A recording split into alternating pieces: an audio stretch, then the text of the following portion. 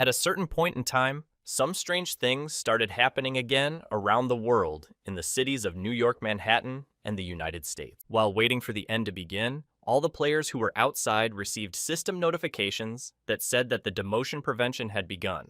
Immediately afterwards, another system alert appeared, announcing that the behemoth monster of the apocalypse was being called up, resulting in a spatial rift in the sky from which the monster had already extended its claws. Seeing that danger was already approaching, one of the players who also took part in this battle, amidst loud shouting and panicking people, spoke out in fear. Subsequently, a monster came out of the portal, resulting in the following system notification: defeat the behemoth before it destroys the world. As soon as the monster began to advance, one of the fighters, clutching his sword, nervously shouted to his comrades, "Take your positions in case we suddenly fail here."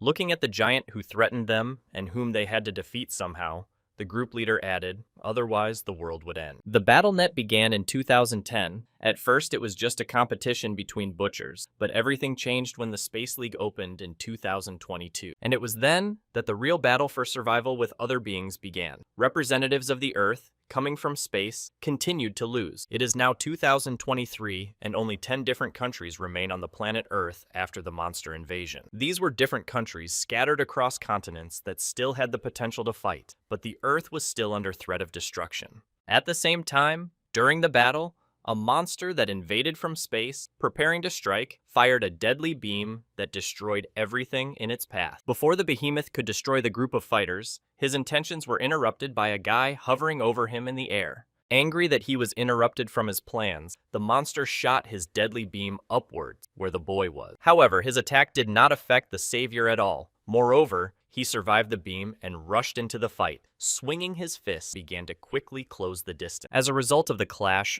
all the soldiers in the vicinity felt the shockwave and concrete fragments that flew in all directions. As soon as the column of dust around the monster cleared, one of the soldiers who had been knocked off his feet by the blow exclaimed in confusion, "This is simply impossible."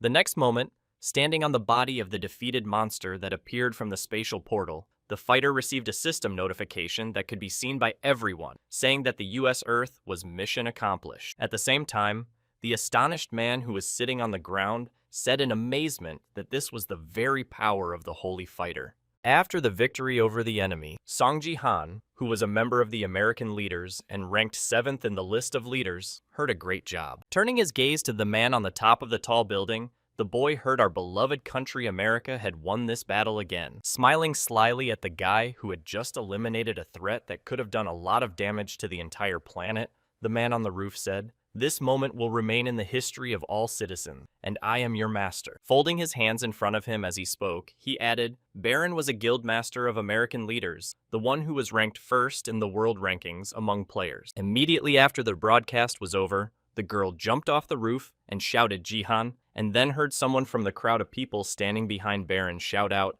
"Priestess, you can't come down right now." In response to the man's remark, the guildmaster said to leave her alone, to which he replied that the hippo's energy was still on the surface, after which the first number added that everything was fine. She was able to take care of herself. Immediately after calming down one of his subjects, the master of the American Leaders Guild mentally said, "He is very strong indeed." Looking down at the motionless monster where the other fighters groaned under the harmful effects of the energy, he added that the energy coming from its corpse alone would be enough to make most players faint. Continuing to think about how powerful this monster could be, Baron added in his head that he was probably much stronger in life. But to be able to stand next to him at the same time, somewhere downstairs, the priestess who had dealt with the monster called out anxiously, "Jihan, you're okay." Looking at the condition of her friend Sophia, who was a member of the American Leaders Guild and had the 3rd rank in it, exclaimed in concern, "Oh my God, your left hand." Noticing that her comrade had lost one of his limbs, the girl immediately took up her duties and used her healing skill. Continuing to restore the lost body part, Sophia told the boy that it would hurt a lot because of the sinister energy of the hippo. "So please be patient a little more, Jihan." The next moment, seeing a bright glow that appeared right in front of the boy who had defeated the monster, one of the men behind Baron exclaimed,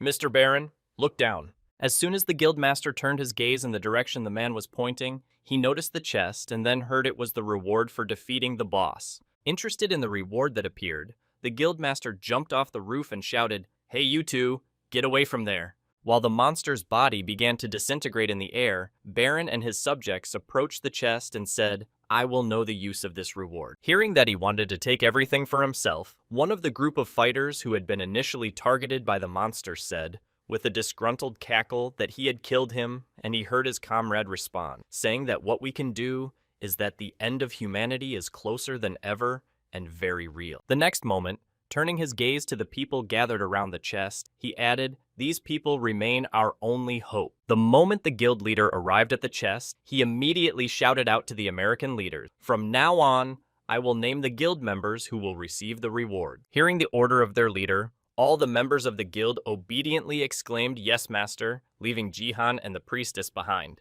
After hearing Baron's answer, the priestess announced the number 4 and 5 on this. All hearing the nominees for awards, Sophia exclaimed in surprise that, "Wait, Mr. Baron?" Trying to get justice, the girl nervously exclaimed, "But what about Jihan? He was the one who killed the monster of the apocalypse." Continuing to express her concern, she added, "Why don't you give him a reward for O?" In response, she heard you ask why in a disgruntled voice. Pointing a finger at the guy who lost his arm after the battle, the guildmaster of the American leaders exclaimed that he was not an American. After this statement, Baron looked at the girl with a stern look and added that even if he was considered to be one, he was not a real American, he was just not.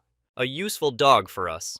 That's all." And after hearing his name, the guy bent his head down and began to look at the man with a stern look, showing his anger. Continuing to seek justice, the priestess nervously exclaimed, "But Jihan, calm down, it's okay, I don't mind." Turning his back on the stingy guildmaster of American leaders, the boy said disgruntledly, moving away from the group, "Just go away, I don't care," and then mentally said he was absolutely right. Recalling his past, where he lost everything, Sung Jihan said in his head, "I am just a refugee who fled after losing his homeland." Raising his hand to make sure that it was really not a dream and he was still alive, the boy mentally added, "And I managed to climb to 7th place in the world ranking." However, despite all these achievements, after reaching the 7th place in the world ranking, he was not recognized as an American and was often forced to experience all possible discrimination. But it was not that important. Still, he managed to endure these feelings and discrimination somehow, because there was a reason that tormented him much more, and that was this. Sitting in a broken-down car somewhere far from my guild, which was sharing the treasure for defeating the monster, Sung Jihan added to the guilt that I was the only one who managed to survive. Having finished his reflections on the horrible life, the guy applied his recovery magic and mentally said to himself to concentrate on treating his arm, and soon I would get the results of my mission. As soon as Sung Jihan completed the treatment of his limb, he immediately received a system notification that said the end of the game and the results of the relegation mission in the bronze. At the same time,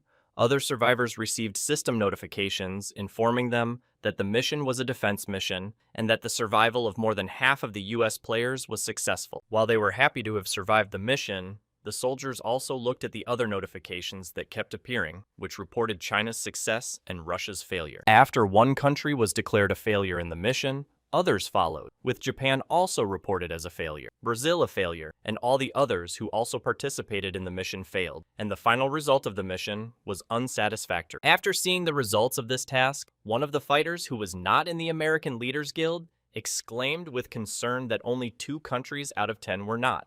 The next moment, after the announcement of the results of all countries and the overall result, another notification appeared, informing us that humanity number 4,212 had failed to prevent the demotion. There are also others who lost in the mission to prevent relegation in the final battle for the decision to relegate. You will face the number 4,773 orc. Seeing that they still have a chance to prevent the destruction of humanity, one of the members of the American Leaders Guild, standing near the guildmaster, said in surprise that year. The next moment, seeing who they would fight against in the final battle for survival, Sophia exclaimed, "Master, if we are facing orcs, we need Jihan. In the last battle with the orcs, we won thanks to him." In response to the girl's request to join the team for the final battle, the guildmaster stubbornly said, "No, don't even ask us to go there without him." At the same time, while all the fighters of the final battle were moving to the battlefield, a notification appeared above the arena, stating that players from each planet were being called up and the battle would soon begin. As soon as all the players stepped onto the battlefield, the guildmaster said menacingly, "It's been a long time since we've seen each other. Continuing to drill the enemy with his gaze, Baron looked at the orc leader with whom he would have to fight and said disgusting pigs. After a loud greeting from the enemies, the leader of the American Leaders Guild looked back and said that there were only 4 of us and a Chinese runner. After listing the forces that should act in this battle against the enemy, he mentally added, "Well, we don't need Song Ji-han, we can handle the battle without him." Preparing for the decisive battle, Baron gritted his teeth in anger and activated his power, angrily saying in his head, "I can handle everything myself." As soon as the man strengthened all his characteristics with the help of the skill, he immediately rushed at his enemies, shouting out, "I am a representative of humanity." But all he had were his loud words, and in just one moment the man, unable to do anything at all to the enemy, lost his head from his shoulder. When all the other players saw what had just happened to their number 1, who was unable to do anything at all to the enemy, they immediately froze in fear. At the same time, all the members of the human race who remained on their planet could watch the live broadcast of the battle, which was what everyone was doing at the time, and witness the imminent death of the first number. As soon as Baron's head was separated from his body, a large notification appeared on the screen of all live broadcasts, saying that the player of the representatives of humanity had died. The next moment, the remaining players split up to try to at least somehow resist the enemy. But even this did not bring any effect, and another orc struck with his axe, dividing one of the people into 2 parts, and the system notified the human player that he was killed. Also, having killed 2 more who they managed to catch among the people who tried to oppose them, the orcs easily dealt with them, after which notifications appeared that a representative of humanity had died, which was duplicated twice. At the same time, approaching the priestess, who was still the last one alive, the orc leader swung his axe and said, "Thank you, human, because you are so weak, we managed." Immediately after striking and killing the last representative, everyone watching the broadcast saw a system notification that said the game was over, number 4212, and humanity lost and was expelled from the Bronze League. There is no lower league than the Bronze one, number 4212, and humanity was deemed unworthy. Turning her attention to where it was coming from, she noticed a black hole at her feet that suddenly appeared and slowly grew. And at the same time, a system notification appeared that said the deletion was about to begin. After the rest of the planet's inhabitants saw this message, the black hole suddenly grew to a gigantic size with a radius of about 30 meters and began to suck everything around. Continuing to grow at an incredible rate, the radius of the black hole increased so much that it reached Sung Ji-han, who was quite far from the center of the hole. Not realizing what was happening, the guy looked at the deep darkness inside the black hole into which he had plunged and thought, "Is this the end of the world?" After a certain period of time, when the black hole completely swallowed the planet, it disappeared without a trace, after which a system notification appeared that the removal of humanity was successfully completed. After that, it would seem that everything should have been completed, but it happened differently after the cleaning was completed. An alarm notification appeared that said an error was detected and people were still left. At the same time, being in some incomprehensible position, the guy looked at the void and said in surprise that I was the only survivor again, after which he saw a message in front of him. Nameless divine art resists removal. When he saw the notification, Sung Ji-han was surprised to think that the nameless divine art was being resisted, and then he received a notification that said, "Resisting deletion means interesting." The next moment, a skill description appeared that said, "Nameless divine art skill rank, SSS, skill that conveyed the requirements for improvement in parts. If you remake the 3 divine secrets for yourself or learn the real name of the nameless one, you can fully awaken the skill." After which he mentally added, "I wonder if things could have turned out differently if I had been able to awaken this power." Upon completion of his thoughts, the boy noticed messages above him that looked like someone talking to him, saying that this creature was weak but had potential, and that he should not miss this opportunity. And then he thought, "I wish I knew the real name of the nameless divine art." The next moment, he received another message asking if he should give it another chance, and then he added, "I wonder if Korea would still be here, and if I could protect the people I love." In response to the question of the deity who launched the poll about giving a second chance, he answered, "Agree? I disagree. It's a waste of time. I support the idea." At the end of the voting, one of the deities spoke. The votes were accepted. Player Song Ji-han will be returned to the era of first entering the league. Seeing this notification, he thought the first entry that... Before he could realize what exactly had happened, he woke up in his own world when the TV presenter said, "Well, Now we'll get to the interview. Grabbing his head, the boy said in confusion what had happened to me. I read for sure that I was returning to the era before the first entry. Тільки він повторив у своїй голові останнє повідомлення, котре бачив, як, озирнувшись навколо, здивовано промовив: «Зачекайте на це місце». As he began to realize what had happened to him and that it really wasn't a dream, Sung Ji-han said in surprise that it really happened. I'm definitely not dreaming. It was the year 2020, and the boy was transported back several years to his city in South Korea, which had not yet been attacked and turned into ruin. Looking down from this balcony, he saw two boys fighting with sticks and shouting, "I am the king of swords, Yoon Se-jin," to which he heard in response Yoon Se-jung using two swords means "I am the king of swords," after which the first one added dreams and then continued. The next moment, he turned his gaze to a slightly different place and saw a couple in love, with the girl hugging her boyfriend from behind and asking if he was playing today, and he heard the answer, of course. The tutorial would be over soon. After assessing the situation behind his house, the guy realized that it was really true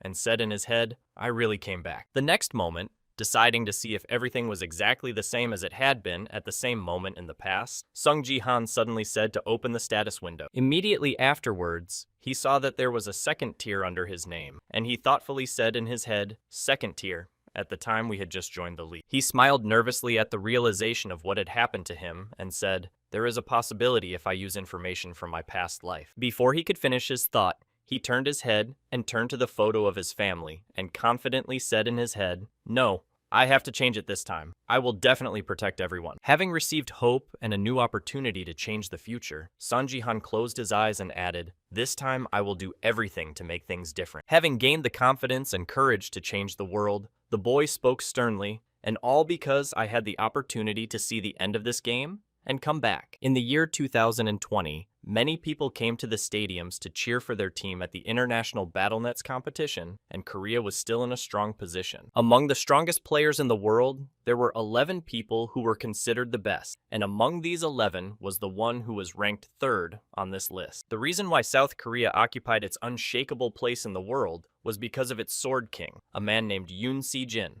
Korea's pride and true treasure, thanks to his participation as the strongest warrior, Korea has always managed to maintain a high position in Northeast Asia. But let's just make a small correction to this. It was destined to last forever, and after the next competition, he gave an interview to the National Hero TV channels, saying that I am Yoon Se-jin. Standing on the podium, with hundreds of cameras and millions of viewers watching him, he said, I have decided to change my name to Ryuhei and to become a full-fledged citizen of Japan, and in July of 2020, he joined the new self-defense forces. It was on that day that the Korean Battle Network received the biggest shock in its history. Sitting in front of the TV in his home, a guy watching an interview said, from now on, please address me as Ito Ryuhei, and then Sung Ji-han added, I came back that very day. Gritting his teeth after hearing for the second time how the national treasure had decided to betray them, the boy added unhappily, that face has always annoyed me since Se-jin left the post of Korean representative and the country plunged into chaos. After broadcasting a report from the scene, the news anchor added that this is how the King of the Sword really left us, and with this shocking news, there are increasingly voices expressing their concern about Korea's ranking in the league. Hearing the words of the host Sunji,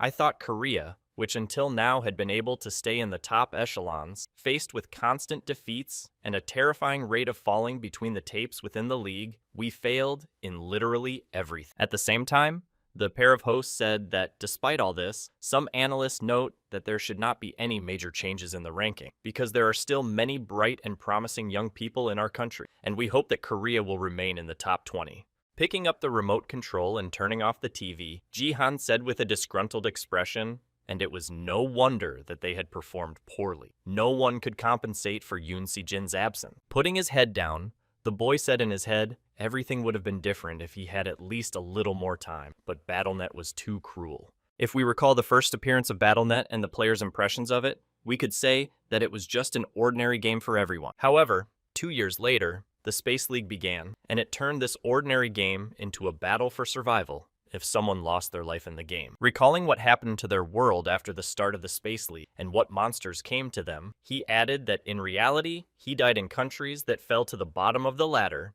and monsters appeared. And after the countries at the bottom of the ladder were saturated, a one-sided massacre began, where they were simply destroyed completely with the country. And as expected, after Yoo Se-jin left Korea, the country rapidly descended to the bottom of the ranking. As soon as this position reached a sufficiently low level, monsters also visited it and then destroyed it, like all other countries, along with its population. Continuing to think in his room, Jin Han spoke, and those who survived the attack began to gather in groups and say the following. If the King of the Sword had stayed here, Korea would have had a different ending. Well, after these conversations, one can roughly imagine how significant and powerful the sword master Yoon Se-jin was for the country. Looking at the photo of this national hero with his wife and young son, he added, "He was my brother-in-law." Punching the glass right in the face of the Sword King, he exclaimed angrily, "But I still keep asking myself the same question." With his head down, as he was overwhelmed with rage, the boy angrily added, "Why my sister fell in love with a scoundrel like him." Removing his hand from the painting that hung in his room, Sung Ji-han thoughtfully said, "I wonder if everything would have been completely different if she had lived."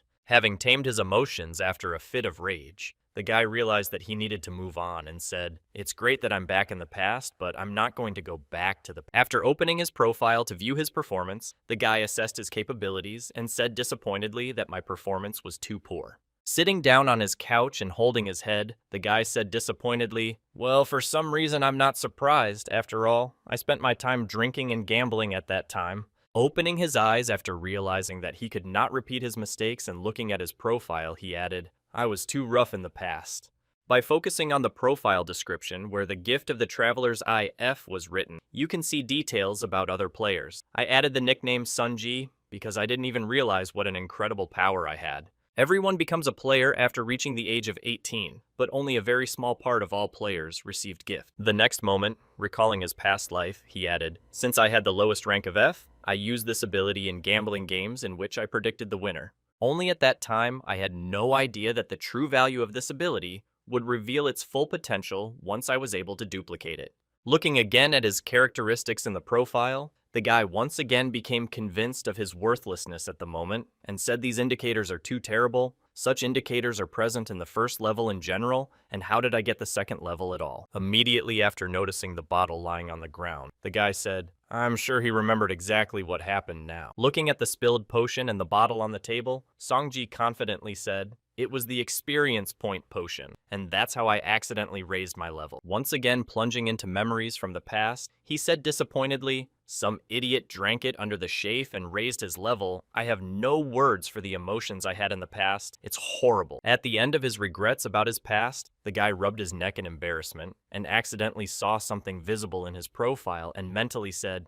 "What the hell is this?" When he saw the number of achievement points, he was surprised to hear me say why I had so many points, 100,000, when I hadn't had so many last time. Reflecting on his current situation, Ji-han said, "If you put aside the fact that they are just useless and worthless, I don't think I had any achievements before I joined the league, so how did I get them?" Getting up from his seat and starting to make circles around the room, the guy thoughtfully said in his head, wondering if any changes could have occurred due to my regression, and then said to open the inventory. Seeing a strange item in his inventory, the guy exclaimed in amazement that it was opening the description. He saw a coupon for exchanging achievement points rank EX advantage of the last survivor who chose to test himself again. When you see this, you cannot sell. After reading the description of this achievement points exchange coupon, the guy was surprised to hear that only I could use it. Clicking on the point exchange coupon, the guy said in surprise, "And this is the EX rank," after which he received a system notification that you have used the achievement point exchange coupon. Immediately after activating the coupon, Sungji received another notification saying that the achievement store had been added, and he was impressed, saying it was just incredible. Right in front of his eyes appeared the golden system window of the store, which read, Achievement Store, Level 1 Upgrade. Achievement Store, 20,000 points status. Window expansion, 10,000. Additional class slot, 10,000. Then, he mentally added, "It's scary to imagine how much it could be sold for."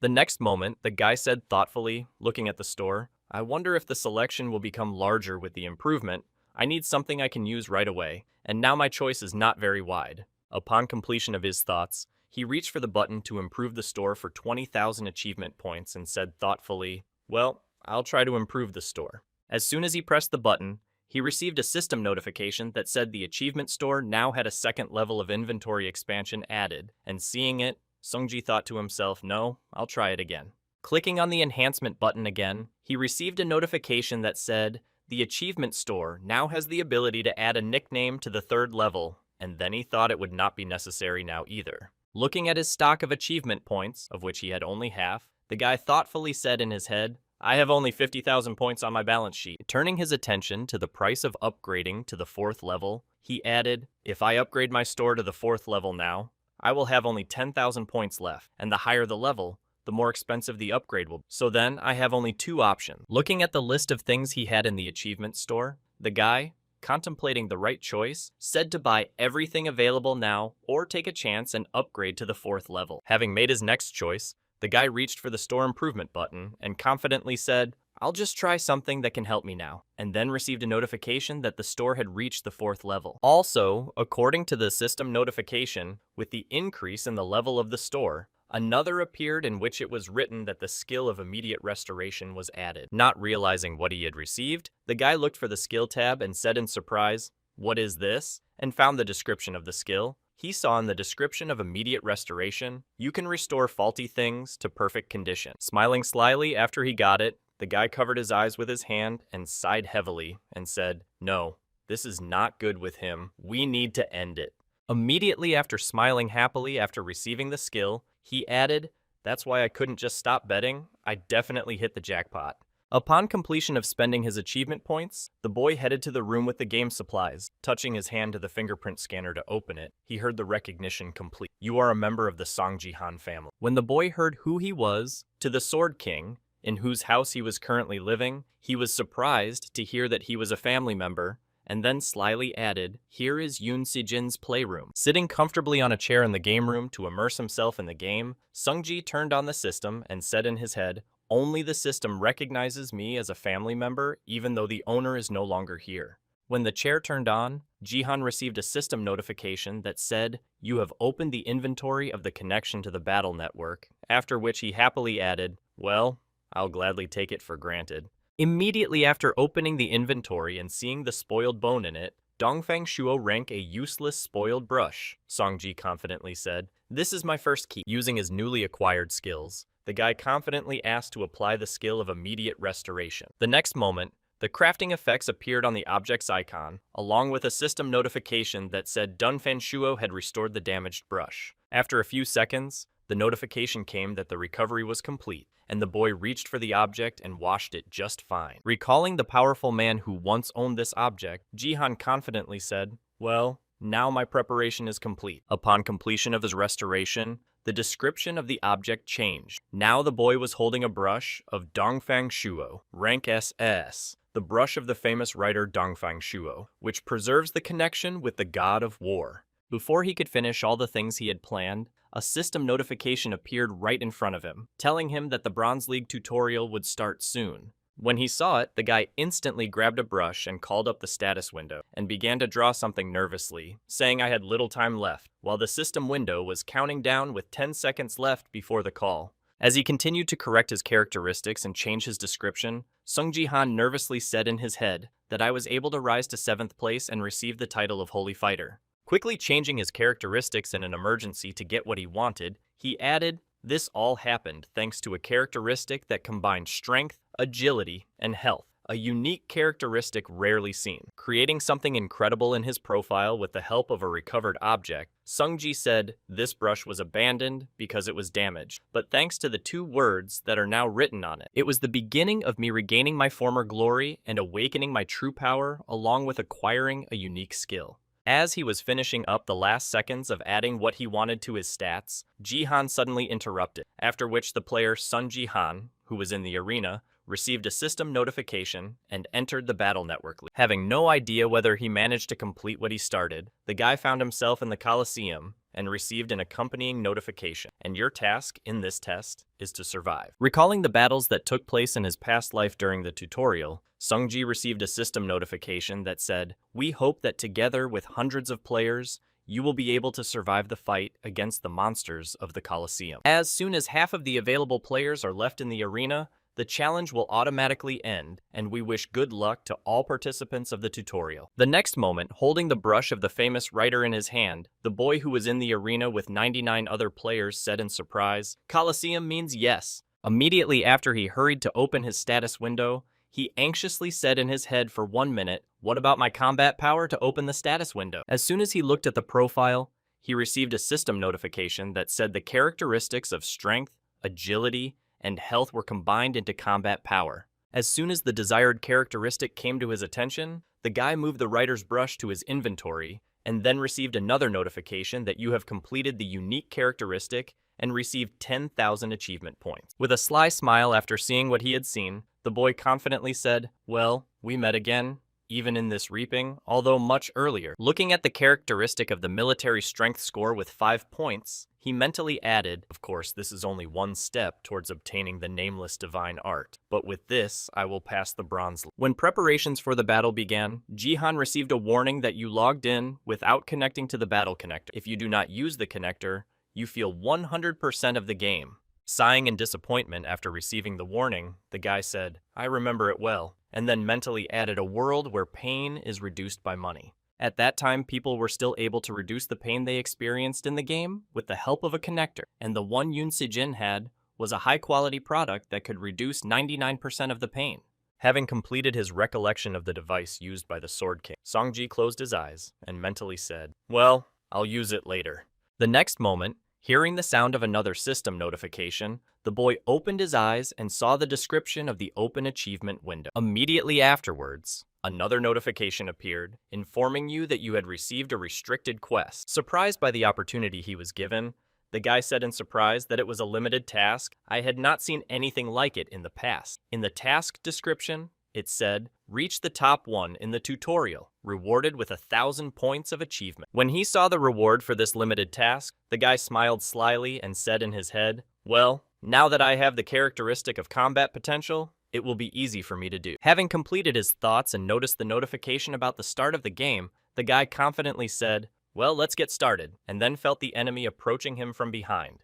Having made his insidious attack on the guy who seemed to be unprepared for the battle and whose attention was focused on another fighter, he cunningly shouted out, "You're a newbiar," and got caught. Only his arrogance and joy quickly dissipated after his attack, and the attacker felt something strange that was not like the feeling of being hit by an enemy. As the dust from the attack cleared, the attacker was able to witness the tip of his blade being caught by just 2 fingers, after which he heard a superior voice say, "Yes, that's it." Looking back over his shoulder at the enemy who thought he was an easy target, Sunji said with a grudging smile, "This is the most enjoyable content in this game." Forcing his attacker into confusion after a failed attack, Jihan added in an ominous tone, "Thank you for my first key." So, one of the existing forces of player management in this game is the Guild, which is a group that trains and manages a large number of players. At the same time as all countries were actively discussing the combat network, each country began to invest considerable resources in the education of its players. Similarly, with the aggressive investment of various enterprises and different players, large and small guilds existed in South Korea and were able to train strong players in the early stages of the league. The first region of Kane, in the recently launched Bronze League, is the same place where rising stars, who were members of various guilds, made their debut. After receiving a system notification that the game was about to start, one of the players in the Cannes arena was visibly nervous. Looking around to assess the level of training of each of the enemies, the boy said anxiously that the Kanama League was the next step for me. Trying to somehow control his emotion, the boy said nervously, "No, I can't be nervous. Everything will be fine. I'll be more lucky than everyone else." This guy's name is Do Higyu. Clenching his hand into a fist, the guy said confidently, "I can do it." He was one of the members of the Divergent Guild, a group that was subordinate to the Divergent Company. Being quite well known among a large number of players, it also had a lot of promising participants who had to prove themselves and become powerful fighters. Agility rank. A. Gift increase agility by 25 units. This ability allows you to ignore the league's restrictions on stats, an ordinary young man. Do Haekyu was able to join there after receiving the gift of agility rank A. Grabbing his sword to be ready for a sudden battle, Do Haekyu thought, only a small number of people can receive the A-ranked gift. If so, I can definitely be in the top 50. The next moment, the guy started looking around him and said, "Well, who will be my first opponent?" After assessing the strength of his opponent, who had already defeated their opponents before entering the battle or looked quite dangerous, he nervously said, I understand everything. Retreating from the square where active hostilities were taking place, he said in his head, I'm not gonna touch them for now. It's better to regroup somewhere else. Looking for a safe place where he could hide, the boy confidently said in his head, in the end, the most important thing is to stay alive. I will be destroyed if I start to fight with them here. Looking at the crowd of players who looked quite impressive with their strong armor or magical capes, Do Haekgyu thought that most of them were representatives of large guilds and had quite good equipment, which was not at all like the Bronze League. Suddenly, he caught sight of a boy who seemed to be a real weakling, and he said in surprise, I don't understand what this is. Watching Jihan looking at something in Do Haegyu's status window, he mentally told him that he was sent to the wrong place, that he was going to participate in the Bronze League in this form. Trying to realize how this could have happened to him, the guild representative confusedly added a shirt and underwear, saying that he was a newcomer who had been accidentally drafted here. Clutching his sword tightly in his hand and preparing to attack the easy prey, he confidently said in his head, this can only mean one thing to me. Taking a stance for a quick attack and then rushing into the fight, he mentally added, I can get an easy point of destruction for my opponent. A moment before he struck his lightweight opponent, Do Haegyu thought to himself, I can't believe I'm so lucky, but I am a lucky man, and then exclaimed, I don't know who you are, but I'll be grateful then. A few seconds after the attack, when he saw that his sword was caught with 2 fingers, he said in confusion, what the hell was going on in this test? Not realizing what had just happened right before his eyes, the guy confusedly said in his head that he had just blocked my sword with 2 fingers, and then said how he could even react at the speed of my A-rank agility skill. The next moment, flying backwards as a result of being thrown aside like a normal puppy, Do Haegyu fell to the ground and groaned heavily. After neutralizing his opponent, Sungji looked over his shoulder and looked at his opponent with a contemptuous look and said, You're so confident, you came to participate in the Gangnam Bronze League with such a gift? Hearing the superior attitude towards him and his skills, Do Haegyu, barely holding back his tears, insulted and exclaimed, How dare you? My A-rank agility is not just some kind of gift, you bastard.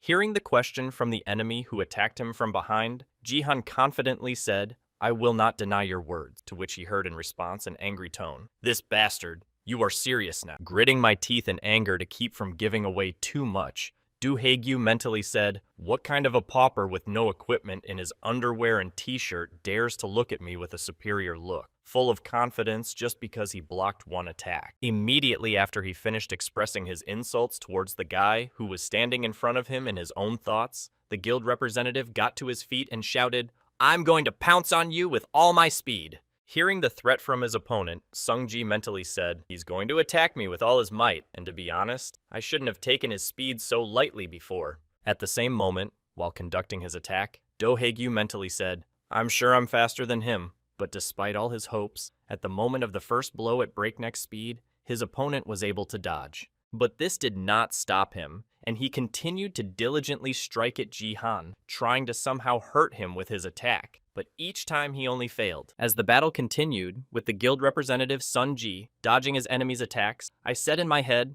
I knew it was difficult to instantly switch to the second level. Watching his opponent's movements as he approached him over and over again, the guy added in his head that he was not fast, rather I was too slow, and it would be difficult. Immediately after smiling slyly after studying the movements of his opponent, he confidently said in his head, if I were in his place, I would say this as a person who has experienced a lot of battles. Continuing to dodge the enemy's attacks, as soon as he began to show their trajectory, Sungji added in his head, I can say for sure that its trajectory is just obvious. Having again dodged his opponent's attack and broken the distance by a few meters, he looked at his hand and said thoughtfully in his head, I can see all his movement. After losing 1 second of concentration on thinking, Jihan noticed that the enemy again tried to do him some harm by swinging his sword. But despite the suddenness and the split-second loss to react, Sunji took the blow, and instead of dodging it, he used a technique to disarm the enemy. Feeling pain and tingling in his hand, Do Haegyu looked at his right hand, which was missing something, and confusedly said, I don't know where it went. After disarming the enemy, Jihan threw his opponent's sword into the air, then jumped right behind him and grabbed Do Haegyu's weapon behind his back. As a result of this maneuver, the boy was able to attack and drove his sword straight into Do Haegyu's throat, thus winning the fight. As soon as his opponent pulled the sword out of his throat, Do Haegyu groaned heavily and said in confusion, I can't believe this is happening. The next moment, As the guild representative fell to his feet and began to disintegrate in mid-air after his defeat, Ji-san swung his sword to wipe off the remaining blood. In the last seconds of his stay in the arena after his defeat in the battle with the hungry man Do-Haek-gyu, he angrily shouted goodbye. "Next time we meet, I will win. Just wait for that time." Hearing the threats from the guy who had just lost to him with full equipment and whose only gear was his underwear, I sighed heavily and thought, just imagine, he's already talking about the next time, even though he's already dead. Immediately after the enemy disappeared from the battlefield, his sword started to disappear, and then Sungji received a system notification that you have destroyed the first enemy in the tutorial mode and received 100 achievement points. Having lost the enemy's weapon, which he had stolen from him honestly, Jihan looked at his empty hand and said in disappointment, when a player dies, his weapon disappears with him. Immediately after looking around to find his opponents, he thoughtfully added in his head, "Now that I've been able to warm up, maybe I should hurry up if I really want to take first place. I need to destroy more than 5 people to ensure a solid first place." The next moment, he saw a crowd of orcs standing on the sidelines waiting for the battle to begin, and Jihan mentally said to himself as expected, "No one wants to hunt monsters." In addition to ordinary players, there are also monsters in the battle network, but only 1/10 of a player's destruction is awarded for one monster's destruction, and in order for one player's destruction to count, you need to finish off a dozen monsters. Watching the players running away from the orcs with the words, "Oh my god, it's scary when they approach," Sungji mentally said, and that's why most players avoid and hunt other players, especially when it comes to monsters that gather in a crowd, especially orcs. Continuing the hunt for these monsters is rather pointless, because the risks are high, and there is no particular benefit from them. In other words, unjustified efforts. Upon completion of his thoughts, the boy received a new system notification in which a new task was written. Destroy the crowd of orcs. A crowd of 30 orcs, the strongest group of monsters in the Colosseum, show them the difference in strength, and defeat them with a reward of 500 points of achievement. Estimating the reward he would receive for this task, Songji mentally said, "Although hunting monsters is inefficient, this reward of 500 points is 5 times more than the reward for the first kill." Concentrating his attention on the crowd of 30 people he was tasked with overcoming, Jihan said in his head, "I see no reason to refuse this offer." Heading in the direction of the orcs who were huddled together, the boy said, stretching his neck, "Those are just monsters. They're nothing compared to real orcs." Immediately after these thoughts, the boy rushed in the direction of his enemies and thought, "Maybe I'm just crazy, and that's all, and that's the end of the reason, and this option cannot be rejected." At the same time, one of the orcs pointed a finger in the direction of Jihan, who was heading in their direction at a frantic speed, and said in confusion what it was. Having drawn the attention of the rest of his comrades to the boy who was approaching them at breakneck speed, he nervously added, "A naked man is running towards us." Hearing the notification, another orc replied that the man was crazy. Standing in battle formation, the crowd of orcs prepared for battle with the enemy who was approaching them shouted, "We will destroy you!" Ignoring the warnings from his enemies, Jisan continued his offensive, while at the same time the enemies were preparing to launch a long-range attack to stop the approaching enemy. At the same moment, Sungji could see that 2 axes were heading straight for him, which had just been thrown in his direction by the enemies to stop him. Waiting for the right opportunity when the enemy's weapons came closer to him, Jihan confidently spoke now and then reached for his weapon. In an instant, he was able to grab the handles of 2 axes that the orcs threw at him with frantic speed and force. After receiving a weapon with which he could safely conduct an offensive, Songji exclaimed, "Not bad, but now you get your axe back, I'll teach you how to throw it."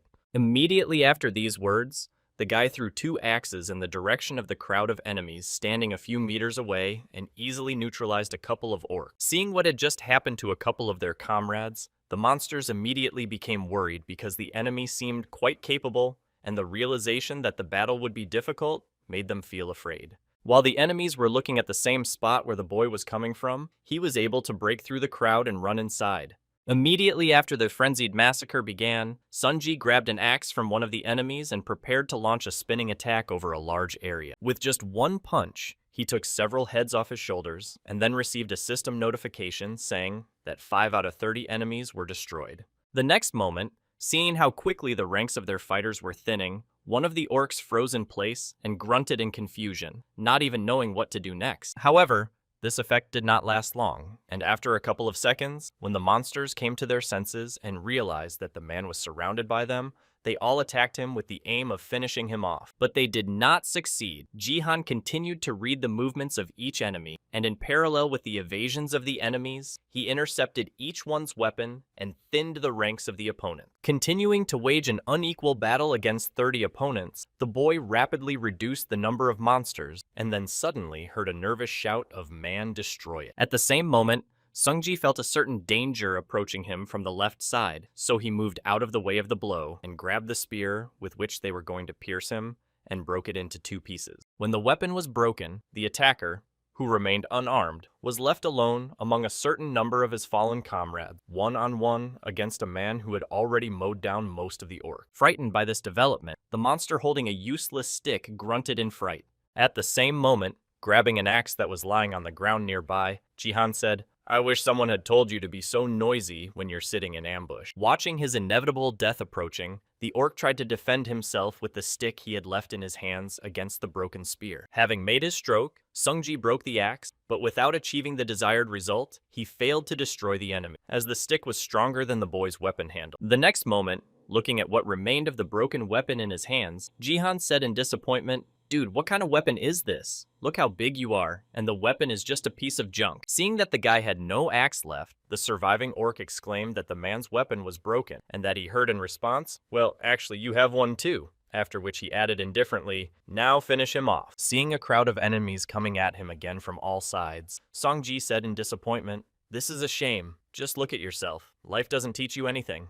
Preparing to use his trump card, the guy raised 1 foot above the ground and said, "What stupid little pigs you are." Immediately after stomping his foot on the ground, Jihan formed a crater under him and unleashed a cat shockwave that scattered all the monsters that approached him. After a bunch of orcs were knocked back by the shockwave, Sunji jumped up to catch the weapon they had accidentally dropped. As soon as he grabbed the sword and spear in his hands, he instantly dealt with 4 enemies who were nearby. Immediately after noticing several enemies standing right in a row, Sunji swung his spear straight at the enemies, thus piercing 3 more orcs in 1 blow. After a short period of time and a certain number of enemies had been destroyed, the orc leader, the last one left on the battlefield, looked around frightened, trying to find who might still be alive. Realizing that the only one who could do anything else was the monster, he looked at Jihan and said, "He's definitely not human. He's a real monster." And then he lost his head in the literal sense of the word, and Songji made a last-ditch effort with his sword and split the monster into 2. Immediately after the last destruction, the boy received a system notification saying that you have completed the task of exterminating a crowd of orcs. Also, after the notification of the completion of the mission, the guy also received a reward notification that said, "You receive 500 achievement points for successfully completing the quest. Your level has been increased." When he saw the last notifications he received, the guy was surprised to hear that I was able to increase my level inside the game, and that experience points should be counted at the end of the game. Immersed in reflection after suddenly receiving a new level, the guy mentally said it all because of the low level. Well, for me it's good news, so I will be able to raise my characteristics at the same time. Looking at his total number of points on the various characteristics, Songji thoughtfully said, "Well, let's see. If I have to increase 1 characteristic, it will definitely be combat strength." The characteristic of combat strength is a unique indicator that combines the 3 characteristics of agility and endurance. Even if people had the same indicators of various statistics, this insane characteristic can at least double your ability. Continuing to look at the same characteristic that stood out from all the others, he mentally added, "Of course, there is another reason why combat power is special." Recalling the moment when he reached a certain value of this characteristic in his past life, the boy confidently added, "As soon as I manage to reach the 30 mark of combat strength, I will have a chance to receive an unnamed martial art." Pointing at the plus sign next to the characteristic of combat strength, the guy said in his head, "I must get this skill as soon as possible." Continuing to poke at the button, Sungji mentally said, "But there is one problem. Combat strength is not an indicator that can be easily increased." And then seeing something strange, he said in surprise, "I mean, really?" Seeing that his combat strength actually increased by 1 unit after adding the distribution point to it, Jihan was surprised to add it really did increase. Recalling his past life and how this characteristic was increased in it, he added with amazement that usually a certain amount of combat experience and training is required to increase combat strength, and that the points could only increase the maximum growth rate. Immediately afterwards, with a sly smile, the boy added, "Isn't it cool?" and then thought, I don't know what exactly happened, but if she keeps growing like this, I'll be happy. The next moment, feeling the danger behind his back, the guy stepped aside, after which an arrow flew right by him and hit him in the head. After avoiding a long-range attack, the guy started looking for the enemy who had just attacked him and said in his head that it was the shooter. At the same time, somewhere near Jihan stood a girl who shot an arrow and smiled happily, saying, "Just look, he dodged it." And the knight standing next to her added, "What a lucky man." After a failed shot, the girl, continuing to keep the guy in sight, said, "Let's finish as soon as possible because the end is very close," and heard the man in armor reply, "Yes, as promised. Whoever destroys him first takes the reward. Yes." At the same time, watching the pair of fighters confidently exchanging words, Sungji mentally said that it looked like they had united and that this would happen quite often. This survival card is intended for a battle between players, but there is no such rule that participants in the same battle cannot create their own teams. The next moment, paying attention to the shoulder of the girl shooter, he thoughtfully added, "And this logo is one of the 10 best guilds in Korea, the Turtle Guild." Taking out his sword from its sheath, the boy mentally said, "A warrior and an archer combine melee and ranged attacks. If they are from the same guild, it is not surprising." After receiving a system notification that only 60 players remained, Sungji thought to himself that there were so few left, so if I just dodge, I'll still survive. After concluding his conclusion about how to survive to the end of this competition, the guy mentally said, "But if they came to deal with me, then what if they came to deal with me?" Standing in front of a couple of enemies, he added that I was probably an easy target for them, and then he heard a warrior shout to the girl, "If you agree to go to dinner with me after this, I'll give you a steak," to which she replied, "No thanks, I'll pass." At the same time, while the enemies were distracted by their conversations, T-san took advantage of the free time to call up the leaderboard. After reviewing his results and position in the overall ranking, he mentally said, "I have 4 laps left." Looking at the second place winner, who was 1 point short of tying for first place, the boy added, "I'm barely holding on to first place." With a sly smile after assessing his position in the ranking, he added, "It's just perfect. I could consolidate my position with their help." At the same time, pulling the bowstring of her bow, the girl said with some mockery to her ally, "You should be ashamed of yourself given our age difference." As soon as she said this, Sungji made his first move, separating the girl's head from her body, and then said in his head, "I'll test my power of improved combat strength right here." After neutralizing one of the enemies, Jihan saw a system notification that said there were 58 survivors and the tutorial was coming to an end. The next moment, with some trepidation in his voice and trembling in his whole body after what he had seen, the man in armor said, "How could you do that to a girl?" In response to his question, he heard nothing but saw the enemy instantly disappear from his field of vision, moving right behind him. Immediately after a quick maneuver, Sunji used his weapon to stab his opponent in the back, hearing him suddenly scream. But this scream was probably fake and played up, because the next moment, looking back and smiling slyly, the warrior said, "This is the exclusive armor of our Turtle Guild." Continuing to mock the futile attempt to harm him, the knight added, "You can't pierce it with such a weak weapon." As soon as he said this, he felt a flurry of blows that again hit him exactly, all of them aimed at the same point. Feeling that his armor began to crack, the man in the outfit exclaimed in embarrassment, "You crazy bastard." Feeling his armor crumble under the onslaught of many attacks aimed at the same place, he added, "You aim at the same point." After punching a hole in the enemy's armor through which he managed to finish him off, Sungji said, "What good is that woman or that armor to you if you're just fooling around here?" Smiling ominously after a fair speech addressed to a frivolous player, Jihan added, "It seems to me that you have to fully experience reality." Sometime after the end of the Bronze League battle, one of the influential people gained access to the battle recording and began to scroll through it and observe one person in detail. Focusing on one moment in the video, the head of the 3rd department of the Divergent Guild's personnel department, Lee Hae-young, said, "Wow, isn't this amazing?" and was answered with, "Wow, isn't this a relief?" Not understanding the meaning of the question, the girl standing behind me asked what exactly you were talking about, and she replied, "I mean that." Looking back at Lim Ga-young, who was a member of the Divergent Guild and Lee Ha-young's bodyguard, isn't it nice that this person wasn't drafted in the same group as you? Having also reviewed the leaderboard that emerged after the end of the battle in the Bronze League, the manager of the 3rd HR department added that you could have been eliminated from the game even without taking 2nd place. As she continued to press her body against the guards, Lee Ha-young wondered if it would be a good idea to prevent a fight if we suddenly met this person. Seeing that her subject looked away, showing her dissatisfaction, the woman sighed and thought, "Oh my God," like a child, and then said, "No way my Gayun will lose. Just face him in battle and show him who's in charge." In response to the words of her boss, the bodyguard replied, "Everything is fine, my lady. I will avoid a fight," to which she replied, "No, this is an order. We need to collect data, so fight." In response to Lee Hae-young's words, the subject bowed her head to the woman and said humbly, "If you say so, then I will certainly fulfill your order." As soon as the management headed for the exit, Lim Ga-yoon turned her attention to the screen where the boy was fighting, and Sung Ji-han said thoughtfully, continuing to watch the recording of the battle between the boy and the man in armor, she added, "I could have sworn I've seen him somewhere before."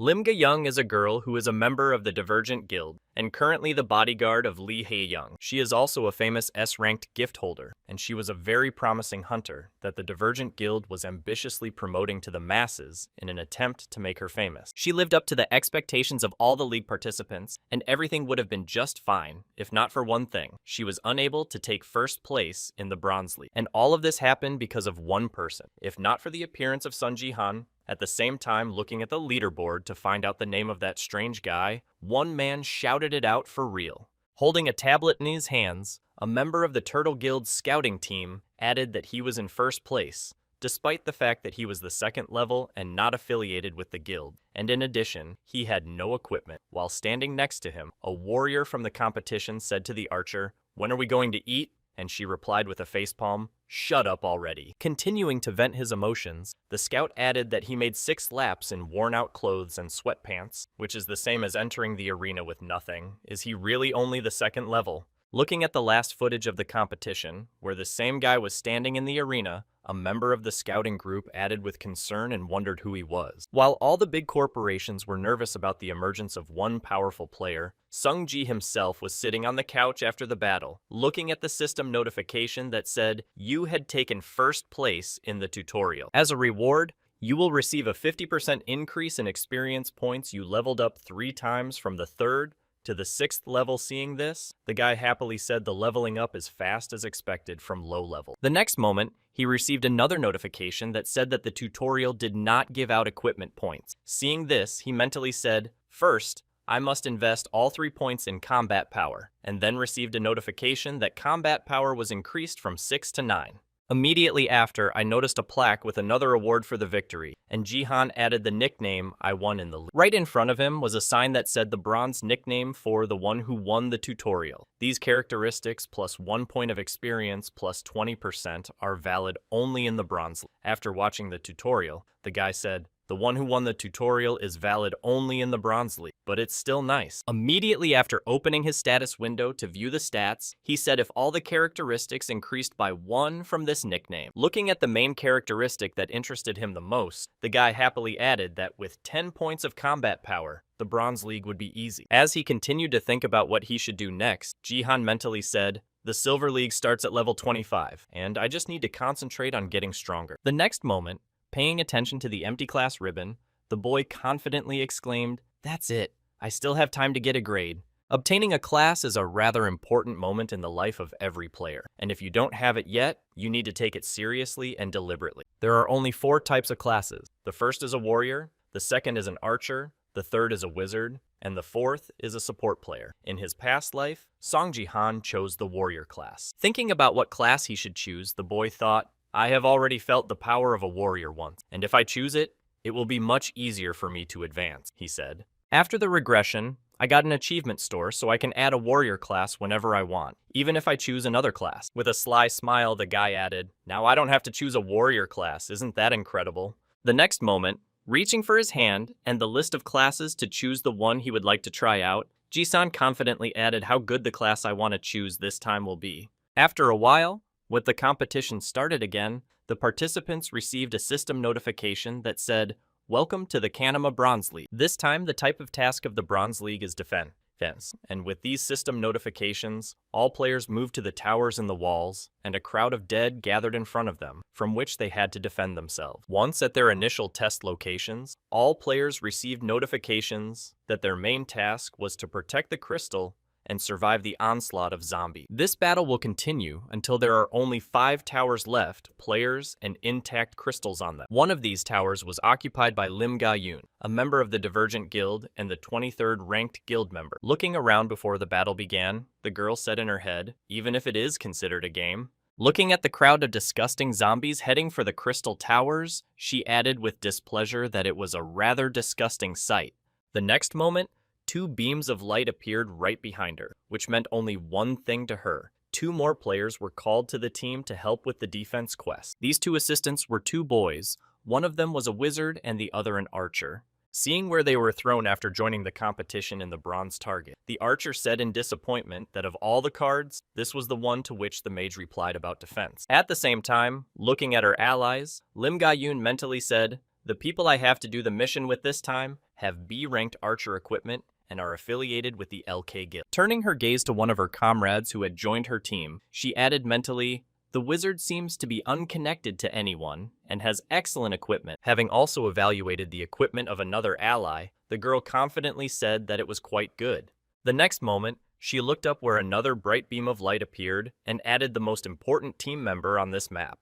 Looking at the appearance of the last member of their team, who had just appeared in front of them when the beam of light hit the tower, Lim Ga-yoon mentally added a support player. Shielding herself from the dust that kicked up when the last player appeared, she mentally added defense. This is ultimately a battle of attrition, and the help of a support player is absolutely necessary. As the beam of light dissipated, the girl plunged into a stupor when she saw who Lim Ga-yoon was, and she said something in confusion. Looking at the image of the guy who had just appeared in front of her, she added in her head, "It's him." At that very moment, Sun Ji-han, who was on the battlefield in defense mode, looked at the surprised eyes of his teammates and asked what was going on. When he saw that he was not the only one in the team, he was disappointed to hear that the defense was not doing well. And now let's go back 20 minutes, and after selecting the support class, Sunji received a system notification that said you have selected a support class. The warning class does not match the player. Are you sure you want to select the support class? Looking at the system notification that said, "Do you really want to choose a support class?" Jihan said confidently, poking his finger at the confirmation button. Confirming his choice, the guy mentally said, "There is only one reason why I choose the supporter class, despite the fact that even the system is trying to talk me out of it." Immediately after turning your gaze to the system notification, you saw that you had completed the class, and then saw that a support class had been added to his profile. After obtaining this class, Songji mentally spoke, recalling the reason for choosing the characteristic of divine power that opens after choosing the support class, which is the key component that must be developed to unlock a new unique characteristic. But it was quite a difficult task to improve this characteristic. It is also difficult to increase it through training, and like other available characteristics, there is practically no other way but to invest the remaining points in it. Songji Han has received a nameless divine art, now just invests all the points in combat power. Remembering where he spends points per level, guy thinks I can't spend these precious free points. Having done some tricks to improve his position and achieve the goal more easily, the guy smiled slyly and said, "I know another method that is a win-win." After moving to the battlefield as a support player, he confidently added a skill that other people know very little about. At the same time, looking at the last player to join their team, Lim Ga-yoon thought that he was a sapper. When the sorcerer saw who had arrived as a supporter, he put his hand on his forehead and exclaimed, "Oh damn, he's driving me crazy. That's why I had no desire to participate in the tournament season." The next moment, pointing a finger in the guy's direction, he exclaimed, "Just look at his gear. Are you a bum? Do you really think I bought expensive gear to carry losers like you?" In response to these loud exclamations, the archer who stood next to him, trying to calm the magician, said to him, "I think you're going a little overboard. Please calm down." In response to the request, the magician, having beaten his friend's hand away so that he would not touch his equipment, exclaimed, "Let me go, and you say this seeing this mistake of nature." Continuing to express his dissatisfaction, the guy exclaimed, "Damn it, let me go, leave me alone. I have no desire to participate in this." Hearing this, Lim Ga-yoon closed her eyes and thought how noisy they were, and it would be a difficult task to be paired with a troll like him. The next moment she heard the magician shouting again, "Let go of me!" But now she opened her eyes and saw that Sungji had taken him by the collar and lifted him into the air. Not realizing what was happening, she just froze in place in confusion without interfering, while the wizard continued to shout, "I said let go of me, bastard!" After hearing his friend's wishes, Jihan said in a submissive voice, "As you wish." Upon hearing this answer, the wizard exclaimed in surprise. The next moment, Sungji let go of the boy after he swung and threw him into the crowd of zombies outside the wall. Realizing what had just happened to him, the mage flew down amidst frantic screams. In the process of educating Sungji, he used his martial power and threw the boy towards the monsters, freezing in that laughing pose while the rest of the players looked in the direction of the magician. A few seconds later, he was downstairs in the arms of zombies, for whom this treat was very appropriate, and they even stepped back from the walls to enjoy the gift. At the same time, after the throw, Jihan, adjusting his clothes, confidently said that if you don't want to participate, just don't play, and there are still some questions. Throwing his steel pipe over his shoulder, the boy added confidently, I can do just fine without you. After being thrown out of the tower a couple of times, the wizard fell to his knees and began to bow before Ji, scared and exclaimed, I will try harder. This guy's name is Kim Gyu-hyuk. He was a magician in this team, and by now, having realized his mistake, he was begging for mercy on his knees in front of the sapper. He scaredly exclaimed, haven't you already killed me enough times? And the reason for the dramatic change in the infusion and views on the life of this troublemaker was quite simple. In the Bronze League, in a defense mission, all participants are given 3 rights to make a mistake, or in other words, to live. After Song Ji-han threw Kim Ju-hyuk outside the tower and he died, he immediately worked on the tower, but after being revived, he had only 1 life left. After that, Song-ji saw that he had reappeared on the tower and threw him down again, saying, Oh, right, you can be reborn right here, which was the loss of the magician's second life. When the team's wizard died for the second time, he had only 1 life left, and if he died 1 more time, he would lose his last life. After the second rebirth, looking at the behavior of the impudent boy, Jihan was surprised to hear why you suddenly decided to change so drastically, and he bowed his head and replied that from now on, I would be executed with all my might. Bending his head down in front of Sung Jin, Kim Hyo-hyun thought frightenedly, I can't take the last place. If I bend first, my level will be lowered because of the penalty. And the skill that I spent so much money on will simply disappear if the player's level drops and he cannot fulfill the minimum requirement. His skill will disappear after hearing the prayers Jihan asked in surprise. Didn't you change your mind too quickly? Recalling what he did after his first revival, Jihan added, try to use your skill as before. Then Kim Gyu-hyun, using the fireball skill, shouted out, stay away from me, fire, here you go. However, his magic spells had no effect on Jihan, and he repelled all his attacks and came close to the magician and said menacingly, your fire was not bad. After receiving some praise from his ally in this battle, Kim Gyu-hyun nervously said, yes, the fire is correct. Looking down from where they had been climbing to destroy the crystal, and at the same time their wizard, the fire mages were the most valuable on these cards. Having demonstrated his ability to control fire, he confidently added, I am the one who is currently at level 15. Turning his gaze to Lim Ga-yoon, who was standing behind the boy, the wizard added, you don't want to lose the most valuable fighter in this mission. In response to this, the girl gritted her teeth and sighed, then thought, I wondered where I had seen him before. Looking again at the mage in front of her, Lim Ga-yoon added in her head, this means that Kim Gyu-hyuk used to be a mage who belonged to one of the top 10 guilds, but he failed to reach the silver level 4 times, and he became the one who started fights with others out of nothing. And the last time he became the center of ridicule of his comrades, he set fire to all the players and angrily shouted, just die, damn it! After these speculations about the origin of this noisy magician, Lim Ga-yoon mentally added, in short, just a piece of trash. The next moment, having been informed of his value in this survival, Kim Gyu-hyun said offensively, but I have one condition. Pointing a finger at Song Ji-han, he added, I'm sorry you threw me out. If you do that, then I'll participate. Hearing the demand from his friend, the archer joyfully exclaimed, you've come up with a good idea. Let's try our best now. After putting forward his conditions for the team battle against the monsters, Kim Ju-hyuk angrily said in his head, damned rascal. Just wait a little longer. Next time I'll see you, he said. And as soon as he thought about it, he felt himself being grabbed by the collar and lifted off the ground again. At the same time, the wizard said in confusion that he did not understand, and the archer's joy suddenly disappeared.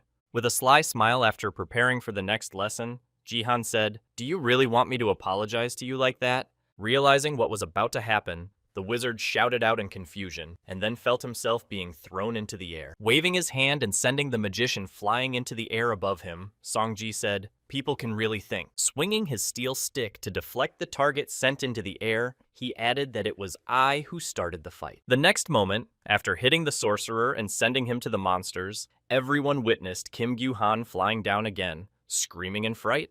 After cleaning up the problem that had started to make its own rules here, Sung Ji-han confidently said, "Get out of here if you don't want to help."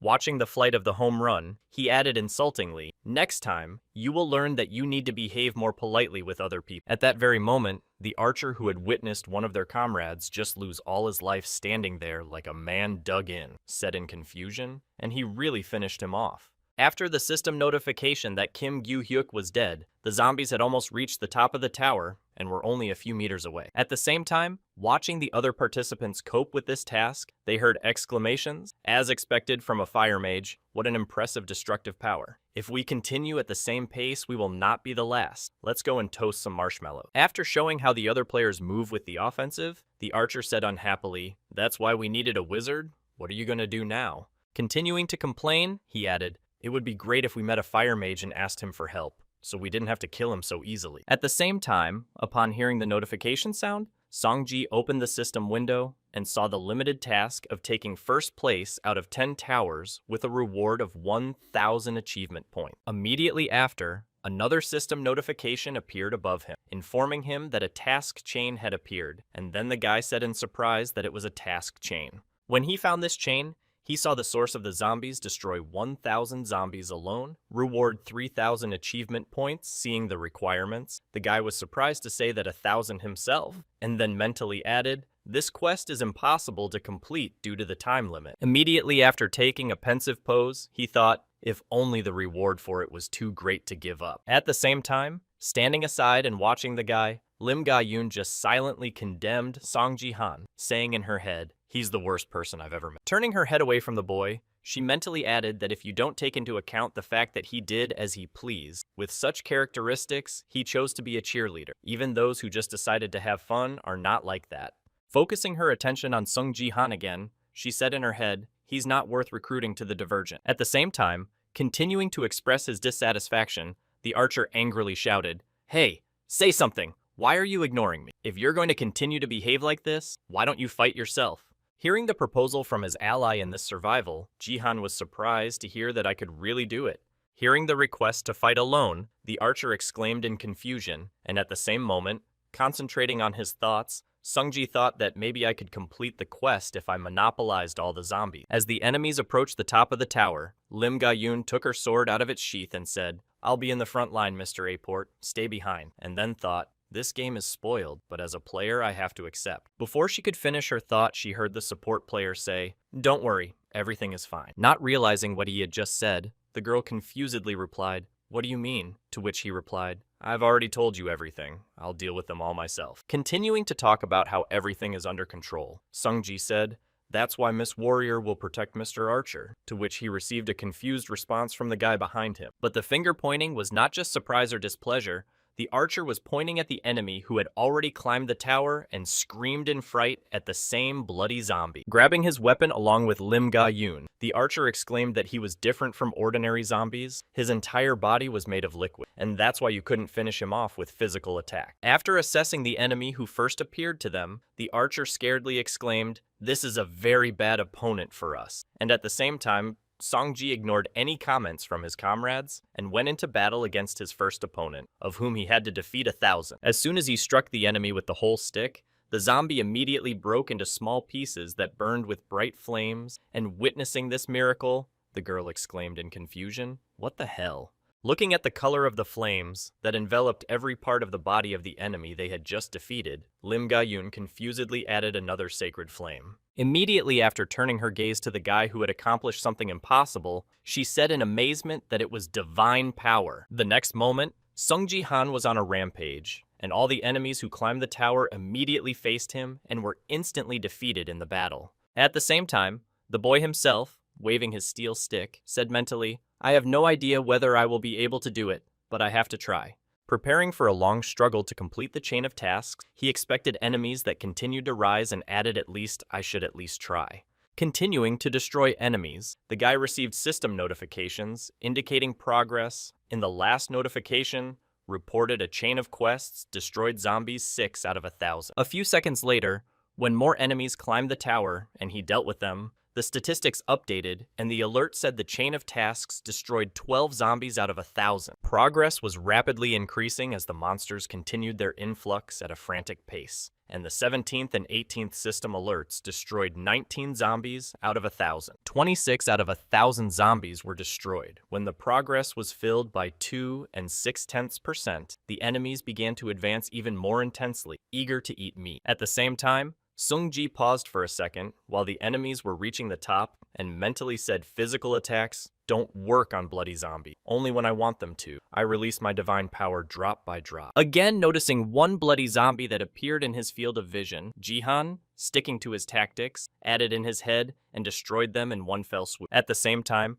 looking at their teammates soloing to deal with the invasion of enemies, the archer exclaimed in confusion, "This support player is amazing. He's just crazy." Switching his anger to joy, the guy confidently added, "Well, if he is a master of this level, it doesn't matter if he is a little rude. Good for you." At the same time, watching Sung Jin's fight, Lim Ga-yoon nervously thought, he fights freely with his divine power, and without wasting a single drop of it, such control is simply absurd. Continuing to express her surprise without saying a word out loud, the girl added in her head, "The main thing that surprises me in this situation is that this person is a man." Continuing to observe the boy's weapon skills, Lim Ga-yoon mentally said, he kept hitting the enemies' heads with absolute precision. After a certain time, and when the bar for destroying monsters reached 21%, or 210 out of 1,000 people, the guy kept the system alerted that the conditions were met. After experiencing the effect of the restoration, Jihan received another system notification. You fully understood the faith of the other world. Your divine power increased from 6 to 7. With a sly smile after increasing his characteristic, the guy happily said in his head, "I know another way to increase the divine power." Waving his stick and preparing to continue the confrontation with the monsters, he confidently said, "Well, let's continue in the same spirit." After these words, the guy felt a new influx of energy of divine power and joyfully said in his head that it really worked. Imagining in his mind the priest's headdress and some other things belonging to the church, he mentally said that divine objects are sacred. In 2010, when the studies at Zelia had just begun, they were sold at rather high prices, justifying this by the fact that these subjects contained some secrets. However, 10 years later, none of them were open, and that is why the value of the objects gradually decreased, especially the divine object. Another way to put it is that a large proportion of people do not even realize that such objects exist in this world at all. Priestess Sophia, a top 3 player in the American Leaders Guild, said confidently as she prepared for training, "I have increased my divine power with an item from another world." Hearing the remark from his friend, with whom he had been good friends in his past life, Sung Ji-han said in surprise, "What are you talking about?" The branch of the American Leaders Guild in the United States, continuing her conversation with the boy, Sophia said that divine power can be strengthened by a divine object from another world, although after the conversion of the training it does not work, which she heard in a surprised voice in response. After her friend's surprise, the priestess approached him and confidently said, "Of course, that's how I became a priestess." Recalling her path to achieving this title, she added that if you hold it and pray for a long time, you will receive divine power, although the conditions differ slightly from subject to subject. When he heard about the strange way of obtaining divine power, Songji held his head and said, "I can't believe that no one knows about such an easy way." And he said, "There's nothing to be done. Even if there are rumors about it, such items are incredibly hard to find." Hearing some remarks about this method, Jihan said in his mind that it was true, and that this method would work only during training, and then said, thanks to this, you could monopolize all divine objects. Hearing a certain statement from her friend, Sophia thought about the idea and replied, "Well, that's not entirely true." After mentioning valuable information, the boy mentally said valuable information that almost no one knows. Continuing her thought, the girl added, "There is someone else who is constantly collecting divine items." After this remark, Songji added in his head that there is also another player who possesses it. After returning in time and visiting the Sword King's penthouse, the boy saw a large number of divine objects in front of him and said the same thing in his head. Looking at the artifacts that were no longer usable, he mentally added all the divine objects. Their power drained, so they were empty. Directly in front of him were the divine object of the other world. Holy Grail. Status, deactivated. Divine object of the other world. Cross status, deactivated. divine object of the other world. Medallion status deactivated. Seeing all the different unnecessary things here, Sung Ji-han thought to himself, wondering if this was really the point. Starting to think about why they were all completely devastated, Sung Ji thought to himself, I know only one priestess who collected these items. My older sister Song Jia added, recalling the picture before her eyes of the family of Sword King Ji-han. Immersed in the memories of when his sister was still alive, he mentally added, along with Yoon Se-jin, she was Korea's best cheerleader and heroine. Not wanting to remember exactly what happened to Seong-jae, he put on his shirt and walked out of the room, saying in his head that her death was a long story. On his way out, he noticed the divine power of the other world and added it to the items she had left behind. Concentrating his attention on what would help him in the battle against his enemy, he mentally said, I could only find a steel staff. Taking the artifact in his hands, he saw the description of the steel staff that appeared. Rank E, a divine object of another world. The priests of another world strengthened their faith in God by hitting members of their cult on the head with it. After rereading the description, he mentally said, I can see that from the description. Having finished remembering his past and returned to the reality where he was passing the survival test on the tower against the monsters, Sungji confidently added they needed to smash the heads of zombies. Noticing some effect after a couple of hundred destroyed monsters, the guy mentally said the rank of the item has increased. It will be able to draw in quite a bit of divine power, but its weight is just perfect for strike. At the same time, watching the battle, Lim Ga-yoon froze in place and thought, he has incredible physical training, but how is it possible to keep control so well? And then heard an exclamation of, wow, it's amazing. Immediately after, the archer pointed to a neighboring tower and said, but the warrior over there. The tower fell, and they were highly praised and placed in the top 5. Continuing to rejoice at the fact that they were still holding on thanks to their sport, the archer ignored the zombie that was approaching him and shouted out that he could join the fight.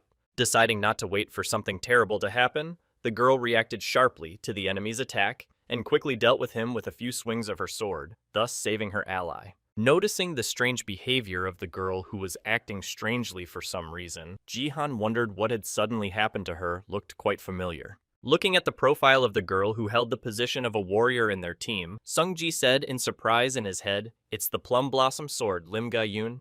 It's her. No mistake. As he continued to repel the monsters that were coming at him, while he was thinking, the boy knocked the monster out of his fist and thought, she was famous for being the king of the sword for a time, but she had a sad ending. Recalling a moment from his past life, Ji-han mentally added, she died at the hands of Yoon Se-jin Niryuke, and I had to save her once. The next moment, interrupting the guy's thoughts, the girl howled, riveting his attention to herself. Hey, support player, can you hear me? To which he replied, yes, there is a quality problem. In response to this, looking at the guy who was doing all the work himself, Lim Ga-yoon replied, you won't mind our help if we join. Our team will take the place of the nickname. After hearing the girl's proposal, Sung Ji-han hurried to review his statistics by opening the status window and finding the task with its progress. Looking at the leaderboard in which they took 5th place, then Ji-han mentally said, we are in 5th place, having completed 398 laps, and then looked at the progress of his task, in which there was 1 less monster, and added a lot more left. After that,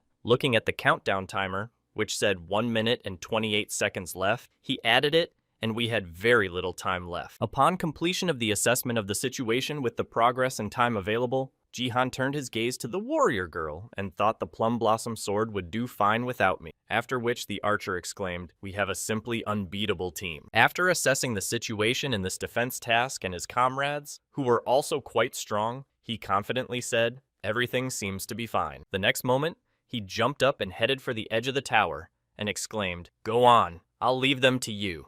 Upon completion of the transfer of authority to protect the crystal, Ji-han jumped from the tower in the direction of the crowd of zombies to quickly accumulate kills. At the same time, when the comrades heard about the renewal of their duties, they turned their attention to the boy and saw Ji-han's crazy decision and were speechless. Seeing that the man had reached the bottom, some of the zombies who were climbing the tower decided to follow him and jumped off the building, while his comrades continued to stand in shock. Sung-ji himself, having prepared for a quick farm, confidently said, I'll gather everyone who's still left and prepare my steel staff for a massive attack. Landing on a crowd of enemies who began to gather at the place of his landing, the boy used a burst of divine power and spoke in his head and tore them all to pieces. When the archer saw what had just happened from the top of the tower, he was shocked and said, wow, and I'm still confused. The next moment after the powerful explosion, the overall ranking was sharply updated, and Jihan's team climbed to the first stage, after which the archer shouted, "God, we are the first." And after a short time, another system notification appeared, saying,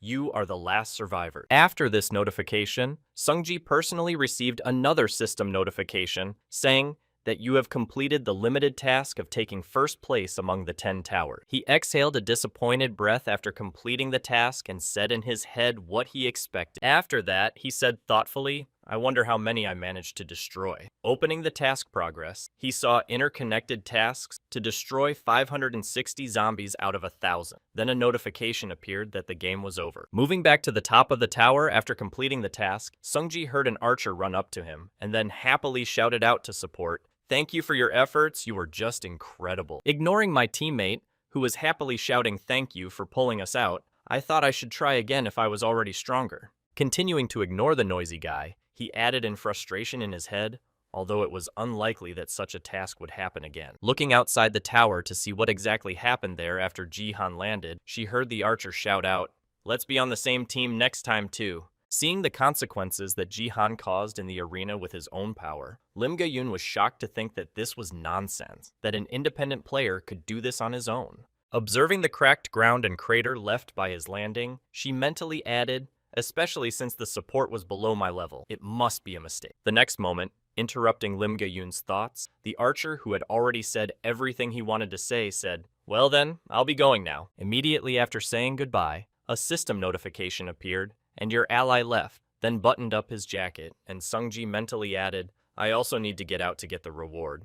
Before he could leave the location of the tower defense, he suddenly heard his name called out by a girl who wanted to detain him, Sung Ji-han. Looking at the girl, who looked like she was worried about something, Ji-han was surprised to hear the plum blossom soared in his head.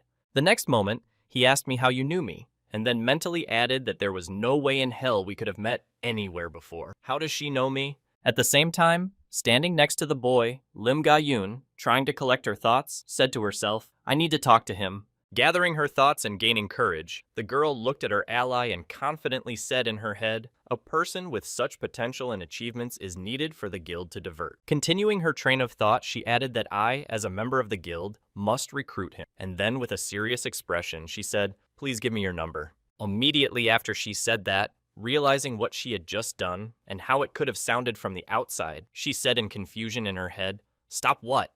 Panicking instantly, she took a step back and at the same moment turned her head to Lim Ga-yoon. Sung Ji-han said in surprise, "I'm sorry." Blushing with emotion, the girl said, "I'm sorry, I didn't mean it that way," and then mentally replayed the situation, trying to explain everything to him in order, and asking him for his number in the first conversation was not a good thing to do at the first meeting. Trying to justify herself somehow, the girl said nervously, "I am a member of the Divergent Guild." Continuing to recruit a new member for her guild, she added, "We would love to." Before she could finish her speech, the guy interrupted her with a confident, "I'm sorry." Continuing to get ready to return from this task, he added, "I don't remember my number." And hearing the refusal, the girl bowed her head in disappointment and thought what had just happened. Poking around the profile in the system window to find the logout button, Sung Ji-han said finally, "As soon as we meet again, I'll give you my number, and now bye." Immediately after these words, she received a system notification that said,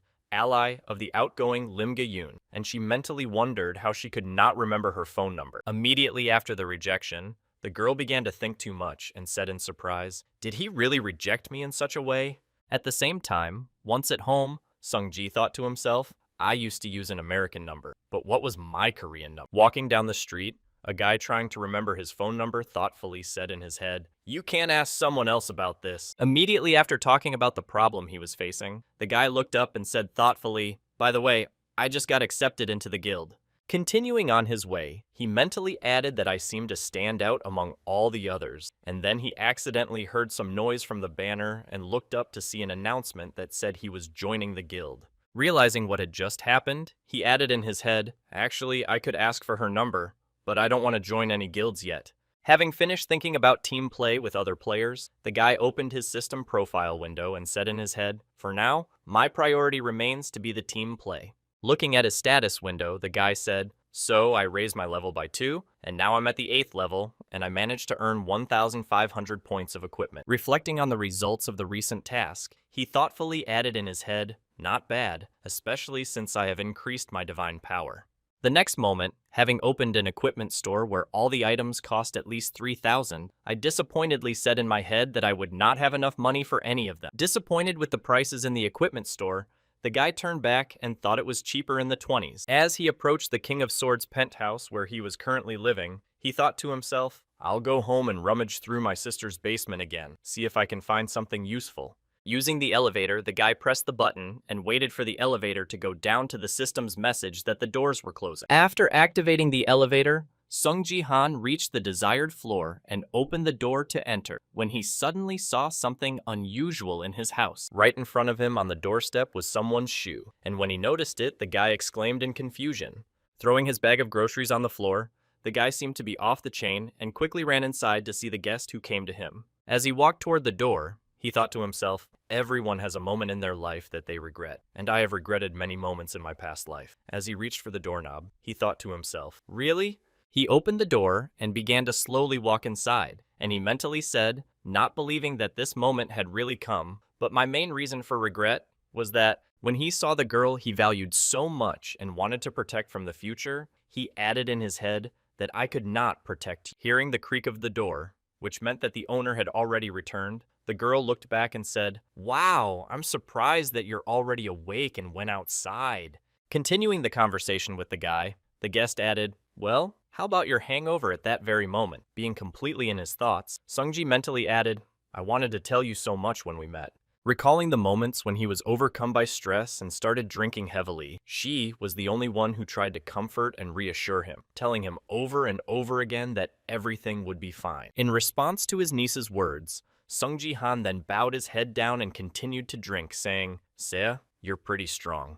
Hearing her uncle's praise, the girl confidently replied, "Yes, I am," and then tried to continue to dissuade him from sinking into depression and drinking. Trying to take the bottle of alcohol away from her uncle so that he would stop drinking, the girl said, "From now on, I will protect you." And remembering this moment, Sungji thought, "Thank you for protecting me." Recalling the very moment when she made him a promise and tried to somehow encourage him by pretending to be strong, she said, "Just believe in me." Also, recalling the moment when he had to lose the only person who appreciated him and did not leave him in trouble no matter what, Jihan mentally added, "I'm sorry I couldn't protect you." Continuing to recall those feelings of deep loss when he held his only family member in his arms without signs of life, the guy said, "I know it may sound shameless." Looking at his niece, who was alive at the time, and hearing her gentle voice, he said, "Why don't you answer quickly, go and wash your hands," and thought, "I really missed you so much." Smiling happily after coming to see her only family member after being left alone in Korea, the girl happily told her uncle. Trying to somehow hold back his tears after what happened to him after the loss, and the new meeting when he returned in time, Sia said in a low voice. Looking at the girl standing in front of him,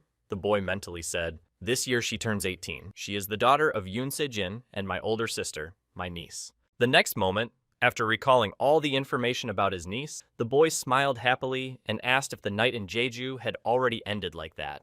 In response to her uncle's question, the girl put her hand behind her head and laughed nervously, saying, "Well, I just went to report a little earlier." After hearing from his niece, Sung Ji-han thought Sia was born when my sister worked to provide for us, and that's why I looked after her since she was a baby. And then I heard everyone was completely crazy about her father. Awkwardly scratching her cheek, she added, "It's just the two of us at home at the moment." Sungji mentally added, "For me, who lost his family at an early age, he's the most important person in the world. She's my family." After these mentions, the boy grabbed his face and said irritatedly, "Damn Yoon," and then he added, "It's okay, you called your father." In response to her uncle's question, the girl hid her gaze and nervously answered yes, but then heard what? In response to her uncle's question, the girl said confusedly, "Well, the thing is that he fell in love," and then began to tell about a phone conversation in which her father said, "Just know that it will be like this from now on." Upon hearing the message from her father, the girl nervously exclaimed, "What are you talking about? How can you suddenly fall in love?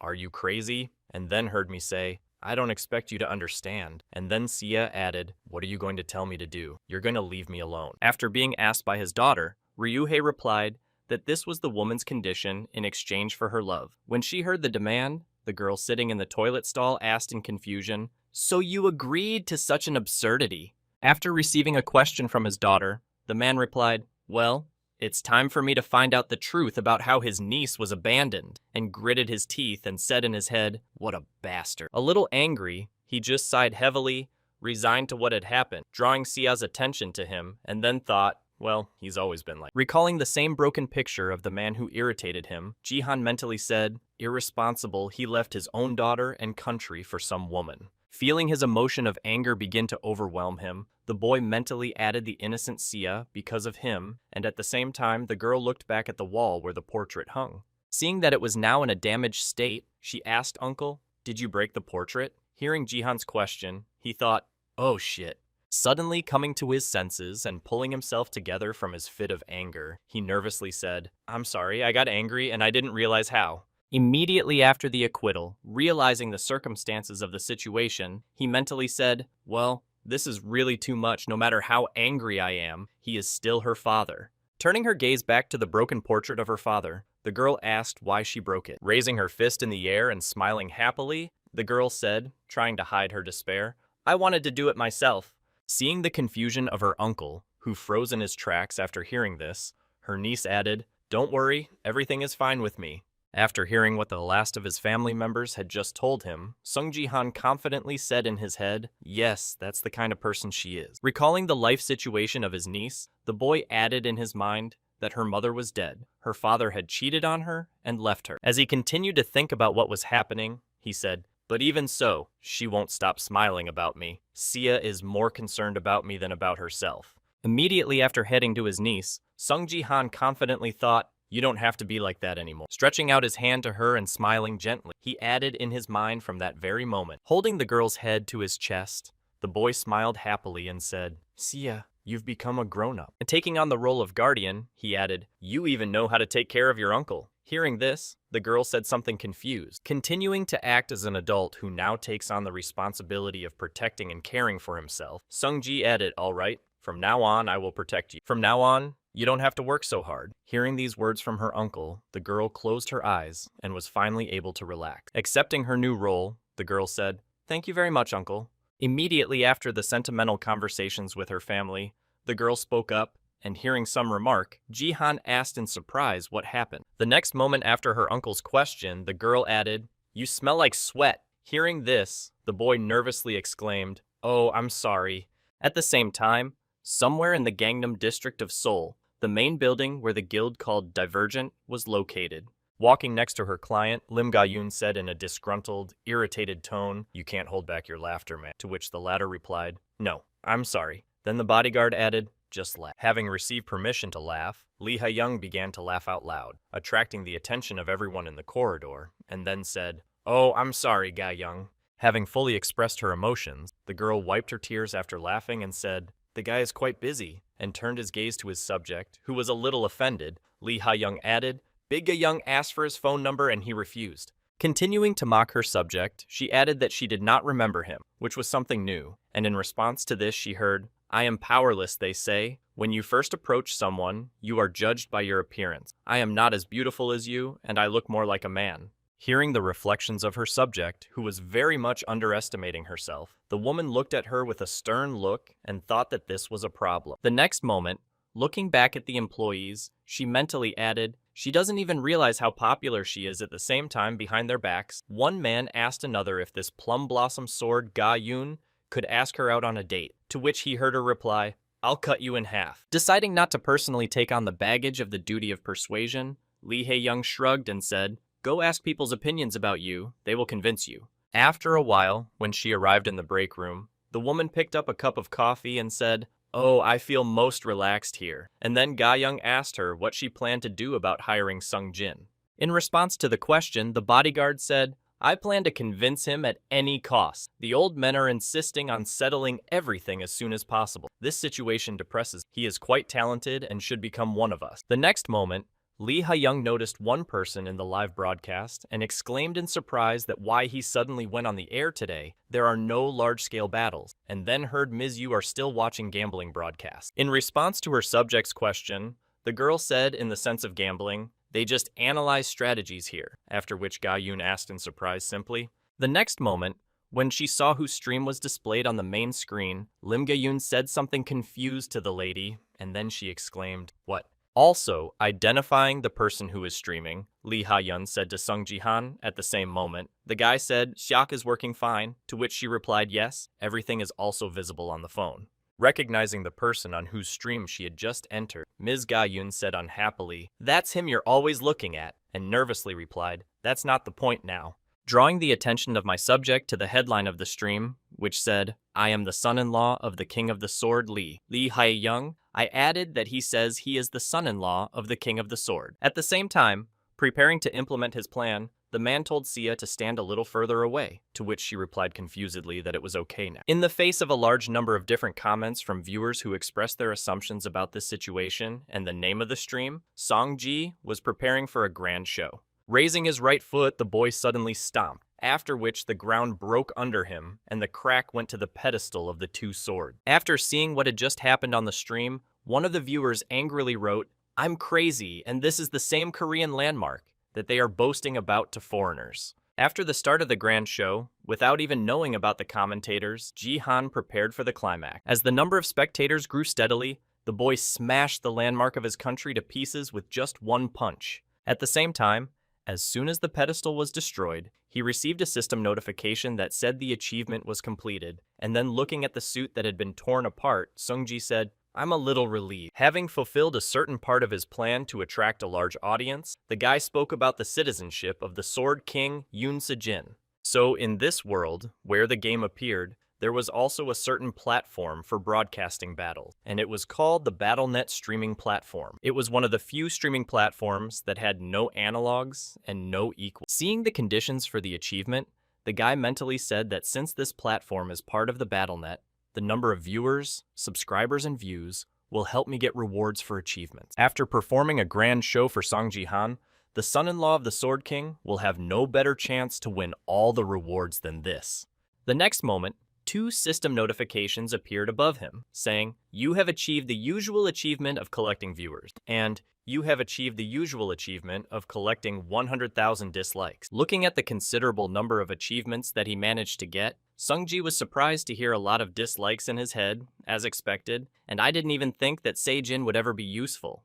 When I saw the comments of one of the viewers who wrote how you dared to destroy the statue of 2 swords, which symbolizes the King of the Sword, and what if he doesn't want to come back because of this, I thought of a screensaver with 2 swords. Remembering a certain organization that he hated, the boy mentally added that it was definitely from the fandom of the Sword King, the club of rabid fans of Yoon Se-jin, that drove Sia to his death. Thinking back to his past and how things had happened there, Song-ji mentally said these people were the ones who supported Yoon Se-jin the most, and that was why their discontent and anger grew over time. And over time, they began to head towards his only relative, Yoon Se-a. At the same time as members of this group repeated over and over again that the King of the Sword had left his country because of his naughty daughter. Starting to persecute the poor girl, they repeated, "Yoon Se-a must die so that he will return, destroy her, finish her, and the rest after these events." Recalling what had happened to her niece, Ji-han gritted his teeth and said in his head they needed someone to blame and take out their anger on. However, this time everything will be different. Standing in front of an audience of millions after what he did to the sword pedestal,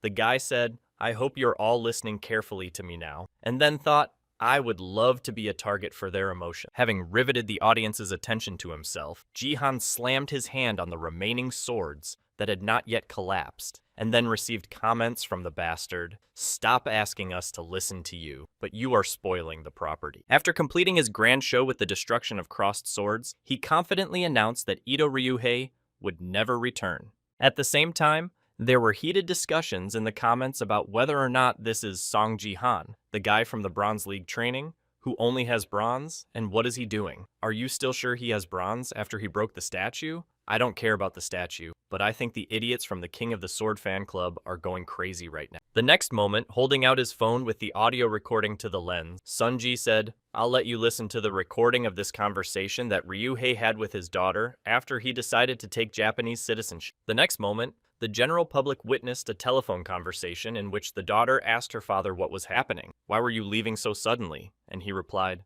"I fell in love." After hearing her father's answer, Yoon Se-a exclaimed in surprise that it was all for her sake, and when she heard the reason for Ga-yoon's move, she said angrily, "What a bastard." Continuing to play the audio recording, people heard the girl ask if he was going to leave me and leave me alone, to which he replied that after hearing this, the audience wrote that it was true, and everyone suddenly stopped writing to the chat. And finally, the last phrase from the audio recording was played for the general public, in which the now King of the Sword, Ryuhei, said this condition to the woman in exchange for her love. After heated discussions in the chat room about the slander and disputing the words of the Sword King fan club members, a girl appeared in the lens and said, "Hello, I am Yoon-sia, the daughter of the Sword King." Continuing her speech in front of an audience of millions, she added, "I was also shocked by this situation, and I am here to tell you all something. My father left the Sword Palace to me after hearing that, and several characters wrote in the comments that I was jealous of what kind of father he was. Just take care of yourself and forget about him." And then she added, "However." Looking into the camera lens with eyes full of confidence, the girl added, "I just can't accept an inheritance from a person who has left his country and family." After that, continuing to follow her uncle's script, she added that this is why I inherited the building. I decided to pass it on to my country. After hearing this, commenters started writing that she was crazy. I didn't feel better about it. I wish she had given it. After the grand announcement of the transfer of property to the state, Yoon-sia added, "I hope this donation will be a great help to the players in Korea." At the same time, Sung-ji, who was standing behind her, began to smile slyly, and she said, "I will tell you the details of this case later." And now let's go back 30 minutes to the conversation that took place between the boy and her niece. When she heard the uncle's proposal, she exclaimed in confusion, "You want me to donate the house?" Starting to pull the guy's cheek to bring him to his senses, Yoon-sia added, "But you don't look drunk," to which he said, wiping his head after a shower, "That hurt." Looking at her Sung-ji with frightened eyes, the girl asked, "Why you want to give away everything we have? Are you crazy?" Immediately after his answer, the guy turned his head to the side and added, "To be honest, I have little faith that I can convince her." But who would have succeeded, especially since I asked her not to sell the building to someone who had been saving money for it all his life, but simply to donate it, and then pushing Sia to make a decision, he said, "Uncle, you're serious." To which he replied, "Trust me." Continuing to press hard on the girl, the boy mentally said, "I need to convince her at all costs that Yoon Se-jin will completely destroy Korea as a representative of Japan." Recalling those comments from the live broadcast, Jihan mentally added that the anger of Koreans was so great that the out-of-control government could not cope with their discontent, and that is why it confiscated Yoon Se-jin's property. And for the rest of us, after this incident, Yoon Se-ya, who lost her home and a place to return to, she could not withstand all the threats and persecution from the King of Swords fan club. Recalling the past, which had a rather tragic ending, what happened to her niece mentally added that this was why she took her own life. Continuing to pressure the girl to make a decision, Ji-san thought that if the house was going to be taken away anyway, it would be better to give it away and keep Sia safe. Closing his eyes while thinking, the boy nervously said in his head, "For her, I am nothing more than a freeloader and a drunk who stays at home all day. I can't tell her that I came from the future." Immediately after these thoughts, Sung-ji suddenly heard the girl say, "Well," after receiving an affirmative answer, he said confusedly, "I didn't hear." Not understanding why she agreed so easily, the guy nervously asked her if she was sure she agreed to what, and she turned away and replied why she was asking. "You insisted on it," and then he added, "But isn't it stupid?" In response to all the remarks of her only family member, the girl replied, "You're not the kind of person who would just ask for something like that without a reason." And most important, looking back, smiling happily, the girl added confidently, "I haven't seen you so confident in a long time, uncle." Breathing out a sigh of relief after hearing what the girl said in front of the camera lens, Sung-ji wondered who she had turned into. Rejoicing that everything was going exactly according to his plan, Sung-ji looked up at his niece and thought, "This is so incredible." Immediately after the announcement of the transfer of the building to the state, there were many comments like, "Mrs. Sia, you were deceived. This guy is a fraud. And Song Ji-han is definitely the son-in-law of the King of the Sword. Maybe he is a spy from Japan." Looking at the reaction of the people who took the girl's side, the guy thought, "That's just fine. Keep attacking me. If that's the way it goes, then there will be no complaints against Sia." He just needed to hammer the last nail into this coffin lid, and then he went to the cell and told Yoon Se-jin. Standing in front of his niece, he added confidently to attract the attention of the audience, "Honestly, I think I did a great job." Continuing to deflect the fan club's anger onto himself, he added that he justified his actions by saying that the woman was his wife, but those who know him know that he is just an empty shell. After hearing Jihan's words, the girl nervously exclaimed to her uncle, and then wondered if they hadn't planned to say that. Ignoring his niece's appeal to stop, the boy grabbed the sleeve of his tattered suit and said, "Do you really think we didn't realize that you flew to Japan because you couldn't handle it here?" In response to this application, one of the fans of the club wrote in the comments, "Sung Ji-han, follow the words. Sung Ji-han, with bronze, declares that Yoon Se-jin is an empty place boogeyman." At the same time, Lee, Ha-yeon along with his subject were plunged into shock. After his loud statements, which shocked all the viewers, the guy tore off his sleeve and confidently added, "Enjoy your stay in Japan." Making an angry face at the camera in front of the hated traitor, Songji added, "And all because soon we will meet, and I will destroy you." After the broadcast was over and everything had been said, Jihan was changing clothes at home and wondered if it was really necessary to go so far.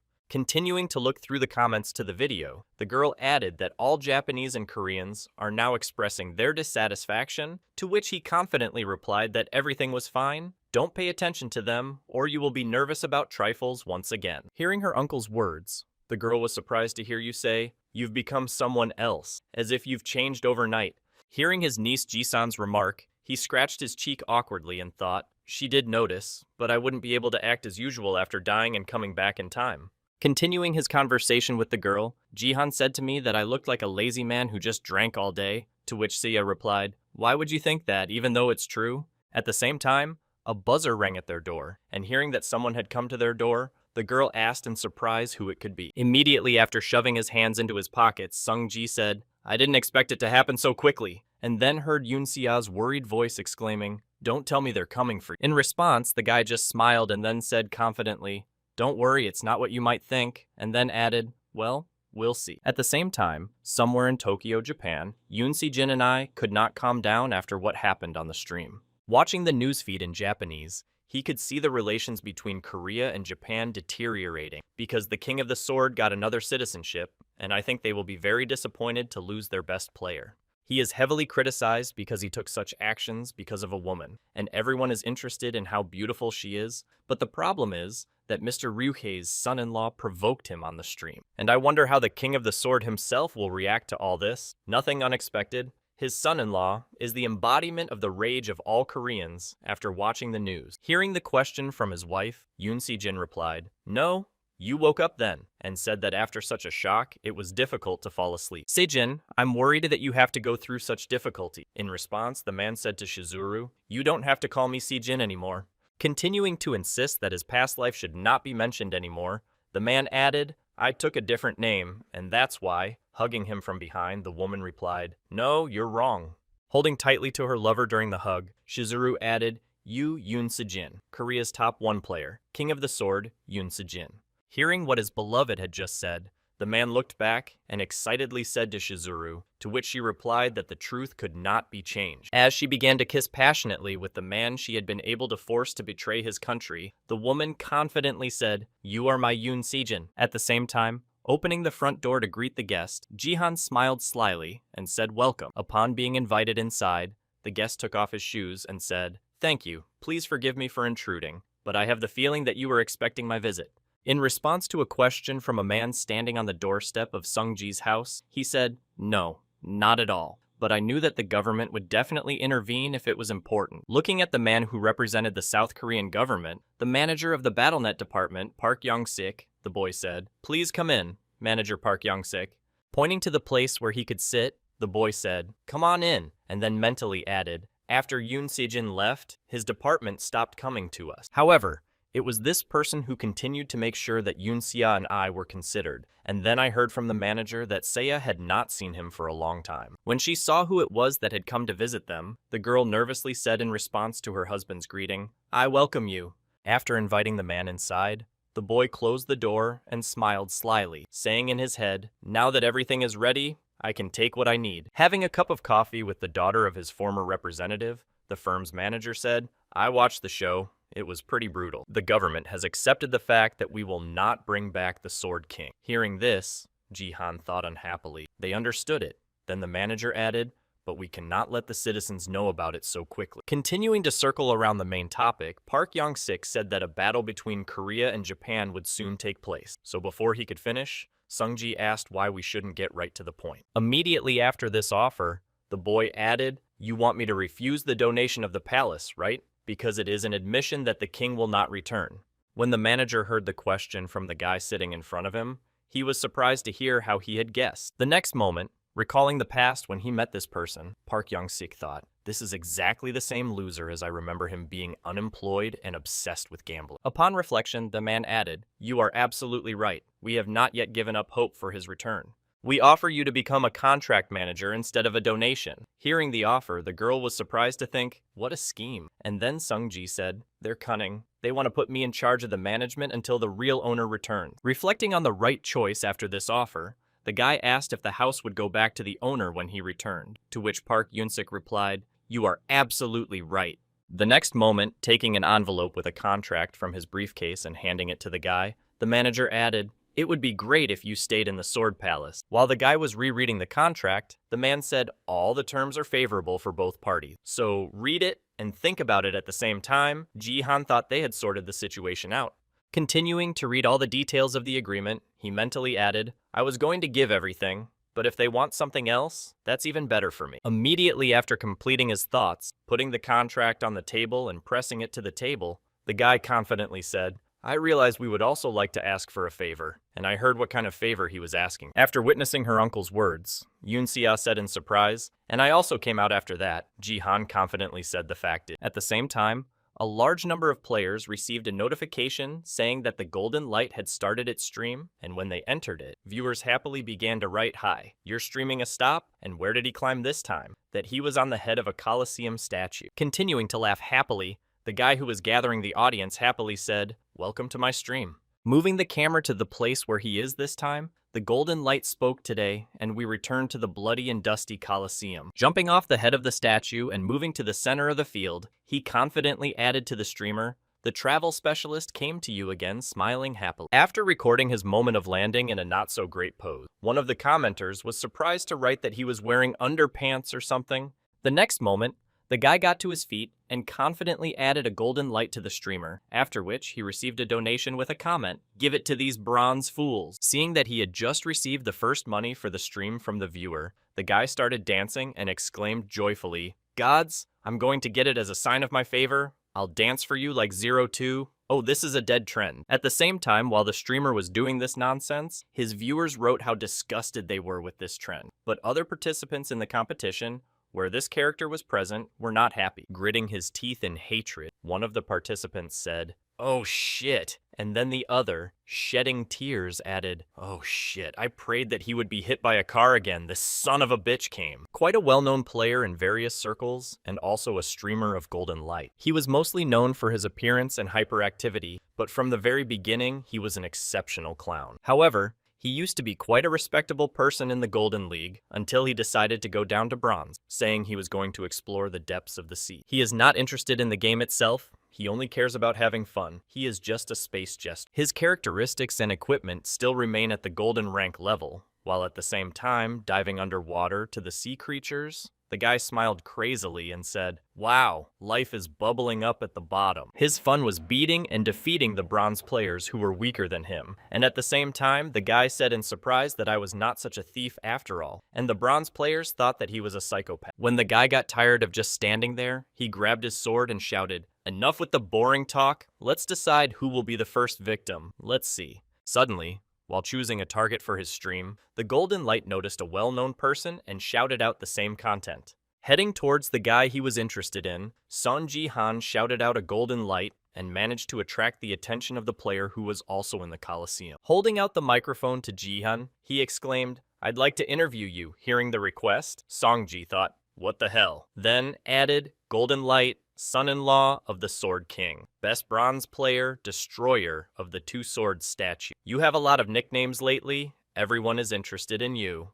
When I heard the guy's questions and requests, I turned my head and thought he was a streamer from Battle2, which is noisy, and by the way, I have very few achievements left to get there. The next moment, he opened his system window and activated his own live stream, and said in his head that he needed to increase his views. At the same time, showing a gesture of swearing into the lens, the Golden Light confidently said, Wow, people are just ignoring me. Immediately afterwards, several comments appeared on the guy's stream saying, hey, he seems to have started a live broadcast as well, and let's go watch it. And I thought, I'm really confused when I saw this golden light. Panicking that his bread might be taken away from him, the boy biting his nails thought, oh shit, I've advertised it for free. Continuing to panic about his actions, he mentally said to himself, I need people to watch my stream, not his. Suddenly, a notification appeared in front of him that read, the viewer has given you the task to finish off Sung Ji-han so that he takes the last place. The reward is 2,000 points of equipment. Seeing this, he mentally said that 1 point of equipment is worth about 1,000 won, and here they are, worth 2 million. Immediately afterwards, 2 more comments appeared that said, Golden Light, please finish Song Ji-han for the sake of the Sword King fandom. We will make an increase in reward when the streamer saw the comments, the Sword King fandom thought in surprise. As he watched new viewers with the same avatars appear and their rewards grow, he added, I knew they hated Song Ji-han, but not that much. When he saw several dozen notifications with the words, award enlarged again, the boy was amazed and said, they are simple. Watching the rapid growth rate of the reward for the destruction of one player from the bronze, the golden light grabbed his mouth in shock and thought the number of points would soon reach 40,000 and then 50 if they continued like this. The next moment, the donation stopped and a system notification appeared, informing all players that the game had started. When he saw that the sum had stopped at 42,713 points of equipment, the golden light fell on the circle and shouted in disappointment. Putting his hands over his face, the guy who had not reached his goal said in disappointment, 50,000 is not enough. Hearing the words of despair from the guy who was their hope, one of the members of the King of Swords fan club wrote to defeat Song Ji-han, and I'll add 10,000 points of equipment. Hearing the promise from the spectator, the guy felt a sudden burst of motivation, grabbed his sword and said sternly, your determination has been passed on to me. Turning his gaze to the guy who was about to die at his hands, the famous streamer confidently said, you can despair now. Having taken up a combat stance, and started preparing for his powerful surprise strike to quickly deal with the target and get the reward, he added a golden glow to me now. Activating the charge skill that accelerates the user's body allows you to rush forward at a tremendous speed, the fighter said to end your game. As he approached his target, who was standing with her back to him, the boy shouted in a frantic tone, I will be your personal death with a scythe. At the last moment before the attack, Sung Ji-han reacted and was able to repel the sudden attack of his attacker with the pestle with which he had arrived at the Colosseum. When he saw his sword suddenly bounce off its target and head backwards, the guy exclaimed in confusion what had just happened. At the same time, looking at his D-ranked pestle in his hands, Song Ji-han said what a beautiful and strong sword it was. The next moment, reaching into his inner pocket with his other free hand, the boy added, I'll fight with what I have. Pulling out another weapon that complemented the set of kitchen utensils, the boy confidently added, if you have a sword, you have a sword. After activating the Holy Power skill on the kitchen knife, which was a divine artifact, he confidently added that I should do the same. The next moment, with a few swings, Song Ji-han easily crushed his enemy to pieces, leaving him no chance of victory. At the end of the short first fight against a powerful enemy, the boy received a system notification that said the player Sung Ji-han shed his first blood, and his achievement points increased by 100. After receiving this system notification, Ji-han looked at his knife with which he had just finished off the enemy and thought, it's been a while since I cooked anything. The next moment, behind his opponent, the golden light used the artifact to shout, I am the golden light resurrected for the sake of all of you. The revival action was made possible by the artifact of the Cross of Revival, which allows the owner to be resurrected once and cannot be used during national leagues of promotional games or guild battle. Immediately after the revival, the golden light put his hand to his head and awkwardly said, God, because of my inattention, so many of you were disappointed, but wait a little longer, soon I will pay Song Ji-han back. Before he could finish speaking, he suddenly felt a strange sensation that someone was looking at him. At the same moment, his opponent was standing right behind him. Realizing his awkward position, the boy nervously began to slowly turn his eyes back to look around. When Ji-san appeared in his field of vision, he became visibly nervous. Immediately after his series of strikes, Ji-han finished off the enemy again, after which a system notification appeared. The player Sung Ji-han made a double kill. After the final victory over his enemy, the boy looked back and thought, It's been a long time since I've seen anyone use this, and in the future resurrection will not be used, not because of fines, but because of the vulnerable position of the resurrected. The next moment, he turned his attention to the tribune, where the spectators were, and mentally said, "Today the situation is more tense here, perhaps because the observers have come to watch the beginning of the battle." Looking closely at the enemies of those who had come to watch the training process, the boy mentally added that today, they were elves. Continuing to drill his gaze into the newly arrived race of observers, Sungji said in his head, "They make me shake." These scoundrels played a significant role in the downfall of humanity. The next moment, looking back at the battlefield, the guy added, "Well, I was planning to deal with them later, but now I need to focus on more important issues." Looking around, Jihan noticed that all the enemies were keeping away from him, and then he was surprised to hear that I was considered an outcast. The next moment, all the fighters present in the arena began to run away, screaming and making a frightened noise. Continuing to run away from the monster, one of the players exclaimed, "Now is not the time to fight against each other. Let's run away after," which another player added, Song Ji-han. Even the Golden League player won. Realizing what the point of the escape of all the enemies in the arena was, Jihan sighed heavily and said in his head, "Now it will be much harder to destroy them." The next moment, raising his weapon in front of him, the boy said, "I finally found the D-rank sacred items, and then I thought I needed to participate more in battles to fulfill the conditions for their use." The next moment, was he heard a strange sound near him, the boy looked forward and said in surprise, "What the hell is that?" After receiving a system notification that said to conquer the goblins, conquer all the goblins that gathered around the goblin champion, the guy saw a crowd of monsters approaching. However, despite this development of events, the guy was even glad that everything happened this way. Sometime after the start of the hunt, catching up with one of the enemies, he could hear the monster shouting, "Save me." However, no one was going to help him the next second, so in order not to attract unnecessary attention, the guy hit the monster on the head with a pestle, knocking it out of consciousness. The next moment after this action, he pierced the enemy's chest with his knife with sacred power. After the last enemy was destroyed, Jihan received system notifications that said the conditions for using holy items were met, the items from the D-rank cooking set were used together, then he thought, so he knew how to use them.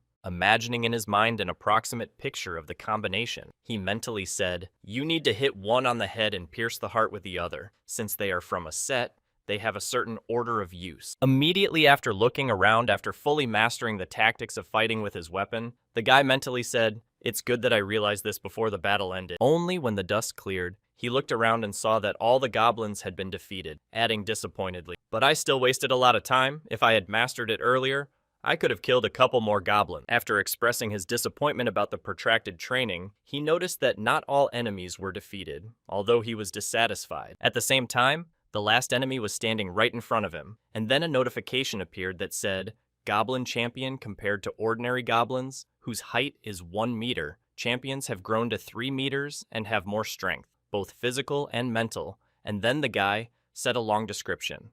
But despite the long description of the monster in front of him, Jihan easily knocked him to the ground with just one blow to the head with a pestle. The next moment, when he picked up a kitchen knife to complete the set of attacks, Sunji confidently added to the attack. But for what purpose? Having dealt the last blow to his opponent and pierced a hole in his heart, Jihan confidently added that he was simply tall. After the last enemy was destroyed, the boy received system notifications that said the task was completed. You have conquered the goblins. You have received 500 points of achievement. You have received 1 point of divine power. Seeing that his weapons had dropped by 1 rank, the boy thought, if they are still rank E, I can earn divine power points again, but these items are not good for killing monsters. The next moment, he turned his gaze to the other participants on the battlefield and thoughtfully added time to hunt for the players, but they were quite far away from him. After assessing the distance between himself and his opponents, the guy rolled up his right sleeve and said, "Of course it will be quite boring, but nothing can be done."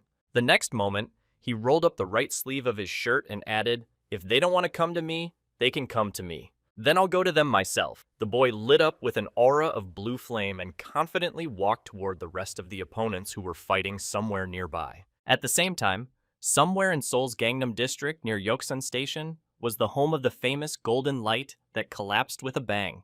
Watching his live stream and reading the comments, he angrily exclaimed that he was talking about me now, and not so long ago he was sucking up to me, saying that being a talented streamer is quite difficult. Am I weak? He is absurdly strong. Don't you watch videos with analytics at all? Switching to the video with the analytics, the streamer pointed to a sign that said, approximate characteristic points, strength 33, dexterity 37, HP 36, M 34, and exclaimed that these were his approximate stats in the battle with the goblin, an average of 35. The next moment, putting his head on the table, the Golden Ray said in disappointment in the Bronze League, "There are a maximum of 20 people, so how did he get so many? He's just a cheater." While the streamer continued to console himself, he heard a scream from the broadcast, and then, wondering what it was, looked up and saw a notification that the player Sun Ji-han had been killed. Continuing to watch the guy easily deal with all the enemies he encountered, the Golden Ray was surprised to hear what kind of player he was. After using his combination again, Ji-han received a system notification informing him that player Sun Ji-han had made a double elimination.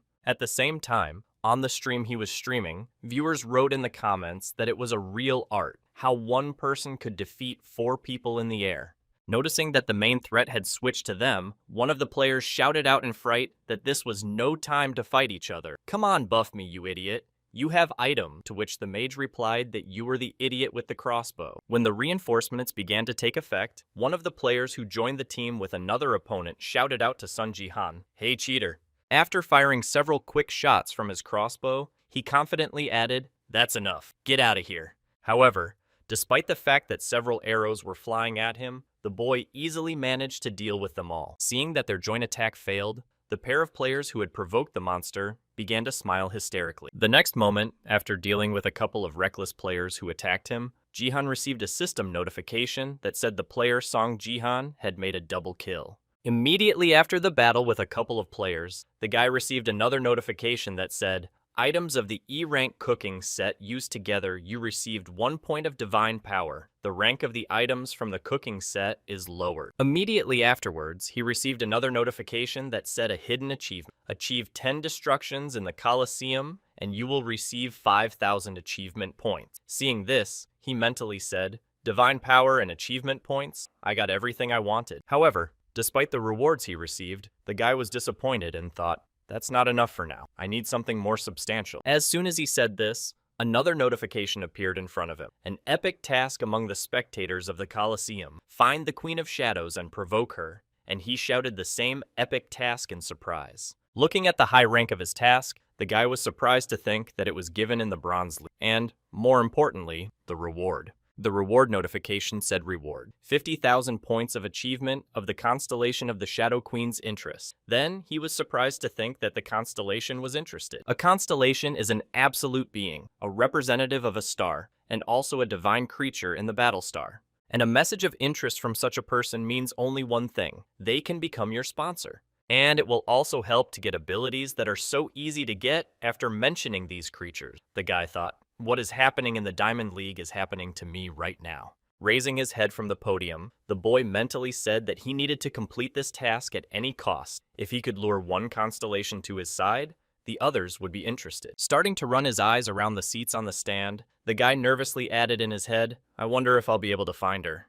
Paying attention to a couple of spectators who were looking at him with a stern look, Sungji mentally spoke among so many elves. Looking at the large number of representatives of the other race who were focusing their attention on him, Ji-han mentally added the Shadow Queen. At the same time, somewhere on the internet, there were already heated discussions about the new record of 10 destructions of Song Ji-han in the Colosseum. These indicators managed to shift Yoon Se-jin's score, and the news about it spread like wildfire among people. And as a result of these news, it brought him about 10,000 subscribers and 4,000 regular viewers. Those who were in this fandom of the King of the Sword and dreamed that Song Ji-han would lose with the others became his supporters, and all their anger at the moment was directed at the Golden Ray. Comments started appearing under his video, such as how a guy from the Bronze League could beat someone who was in the Golden League, and I hope you try Golden Ray. Looking at the comments that dissatisfied viewers continue to write to him, the guy nervously said, "I'm in trouble, and my reputation is getting lower and lower every minute." The next moment, the guy stood up from his seat and confidently said, "But there's nothing you can do from that moment on." Raising his hand above him, the Golden Ray confidently said, "I will also be on Song Ji-han's side. You have a new phantom. The Golden Ray dreams of becoming Song Ji-han's editor. I'll definitely make your battle tube popular." Upon hearing this statement, the audience was surprised to hear him say, "You don't know what he means and what Song Ji-han is thinking about." After the competition in the Colosseum, Sia said in amazement, "Wow, what have I just seen?" Continuing to drill her uncle with a look as he sipped his water after returning, she added, "When did you manage to become so strong?" The next moment, turning her gaze back to the TV, she added, "I feel sorry for the others. It's a plague on the world," and then added, "You sound like an asshole." Immediately after the girl made her remark, she asked in surprise how many players wanted to dump the donation. "Why did you close them on that one?" And opening her channel, he awkwardly replied, "Oh, sorry, I forgot to set it up." Hearing what her uncle was going to do, Yoon-sia said, "If you're just now starting this, why don't you raise the minimum amount?" Continuing to give her instruction, the girl added that it would be difficult to concentrate if they came one after another in response to this. Jihan replied correctly, "I will set a minimum of 10,000 points of equipment," well to which he heard in response that yes, it is 1,000,000 won.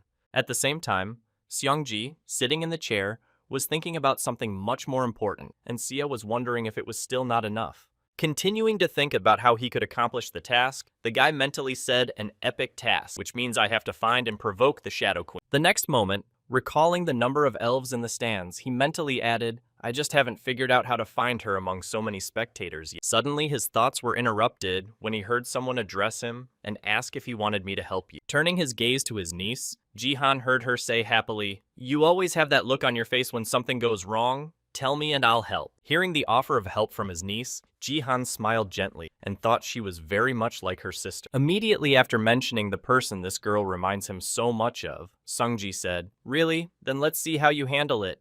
The next moment he said, "I have a task to find the Shadow Queen in the Colosseum." Hearing this, the girl asked in surprise who the Shadow Queen was, and Jihan added, "I don't know, but I only know that she is among the audience." And then Sia added a strange task. Immediately after hearing the task and being inspired, the girl happily exclaimed, "I'll look through the game and find it," to which Seongji replied, "I'll wait for news." As he headed to another room after shifting the search responsibility, the boy mentally said, "I feel bad for asking for help." Closing the door behind him after he got to his room, the boy mentally added that it was like looking for a needle in a haystack. With a sigh of relief, the guy said, "I'm proud of her," and then thought, "I'm sure she is sincerely willing to help, so I can only thank her for that." Immediately after opening the system window that displayed his classes, the boy said, "As long as I have time." Starting to do what he had been procrastinating for a long time, the guy confidently added what he had to do for a long time, and then received a system notification that he wanted to add a class. After pumping a place for an additional class to the second level in the skill store, Jihan mentally said, "I bought an additional classroom for the points I earned. Now I can add another class." When the list of available classes opened in front of him, the boy thoughtfully said, "I'll choose this time." Pointing to the ribbon with the words wizard on it, the guy confidently said wizard. Immediately after selecting the new class, the guy was enveloped in a magical aura, and a notification appeared above him saying that you have added the mage class. After gaining new skills, Sunji put his hand to his chest and said thoughtfully, "I feel a new power coming from my heart, different from the divine." The next moment, recalling all the reasons for his decision, the guy mentally said, "I need to try the reason why I chose the mage class after the support player." The reason for this is the unique characteristic only after 2 cash registers have been received. Having experienced something he had only heard about before, the guy saw that he really managed to achieve the desired result and spoke with power. "Once in my past life, while having a drink, I had a certain conversation with Baron, and he heard Jihan, and I was very sad." Trying to somehow disown his guildmaster, the boy replied, "Sir, how much longer are you going to keep saying that?" To which the guildmaster replied, "If you had gotten your citizenship a little earlier, I would have recognized you as an American and treated you better." Every time he got drunk, Baron shared his excitement with me, and that day he told me something unusual. That evening, the guildmaster said to his subject, "I think we will become closer someday." Using his magic to hold the bottle of alcohol and simultaneously emptying the glass, the man added, "When I get the power." When Guildmaster Jihan heard what he had just said, he asked him if he was talking about the power, and he replied in surprise that he hadn't told you about it. Focusing his gaze on Barena, Jihan felt the power, a characteristic that appears when the divine power and mana are perfectly combined. Continuing to look at my leader, who was drunk and did not control what he was saying, the guy heard, "And this is very difficult to achieve for others. I am the only player with 2 classes." Recalling that he has 2 types of support classes and a mage, Baron confidently said, "I'm the only one who can wield power because I have 2 state windows." While relaxing over a drink in his home, the guildmaster heard from Jihan that there were no more conditions for receiving it, and he replied that he needed to have 10 or more points of divine power. Then Seongji added, "I'm not an American. I can get something like that." In response to this question, Baron happily said, "No one else has two classes except me, and even if the whole world knew about it, nothing would change." Continuing to recall the conversation that evening, the guy mentally added, "He was very impolite, but I didn't dare argue with him." However, the fact that only Baron alone possessed a power that was superior to the divine was definitely true. As he continued to conquer the characteristic of strength he had received after receiving the second grade, the boy mentally said, "But that was before." Trying to somehow keep this power to himself, the guy, feeling a lot of pain, said in his head, "I know what the conditions are." This characteristic brought Baron to the first place in the world. Despite the fact that he did not develop and control it well, I must get it to cope with the challenges in the future. Continuing to writhe in pain, the boy mentally said, "I must endure. I must concentrate the divine power in my hand." Continuing to draw up a plan of action on how to pump up the control of this characteristic, he mentally added and directed the same mana from his heart, combining it with it.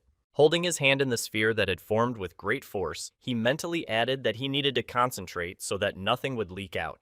As soon as he felt that he was starting to get it, the boy smiled nervously and said, "I've got it." Before he could even finish, he lost his concentration for just one moment and threw the guy through the door. After a hard landing, Jisan grabbed his head and groaned heavily as a result of the failed experiment. Rising to a sitting position, Jihan thought about how he could master this power and thought, "I can't just hold them with my hands, what should I do?" Leaning on the door after the failure, the guy thoughtfully said, "Maybe I should increase my mana supply," and then thought it was completely spent after the first attempt. Raising his hand in front of him again, the boy thought in his head, and whether it would be possible to combine the two energies in his hands and hold them forever is not an option. The next moment, realizing what he had just said, the boy came to a certain logical conclusion and spoke forever in his head. Closing his eyes to increase his concentration and improve his imagination, he mentally said to himself that he didn't need to hold it. Continuing his reflections on the correct use of this energy, he thought that it was possible to move it and the body. While performing certain mental activities, Jihan said in his head, to take the divine power originating in the upper dantian and combine it with the mana of the middle one, holding them together with the power of the lower one. Continuing to combine different types of magic into one to achieve the result, the guy thought, while they will mix and take the perfect shape. If you then compress them in this state immediately after combining, something unpredictable happened. When Songji forcefully mixed different types of magic, he received a system notification that said, "You are trying to combine 3 dantian with the energy that enveloped his entire body." Feeling unbearable pain, the guy began to moan heavily, and the threat message continued to appear, saying that you were trying to combine 3 dantian. Immediately after that, a threat notification appeared, indicating that the player had exceeded his limit. The life-threatening situation was discovered at the same time Yunxia, who heard strange screams from her uncle's room, suddenly jumped to her feet. And now for an explanation of what is happening and what the guy is doing. This procedure is called the unification of the 3 dantian. Sung Ji-han tried to merge divine power and mana to use the power and subconsciously added combat power to. However, the conditions for performing the combination of the 3 dantian are very strict. You must be able to perfectly utilize each of them, which has its own distinctive nature. But the restrictions do not end there. In addition to mastery of each of the characteristics, they must be equal to or exceed 100 points. But if someone tries to combine this without proper preparation, there is a certain probability that the daredevil will lose his life in the experiment. Hearing extraneous sounds that should not be there, the niece, distracted from her task, nervously thought that a certain scream was coming from her uncle's room. Quickly heading to her guardian's room to check on him, the girl shouted out to her uncle, "Uncle, what's wrong?" When she opened the door to her uncle's room, she screamed out to her uncle in fear, but when she saw that he was now fine, she calmed down. Drawing a bowl of cold water and towels, Sia said something insulting, like you were screaming because of a headache, to which he replied, "Yes," and then the girl added, "How did you feel better so quickly?" After removing the cool compress from his head, Songji turned his head away and said, "The human body is amazing," to which his niece replied with a displeased look of seriousness. When he heard the girl's remark, the boy said awkwardly, "I'm sorry, I didn't mean to make you angry." Covering her face with her hands, the girl began to cry and said, wiping her tears with her hands, "I was really scared. I thought something bad had happened to you." Hearing his niece's worried words, the man said, "I was inattentive and should have thought of Sia." After a while, the girl stopped crying and wiped away the remnants of her tears and asked, "So everything is okay with you?" In response to his niece's question, Jihan awkwardly threw his arm around her neck and replied, "I'm fine." Feeling guilty for what he had done, The boy added, I'm sorry for making you worry. Hearing this, the girl looked at him with a confused look. Immediately afterwards, Yunxia, deciding to diffuse the sad atmosphere, poked her uncle in the chest and exclaimed, Come on, I'm not worried. You said it yourself, everything is fine. Rising from her seat after the situation was settled, she added, Then I will go on looking for the Shadow Queen. Hearing her niece's words, Jihan replied dejectedly, Yes, thank you. As the girl headed back to her room, Sung Ji-han breathed a sigh of relief and thought it was better not to show her his weaknesses. Immediately after turning his gaze to the system notification that said he had failed to merge 3 Dantians, the guy mentally added, The merge of 3 Dantians failed because I have a low level and not enough points. Immediately after using the magic of telepathy to twist the towel away from the excess moisture, Ji-han happily added, But it doesn't matter now. Using the newly acquired strength, the boy happily added the strength characteristics I had gained. After the merger of divine power and mana, they are replaced by a unique characteristic called the power of the 3 Danti. However, the merger of divine power and mana created the power. The next moment, looking at his status window, Songji saw a notification that the connection between the 3 Dantians was weak and exclaimed in surprise that the number of strength points was strange. The first notification was followed by the second one, which said that the characteristics of combat power and forces interact and share their value. Immediately after stretching his hand to the combat power characteristic, the boy thoughtfully said, So if I pump one characteristic then... Seeing that his strength had also increased after him, Songji grabbed his head and said the same thing. Smiling embarrassedly, after realizing what he now had, the boy said that I had the power already very well, but how effective would the 3 united Dantians? Continuing to think about the fact that he would not have one in the near future, the guy mentally said, Okay, I'll leave this question for now. If I try to do it at the current level, I will definitely bend over. When he finished thinking about something unattainable, Jihan looked in front of him and said confidently, I got what I wanted. Now it's time to test the magician's abilities. Using his mana to check the magic, the guy said, Fire, after which a small light appeared in his hands, and a notification appeared that he did not have enough mana. The next morning, after resting and recuperating, the guy received a system notification that he had received 10 points of divine mileage, and saw the sun's rays breaking through the curtain, and said that it was morning. Immediately afterwards, he received more system notifications that said, You cannot absorb divine power from sacred items of rank D and below. Please use divine items of rank C and above. Getting up from the bed, the guy yawned deliciously and said, I hoped it would work, but alas, I thought, well, they were cheap, I bought them for points. Going to the living room to greet his niece, the boy said he needed to sell the leftovers at a flea market, and then opened the door and asked Xia, Are you awake? Not seeing the girl in her usual place of residence, Sungji went to her room and was surprised to find her still asleep.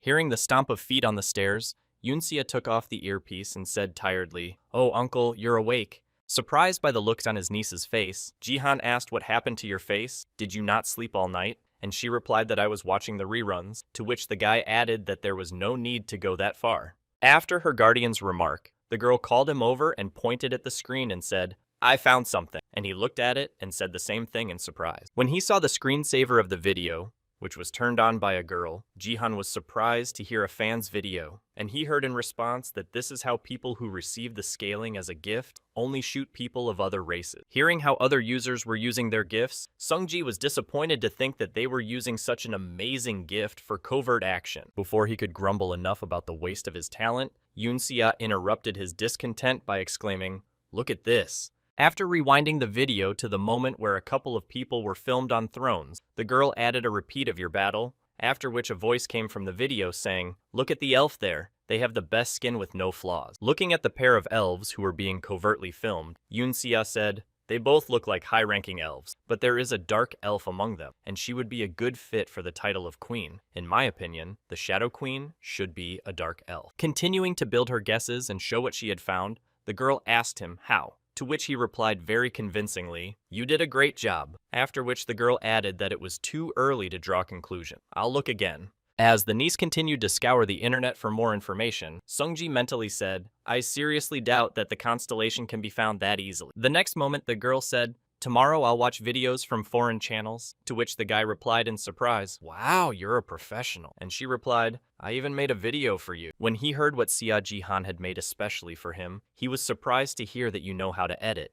And he replied, Yes, a little earlier, for fun, I made videos of my father's game. Hearing that she even did this for her father, The boy looked at the broken portrait of the Sia family and thought, "You really did abandon your daughter, you infantile bastard." Now, let's go back 2 days later, sitting at the table with Jihan and Sia. The manager said, "I think I know who the Sword King's girlfriend is." Hearing this, the girl rose from her seat, exclaimed indeed. "And who is she?" Then, the man added, "Her name is Ito Shizuru." Continuing his story, Park Yun-sik added that she possesses a gift of SSS rank of unsurpassed beauty. Hearing this, a couple of young people froze in place in surprise. Immediately after hearing this, Jihan exclaimed in confusion, "And you think that this is why he fell in love with her?" And what he heard in response is that the department thinks so. The next moment, thinking about the gift, the boy said, "I've never heard of this before." And then Park Yong-sik added, "Please be very careful." Continuing to voice the warnings, the manager added, "We suspect that unsurpassed beauty is beyond control and affects the mind. Something similar has already happened before, and it is not the first time that Eastern stars of our country have taken Japanese citizenship. If this gift really has no limits, it can switch to another player at any time."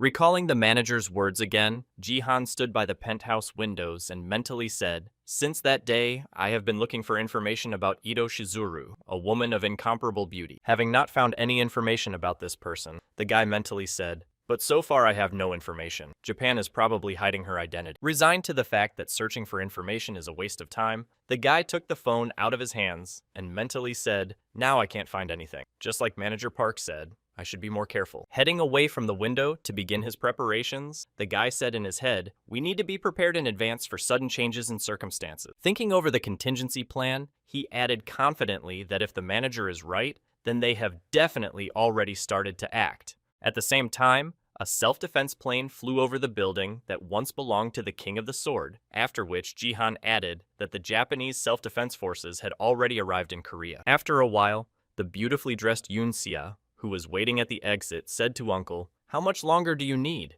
Continuing to hurry her escort, the girl added, "We might be late for that," and she replied, "Okay, I understand. I'm almost ready in a few seconds." Having finished creating his image for the solemn meeting of foreign guests, Sung Ji-han confidently said, "Let's go." Straightening his jacket before heading to the meeting place, the guy said with a sly smile, "Well, it's time to welcome our dear guests." Going down in the elevator to the lower floors where everything was supposed to happen, the girl hid her worries and felt nervous. After voicing his question, Jihan added, "Relax, there's nothing to worry about." Hearing her uncle's reassurance, the girl sighed with relief and said, "This is the first time I've been in public since my father's accident, so I'm nervous."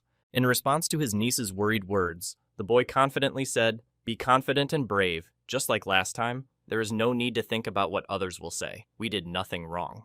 In response to his niece's worried words, the boy confidently said, "Be confident and brave, just like last time. There is no need to think about what others will say. We did nothing wrong." In response to her uncle's advice, the girl raised her head up and confidently said, "I understand you." A few seconds later, the elevator's arrival bell rang and a couple of young people arrived in the building's lobby, and then Sung-ji spoke to everyone who already knew. What we are going to say after the phrase was spoken, the boy and his niece headed to the rest of the people who had gathered for the event. They had not gone far from the elevator when the guy suddenly heard one of the guests address him, saying, "We were expecting you, Sung Ji-han.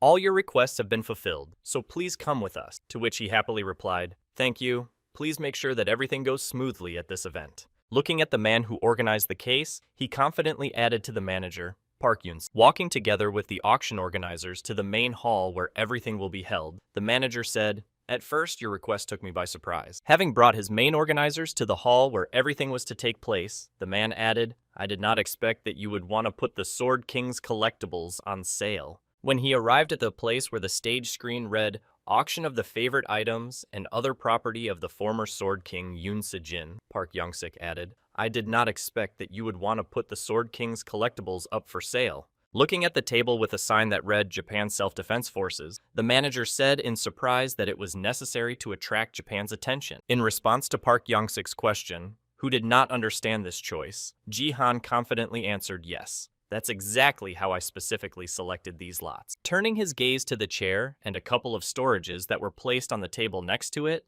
the boy confidently added the Yoon Se-jin's connector and the data stored on the server. Imagining a certain situation in his mind and realizing that Japanese representatives were already on their way, Song-ji added that Japan was highly likely to try to take them over. Continuing his thoughts, the guy mentioned a certain person who is very eager to get these items at any price, and depending on certain circumstances, added. He may even intervene personally, but whatever he does, citizens will be forced to face reality and realize that they have no choice but to accept it. Hearing the approximate development of events that could happen in the future, Manager Yunsik mentally said while looking at the boy, Sung Ji-han. Sing seems to see the future, while the guy confidently walks on and says, "This is our last chance to change the public's mind. Please ask reporters to follow the Japanese Self-Defense Forces table." The next moment, someone's nervous shout came from the entrance. "Sia Yun Sia, wait!" While at the same time holding back the guests who were trying to break through, the guards shouted, "You can't come in here. Please move back." Continuing to break through the guards,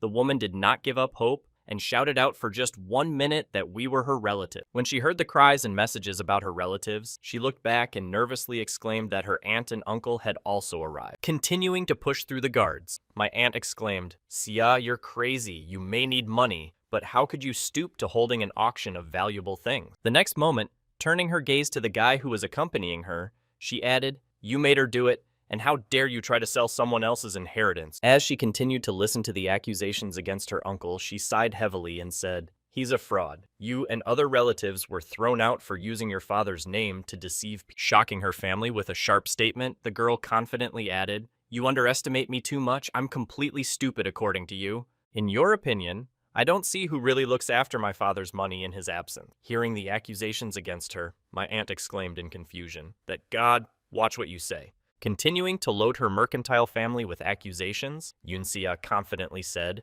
"Everything my father left behind is my property. You have no right to decide the fate of these things." Immediately after saying this, the girl walked on with her head held high and added, "Take them out, they don't belong here. Come on, uncle." In response to the girl's application, the relatives were scared and shouted out, "Hey, my hey," to which the security guards replied, "No unauthorized persons allowed. Please leave the building." While looking at his niece, Sung-ji said, "You're so cool," to which she confidently replied, "I can defend myself." While the young couple was having their talks about the concession, Park Young-sik opened the door to the hall and said we had arrived. Pointing in the direction they would go next, the manager added, "I'll take you inside." As soon as the auction organizers appeared on stage, the audience immediately exclaimed, "Here they are!" Concentrating all their attention on the young man who accompanied the owner of the heritage, the journalist shouted out to Sung Ji-han, "Take his picture." Getting under the flashes of the lenses that did not stop photographing him, the guy heard Sung Ji-han say, "Why are you holding the auction? I heard you banned foreigners from participating in it. What was the reason for this decision?" At the same time, Sia herself was caught in the lens, squinting from the blinding flashes and hearing Yun Sia, "Please look here. Is it true that your decision to give the sword to the palace and organize an auction was provoked by public pressure?" Continuing to pour questions on a couple of people who appeared on the stage, the journalist shouted out that you do not believe that the King of the Sword will return. What can you say to those who think that you are trying to make money on the property of the King of the Sword? As he continues to the place from which he will conduct the auction, the guy again heard Sung Ji-han's question. "Say a few words about your recent battle in Battleground." Unable to restrain himself from asking questions, the guy used his strength and broke all the cameras of reporters and journalists who were taking pictures of him and Sia, after which the photographers exclaimed in confusion. Not understanding what happened to their devices, the journalist nervously exclaimed, "Why the camera suddenly went bad. It wouldn't turn on. What happened to?" After cleaning up this problem, which could not be solved by itself, Jihan sternly said, "This is not a press conference but an auction, so please keep your voice down." Immediately after warning everyone about the location of the auction, the guy leaned on the table in front of him and said, "Let's start our auction." After the auction was announced, the guy pointed to the first item to be sold and said, "We have prepared 3 lots. The first one is Yoon Si-jin's battleship connector, which reduces pain by 99%. Next, pointing to the cassettes with the videos they contained, Sunji added, "In addition, we have Yoon Si-jin's analysis of himself and high-ranking East Asian players."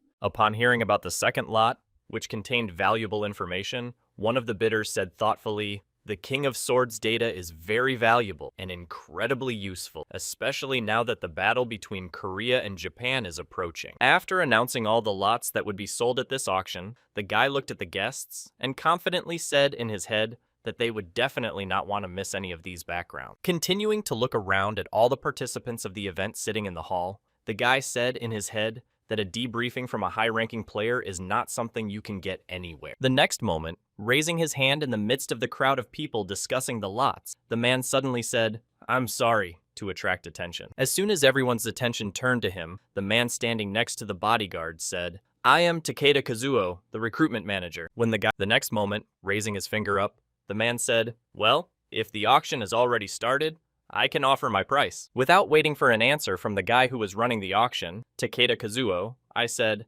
"I'm offering 5 billion won for all the lots." Putting everyone present in a state of shock, the man confidently added, "I would also like to ask for a personal meeting with Song Ji-han and Yoon Sia." Hearing the request from the guest, Ji-han mentally said, "I see right through him." After expressing his own thoughts in his head about the guest's intentions, Ji-han turned to the foreign manager and said, "I'm sorry, but it's hard to arrange." Stopping in front of a man sitting at a table of the Japanese self-defense forces, the guy confidently added, "If you have something to say to me, then speak up." Continuing to pressure the man, and gently rejecting his offer of a personal meeting, he added, "This is not the time or place to accept a meeting, and I think Japan knows this firsthand." After receiving a response from the auction organizer Takeda Kazuo, Sung-san said awkwardly, "When you look at me like that, I feel a little scared I'm a guest, so don't be so unfriendly to me." After demonstrating his feigned fear, the man smiled slyly and added, "If you continue to be hostile to me, I will be treated with hostility." Immediately after these words, his bodyguard drew his sword in front of Ji-han and prepared to fight, while the manager added that someone would have to intervene. Paying attention to the girl, whose eyes showed that she was very strict, Ji-han heard, "I mean my bodyguard Shadow." As the girl bodyguard pressed the hilt of her sword against the boy's neck, Takeda Kazuo said she could not be compared to Ken-O, the king of the sword, but she was also an impressive player. Immediately after these words, I realized that he had overstepped the bounds of what was permissible and in order to maintain tact, said, "Oh, I am not threatening you in any way. I'm just keeping you informed." Heh. Hearing the strange mockery of the man who tried to intimidate him, Sung-ji could barely contain himself. Feeling a surge of rage at the moment when the bodyguard allowed herself to be too much on someone else's territory, the boy mentally said, "What kind of fool is she? A copy of Yoon Si-jin." It all happened very quickly, and the shadow appeared in front of Sung Ji-han, and the guy himself was not the most frightening, so he hit her, causing her to take a few steps back. Realizing what had just happened, the bodyguard gritted her teeth in rage and grabbed her sword, then said, "Let's continue," but saw a hand raised above her. Then, putting his hand on the shoulder of the shadow, which suddenly began to tremble, Sung Ji-han said in a stern tone, "You better give up your idea. This auction is broadcast on my battle tube around the world." Continuing to put pressure on the girl, the guy confidently added, "You're not going to pull out your sword in front of the whole world." And at that time, someone wrote in the comments, "Oh shit, she's crossing all the lines." Realizing that his subject had lost in a power battle against Ji-han, Takeda Kazuo waved his hand and said nervously, "Oh, stop it, stop it." As soon as the shadow stepped back and turned his head to the side, the man began to bow. My bodyguard said, rather fervently, "Please accept my apology." As he continued to make amends for his employee's actions, the manager suddenly raised his head and said slyly, "But Sung-sang, we still need to clarify." Paying attention to the girl standing behind Ji-han, the man said, "I'm ready to pay 5 billion, subject to a personal meeting, but I have to accept this offer." Concentrating all his attention on the young girl who stood off to the side, Takeda Kazuo said to Yoon-san, who heard his name and exclaimed nervously that it was me. When he heard the request from the foreign manager, Ji-han was confused by the request. Then he added, "The property of the Sword King belongs to her, I'm right."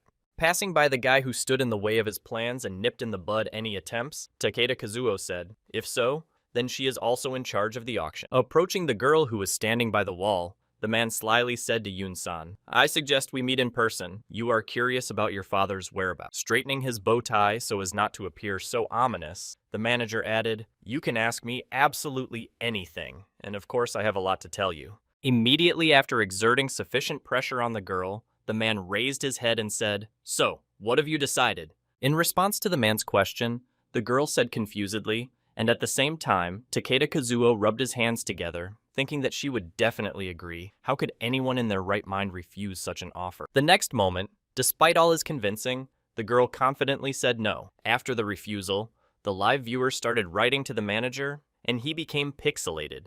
Confused after the refusal and speechless for a second, The manager came to his senses and exclaimed, "Wait a minute, what do you mean you're giving up 5 billion because you need to meet in person? And it's 5 billion won at the current exchange rate." Hearing her husband's question, Yoon-sia confidently replied, "But my uncle is right. We need to be more careful in the current situation. And if my father can only be contacted on conditions, I don't want to know anything about him." Impressed by the man's answer, the girl looked at the shocked manager and added, "I'm a minor, and therefore I have to obey what my uncle tells me." Hearing the girl's refusal to accept the manager's offer, the rest of the guests breathed a sigh of relief and said, "What a relief. I thought all the items would go to Japan, but we can't let our guard down, so let her refuse to meet in person." However, we cannot know what Japan might do in the future. After that, the room fell silent. Realizing that his trick did not work, the foreign manager said, "If you are still against it, then there is nothing we can do." Ignoring the comments of the live broadcast viewers, the man happily announced, "We still offer you a price of 5 billion won." The offer of a personal meeting was optional. It was my own whim, and when I heard this, Jihan mentally said, "What the hell was he trying to do to trick us?" After the price for the 3 lots was repeatedly announced, the man pulled out an envelope from his inner pocket and said, "From the very beginning, I had orders to offer you 5 billion. Holding out a sealed envelope with the name Ito Ryuhei on it, Takeda Kazuo spoke from the King of the Sword. Handing the envelope to the confused girl, who did not expect this turn of events, the foreign manager said, "This letter is for you, Yoon-san." Continuing to hold the letter in his hands, the appointed Sia Takeda asked Kazuo what we had agreed upon, and then accepted the letter. Having completed the purchase of all the lots for 1 bid, the man happily said how easy it was to get the items of the Sword King. Did the Korean battle not have 5 billion won after hearing these words from the manager? The rest of the guests mentally said, "What a bastard." As he approached Song-ji, the self-defense force manager said, "Ara ara." The auction quickly ended. At the same time, Jihan thought the recruitment manager of the Japanese self-defense force. He was suspiciously good at hiring foreign players, and that's why he was nicknamed the Japanese Misfortune after a successful deal. Rubbing his hands together, Takeda Kazuo said to Sun-san, "Let's sign a contract now." Hearing the man's suggestion, Jihan thought he must be directly related to the player who uses unsurpassed beauty, and then answered, "Well." The next moment, continuing his thoughts, the guy mentally said to him, "You need to beware. The atmosphere here is not very Japanese, and it's too easy to get all the items, as if we had agreed on everything in advance. It will look bad on the screen." The next moment, one of the guests said, 5 billion from the very beginning is nonsense, and why did we come at all?" At the same time, the girl felt the discontent of the guests in the hall, and mentally said, "Everything is fine, you just need to turn the tide," and then she spoke into the microphone. Drawing all the attention of the audience, which was beginning to express its discontent, Yoon added, "I heard that you decided to give away the Sword Palace. I don't know why, but it's a shame." Continuing to read out what was in the letter, the girl added, "This is the last thing you have left of me, so use the property wisely and more. This is the end of our father-daughter relationship." When this was said, the attention of everyone present was already riveted on the girl, who began to dictate the message into the microphone. While all the guests did not understand what was going on, the girl added in the end, reading from the letter, "Don't expect anything more from me." After reading the letter, Yoon-sia smiled awkwardly and said that it was his handwriting. Having witnessed what was written in Ji-san's letter, I thought to myself, a woman of incomparable beauty, as far as I know, can influence the mind, so I am sure it is true. The next moment, remembering Yoon Se-jin, who had abandoned his niece, the boy added, "I hated him from the beginning, but he was a good and reliable father to Sia." As he continued to think about what he had heard, he thought he could not have done this to her, and at that moment, a loud sound of tearing paper rang through the hall. Tearing up the letter from her now ex-father, the girl tried to hide her emotions and said, "Takeda, tell Mr. Ito the following from me. I have read your last will and testament, and I'm glad to end our relationship with you." Sensing the awkwardness of the situation, Sung-ji began to loosen his tie and turn his head away, and the manager froze in place in surprise. Tearing the fox into small pieces and throwing it on the floor, the girl said in a dejected tone, "Oh, I shouldn't have torn the letter. Now the janitor will have to work even harder." As soon as she said this, she felt the sudden heat from the scorching torn leaves and Jihan's voice, which confidently said, "Don't worry, everything is fine." Using his power skill to destroy the garbage scattered around the stage, the guy added to support his ward, "I'll take care of it." After reaching the desired condition of the audience, Song-ji clenched his hand into a fist. All the papers were also collected in the air and spoke fire. After seeing an impressive fire show that could not have been predicted or planned, one of the guests exclaimed in confusion, he was a magician, where he got his fighting techniques and mana and divine power. The next moment, after recovering from the shock of what he had seen, Takeda Kazuo excitedly tightened his tie and said in his head, I need a man like you. Japan needs a man like you. At the same time, all those present ran up to the guy, shouting and pointing out Sung Ji-han's business card. You're not yet a member of the guild. We'll accept you on any term. I'm the first to come up. Talk to me first. Continuing to hand out their business cards, the people who wanted to talk to him cornered him and exclaimed, let's discuss it, to which he replied, wait, I'm a little embarrassed that you're all gathered around me. As he continued to slowly walk back from the crowd of people trying to recruit him, Ji-san added, confused, this is not the time to talk about this, and then heard Yunxia say to her uncle, continuing to push the guy, even when asked to calm down, the guest exclaimed for only a minute, then looking back, Ji-san said, I'm sorry, you can go without me. I'll catch up with you as soon as I get everything sorted out. After being allowed to return alone, the girl began to breathe heavily and paused, saying, no, that's not the point. Putting one of her left hands to her head to demonstrate the problem, the girl crouched down a bit and spoke to me. Continuing to show that there was something wrong with her, Yunxia added that it would hurt a lot and then instantly fell to the ground. Seeing what had just happened in public, Ji-han rushed over, feeling a strong fear of loss, and immediately rushed to his niece, picking her up and shouting, Sia, open your eyes, Yunxia. Opening her eyes and looking at the guy who was holding her in his arms, the girl said to her uncle heavily, after which he added, everything is fine. I'll take you to the hospital. Then, grabbing the guy by the jacket and pulling him to her, the girl whispered in his ear, I pretend to hear what really happened. And Ji-han was stunned into a stupor of surprise, but he was relieved, smiling happily and giggling quietly. The girl said mentally, I thought it would be quite difficult for you to cope with all of them, so I played along. At the same time, while Ji-san was dealing with the problem, the security guards took the guests away so that they wouldn't get stuck, and they said disappointedly, oh, at this time we won't be able to make a bet, that's a shame. Continuing to look at his actress, who had decided to save her uncle from the onrushing crowd in this way, Ji-han saw her smile and then thought, I did it. Breathing out a sigh of relief after such a stressful situation, the boy realized that she was really pretending and thought, God, how much they look alike. Immediately after this incident, Sung-ji looked around at the guests and said, I'm sorry, but the auction is over now. My niece has become ill and needs to rest. The next moment, holding the girl's hand, the boy pulled her to her feet and said, Sia, can you go? And she replied, yes, I want to go home and rest as soon as possible. Walking off the stage and back to his house after the auction ended abruptly, he heard Takeda Kazuo exclaim, excuse me, Sung-san, can I have a moment to apologize for my visit causing you inconvenience? Pointing to his business card, he added, I would like to invite you and congratulate you officially, or you can contact me later. Hearing the request from the impudent guest, Ji-san used his skill to tear the business card to pieces and said it was just funny. Then seeing what had just happened, the foreign manager exclaimed in confusion. In response to Takeda's surprise, Kazuo Ji-han said sternly, you can consider this my answer to you. After seeing what had just happened right before his eyes, one stream viewer wrote that the bronze player had rejected the manager's offer to recruit the fourth best guild in the world, and he must be tearing up with rage right now.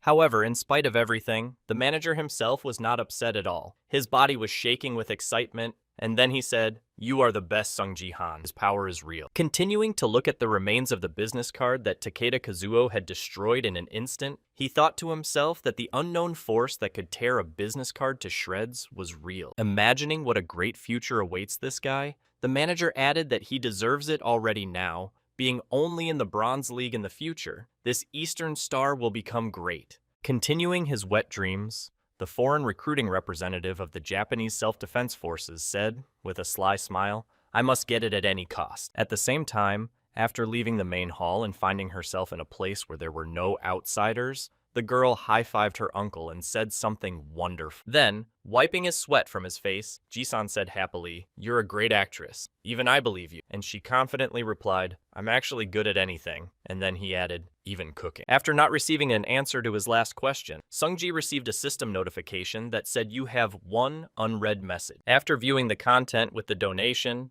the guy surprisingly said 10,000 points of equipment. I turned off the broadcast and he still threw the donation, to which Sia nervously added, wow, what a nasty style of letter. Then Sung-ji added, I did not expect that my first sponsor would be some weirdo who could block him. The next moment, Their joyful conversations were suddenly interrupted by a woman's voice saying hello to Song Ji-han Yoon Sia. Catching a couple of young people on their way back home by surprise, the woman added that she was glad to meet you. Stunning the auction organizers with her sudden appearance, she added, I would like to greet you on behalf of the Divergent Guild.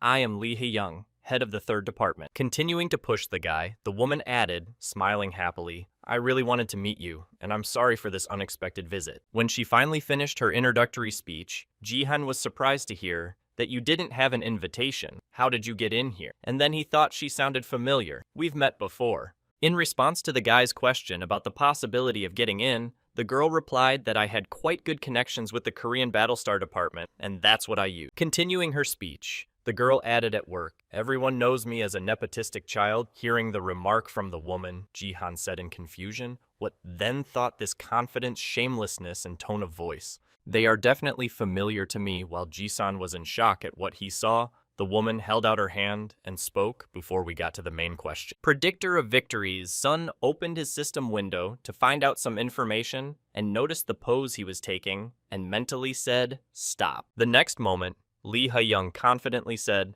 I want to confess that I have been a fan of yours for quite some time. Finally realizing who Ji-han was, he said in confusion in his head that it was definitely her. At the same time, looking at the embarrassment of his staring uncle and the unfamiliar woman, Sia thought what was wrong with him. He was impressed. The next moment, she turned her gaze to the woman standing in front of them, and she was frightened to think that he had fallen in love with her. After the guy collected his thoughts, after the sudden meeting, he said that everything has a line that is dangerous to cross, because once you step on it, you can't go back. Surprising the guests with his phrase, the boy confidently added a quote from the famous writer Dostoevsky, known for his addiction to games. Well, what if she heard what Lim Gi-yoon's boyfriend just asked her and held back her anger so she wouldn't lash out at him right then and there? But it didn't last long, because in 1 second, a girl bodyguard stepped forward and said, "Step back, ma'am." Shielding her client from Ji-han, who had just revealed one of her most revelatory secrets, Lim Ga-yoon exclaimed, "How do you know her, diva?" Only a few people know that she's a real gambler, and hearing her subject's words, Lee Hee-young said in confusion, after which Ga-young added angrily, "How could an outsider know that?" Hearing the tone of the bodyguard's girlfriend and the woman's reaction, Ji-han smiled slyly and said, "Now I have no doubt." Recalling his past life, the boy confidently said in his head, "The nickname of this woman, Zero. She is the manager of the American Leaders Guild. She was the only Korean woman there besides me, and she was always either drinking or gambling or both. However, her life was set in this way because of her voice, and it is thanks to her voice that she became a deputy of the American Players Guild. In general, voice ability is an ability that is used to strengthen after training.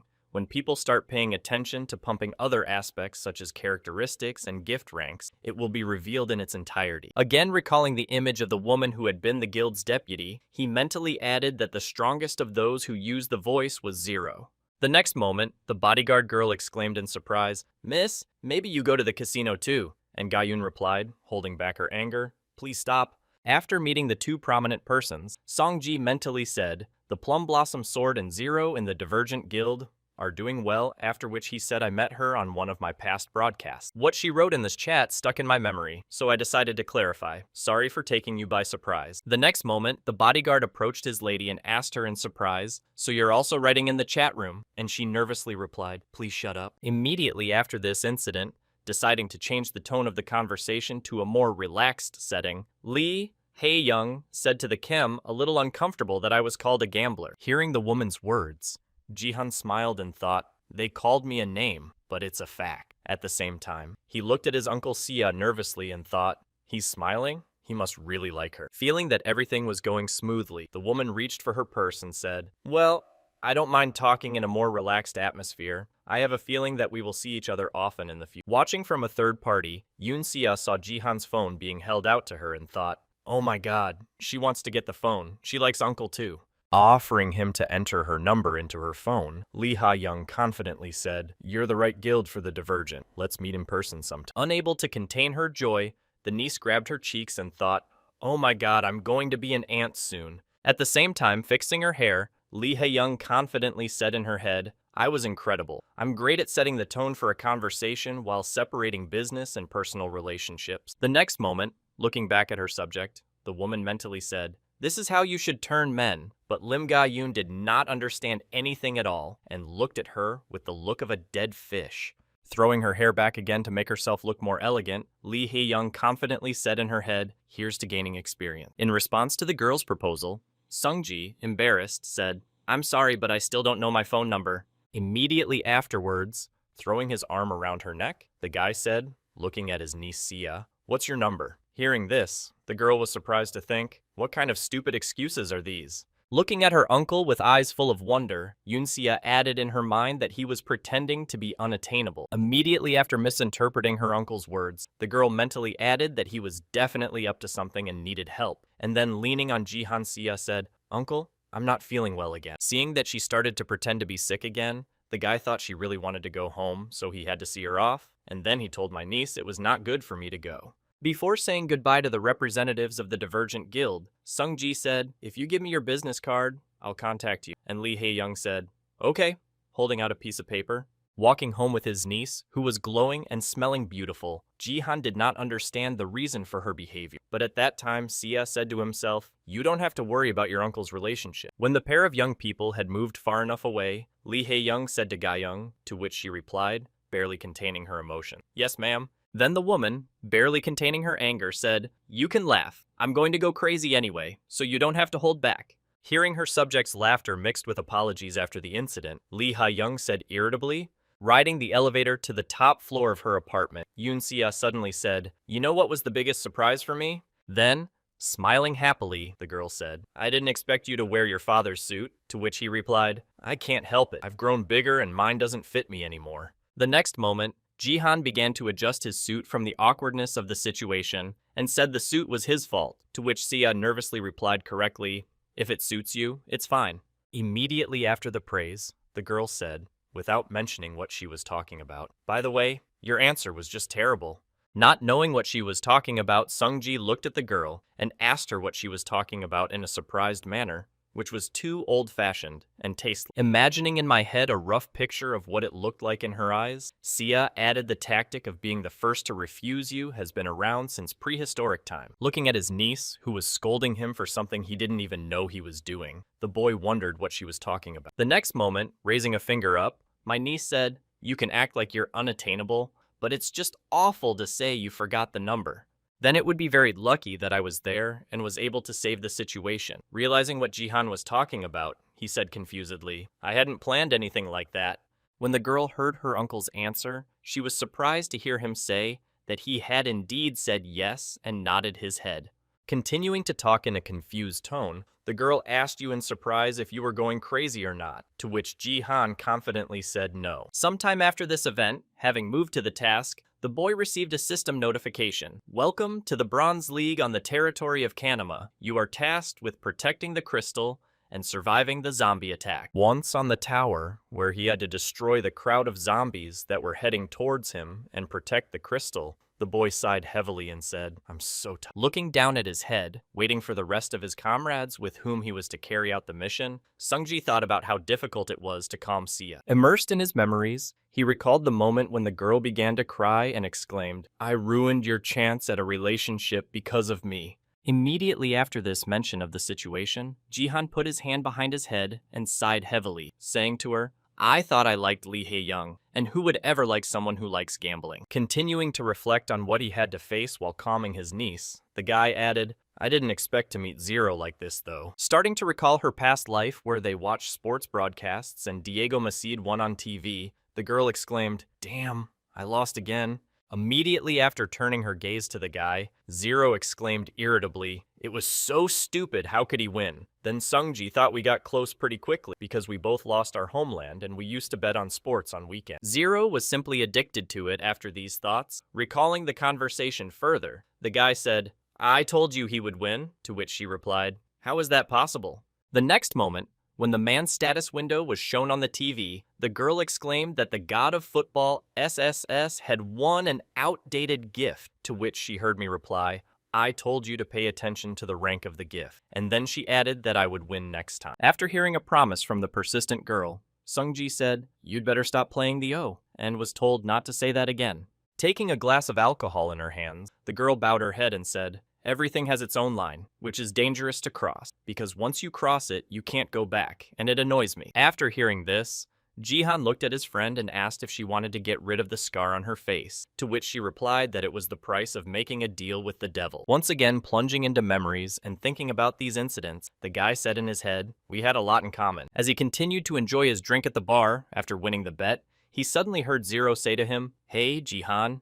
Covering one of her eyes with her hand, the woman added, "Tell me why you have become stronger only now. If I had been as strong as I am now, I would have stayed in Korea." Looking down and smiling involuntarily, Zero added, "Then my friends wouldn't have died of..." Immediately after these words, the girl grabbed the glass and added, "Oh no, I just don't have the right to say that. I'm guilty of everything and I hate my..." Clinking glasses of alcohol, a couple of people who found themselves in a foreign land continued to feel terrible emotions for their weakness, such as hatred and guilt for not being able to protect their loved ones. With his head down, the boy mentally prayed, and yet it happened. The next moment, the guy finally gathered his thoughts, and at that time, in the live chat, they were writing about what kind of suit and where the sweatpants were. He probably came here straight from the auction to seduce me. Taking out the weapon he planned to use to clear this level from his inventory, the guy mentally said, "I wondered why it was so cheap despite its rank, but it turned out to be too heavy and big for most people." Starting to swing his weapon in different directions to test it, Sungji confidently told me it was not difficult to handle it.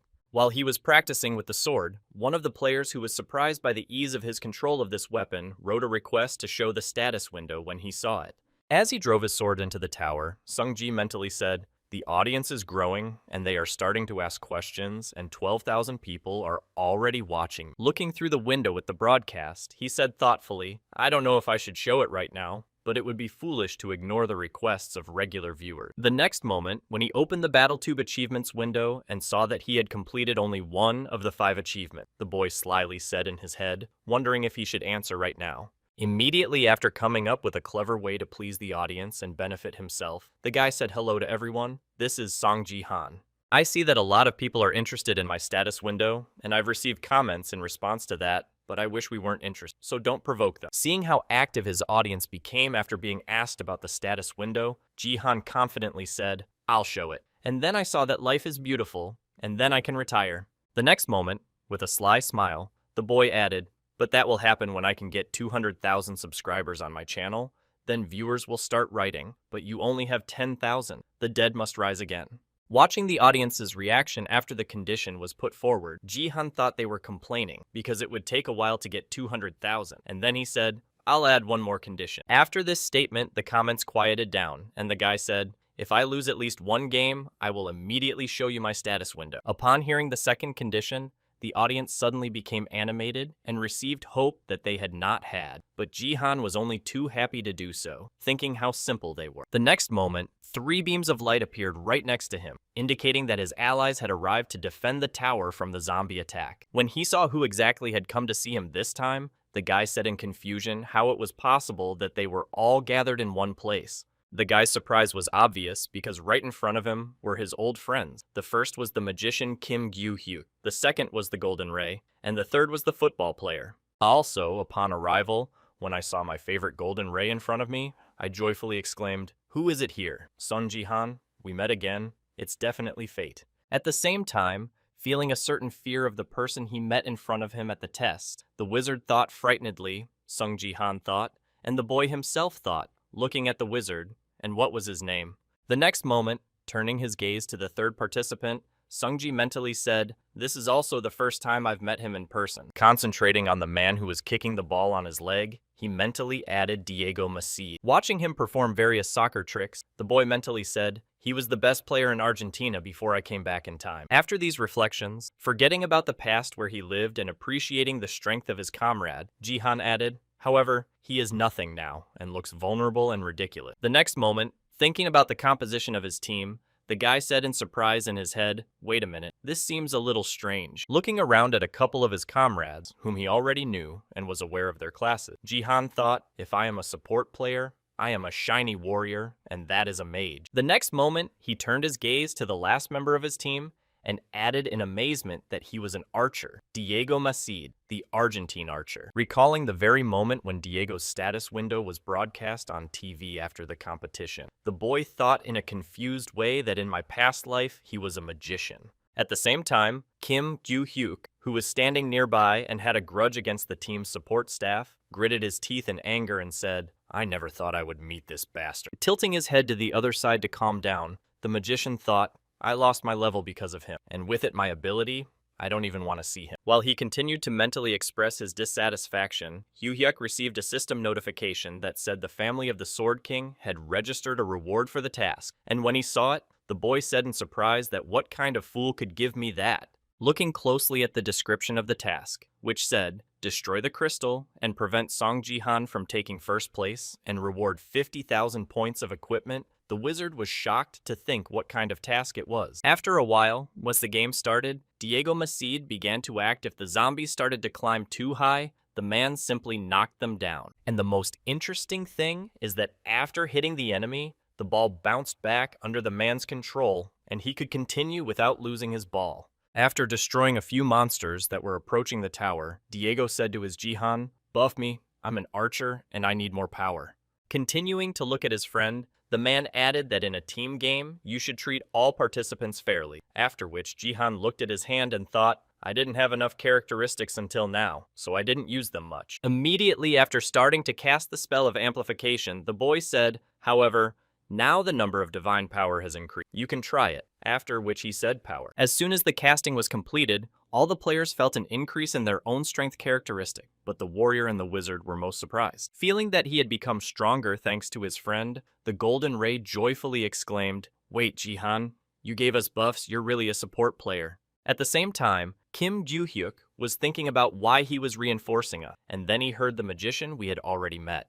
Looking at Sungjin, he heard this time, "You will play with us," to which he nervously replied, "I'm sorry." Realizing what the boy meant, he immediately added, "Yes, of course I will." Hearing the strange conversation between his comrades, the Golden Ray approached Kim Ju-hyuk and asked what was the matter between you, to which he replied that he would have thrown me out again if I had refused to obey.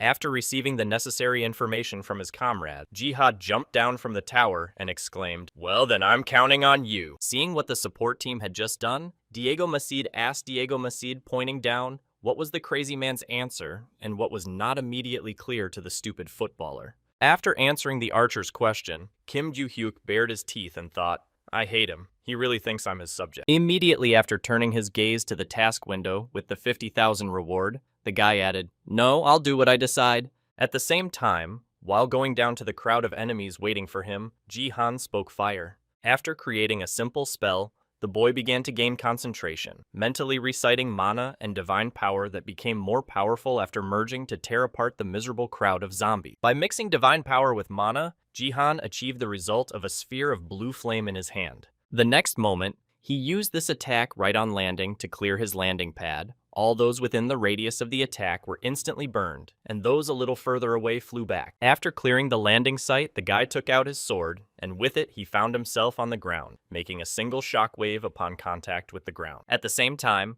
while watching the Battle of Song Ji-han, Diego Macid was amazed to hear a crazy Korean support say, to which the Golden Ray replied, "Oh my god, you're all watching." Focusing all the attention of his broadcast on Song Ji-han, the Golden Ray joyfully said that all this was really happening live. Having destroyed a large number of enemies, Sungji noticed that a big blood zombie was now heading towards him. Not feeling any fear of the enemy, he just bowed his head down a little and said in his head, "I thought so." Activating his skill that he had changed to master along with Ji-han's power, he thought, "No wonder I had to endure that abuse. This is the true value of the ability to control space." Having formed a dome with a radius of several meters around him, which also accommodated 2 more enemies, the boy mentally said absolute territory. Watching the monsters lose their ability to move, Jihan mentally said, "Anyone who enters this territory will be under the control of the one who uses it." Many people don't even realize that this skill exists, but Jihan knows it very well. And he got all this knowledge thanks to Baron, who was bad at control as opposed to ability, and that's why he often used him as a training partner. And because in the past, Sung Ji-sang had to take part in battles against his guildmaster when he used his power. Ji-han was able to master it quite well and learn all its elements. Now, Ji-han is in his absolute state, using both divine and martial power along with mana, and raising his enchanted sword, the boy spoke fire. With such skills, the boy easily destroyed all enemies, and the level of the miserable Bronze League was not an obstacle for him. After a certain period of time after he jumped down, the guy finished off another monster and received a system notification that said the number of enemies destroyed was 124 out of 1,000. Continuing to actively organize the genocide of monsters, the guy swung his sword and said in his head, "Last time I couldn't kill 1,000, but now I'll definitely be able." Moving quickly across the battlefield, destroying all the enemies along the way, the guy said, "There's still a little bit left." Only as he gained momentum in destroying enemies and making better paths through the crowd of zombies did Ji-han mentally speak faster. At the same time, watching what was happening on the battlefield, the Golden Ray said in amazement, "Wow, this is just absurd." And then Diego Macid added, "I completely agree with you." After some more time of wondering how the support player can destroy so many enemies on his own, the Golden Ray spoke now, and I'm curious to see its characteristics. Seeing that the audience wrote, "What are the others doing? Golden Ray, show us Kim Gyu-hyuk." The warrior looked back and said, "Hey, they want to see you." At that very moment, the sorcerer was about to fulfill the task entrusted to him by creating a fireball, and noticing this, the Golden Ray exclaimed, "Hey, what are you doing?" At the same moment, Kim Gyu-hyuk raised his head up and took in a lungful of air, angrily shouted, "Go to hell, Sun Ji-han!" Continuing to express his dissatisfaction, the sorcerer added, "You bastard! You talentless bastard!" These words reached the addressee himself, who was on the battlefield against the monster. Continuing to slander his ally, who was downstairs and was not supposed to return, the magician added, "In recent days, everyone is looking at you alone, and you only adore your niece. So how did you manipulate her into believing your words? Or maybe it's not about that at all. You treat her well. What did you do to make her obey you so meekly?" And that was the last straw for Ji-han's patience. When the veins of rage stood out on his face, and he looked back with a murderous look, Kim Gyu-hyuk shouted from the tower, "What kind of relationship do you have there?" Currently, the reward has been increased by another 5,000 equipment points. So the reward of 55,000 equipment points for Kim Gyu-hyuk reflects the degree of hatred the Sword King's family has for Song Ji-han. When converted into money, these points amount to 55 million won, which was enough for Kim Gyu-hyuk to regain his courage as he cast a fireball and shouted out, "You talentless rascal!" Being among a crowd of monsters to fulfill a secret task of exterminating monsters, Song Ji-han understood perfectly well what was going on. After hearing what his not-so-meaningful ally had said, the boy thought there were only two reasons why the quieted-down bastard could have started up again. Either someone was behind him, or he was being incited to do so. Looking at the mage who was planning to destroy the crystal, Songji added in his mind, "He's just a complete loser, and only hopes he can do it if I'm far away." Recalling the words of Kim Gyu-hyuk, who spoke in public in recent days, "Everyone looks at you alone, and you do nothing but adore your niece, Ji-han. I thought I was not affected by the insults in my direction." Immediately after, remembering what had started to pick him up, namely the phrase, "how you manipulated her, that she believed your words," the guy mentally added, "however." And the last straw was the moment when Kim Gyu-hyuk exclaimed, "Maybe that's not the point. You treat her well there. What did you do if she obeys you? What kind of relationship do you have?" Hearing this remark from the scoundrel who planned to harm Ji-han in any way, he angrily said in his head that he had no right to speak about Sia.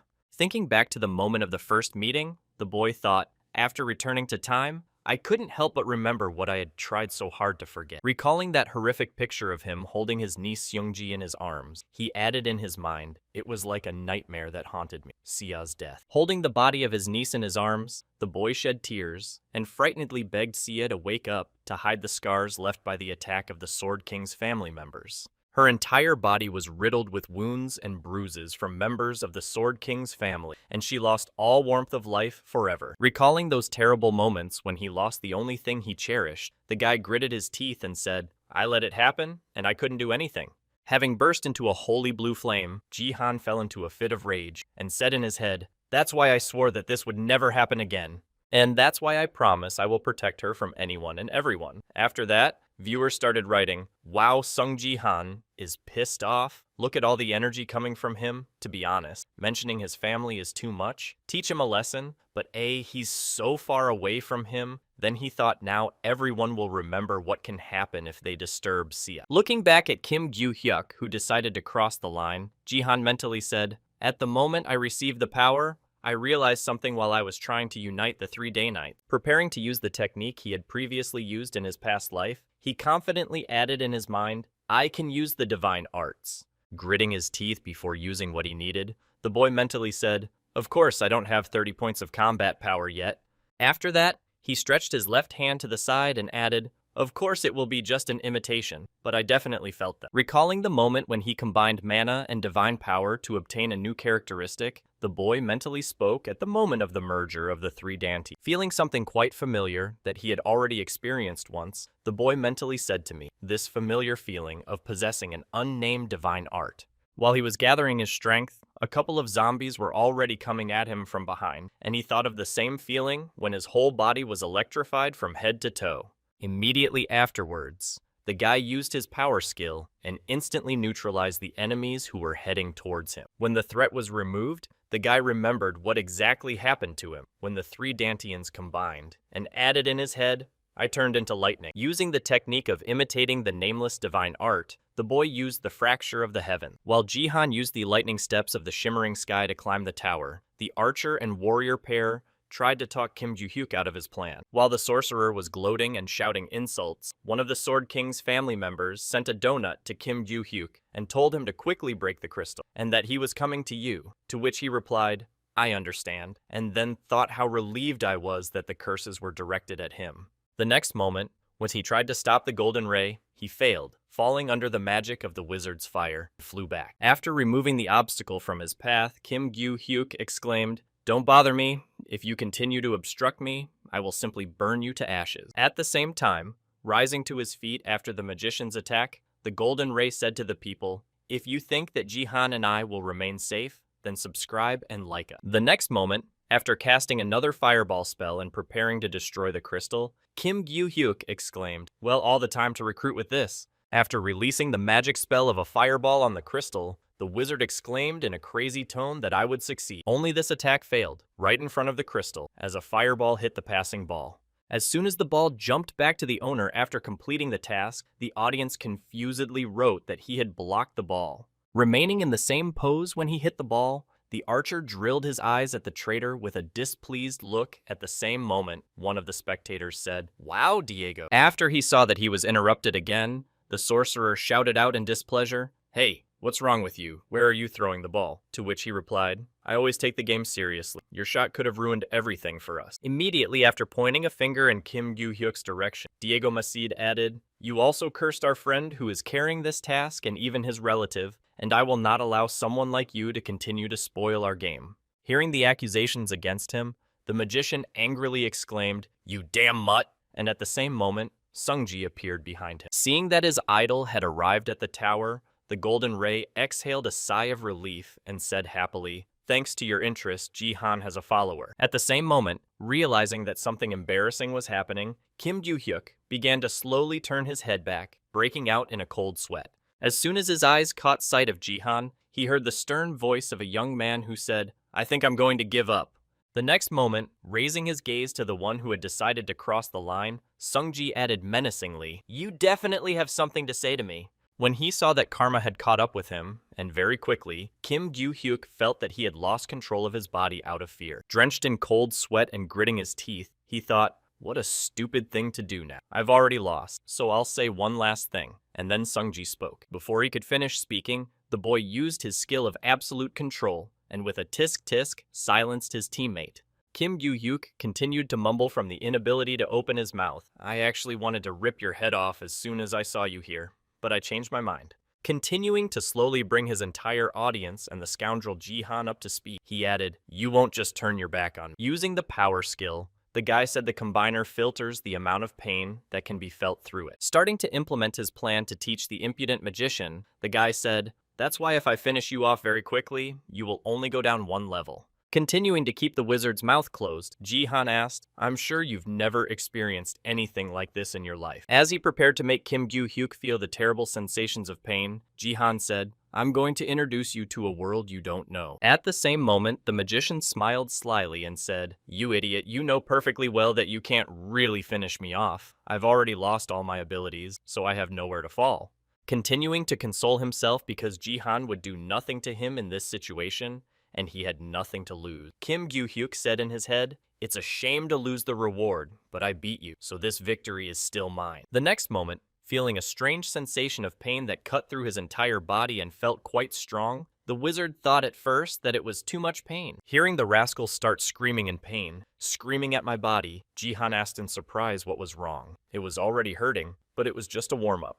After a few seconds of unbearable pain, the guy started squirming and crying and scaredly exclaimed, Please, please, please, please, please, please, please, please. Under the painful screams of the guy who crossed the line, the Golden Ray, who was standing behind him and trembling nervously, said, Oh, you are so cruel, to which Diego Macide added, I agree. The next moment, the warrior added in surprise that it was strange that people usually use a combiner, and therefore it could not hurt that much, to which the archer replied, Look closely, Shiny One. Paying attention to what the football player is doing to Kim Gyu-hyuk, Jihan added that he is treating him with one hand incessantly. Looking closely at what they pointed out, the guy was surprised to hear that it was a side effect. Thinking about how it could be and how someone could feel such pain, I added a golden ray, so it turns out that it's a bug.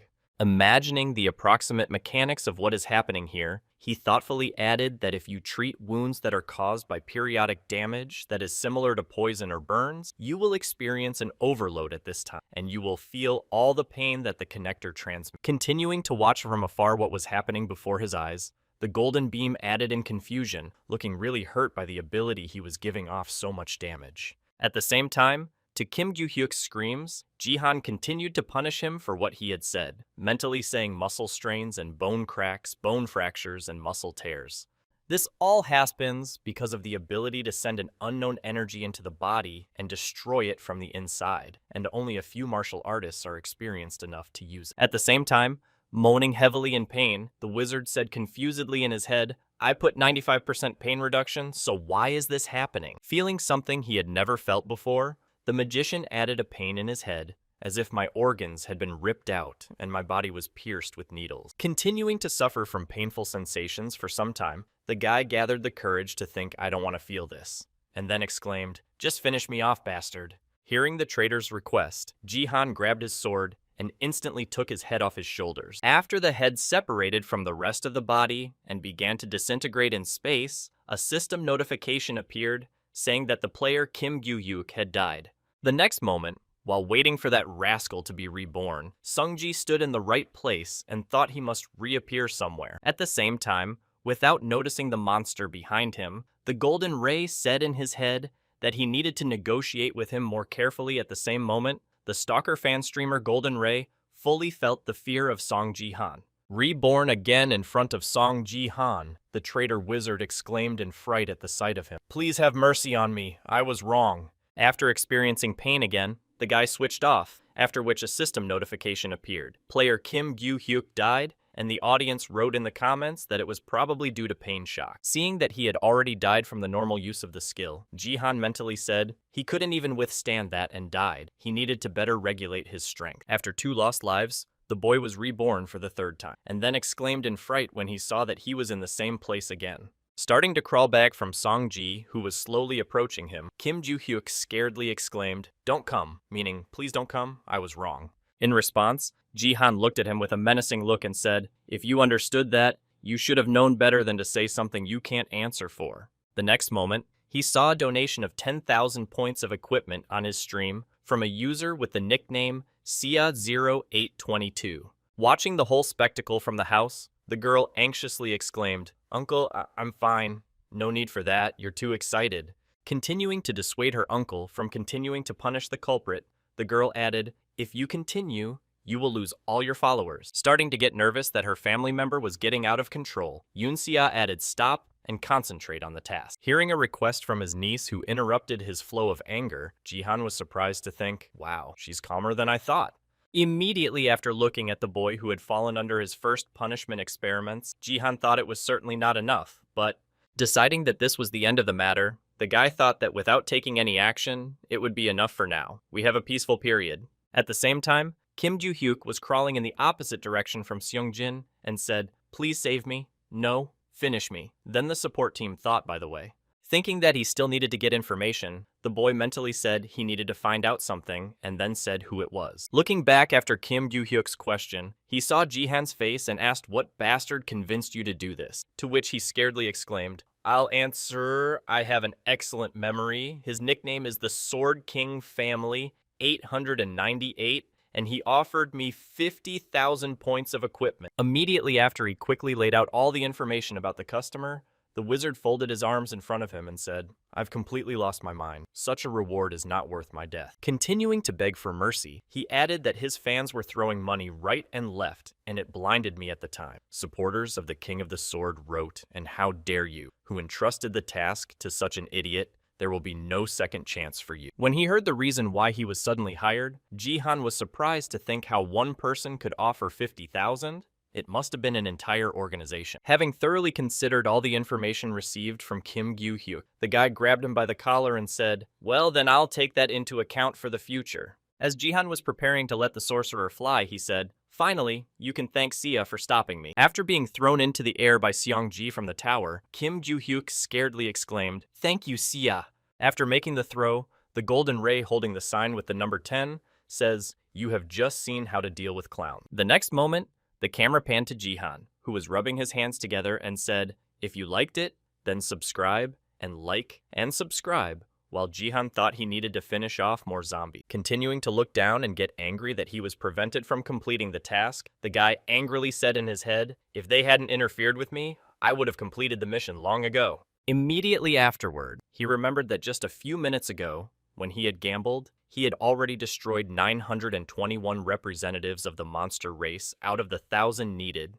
The next moment, deciding to check exactly how many enemies he had left, the guy said the status window, and then thought, "I'll finish the remaining 80 quickly." Immediately after noticing the system notification that said you had one unread message, the guy was surprised to hear what it was. Seeing that the mission had already been accomplished by itself, the guy looked outside the tower and said in surprise when he saw the bodies of zombies trailing lightning across the shimmering sky. Immediately after recalling the moment of his use of this skill, the guy mentally spoke about what had happened. Recalling how he used this skill, the guy mentally added that the electricity zigzagged through the rows of zombies standing nearby. Starting to imagine in his head what exactly could have happened, he added, "To be more precise, I simply failed to control it, and that's why the scattered force exploded." Continuing to reflect on what he had done, the guy said in his head, "I didn't use nameless art. I used tie-dye, which is why it didn't turn out very well. Although I'm happy with the result, it still turned out awkward." Having finished analyzing everything that happened after he used his power, the boy said in his head, "I need to train more."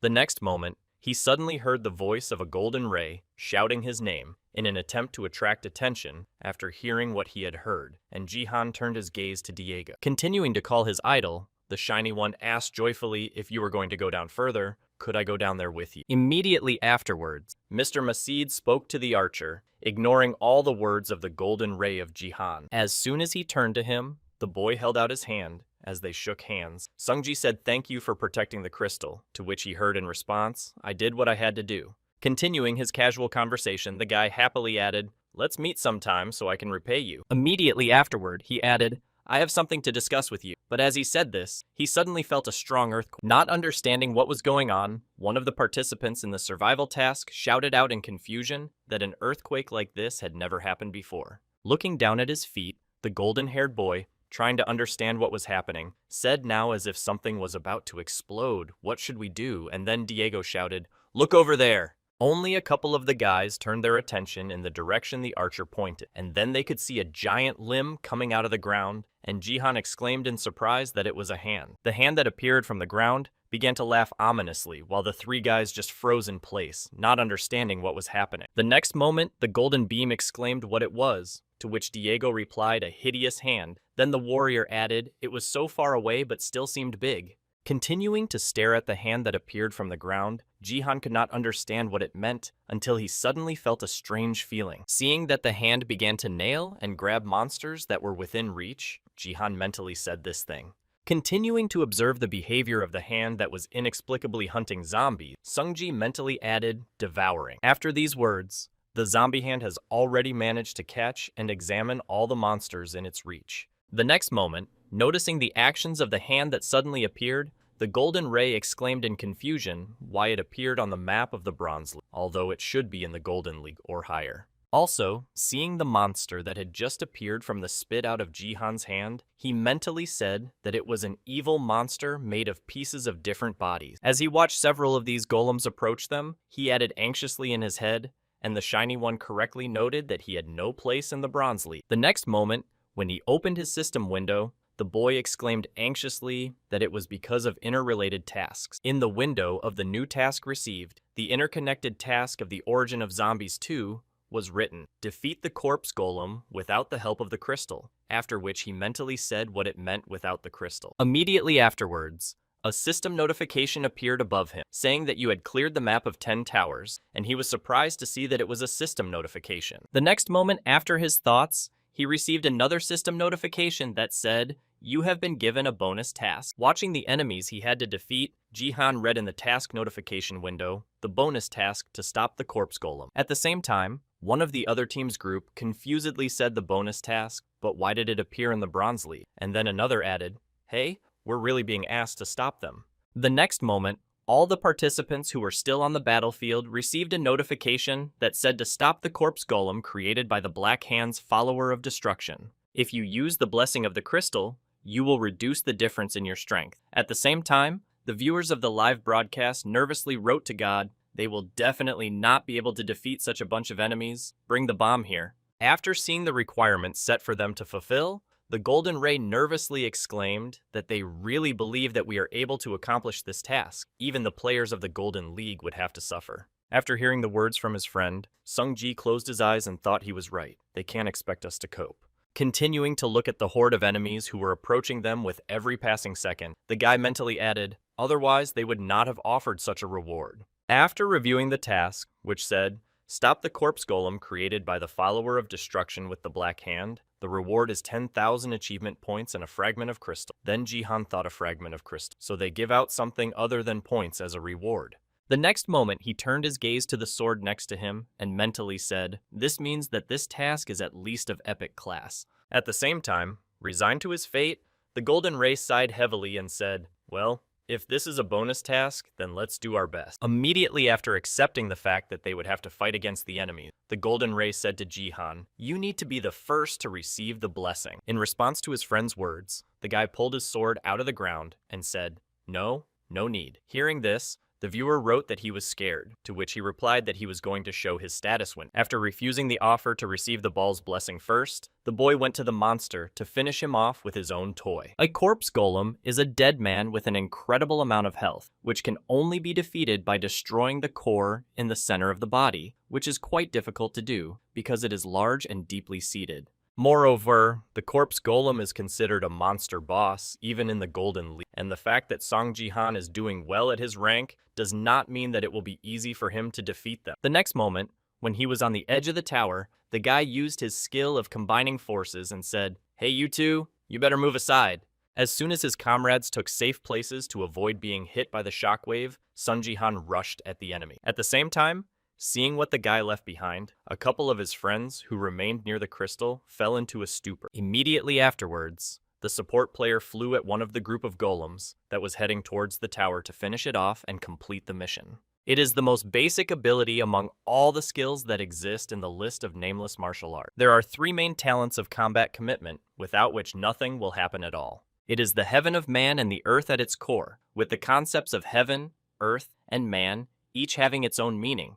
The sky is the firmament, and the vertical chopping blow of the earth pulls the surface, and also means a horizontal blow. And the last object in this list is a human being, symbolizing a piercing blow, which is the newest form of nameless martial arts. All of this means that there is a technique that can destroy a whole mountain at once, and this skill is a combination of three talents of combat commitment. Having roughly imagined how it should work, the boy swung his sword and struck a slashing vertical blow, mentally saying the mountain would be destroyed. Seeing the enemy cut in two, a couple of his comrades just froze in place in amazement. At the same time, looking at the results of his stroke, Jihan mentally said, "That sounds pretty impressive."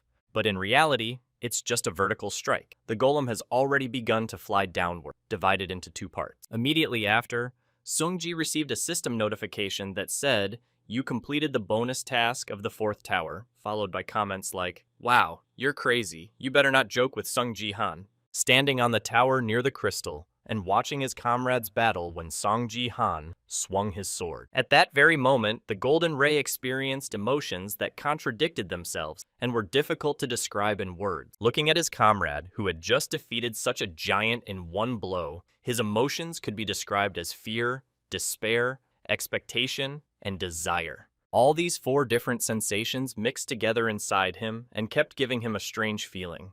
And a little later, after falling to his knees from the realization of a significant advantage in Jihan's forces, all these emotions turned into admiration. While the warrior was on his knees and breathing heavily with admiration for Sun Ji, Diego Macide stood there like a stone, unable to say anything. Continuing to be in complete shock and breathing heavily, the Golden Ray mentally said, "I have never experienced anything like this. At first I perceived it as great material for broadcast." Immediately after realizing that his emotions and desires were constantly changing after getting to know Jihan better and learning more about him, he added, "Well, and then the rest." Imagining in my mind's eye a guy who had just single-handedly defeated a corpse golem with a single blow, he added, "I wanted to film his every move, every swing of the sword, and every word of the person who is most likely to become the best player and streamer in the future." Gathering his thoughts and suddenly raising his head to keep Sungjin in sight again, he added in his mind, "I have to do this." Waiting for his comrade to return to the tower,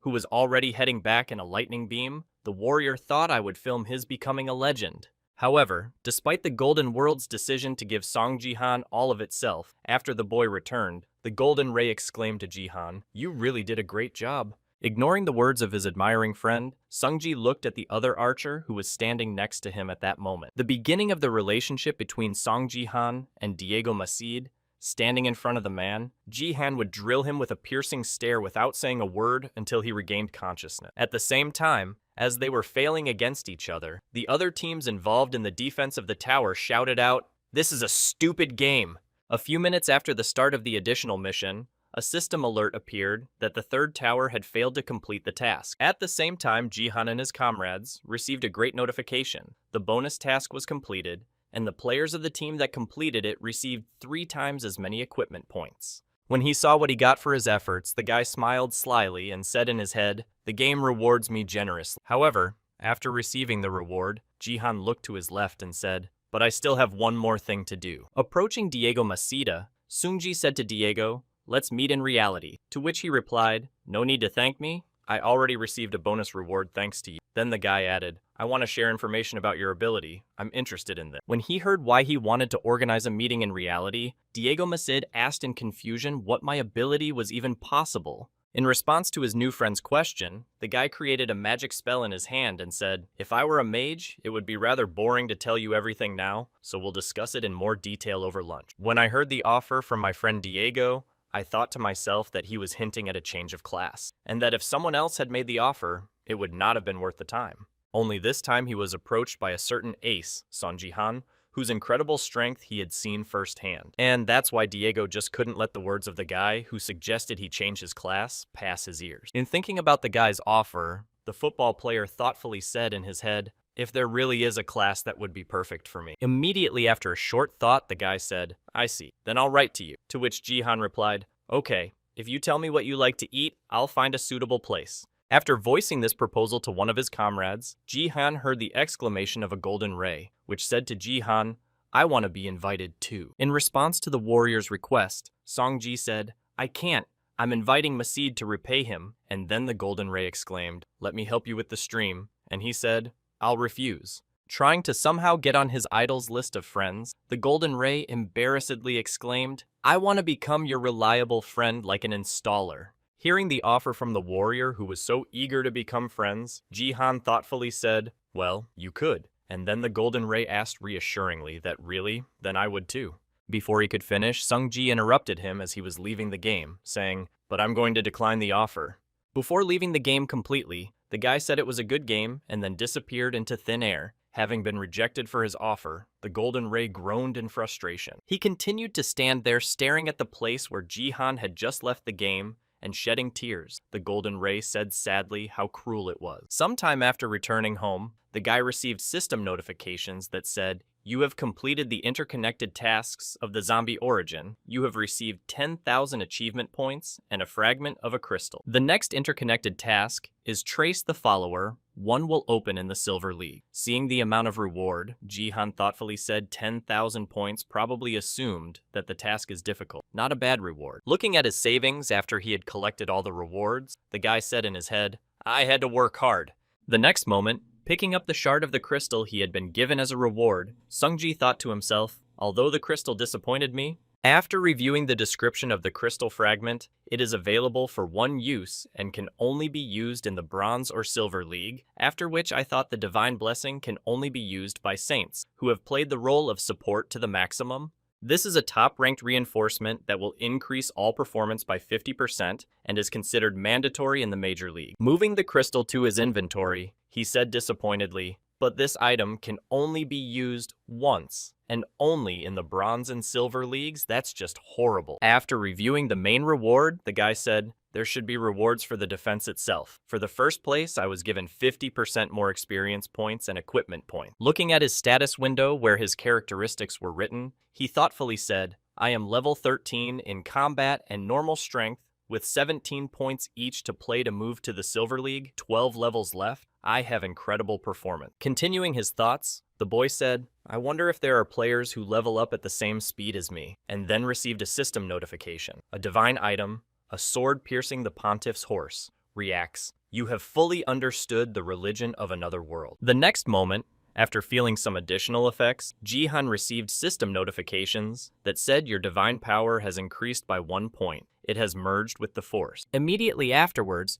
another system notification appeared that said the rank had been downgraded from C to E. Then Sung-ji thought, wait a minute. Noticing that after receiving 2 points of divine power, nothing changed. The guy was surprised to think that the characteristics did not rise, or that the divine power and the ordinary power were not proportional. The next moment, another system notification appeared, stating that the sword-piercing Pontiff Urk's horse could not sustain its residual strength, and then it began to crack. As a result of some noise, another system notification appeared, saying that the equipment would be destroyed, after which the sword broke into pieces. Feeling the power that was released from the destroyed sword of the Pontiff, Jihan, closing his hands against the threat, thought the power of the 3 Dantians that was inside the seeping name. As he continued to watch the power spreading from the sword, Sung-ji mentally said that it could not withstand the destruction of the mountain. Realizing that he could not just leave it there, the guy stretched out his hand in front of him and mentally said it was too dangerous to leave it there. He needed to absorb this power into his body.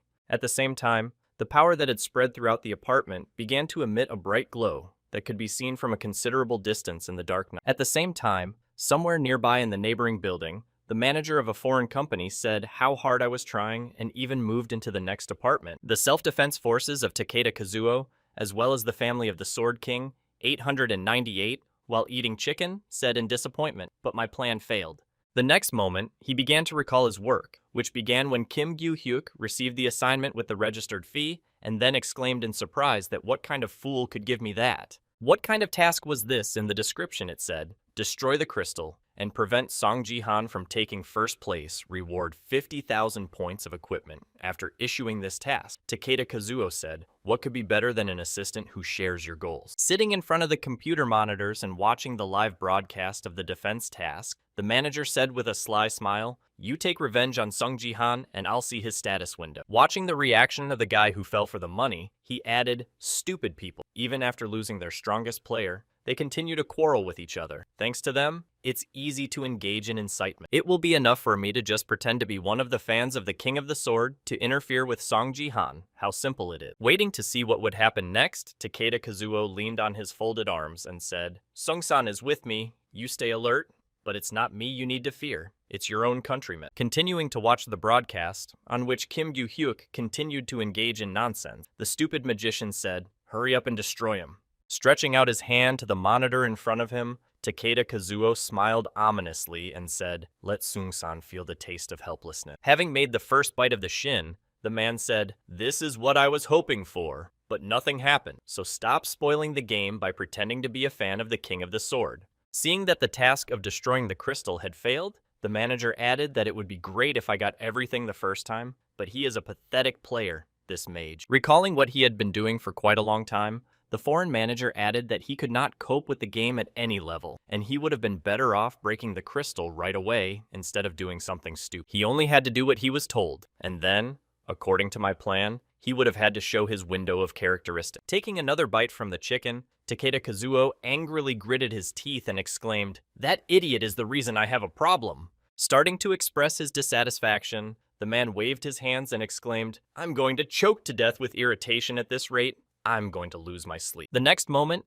he slammed his hand on the table and exclaimed, "Damn it, Takeda Kazuo is in a difficult situation." He is well aware that Song Ji-han is a very talented player whom he is obliged to lure over to his side by virtue of his profession. However, his superiors will give their approval only when they receive all the information that Takeda's reason for his situation makes them think about removing him from his position. That's why Takeda Kazuo so desperately needs to see the window of Song Ji-han's condition, as it is a direct proof of the boy's value and potential. The next moment, the man, who had taken the matter seriously, said, "I have little time for these amateurish strategies." Continuing to go about his dark business, the foreign manager confidently said, "Wait a little longer, Jihan-san. I'll get your status window." Recalling the tricks he had to resort to in similar cases, he added permission. Recalling Ito Shizuru, with whom they were able to lure away the strongest player, Takeda Kazuo added with a special method that I used on the King of Swords. At the same time, Jihan, trying to absorb the power released from the sword,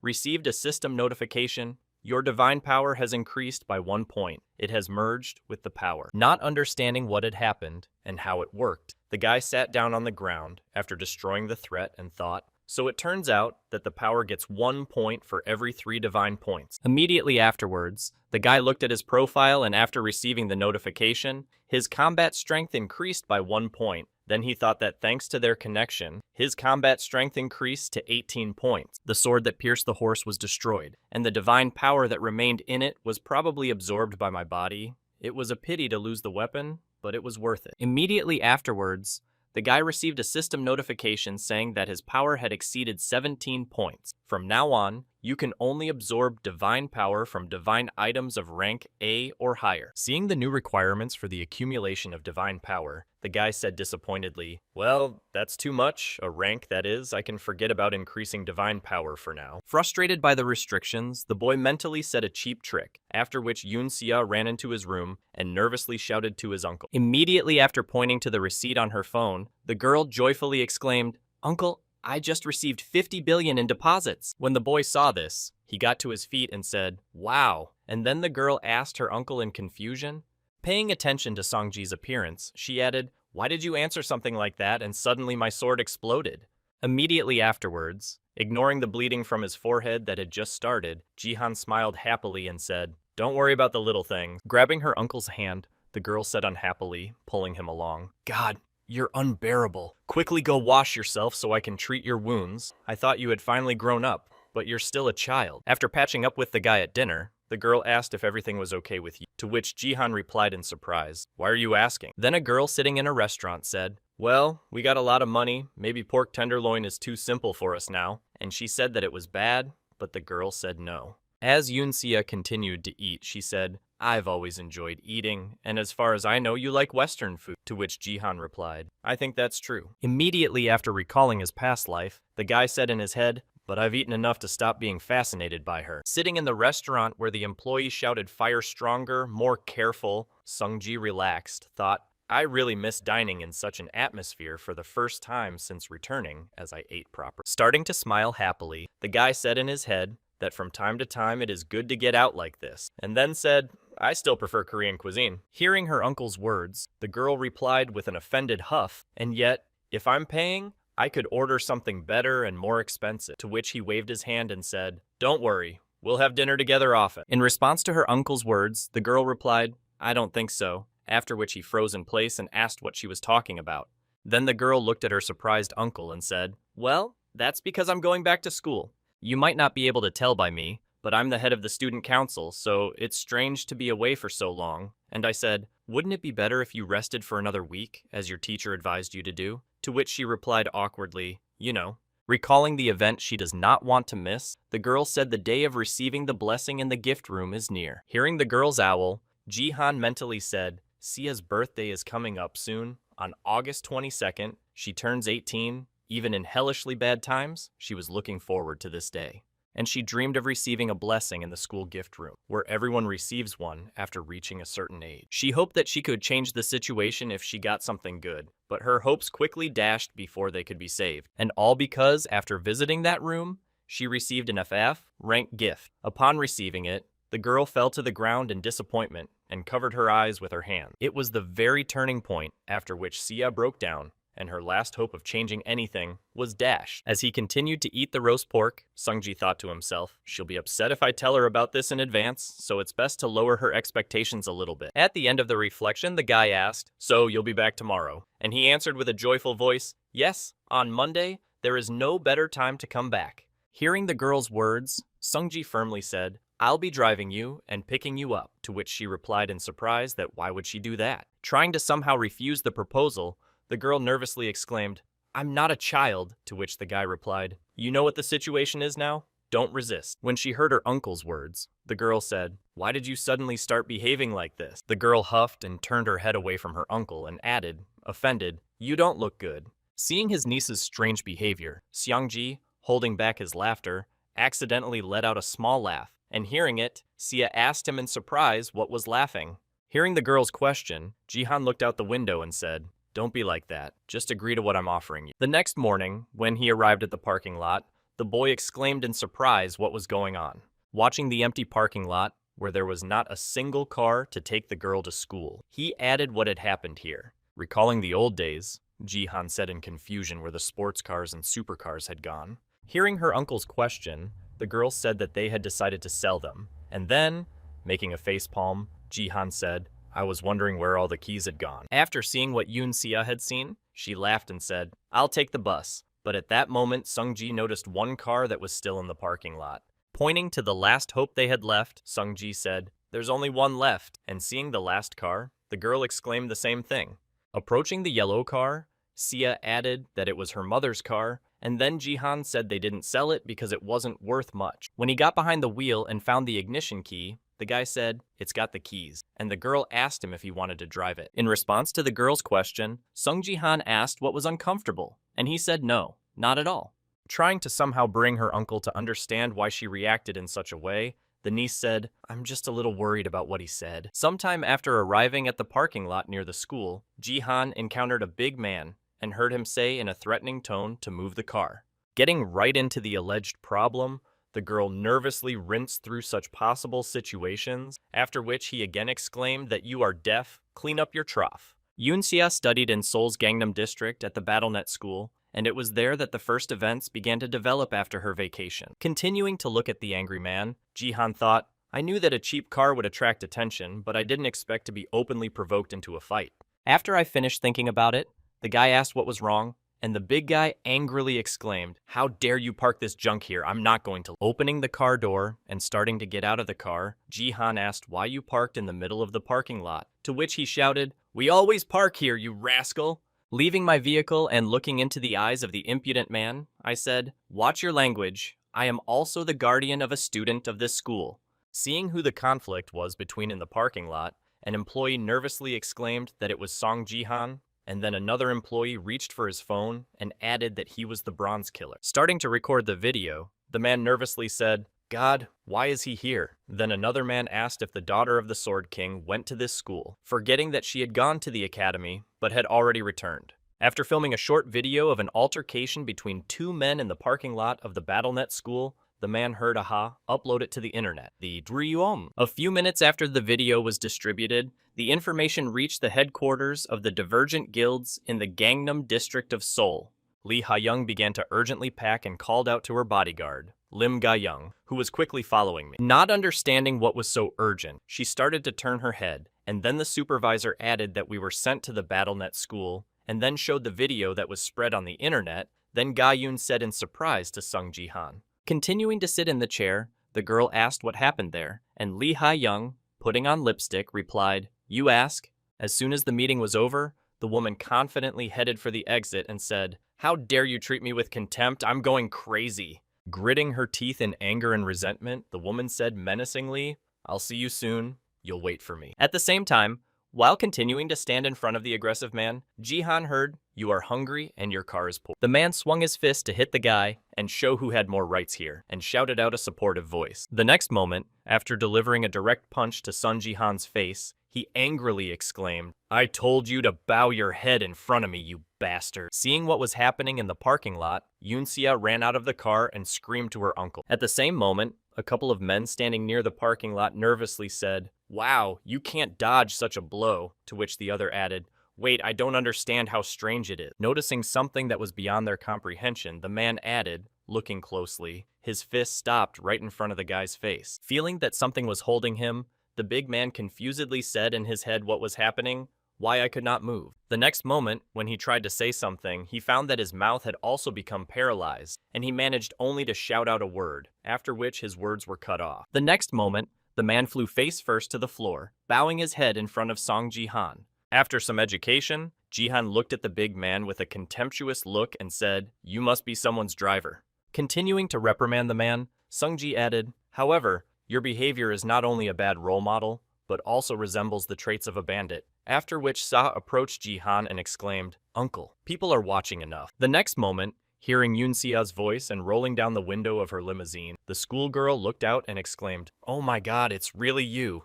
Looking at his niece's reaction, Ji-han mentally said, "It seems to be Sia's friend." After which the girl niece said, "Oh, Hiso hasn't seen her for a long time." Leaving her car and seeing her uncle sitting on the ground nearby, Hiso exclaimed to her uncle, "What are you doing here?" To which he replied, "I just slipped." Hearing Ji-han's excuse, Sia said together, "Yeah, that's exactly what happened." Getting to his feet, the driver bowed his head and said, "I apologize," after which my friend exclaimed in confusion, "Oh my god, where are all your cars? Why did you come in this?" In response to a question from her friend, the girl answered awkwardly, "My father sold them," and then she said that she would call me if it was a problem. The next moment, grabbing her friend's hands, Hiso exclaimed, "This is out of the question. I'll drive you to school." Hearing the girl's sincere offer, Yoon-sia asked anxiously why all of a sudden. In response to Hiso's question, she said, "Your car stands out from the crowd," and Sia said, "Yes, but I don't want to burden you," and then heard that there was no need to burden me. "I'll tell my father." And then Sia added, "But I'm embarrassed." Looking at the girl who was rubbing off on him so much, Ji-han thought to himself, I wonder if Sia had such a close friend back then. There was definitely something wrong. After a while, when Lee Ha-young arrived at the scene, she angrily exclaimed what the hell was going on. Looking at the empty parking lot where the whole cataclysm was taking place, she exclaimed where Sung Ji-han had gone, and I arrived in 10 minutes and he had already run home. In response to the girl's question, the worker said, "That's right, you missed him a little bit." Hearing the man's response, Lim Ga-yoon said, "I warned you about this, ma'am." And the girl exclaimed angrily, "Two strong men started a fight, but it didn't last 10 minutes. Immediately after starting to bite her nails out of nervousness, she added anxiously, "What if foreign agents come after him?" Noticing her mistress's bad habit, Lim Jae-yoon took Lee Han-yeon's hand away from her teeth and said, "Stop it." Continuing to reassure his lady, the bodyguard added, "You told me that biting your nails would not help the case and that I should stop you." When she heard her subject's remark, the woman was surprised to ask what was going on, and then mentally added, "Wow, you can fall in love like that." Immediately after seeing her mistress walk away, Lim Ga-yoon asked what you were going to do now, and she confidently replied, "What other options do we have?" Connecting to the broadcast of the Victory Predictor song, Lee Ha-young said, "I'm going to chase him and see who comes out on top." At the same time, the guy was broadcasting live from the battlefield in the Coliseum, and one of the viewers wrote that he would definitely take first place. A few seconds after he neutralized the nearest enemy with his fists, he switched to another, smashing his shield with his bare hands and neutralizing his opponent. At the same time, Songji himself was concentrating his power for the best effect and contemplating the nameless divine art. Using a combination of several combined skills, the boy used his lightning skill again, which destroyed many enemies around him. Looking at the result of the last punch and then at his fist, the guy said quite well, and then mentally added that concentrating on the sensations really helps to adapt faster. The next moment, noticing a few enemies nearby, Jihan began to stretch his arms and said to his head, "I'll deal with a couple more." Seeing that he was aiming at them, a couple of guys who had already tried to resist him said anxiously that Sung Ji-han was in trouble again. Right in front of them stood the same guy, Sung Ji-han, who had recently defeated a gold-level corpse golem with just one hit.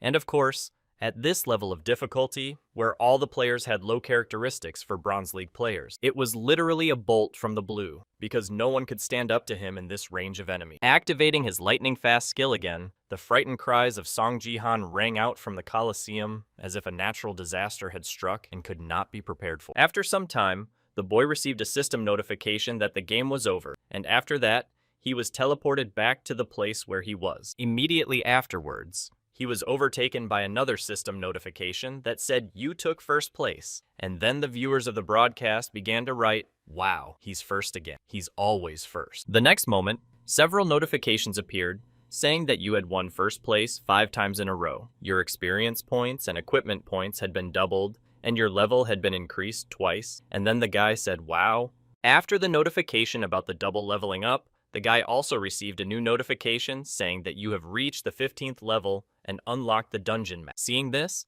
Song Ji said in surprise, "Oh, that's right. You can only get into it after reaching the 15th level of the dungeon." This is the card that becomes available only after reaching the 15th level here. Unlike other cards, you just need to fight.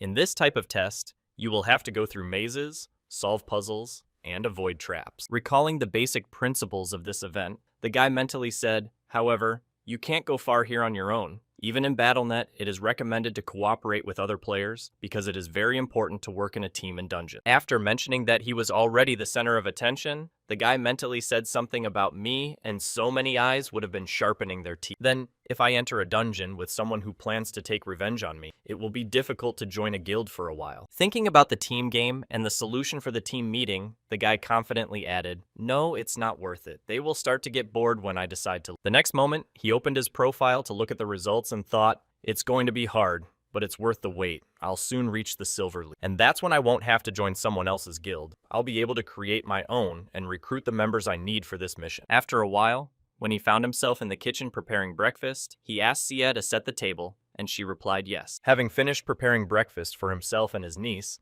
Sung Ji said, "Everything is ready. Let's have breakfast." After tasting the food prepared by her uncle, the girl exclaimed in surprise, "Wow, you suddenly started cooking so well," to which he replied, "I just used what was in the fridge and then added some salt." Hearing the praise from his niece, Jihan closed his eyes and leaned on his hand and said, "Next time I'll show you what a really good dish is," and then thought, "It's not for nothing that I cooked for myself every day in America," and then felt that I would be seriously waiting. At the same time as the girl was eating the sausage, the boy asked you how your friend was bringing you home from school yesterday, and when Yoon Sia heard the question, she was surprised to hear that you meant Hiso. Immediately after, with a horrified expression on her face, the girl said disappointedly, "I don't think I'm going with her." Hearing this, Sungji asked in surprise why not.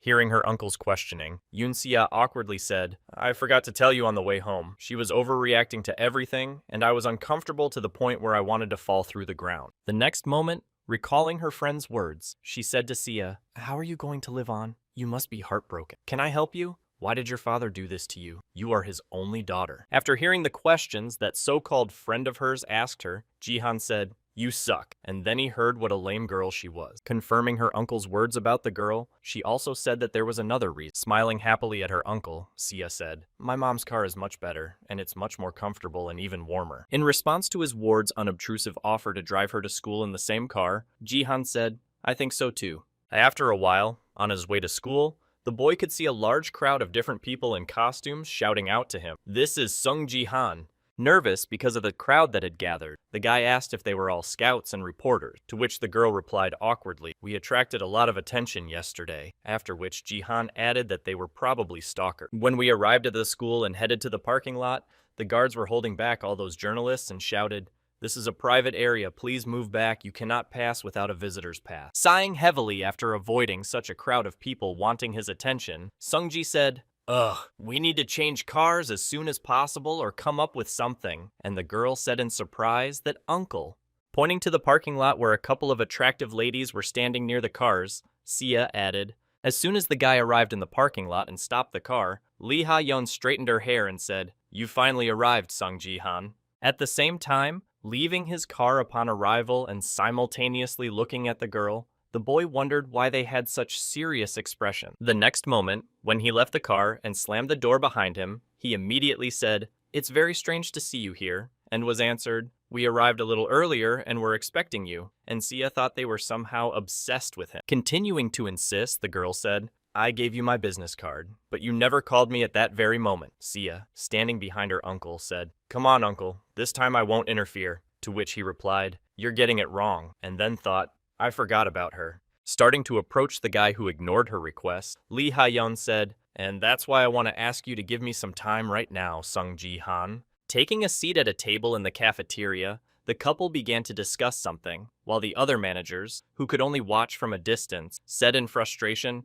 "Damn her superiority! I barely managed to get a gold-level contract, and what if I can't even show him his nonsense? I need to break through to them." At the same time, sitting at a table with a girl who was drinking coffee, Ji-han said that we seem to attract a lot of attention. "Do you mind?" To which she replied, "No, I'm used to it." Hearing the girl's answer, Ji-han was surprised to hear that she was comfortable in this environment, and she put down her cup of coffee and said, "It's probably because I went to this school." Immediately after turning her gaze to the boyfriend, Lee Hae-young added, "However, I can't get used to your reaction," to which he replied, "If you mean that I didn't call you, then please forgive me." Continuing to justify himself, the guy said I had a lot to do, so I couldn't, and in response, I heard a heavy sigh and the words, "It's okay, this attitude is new to me."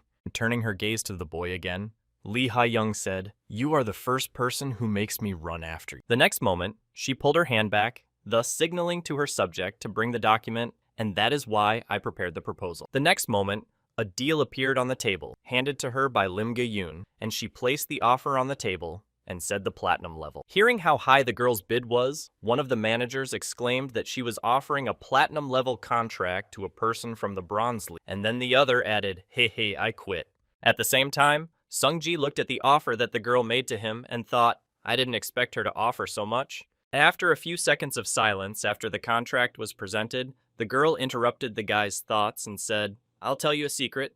Leaning over the table to get closer to Ji-han, she added, "It was only because of me that I got this contract." Trying to somehow seduce the guy with her cleavage and charisma, the girl added, "You know he reflects my feelings for you." Seeing exactly what Lee Ha-young was doing while her bodyguard stood guard, pretending not to see anything, Ji-han mentally said she had planned it all.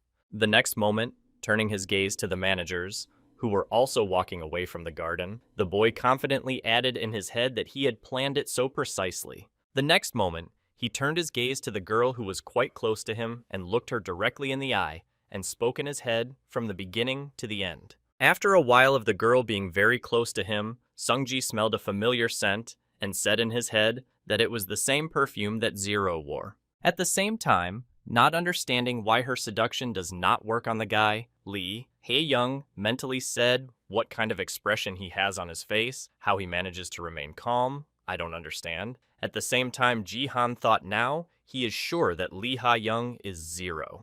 The next moment, he mentally added, "Interestingly, this is also currently in front of her." At the same time, feeling a little disappointed, the girl mentally said, "My self-esteem is starting to crumble before my eyes." Sitting back down in her seat after the unsuccessful way of seducing the guy, Lee Ha-young thought resentfully, "I still couldn't get his phone number. I need him to give me something in return." Having finished thinking about her failure, the girl moved on to action again, saying, "Review the contract and then I will send you the original with my signature and how to contact." In response to the girl's question, Ji-han asked her to give you my phone number. Hearing this, Lee Ha-young held back her displeasure and thought, "Oh, right." But at the same time, Lim Ga-young smiled slyly and thought he was right on the money. Immediately after a brief moment of dissatisfaction, Lee Ha-young said what if so, and what she heard in response was, "How about a bet?" Surprised by the guy's offer, the girl asked him what she would bet on, and he said yes, with a happy smile. "I recently got the 15th level, and so I have to go to the dungeon. After getting the 15th level, the first game is always the dungeon." After hearing the message from the guy, Lee Hae-young jumped up from his seat in surprise, exclaimed, "What, already?" Surprised at the speed of the guy's progress, she mentally said, I expected him to start raiding soon, but I didn't realize it would take him less than a month to reach the 15th level, which is the bet he wants to make. Having finished her thoughts, the girl asked him what the conditions were, and he stood up from his seat and sighed heavily and said, "I'm going to go there now." Shifting his gaze to the girl and smiling slyly, the guy said, "If I don't manage to take first place, I'll contact the Divergent Guild and, of course, give you my number." In response to the guy's words, Lee Hye-young nervously replied, "But there are many people who have fangs against you after that." Lim Gi-young nervously thought he wanted to go on a raid without a guild and a team. Hearing that she was sure that this plan would not succeed, Jihan stepped forward and said, "Then why don't you agree to it?" And she replied, "Your offer is amazing. I was even a little confused." Immediately after hearing only half of the deal, she asked what I would have to put on the line, and in response, she said that I would win. And then Jihan thought, I want to make sure. Mentioning the skill he was interested in, and to convince me that he had it, he added, "Show me your status window." Immediately after announcing the condition for achieving his success in this bet, the boy said in his head, "This is how I will be able to find out if she has it now." Looking at the confused girl who didn't say anything, Ji-ha mentally added her gift of education. After asking the boy's wishes, Lee Hye-young said my state window, to which he confidently replied, "Yes," and then thought this gift was just a buff of experience points that he was ashamed to show to others. After noticing the change in the girl's behavior, the guy smiled slyly and said in his head, "Judging by her reaction, it's true, but I'd still like to see it with my own eyes." In response to the guy's request, the girl sighed heavily and said, "Okay, but then don't regret your choice." While Jihan was logging into the BattleNet system, the girl asked if you were going to go to the game now. Should we go? And he replied that he didn't have to. After launching a live broadcast so that everyone could see what he was doing, Jihan moved into the game space and said, "Wait for me here." Hearing that he was expected at the same place, Lee Ha-young said, "It will take a little time." At the same time as the viewers began to write in the live chat, the boy moved to a new location and then received a system notification such as a dungeon map. This place was called the Conqueror's Tomb Dungeon, based on the system alert information. Tomb of the Conqueror. Difficulty level high underground. Tomb, which is the tomb of the legendary conqueror. This place is home to a variety of monsters that raiders can meet, but it does not have such difficulties as traps and mazes. However, there is still one reason why this dungeon has a high level of difficulty, and this reason is that, in order to clear this dungeon completely and leave it as a winner, you need to fulfill a list of certain conditions. One of these conditions is that all members of the group participating in the clearing of a given dungeon must survive to the end. Continuing to recall the reasons why dungeons are so difficult to complete, Jihan mentally added that this is why it is important to assemble a team successfully. The next moment, when he found himself inside the beginning of his journey in the dungeon, a system notification appeared. Player Song Jihan has entered. After receiving a system notification that said the game would start soon, Jihan looked at the members of the selected team and thought, I think it's over for now. That they were not bad guys, and immediately afterwards, adjusting his glasses, one of the fighters exclaimed in surprise, "Sung Ji-han," and then the other added, "Holy shit, it's really you." Starting to greet each of them, Sung-ji thought they were all from the same guild and their equipment was good. And then he said, "It's an honor to meet you. I'm glad to meet you." Immediately after starting to prepare for the start of the raid, one of the players said that "let's go," to which the other replied, "Yeah, now we have Sung Ji-han with us." Deciding that they would help their friend, one of the three said, "We'll show you where to go," to which he replied, "No, follow me." After which one of the boys said in surprise that it was better for the soldiers to go first. After hearing the recommendation from his temporary ally, Jihan looked back and said, "It's okay. I'm confident in my ability." In response to Jihan's remark, the rest of the comrades followed him confidently, exclaiming, "Good, then we rely on you." At the same time, while warming up his hands before he started fighting, the guy thought, "Fortunately, there are no one here who will set me up," and I was a little worried about the conditions of the sweep. Immediately after completing his preparations and his thoughts, the guy looked at his comrades and said, "Let's do it." Upon arriving at the first corridor they had to pass, the boys saw terracotta warriors in different states. Seeing that after they entered the room, the enemies began to come to life and form into an army, one of the players shouted out to them. Looking at the sand warriors, who had to be defeated to move on, a team member nervously added that they were the guards of the tomb. Immediately after collecting his thoughts and looking at his leader, the guy asked Jihan in what order we will attack. I can clear the way there with magic. In response to a question from his teammate who offered his solution to the problem, Sun-ji stepped forward and said, "Just stand behind me." Immediately after he stepped a few steps forward, a blackberry warrior attacked him with a slashing blow, which Jihan managed to dodge. As soon as the enemy opened up, he struck back, crushing the enemy into small pieces, after which he could no longer continue the fight. Thus, Song Jihan made his way to the other end of the corridor, clearing the way with his own fists. After some time, most of the enemies were destroyed, and the last one remained, which Jihan was also able to defeat without much difficulty. And after a while, when the whole road was cleared, and the comrades stood there with their mouths open, unable to say a word, Jihan shouted out, "Hey, why are you frozen?" Crushing in his hand a piece of the enemy's body that he had accidentally torn from his body, the guy said, "Let's catch up with me now." At this pace, the team continued to move through the dungeon, waiting for Sung-ji to figure things out for himself, and so they reached the 3rd level of the Conqueror's Tomb. Continuing to follow his guide who was quickly clearing the way, one of the players was surprised to hear him say, "Wow, in reality, he doesn't seem real." In response to his friend's words, another friend, embarrassed by the sight, said, "Yeah, he's destroying these tough nuts as if they were made of sand." At the same time, Jihan heard himself talking and thought to himself, having destroyed another enemy, they are not particularly strong at all. The next moment, he saw a donation of 1 million won among the stream's comments and wondered what the hell was going on. Starting to look for a comment on the donation, he mentally added what a fool he was and then saw a message from a foreign manager in which he wrote, "Sung-san, you never check your mail. Maybe you should go there at least once. I have prepared a large donation for you." After seeing a message from Takeda Kazuo, one of the viewers wrote to Jin, "We can't execute you too. If you go to Japan, I'll move to another country." In response to worried comments from his supporters, he said,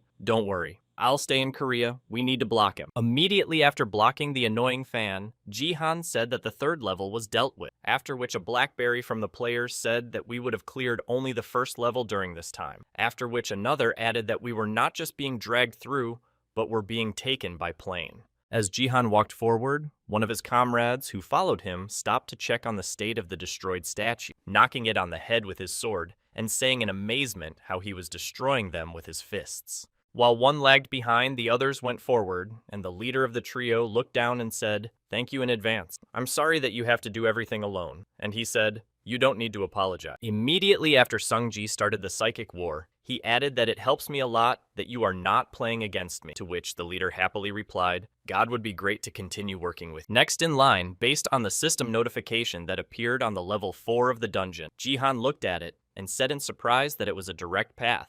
Looking at what could be the cunning of this room, the leader said anxiously, and at the same time sighed. Jihan thought, "That's a lot." Looking closely at the holes that covered all the surfaces in the room, my friend added on the walls and on the floor. Realizing that everyone would have to do their best here, the guy added awkwardly that there were traps everywhere. I had heard that there were almost none, but I did not expect to come across them all at once. At the same time, Jihan asked his comrades if they would mind speeding up a bit, to which the leader confidently replied, "Of course." At the same time, the other guys who received the bribery task awkwardly added without any problem. Standing in front of the beginning of the 4th level of the room, with obstacles in the form of traps, he added here, "I will also go first." Preparing to overcome the line of obstacles that stood in their way, the guy confidently added, crossing the threshold of the room, "And you will cover me." Hearing the words of the leader who had done all the work for them, the warrior who had already prepared his sword mentally said, "Yes, you can go ahead. You can." At the same time, the archer, looking at the back of Jihan, to whom he had been assigned,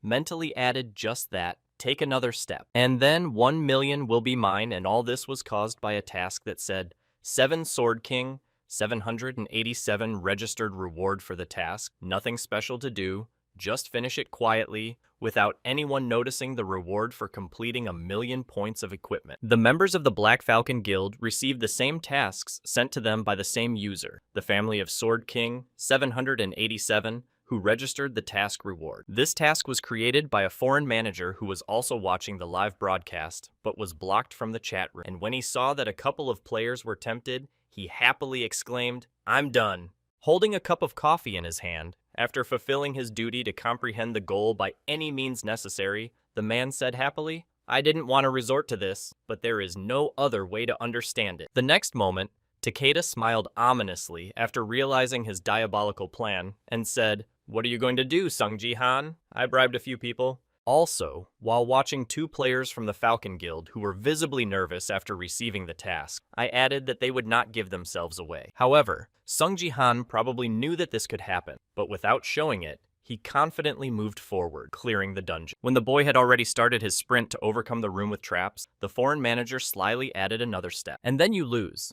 But Jihan didn't show any signs of it. He continued to go through the dungeon as fast as possible until something unplanned started happening. Continuing to console himself with the fact that he had done a good job, Takeda Kazuo spread his arms and exclaimed joyfully, "Bugaga, I won. There is no way out." Continuing to laugh so loudly that his laughter could be heard even from the neighboring building, the manager added a boogeyman, just in case someone else did. Without warning you in advance about this development, the Golden Ray was already on guard duty and closely watching the events unfold. At the same time, heading forward to the arrows that were released after activation, Jihan mentally said they were approaching. However, despite the obstacle, he confidently moved on, calculating how he would cope with this obstacle. Seeing the threat coming at them from the front, one of the members of the Black Falcon Guild used his magic and shouted to Jihan aside, "I will destroy the arrows with my ability." In response to the request of his comrades, Songji, continuing to confidently walk toward the released arrows, said no need, and then mentally said the power of space control. Immediately afterwards, he activated his absolute territory skill, which allowed him to get the peak capabilities of his skill. Seeing what happened to the arrows that were flying directly at them, one of the members of the Black Falcon who was following him said in surprise what had just happened. The next moment, looking back at his friends to share his impressions, he asked if they had seen it, but they were still at the entrance, not having stepped into the room. The next moment, suspecting something was wrong and seeing them holding weapons, the guy shouted out to Jihan, "Look at them," and after his friend's nervous exclamation, the guy looked back. Realizing the reason for his friend's wariness, the guy also noticed the intentions of the other two team members and said in his head that they were trying to kill themselves. Rushing to his comrades to prevent them from committing the crime, the leader of the Black Falcon shouted, "What are you doing?" and "Stop immediately." At the very moment when the guys were about to complete their plan, bringing their weapons closer to the body, Jihan used his nameless divine art skill to stop them. When he saw what his fellow archer from the Black Falcon Guild was doing, he was surprised to hear him say that he was doing the same. At that very moment, Songji was already flying towards the traitors who had succumbed to the temptation of money, using the lightning steps of the shimmering sky. At the last moment, he managed to get to two fools who decided to interfere with his mission and knocked the weapon they were going to kill themselves with out of their hand. After the archer landed on the ground after the blow, the warrior whose sword had been knocked out of his hands groaned heavily and exclaimed, "Oh, my hand." Immediately afterward, Jihan used his strength skill to fill his body with energy and inflict severe pain, just like he did with Kim Gyu-hyo. Arriving at the leader of the group, and the two comrades who had already been neutralized, the guy anxiously exclaimed, "Jihan, are you okay?" The guy replied, "I barely had time to stop them." At the same time, a warrior from the raid team, who was not in the best condition, exclaimed, "We could have done it!" and then heard from the archer that you were also given this suicide mission, to which he angrily exclaimed, "Shut your mouth, as if you didn't know." Pretending to be innocent, the leader of the guild team asked why they were arguing, to which Jihan replied that they had a reason. It seems that the two of them were given a suicide mission. The next moment, he turned his gaze to the last player on his team and added that if one of them had succeeded, the game would have been over. Hearing the reason for this action, the guy bowed to Sungji and awkwardly said, "Oh, how awkward it was as their fellow guild member. I'm really sorry." To which he replied, "It's good that I made it in time." At the same time, the magician who was pretending to be a white sheep, with his hand on his chest, was preparing to use the spell he had already recited and then heard that there was no need to apologize. At the last moment before using the skill, his hand suddenly rose up and the magic spell flew past the intended point of impact. After preventing the last member of the Black Falcon Guild from hurting himself, Jihan said, "You're just like them." And Takeda mentally said, "Just like I said." All the members of the Black Falcon Guild received the same task at the same time. While looking annoyed at the guy who prevented him from earning 1 million points of equipment, the guy exclaimed, "How did you know?" Continuing to be aggressive and thinking about how he could have been revealed against the background of his comrades who were visibly embarrassed after receiving the task, the magician exclaimed, "I didn't give myself away." Continuing to look at the guy he had failed to reach again, even with this method, the foreign manager thoughtfully said, "But how could Jihan have known about this?" At the same time, sitting at his computer monitors, the Golden Ray joyfully exclaimed all thanks to Jihan's faithful assistant, the Golden Ray. Recalling his actions throughout the dungeon clearing quest from the beginning to the present moment, he added, as an eternal fan of Jihan Ye watched his stream. However, this was not the only thing on his screen. The picture was split, and he confidently exclaimed, not only to him, but to all members of his team. And in an instant, a system notification appeared in front of each of Jihan's comrades in the Falcon Guild. Then I pointed my finger at him, and a golden beam shouted out, and suddenly I saw. After rereading the description of the task from the magician's screen, the boy added how the family of the Sword King, 898, issued the task with a reward of 1,000,000 won. And it was then that I decided to tell Jihan about everything, creating a donation form that was addressed to the owner of the airwaves, and he wrote to Jihan to be careful. All members of the Black Falcon Guild were bribed. Before sending the message, the guy grabbed his clothes in the chest area and said a donation with a message for 10,000 points of equipment. Well, for the sake of justice, you can donate to Jihan, hire your faithful servant as an assembler. The next moment, Jihan's voice was heard to speak, which was rather strange, and surprised the Golden Ray who was watching him. Shoving the last of the traitors into the ground with his face and using the power skill on him, Sungji added, even if he feels a certain amount of disrespect for me. Continuing to fill the body of the warrior who was still holding on to the characteristic of strength about the unconscious, Jihan added too expensive to pay 1,000,000 for the task. After knocking out the last of the enemies and reaching for his weapon to prevent him from harming himself, the boy confidently said, your lives may be at stake, but they are not worth so much. Holding up a sword that belonged to one of his comrades, the boy said, I have come to a conclusion. Looking at the live camera with a stern look, the boy confidently said that either one of the guilds was behind it, or it was the special influence of the Sword King. Continuing to watch the stream on which Jihan had already built his conclusions about who it could be, Takeda felt a cold sweat coming out, and felt they were willing to pay 1,000,000 just to see a window into the state of their obsession with. After putting forward two options for possible performers, Jihan said who it could be, and hearing the foreign manager's words, the guy who was the mastermind nervously said, oh shit. Going to his inventory to get the item he needed, Jihan said that he was ready to do anything just to see my status window, then I'll change our deal. Clicking on the rope in his inventory, the guy said, I'll change only the part about 200 subscribers to 1,000,000, and the first condition remains the same. Immediately after he said that, the boy closed his eyes and mentally said something wonderful. Taking out a rope for traders from my inventory, Jihan added in my head, I was worried that 200,000 subscribers would be gained very quickly. Looking at the item he received from the inventory, he mentally added, thanks to him, I received money and attention, so I need to make the most of this situation. He tied the 3 members of his team who wanted to betray him with a restraining rope that holds down neutralized enemies. Having accomplished everything he wanted, and twisted even this situation in his favor, the boy joyfully said, this is great, just great. The next moment, pulling his comrades along with him, Jihan suddenly pulled on the end of the rope and said, let's go on. Jumping on the floor and flying up after each tug, the hostages followed Jihan against their will, who wanted to deal with the dungeon as quickly as possible. After a short period of time, the archer who saw what was in the last room of the dungeon exclaimed with concern that we had already arrived. At that very moment, while looking at what awaited him in this room, Jihan heard someone's ghostly voice repeating over and over again not to disturb his rest. Looking at the glowing yellow eyes that lit up the statues that filled the room, he heard the Emperor is eternal again. After that, the eyes of all the statues that filled the room began to light up and repeated over and over again, do not disturb his rest, the eternal Emperor, do not disturb his rest. After seeing what he saw, Jihan threw his hostages to the ground, after which one of them felt his face hit the ground and thought, you're right. At the same time, Jihan opened his system window before all the traitors had regained consciousness after he knocked them out. Feeling that his mouth was closed and he could not say a single word, the warrior from the Black Falcon Guild thought, just like me from the Bronze League, why the hell is he so strong? The next moment, one of the members of the Black Falcon Guild, unable to bear this attitude, shouted out, hey you dumbass!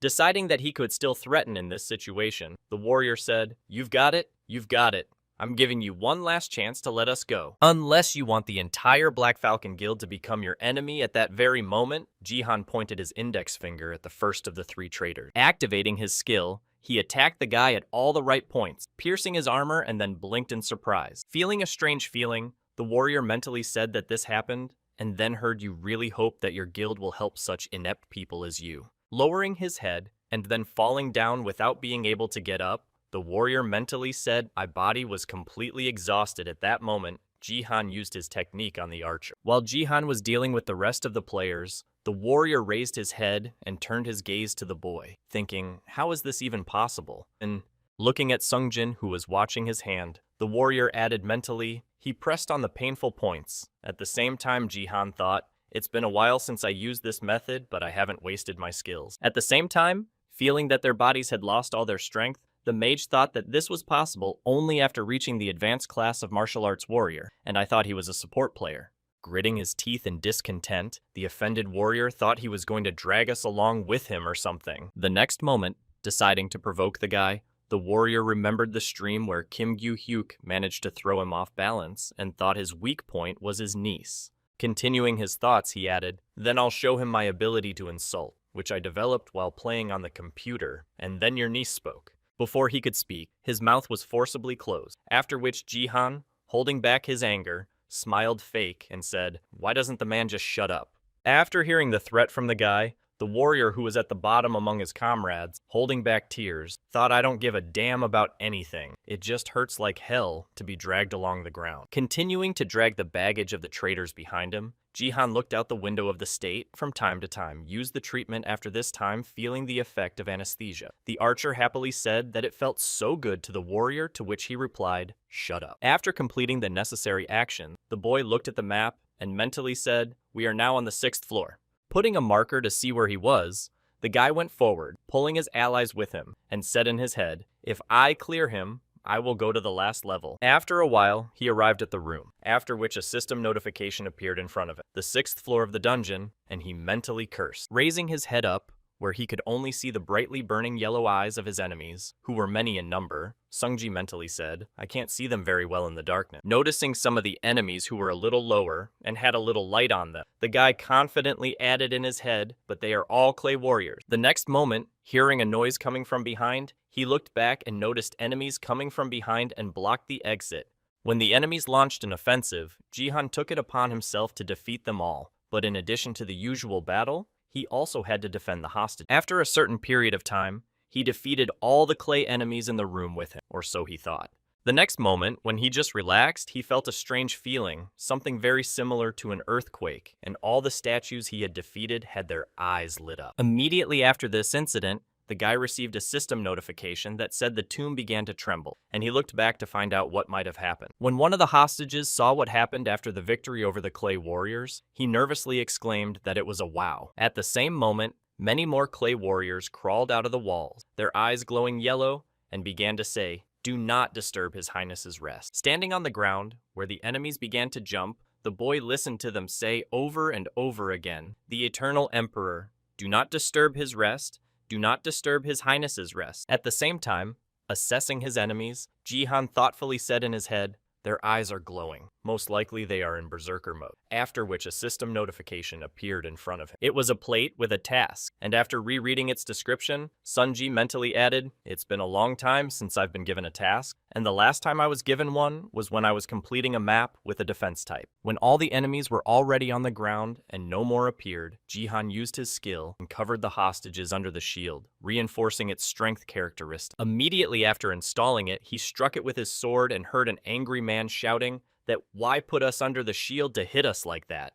Then, after testing the strength of this protective dome, Sungji thought to himself, it's much stronger if you put a force field on top of it. Now I don't have to constantly watch over them and protect them from enemy attack. He then turned his attention to the clay warriors he needed to destroy. After completing all the preparations for the battle without restrictions, the boy activated his skill of absolute territory, which was being overrun by enemy. Feeling the strengthening and disappearance of a certain degree of restriction, the guy mentally said, no matter how many times I use it, I am constantly surprised at how effective it is. Watching the enemies coming at him in the absolute territory, Jihan added in his head that the movements of everyone in it were slowing down. Immediately after clenching his hand into a fist, the guy added in this situation, I can easily do it with my fists alone. Kill all enemies within the reach of the absolute territory. Immediately after taking both hands on the sword he had at his disposal and using his skills on it, the guy added, however, I have true power in this territory. The next moment, closing his eyes and remembering his guildmaster from his past life,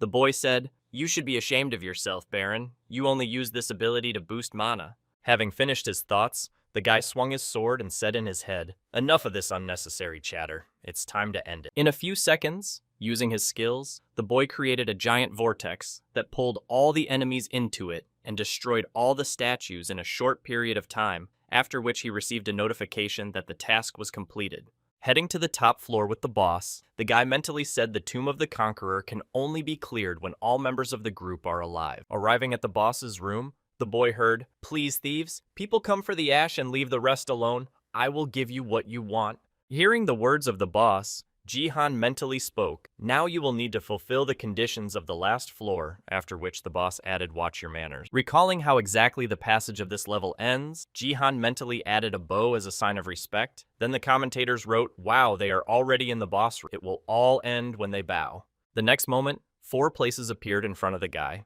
where 4 people had to stand and bow as a sign of respect to the boss. When he saw what he had to do, the guy pulled the hostages to him by pulling the rope, after which they fell down near him. The next moment, activating his strength skill, the guy broke the rope and seized control of the bodies of the 3 hostages. Even though his team members would hardly have listened to him if he had ordered them to, Jiha confidently said in his head that it was possible. Seeing the members of the Black Falcon Guild heading to their places of worship, a spectator wrote that the balls were at the same time an archer who was unwittingly heading to the place of worship exclaimed, "My body is moving by itself." At the same moment, the boy and his puppets were walking to their place, and his strength characteristic now totaled 18 points. Also, his absolute territory skills have also improved thanks to the battle against the clay warriors he fought on each floor. When all 4 people were in their places to bow, the level boss clutched his bow and arrow and spoke sternly now. "You can start when you hear an order from the dungeon boss, for which you need to do the most basic." Jihan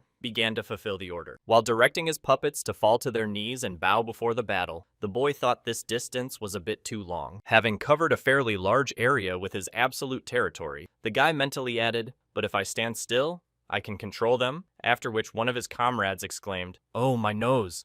When all of his team members had their noses in the ground, Jihan himself knelt down and bowed his head and said in his head, "Now, now." Also, by bowing his head to the ground in front of the dungeon boss, he confidently added that the dungeon clearance was definitely successful. After seeing the sign of respect shown to him, the conqueror said, "Now you can go back to where you came from." Immediately after these words, the gate to the normal world appeared behind the guy, and a system notification said that the 7th floor was passed. When the gate was fully formed and a system notification appeared with the words, "Gate open," Jihan received a new task. At the end of the dungeon mission, the archer mentally said, "1,000,000. I didn't get it, but I'm still glad we were the first." At the same time, the mage also thought, "I'm glad we passed it with the rest." When they all got to their feet after bowing low, the wizard looked at Song Jihan and wondered why he was still not moving. At the same time, holding his head and smiling awkwardly, the boy thought to himself, "God, how ridiculous this is." Looking at the description of the mission he received, which said the hidden task was to show the statue of the conqueror, real respect, reward, 5,000 points of achievement,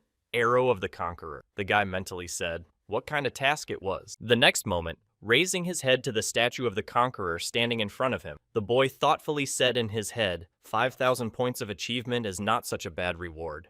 Immediately afterwards, he noticed the other reward for the task, which was in the hands of the statue, and mentally said the arrow of the conqueror. Assessing the scale of the reward, Jihan sighed nervously and thought it was so huge that it looked more like a spear and would be given as a reward. Immediately after returning his gaze to the mage who was playing his role as a non-traitor, the boy smiled slyly and mentally said a real respectful word. Continuing to look at Jihan, who stood still, the wizard thought to himself, why is he taking so long? What if the guys from the other group came in now? The next moment, using his power, Jihan pulled up the wizard who was closest to him and grabbed him in his hand. Immediately after this action, looking at the dungeon boss with a sly look, the conqueror and king of thieves said, "This is my expression of true respect for you." Immediately after these words, he sent the comrade he was holding in his hand flying toward the conqueror. Seeing a flying object flying towards them, the horse on which the conqueror was sitting caught the magician and ate him, after which a notification appeared. The player died. After making the sacrifice, Song Jihan began to expect a response from the king of thieves. Immediately after what the thief said and did, the statue said to the king of thieves, "You are the one who addresses me like that." At the same time, after receiving the question, Jihan smiled happily and said, "This is the embodiment of a thief, and I will show you my true respect." The next moment, turning his gaze to the gold they had been given as a reward for passing, he added, "Instead of all this gold, I will take what is really valuable to me." Pointing to the arrow the dungeon boss was holding in his hands, the boy said, "I want to get an arrow." At that time, this arrow was enveloped in a golden aura that had a powerful force. After expressing his desire to receive the arrow, the guy mentally said, "The arrow of the conqueror is included in the reward because I realize its value and take it as a demonstration of my respect." Looking at the task again, which said, "Show the statue true respect, rewarded with 5,000 points of achievement," and the arrow of the conqueror, Jihan mentally said that this was the true condition of this task. After hearing the request to get what he wanted, the dungeon boss started laughing so loudly that the walls shook from the noise. The next moment, the conqueror calmed his dust and looked at the boy, smiled slyly, and said, "Excellent, I liked it just fine. I will give you the reward you desire." Hearing the answer of the conquering king, Jihan used his strength to lift the sword from the ground and put it in his hand. As soon as Jihan grabbed for his weapon, the dungeon boss said something that was even quite touching. While Jihan was warming up before deflecting the arrow of the conquering king, the boss himself said, "I will give you my treasure to show you true respect." Taking a fighting stance and getting ready to take the shot, the guy confidently said, "I will gladly take it." After hearing what the boy said, the dungeon boss pulled his ant's bow and said, "Well, try to catch her then." Using all the power he could put into this shot, the conquering king confidently added my phoenix arrow. As the heat from the arrow spread through the room, the archer, feeling the hot air, said frightenedly, "I can't breathe. I think I'm going to die." As he continued to stand in the infernal heat, Jihan heard one of his comrades shouting, "I'm on fire!" Realizing that the situation was not the best, he mentally said, returning his gaze to the warrior, "This is quite dangerous." Seeing that the swordbearer's health was rapidly decreasing due to the flames that engulfed his armor, the boy mentally added, "I risk not being able to withstand it and die." Looking at the warrior with about a quarter of his health left, Jihan added, "I don't care if they die, the problem is that after they disappear." Continuing his reflections and memories of the system, he added anxiously, "The owner's weapon will also disappear from my hands." Standing in front of the king of the conquerors in the heat of hell, the boy thought he needed to finish this as soon as possible. The next moment, the archer fell to the ground with a heavy groan, after which a system notification appeared, saying that 2 of the 4 team members were killed. Shifting his gaze from his fallen comrade to the king of the conquerors, Jihan thought how fiercely I could feel his heat with my whole body. Sweating in the hot atmosphere, the boy said in his head, "I'm not going to be able to resist the arrow now." The next moment, focusing his gaze not on the projectile but on the weapon, he confidently said that my only option was to aim the bow, until he had time to make his shot, and then he began to wait for the right moment to attack. If we recall the sword skill that the boy used, this story stretches back to a long time before the traveling boy who lost his way. A wise man appeared at a moment when he had almost given up and was given a chance that could fix everything and give him the right path.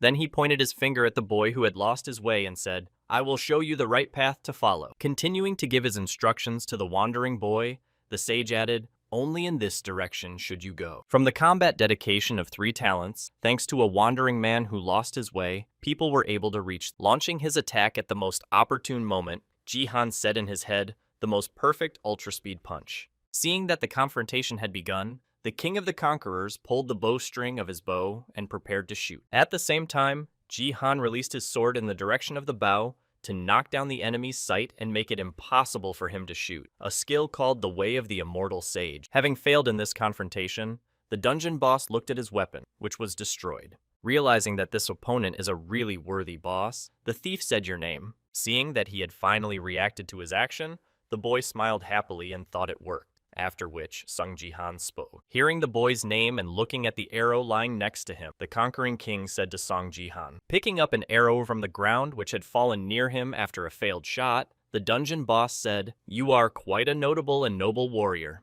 Immediately afterward, he threw an arrow with his hand in Sung Jihan's direction to give him a well-deserved reward. When the boy caught the arrow shot at him with his left hand, the king of thieves said, "You have shown me respect. I give you my phoenix arrow." At the same time, Jihan placed the arrow, which looked more like a spear, on the ground, examining it. At the same time, after handing over the reward to the worthy guest, the statue of the conqueror was spoken by the thief Song Jihan. Looking intently at the guy who was holding the arrow in his hand, he said, "I look forward to seeing you again." Disintegrating into space after fulfilling his duty, he spoke in a final word in a more worthy battle sometime in the future. In response to the dungeon boss, who also showed his respect for him, the boy replied, "Of course I will wait too." The next moment, taking the spear handed to him by his opponent in both hands, the boy said in his head, "There are many fields of battle in BattleNet, so I will see you again." As soon as the boss of this dungeon completely disappeared from the room, Jihan smiled happily and said, "Well, that's great," and then mentally added, "You will need to cut off the feathers at the end to use it as a spear." The next moment, the boy saw the comments in which the audience asked Jihan what kind of ability it was, and I really couldn't see anything, even in slow motion. In response to this question, the boy mentally said, "Well, the path of the immortal sage is not just ultra fast." The next moment, as he began to recall the peculiarities of his skill, he mentally said, "This technique is hitting a specific point with a thin sword of ki." Oh. After these recollections, raising his hand to the level of his eyes, Songji, realizing his skill, mentally said, "I am beginning to better control the nameless divine art." Starting to recall again his first time using the nameless divine art, the boy said in his head the first time he used it, it was not stable and used up a lot of power.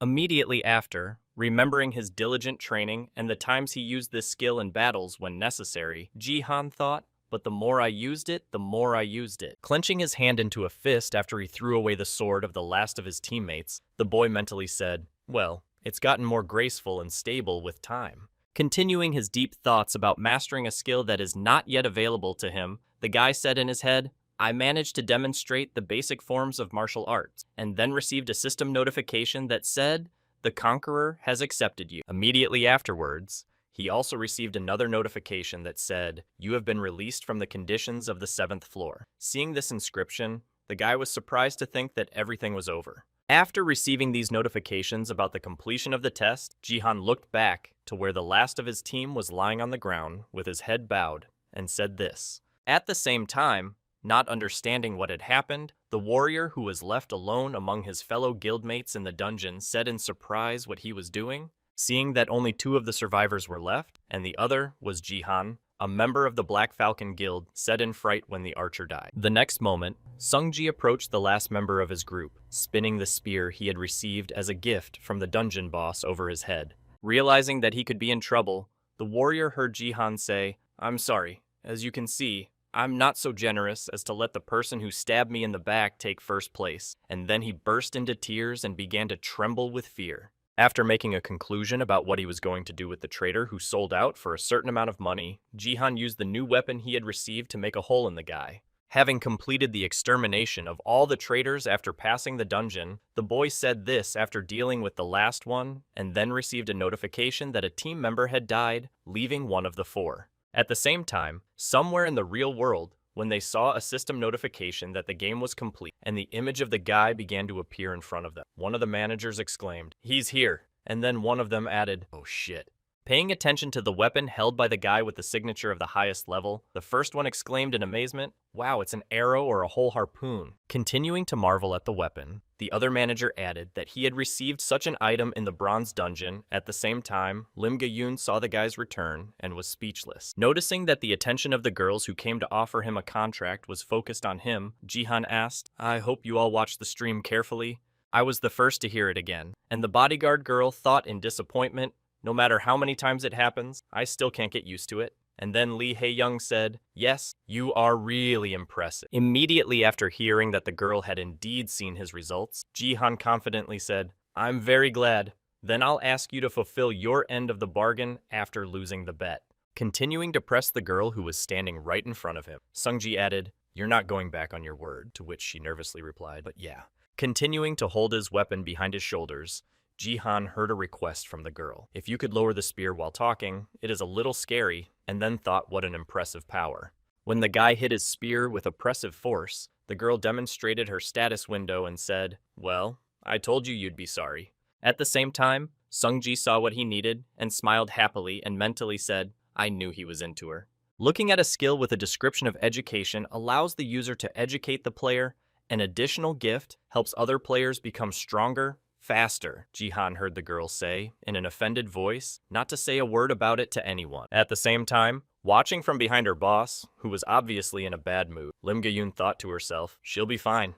Continuing her reflections on the girl's behavior, the subject mentally added that she hated talking about him. Thinking back to the day when Lee Ha-young received her skill and was driving home, Lim Ga-young thought she was sad to spend all her money on a worthless gift, and then she remembered the words of the head of the guild, who was looking at the phone of the newcomers to the Turtle Guild. I'm jealous. I spent all my money and prayed for days to come to keep the rest of the training. Biting her lips after learning a useless skill that cost a lot of money, she added angrily and wondered why she had gone to that damn academy. Turning her head to the side as the boy spoke to Lee Hae-young, Lim Ga-young added in her mind that she had always spoken ill of the academy and her gift when she imagined the case of the academy of all places being the place to raise her. Yes, indeed. Life is full of unpredictability at the same time puffing out her cheeks. While the guy looked at her status window, Lee Hae-young nervously thought it was strange why he didn't say anything. Immediately after noticing a sly smile on the guy's face, she confusedly added in her head that he was laughing at me. Having misinterpreted the guy's emotion, the girl said offended, "Don't you think it's rude to laugh at a person right in his face?" To which he replied, "I'm not laughing at you at all. I'm just happy." Confused by the guy's response to her displeasure, the girl exclaimed that Sungji had already pulled his phone out of his pocket. The next time he held it out to the girl, he said, "May I ask for your number?" Hearing this request, Lim Ga-young, who was standing behind him, was stunned by the boy's sudden request. Not understanding the reason for this act, Lee Hae-young said confusedly, "But I lost a bet. How do I understand this?" To which he happily replied, holding out his gadget. As he understood it, "I just needed it." In response to the guy's request, the disgruntled girl, folding her arms in front of her, replied offended, "You can see the business card I gave you last time," and he replied awkwardly, "Well, the thing is," continuing to give the reason for the impossibility of this action. He added that I lost it when I heard the reason Lee Ha-young, whose self-esteem had fallen below the baseboard, thought, "What the hell?" Continuing to look at the guy who was handing her his phone, she thought he was just saying that he wasn't interested in me. First he lost my damn business card and now he's asking for my number.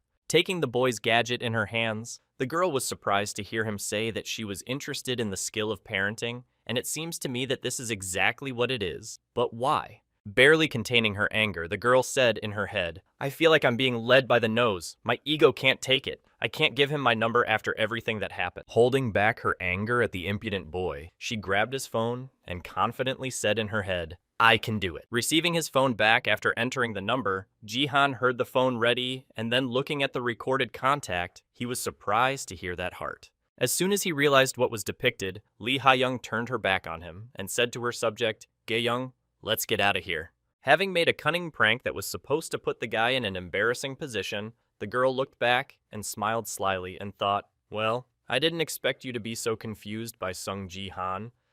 As soon as the boy went about his business, smiling happily, Lee Ha-young gritted her teeth in irritation and angrily said in her head, "What is wrong with him? How can he annoy me?" At the same time, somewhere in school, watching her uncle Yoon-sea's live broadcast, she saw how cool her relative seemed and said, "Wow." Trying to express her impressions, one of her classmates exclaimed enthusiastically, "Sia, you have such a cool uncle." And I replied, "I think he's getting stronger every day." The next moment, the girl happily added, "I didn't even know that a conqueror's tomb could be cleaned like that," while her other friend was just staring at the stream in amazement. The next moment, interrupting the girl's concentration to one side, one of the girls spoke to Hiso, hearing someone calling her name and asking her in confusion if something was wrong. Starting to express what she was interested in, her classmate added that he had changed a lot since the last time we saw him, to which she replied, "You mean the time we passed by Sia's house?" To which her friend replied that he looked like an unemployed alcoholic. Continuing to admire the internet hero, one of the girls watching the live broadcast lovingly exclaimed, "Sia, introduce me to him." After which her boyfriend, who was standing nearby, nervously said, "Baby." As she continued to listen to her classmates' admiring words about Song Ji-han, Yoon-sia shed a tear of pride and said in her head, "Thank you for taking on my uncle." As soon as she began to admire her uncle, her joy was interrupted by the words, "Hey Sia, this very day is coming soon, because I'm right." After opening the system window where you could view your profile, your classmate added the day you turn 18. Continuing to speak her question, Hiso added, "You will officially become a player after reaching the age of majority. Everyone becomes a player and can see their status window." The students of the academy are looking forward to the training and various activities that will begin. After hearing Hiso's question, one of their classmates exclaimed happily, "We can go to Battleship together," and another added, "You must be really excited." The room of gifts that people receive is the main reason for the existence of the academy, and they are of interest to all students. While talking about coming of age, a guy from this company was surprised to hear that Sia would receive a gift, to which his girlfriend replied that of course, and I think it would be at least S rank. Immediately after expressing her opinion about the rarity of the gift Sia would receive, the girl added her father's current SSS rank. She also mentioned her friend's father and her mother, saying that her mother's SS rank in class was that of a saint. Immediately after mentioning the current internet star, she added that there are rumors that her uncle has a talent of at least S-rank rarity. After hearing speculation about what skill she would receive, the girl waved her hands away and said nervously, "No, it has long been proven that gifts have nothing to do with family history." In response to Sia's remark, a classmate replied that statistics say otherwise, to which she replied, "I hope I get something meaningful." Then Hiso added, "You have a birthday on the 22nd. When one of my classmates heard the date of becoming an adult, she was surprised to hear that it was coming soon, and Sia replied with concern, "I guess that's why I've been feeling so anxious lately." Hearing that her friend was nervous about what was about to happen, Hiso put her hand on hers and said, "I'm sure everything will be fine." Trying to somehow calm her friend down and get the bad thoughts out of her head, the girl smiled happily and added, "Don't worry." Continuing to maintain her grip, Hiso said, "You'd better wait for the gift I have prepared for you." And hearing this, Sia said awkwardly, "You don't have to, but thank you anyway, Hiso." In response to her classmates' embarrassed excuses and words of gratitude, Hiso opened the status window and said, "No, it was definitely worth it." Starting to look at Sia with a strange look full of hatred, she added, "Please accept it." At the same time, somewhere on the grounds of the first self-defense training competition in Tokyo, Japan, the King of the Sword, facing a certain number of opponents, was able to easily overcome them. After seeing the results of this training, the man in the black suit said in amazement that it was just incredible that the King of the Sword was always so strong, but he heard no. This became clear after the staged round. Shifting his gaze from his colleague to their experimental fighter, the scientist confidently added, "The King of the Sword is now much stronger." The scientist began to look through the folder with the papers of the research that was conducted and said that all his abilities had improved, to which the man in the suit said, smiling slyly, "I can see it." Admiring what they managed to do and how much they pumped up the strength of their subject, the man said, "I was already all in anticipation, bursting with expectation. When will Ito Ryuhei's first performance of the international competition, BattleNet 2020-0815 at 17:00 Korea vs. Japan D2 finally begin?" At the same time, in the Gangnam District headquarters of the Divergent Guild, Lee Ha-young picked up the phone and heard Lee Hae-young's message, and exclaimed in displeasure, "You're crazy. How could you even think of marrying your daughter to that man? And don't even expect me to let you control my fate."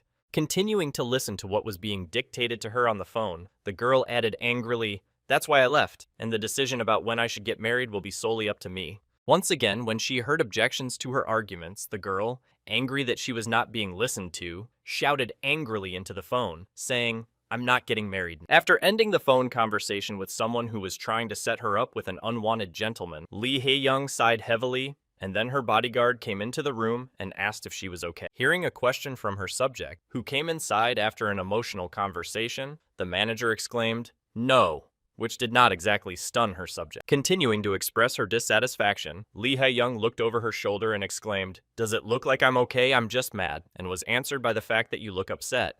Starting to recall the situation that had happened to her because of her father, Lee Ha-young exclaimed angrily, "I think that fat guy was in the self-defense forces, and I was annoyed that I had to attend a date with a bald old man. How could he seriously consider him?" Hearing her mistress's complaint, Lim Ga-yoon said this as she walked to the seat next to her, "And it really is terrible that wealth does not make life easier." And then she heard her boss say, "Thank you. You are the only one who understands." Reaching her chair where she could sit down, Lim Gan said, "You must be very tired. Why don't you go home and rest?" To which she replied, "No, I'm much more comfortable here." Hearing the remark from her boss, the bodyguard girl looked out of the window of the company's top floor and said, "I understand." After sitting in silence for a few seconds, Lee Hae-young said, "I'm sorry." Hearing the sudden apology, Ga-young asked, "What are you apologizing for?" In response to the subject's question, the girl said that because of this job, you have almost no time for yourself, and with such a gift of S's, rank, and talents as yours, you could do a great job. And hearing the lady's remark, the bodyguard happily replied, "That's what you mean. It's nothing.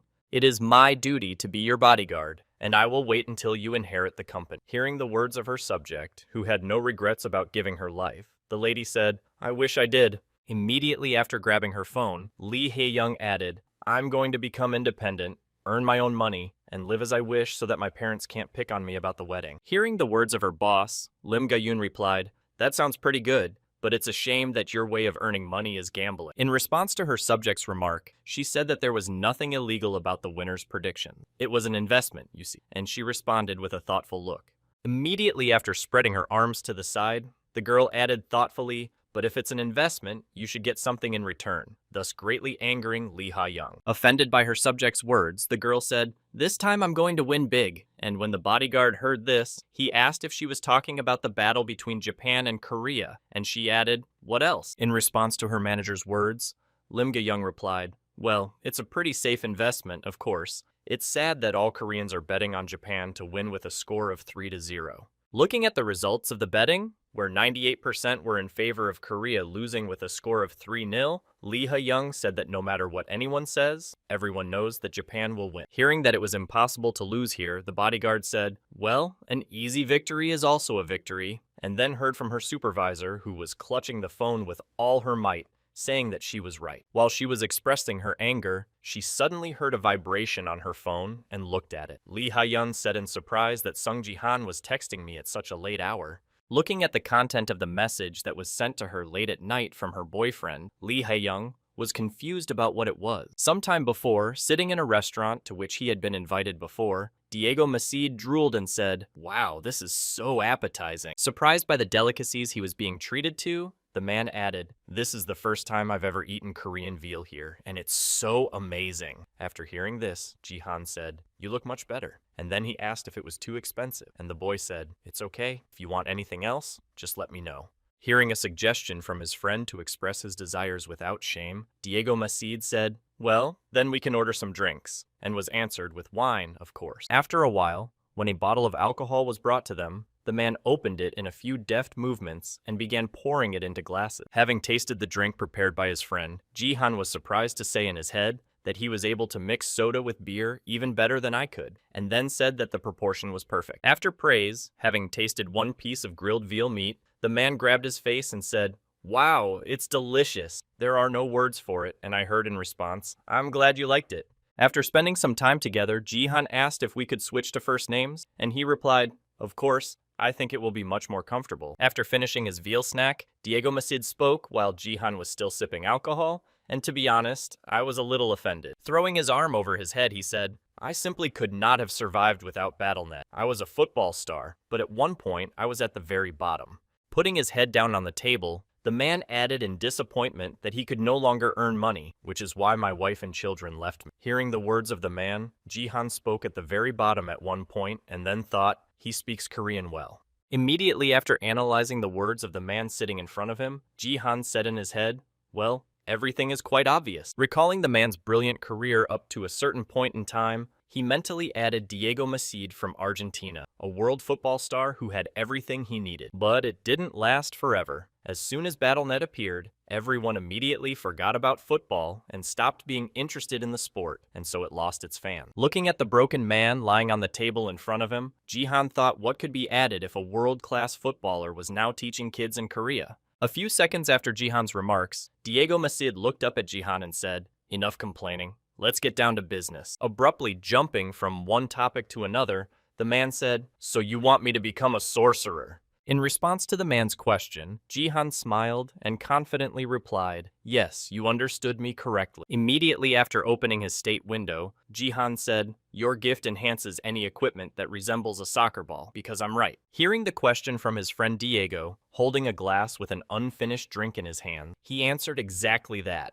That's why I'm always carrying around a ball, and I'll tell you right away that I don't have anything that a magician needs. Continuing to whine, the man added that my mana was too low, and I replied, well then. Ji-han reached into his inventory and pulled out the item he needed and said, look at this item. Looking at the object, which resembled a soccer ball, the man froze in place in amazement and said the same thing. Reading the description, which said Arcana's Sphere, rank B, a foreign relic, a magical object used by Arcana of the spider tribe wrapped in a spider web, Diego was surprised to hear that it was a sphere. The holy relic of the Sphere of Arcana is a magical object used by Arcana from the tribe of spiders, wrapped in a web that made it very elastic. Spiders have only one leg, and that is why this object was shaped like a ball and used as a ball. And for Diego, it's incredible how comfortable the item is, which was perfectly suited for him. Continuing to persuade the man to follow his advice, Jihan said, "I think it's an interesting dream," and then thought this subject would reveal his potential.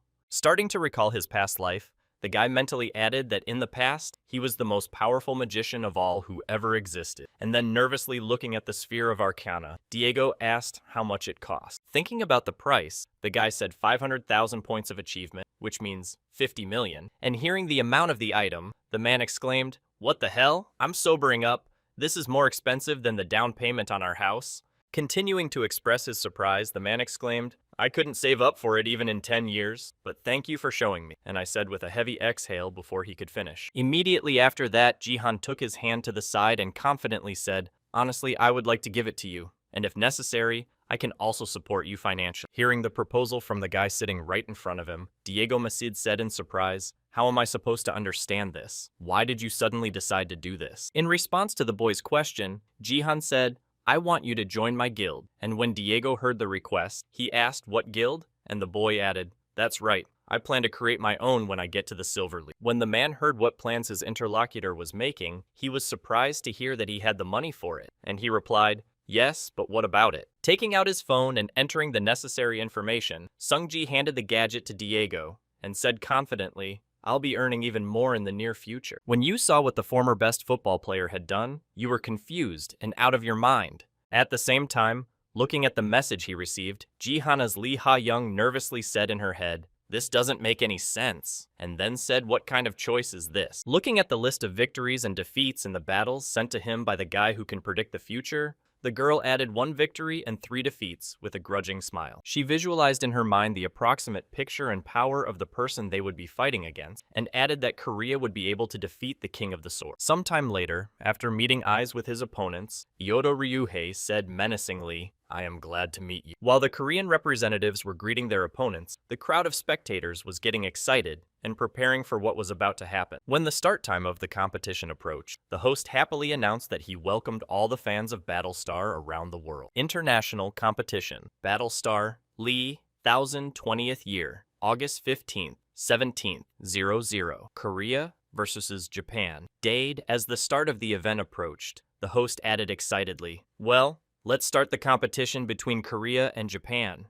At the same time, showing his phone, on which Jihan had placed bets on today's match between Korea and Japan, where Korea won first and then lost 3 times. The boy was stunned. Not understanding how he decided to do so, Diego Masid confusedly added that Korea could indeed win once. Nervously looking at his friend, who had made such a strange bet, the former football player said, "I'm not disrespecting the Korean team or anything, but you know who the King of the Sword is." Recalling the man against whom Jihan was betting with the certainty of losing in the first round, Diego added that he was so strong that he could take on an entire team on his own. Continuing to look at the guy who had decided to bet against the Sword King, the man added, "And this man is our opponent," after which Jihan picked up the remote and said, "Yes, I understand that it's hard to believe." Turning on the TV to make it easier and clearer to convey his point, the boy added, "It will be much more convenient for me to turn on the TV for you to see for yourself than to explain." When the broadcast of the competition between Korea and Japan was turned on, Sung Ji-han said, "Well, let's just see what's going to happen." When the fighters of the Japanese team appeared on the screen and were being filmed, the guy added, "Let's see what the final result will be." The next moment,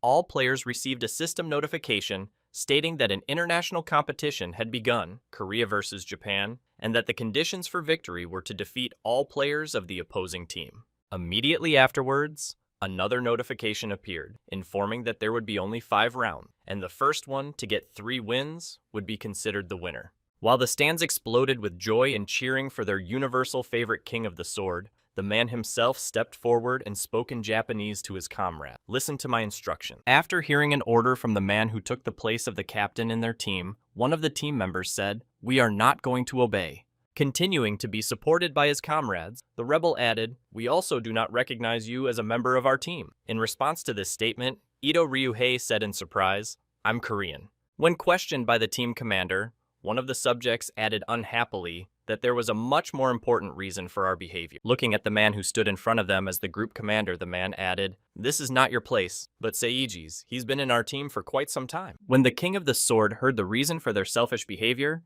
he looked at them with a displeased look and said, "But because of you, he has been killed, and he has become a victim." Continuing to express his dissatisfaction with Ito Ryuhei, the archer from the Japanese team added, "How can you be so arrogant? Don't you think you should at least apologize to Seiji-kun?" In response to the discontent of his team members, the leader replied sternly, "I don't think you understand me." And as soon as he finished his sentence, he was hit by a magical attack. Immediately after the king, the sword was covered by a pillar of holy magic, which caused a storm of emotions among all those present because someone managed to hit the invincible man. Noticing that one of their teammates had been hit by magic right in front of them, the mage shouted in confusion that it was a divine ending, and then the archer added a curse they had already started. At the same time, the Korean team's support player, holding his arm outstretched in front of him, said in confusion that I had really hit him. Immediately after realizing what he had just done, the boy exclaimed with joy, "Holy shit, I really did it!" And the next moment, the sorcerer on his team said the support player's ability hit the Sword King, and the warrior added that he didn't seem to notice while he was arguing with his teammates. Taking advantage of this opportunity, the leader of the Korean group confidently exclaimed that this was our chance, and at the same time, the King of the Sword, having suffered some damage, looked back at his opponents who were able to get him. Watching the enemies attacking them, Ito Ryuhei and everyone else could hear them shouting, "First of all, we must defeat the King of the Sword." Then he took the sword in his hands and waved it in front of him, saying, "Lord, how much noise they make." As a result of this action, a shockwave passed a meter in front of the attacking players and cut through the ground, thus stopping the Korean team's offense. As soon as the dust from the attack that stopped the offensive cleared, the warrior, along with all the others who witnessed what had happened, said in confusion that it had just happened. At the same time, the archer from the Japanese team, impressed by his friend's action, added in fright, "You just did that. Why did you do that?" At the same time, standing with his sword buried in his chest, Ito Ryuhei confidently replied, "Well, it was obvious that you refused to follow my orders, so this is a necessary measure." Holding the hilt of his sword that was sticking out of his chest, the man added confidently, "Of course I understand, but in this case, I refuse to participate in the competition." As soon as the Sword King's health was exhausted, he disintegrated into pixels and moved to the waiting room, after which a system notification appeared saying that the first destruction was carried out by the Korean team. Stunned by what he saw, all the stands together with those watching froze in silent agony, and then the commentator said something incredible happened at the beginning of the first round. Ito Ryuhei killed himself. Immediately after, the commentator added that this destruction was credited to Lee Jin-wook of the Divergent Guild because he had dealt damage to the Sword King and had a chance to become the best player of the round. Seeing what had just happened in the arena, Diego Macide exclaimed to his friend Sung Ji-han in confusion, "How did you know about this?" The man jumped up and leaned on the table after leaning over to the boy and exclaimed in confusion as he heard, in response to his question, "I'm sorry, but I can't tell you about it." After calming his friend from the rush of emotions, Ji-han turned his gaze to the TV and added, "This is a secret of the company, so please, let's just watch the developments." The next moment, taking out his cell phone, Sung-ji immediately went to the app where he placed his bets, and then said everything exactly as it was, without any changes. Looking at the status of his bet, the guy saw the bet went in 37 times. The current bets, 1 win, 3 losses. Korea's loss, the guy mentally added, the amount of dividends has not changed. Watching what was happening on the battlefield, the guy mentally said, "By the time I came back in time, I really believed that it was all just a setup because the stakes were small." Sometime after Ito Ryuhei killed himself, the Korean team easily dealt with the remaining players, and then the system notified the end of the first round, saying that South Korea had won.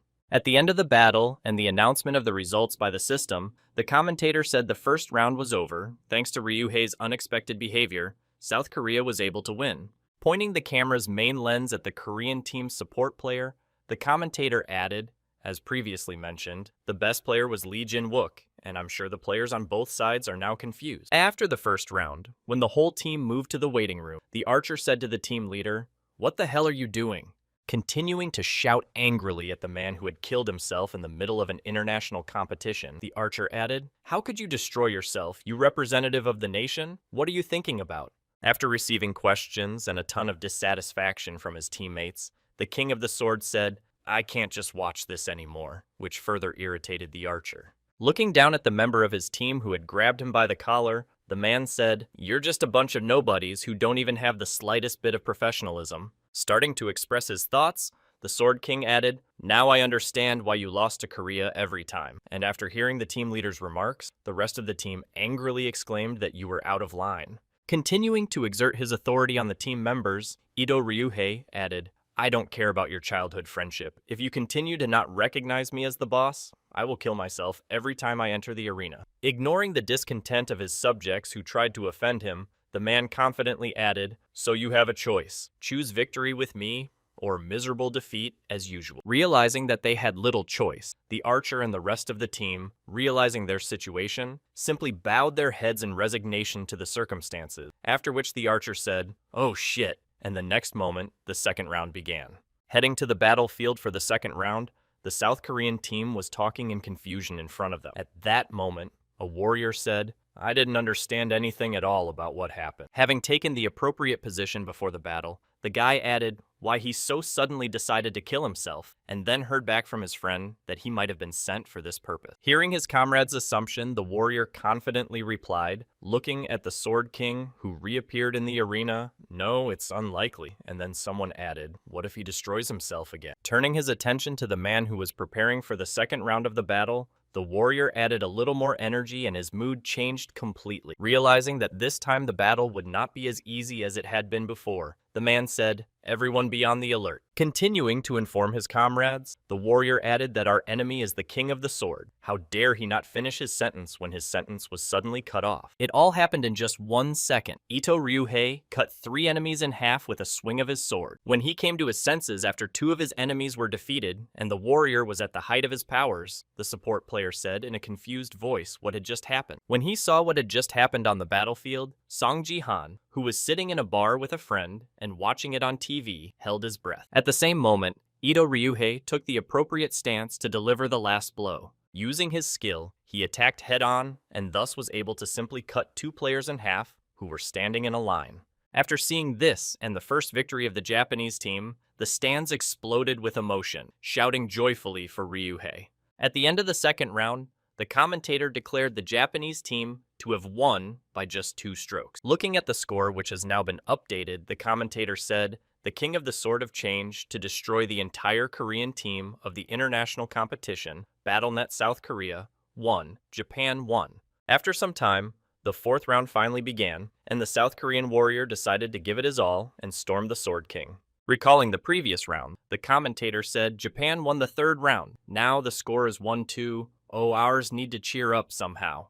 The next moment, recalling the moment in the 3rd round when Ito Ryuhei instantly shortened the distance and broke into the enemy's line and defeated them all, the commentator said, "I hope there will not be such a miserable loss like in the 3rd round." Imagining the same moments in his head, the man sighed heavily and added, "The 3rd round was just heartbreaking. The oppressive force was on a completely different level than in the 2nd. At the same time, while the commentator was recalling the past, a South Korean warrior tried to strike, but missed and was hit. Unwilling to give up in any position, the man continued to wave his axe, making a series of blows and saying not to let him counterattack. Hearing the words of his team leader, the support player used all the skills of the holy power to shout, "Good." Immediately after applying the skill, magic chains popped up on the Sword King and shackled his hands, and the support team exclaimed, "I got him." Noticing a great chance for an offensive, the leader of the South Korean team rushed at the enemy with a desire to win and shouted, "I don't care if he hits me." Trying to somehow encourage his comrades after becoming the main bait to distract attention, the leader shouted out to hit him with all his might. As soon as he wanted to attack, he noticed that his attack was blocked, not understanding how it happened. Because the enemy's hands were tied, the man noticed that the sword was flying by itself, and then he said in confusion, "What the hell?" The next moment, turning his gaze to the enemy, who did not even show any signs of concern in the battle against the 4 warriors, the warrior confusedly added his sword. Having broken the chains on his right hand, Ito Ryuhei made a leap in which he neutralized the first of the enemy team, who turned out to be a warrior. When he saw that his magic skill was destroyed, the support player created a magic circle and nervously exclaimed, "Oh shit, he broke my chains." As he continued to prepare to use his skill, he added as much as he could, and then noticed that a sword and Ryuhei himself appeared at his throat. The next moment, The support player's head separated from his body, and it was an instantaneous convergence, attack, and tactical retreat to regroup the Sword King. When there were only 2 South Korean players left, the mage nervously shouted out, "Shoot, don't let him get any closer," to which the archer, pulling on his bow, said, "That's a scoundrel." Before he could make a shot, an enemy arrow pierced his back and took him out of the game. Immediately after this action, an archer from the Japanese team, who was with his teammates, shouted in Japanese, "Don't forget about us too!" Continuing to look at the last remaining opponent on the enemy team, the archer added, "We are still in the game." No sooner had she recovered from the loss of the last member of the team than she felt an oppressive sense of pressure that did not let her rest, and she confusedly said what it was. Looking back, she saw a Sword King hovering in the air not far from her. Being in a difficult situation with a confrontation of 1 against 4, the girl heard, "And you remain the same as you were before," to which she replied the same. Turning her gaze to one of the swords that moved spontaneously through the air, the girl asked the flying sword technician anxiously. Gritting her teeth and putting on a nervous smile, the last of the Korean team asked if he had moved to Japan to train his swordsmanship, as this variant of the technique looks better than when you just stand on the sword. In response to his old friend's questions and remarks, the King of Swords said in frustration, "What a shame. You'd better be as good at fighting as you are at insulting people." Hearing a remark from her opponent who had betrayed his homeland, the girl created a magic ball in her hands and said, "What do you really think?" Having activated the full power of her ability, the girl exclaimed with dissatisfaction that I was so weak. "Well, then let me show you what I am really capable of." Seeing that his fight should not be boring, Ito Ryuhei took his sword in his hands and said menacingly, "Well, that's just incredible." Having taken up the appropriate stance and then suddenly going on the offensive, the man swung his sword and said, "Then now I can do it too." Approaching a collision with the magical realm of a girl who has used her full potential, the King of Swords added a test of his newest swordplay technique. Having witnessed what had just happened, the stands froze in silent agony, trying to realize how it had happened, and at the same moment, one of the spectators said, "Wow." As a result of the fight, a giant crater remained in the place where the girl was, and then the commentator said that the round was over and Japan won the competition with a score of 1-3. Observing the situation on the battlefield and Ito Ryuhei heading for the crater, the commentator added, "We had to lose once, but it's okay, one loss is not the end." At that very moment, Diego Masid, sitting at the TV, saw the exact result predicted by Song Ji-han and exclaimed in confusion, "But how?" Pointing his finger at the TV screen, where it said, "Japan won by 1, the 3 men asked how he could predict the exact score, to which he replied, "Let's say I dreamed it." When he heard the cheap excuse about predicting the outcome, Diego, not wanting to accept such an answer, exclaimed, "I can't believe how much money you got," to which the man smiled and said, "Not much." Immediately after answering, the guy turned his gaze to his phone and mentally said it was good that he had managed to earn money, but that scene was unexpected. Recalling the moment of the double sword slashing attack used by Ito Ryuhei, Sung Ji-han mentally said, "He's much stronger than I remember." Immediately after starting to recall absolutely all the information about his opponent, Ji-han added that he also possesses a gift of SSS rank Absolute Double Blade. Recalling the characteristics of the man called the King of the Sword, Sung Ji looked at the TV screen where he was being broadcast and added, "But it doesn't matter." Continuing to look at the man who was the main character of this competition, Ji-han mentally said, "No matter how strong you are." With a serious expression on his face as he reasoned, he added, "I'll just get stronger." Imagining the approximate difference in their strength, Sung Ji mentally said, "Just wait for that moment." Continuing his thoughts, the boy said in his head, where he looked back at the Blade Cemetery, "It wouldn't take long." At the same time, when she saw the result of her bet, she joyfully exclaimed, "Damn it, I really won." Rejoicing that she had won a considerable amount of money, Lee Hae-young happily added 37 times more than 5 million turned into almost 200. Pressing her phone to her face, the girl happily said, "I didn't even believe that this day could ever come. Thank you so much, Sung Ji-han." On the same day, thanks to Sung Ji-han's help, Lee Ha-young was finally able to win a substantial sum of money, 180 million won.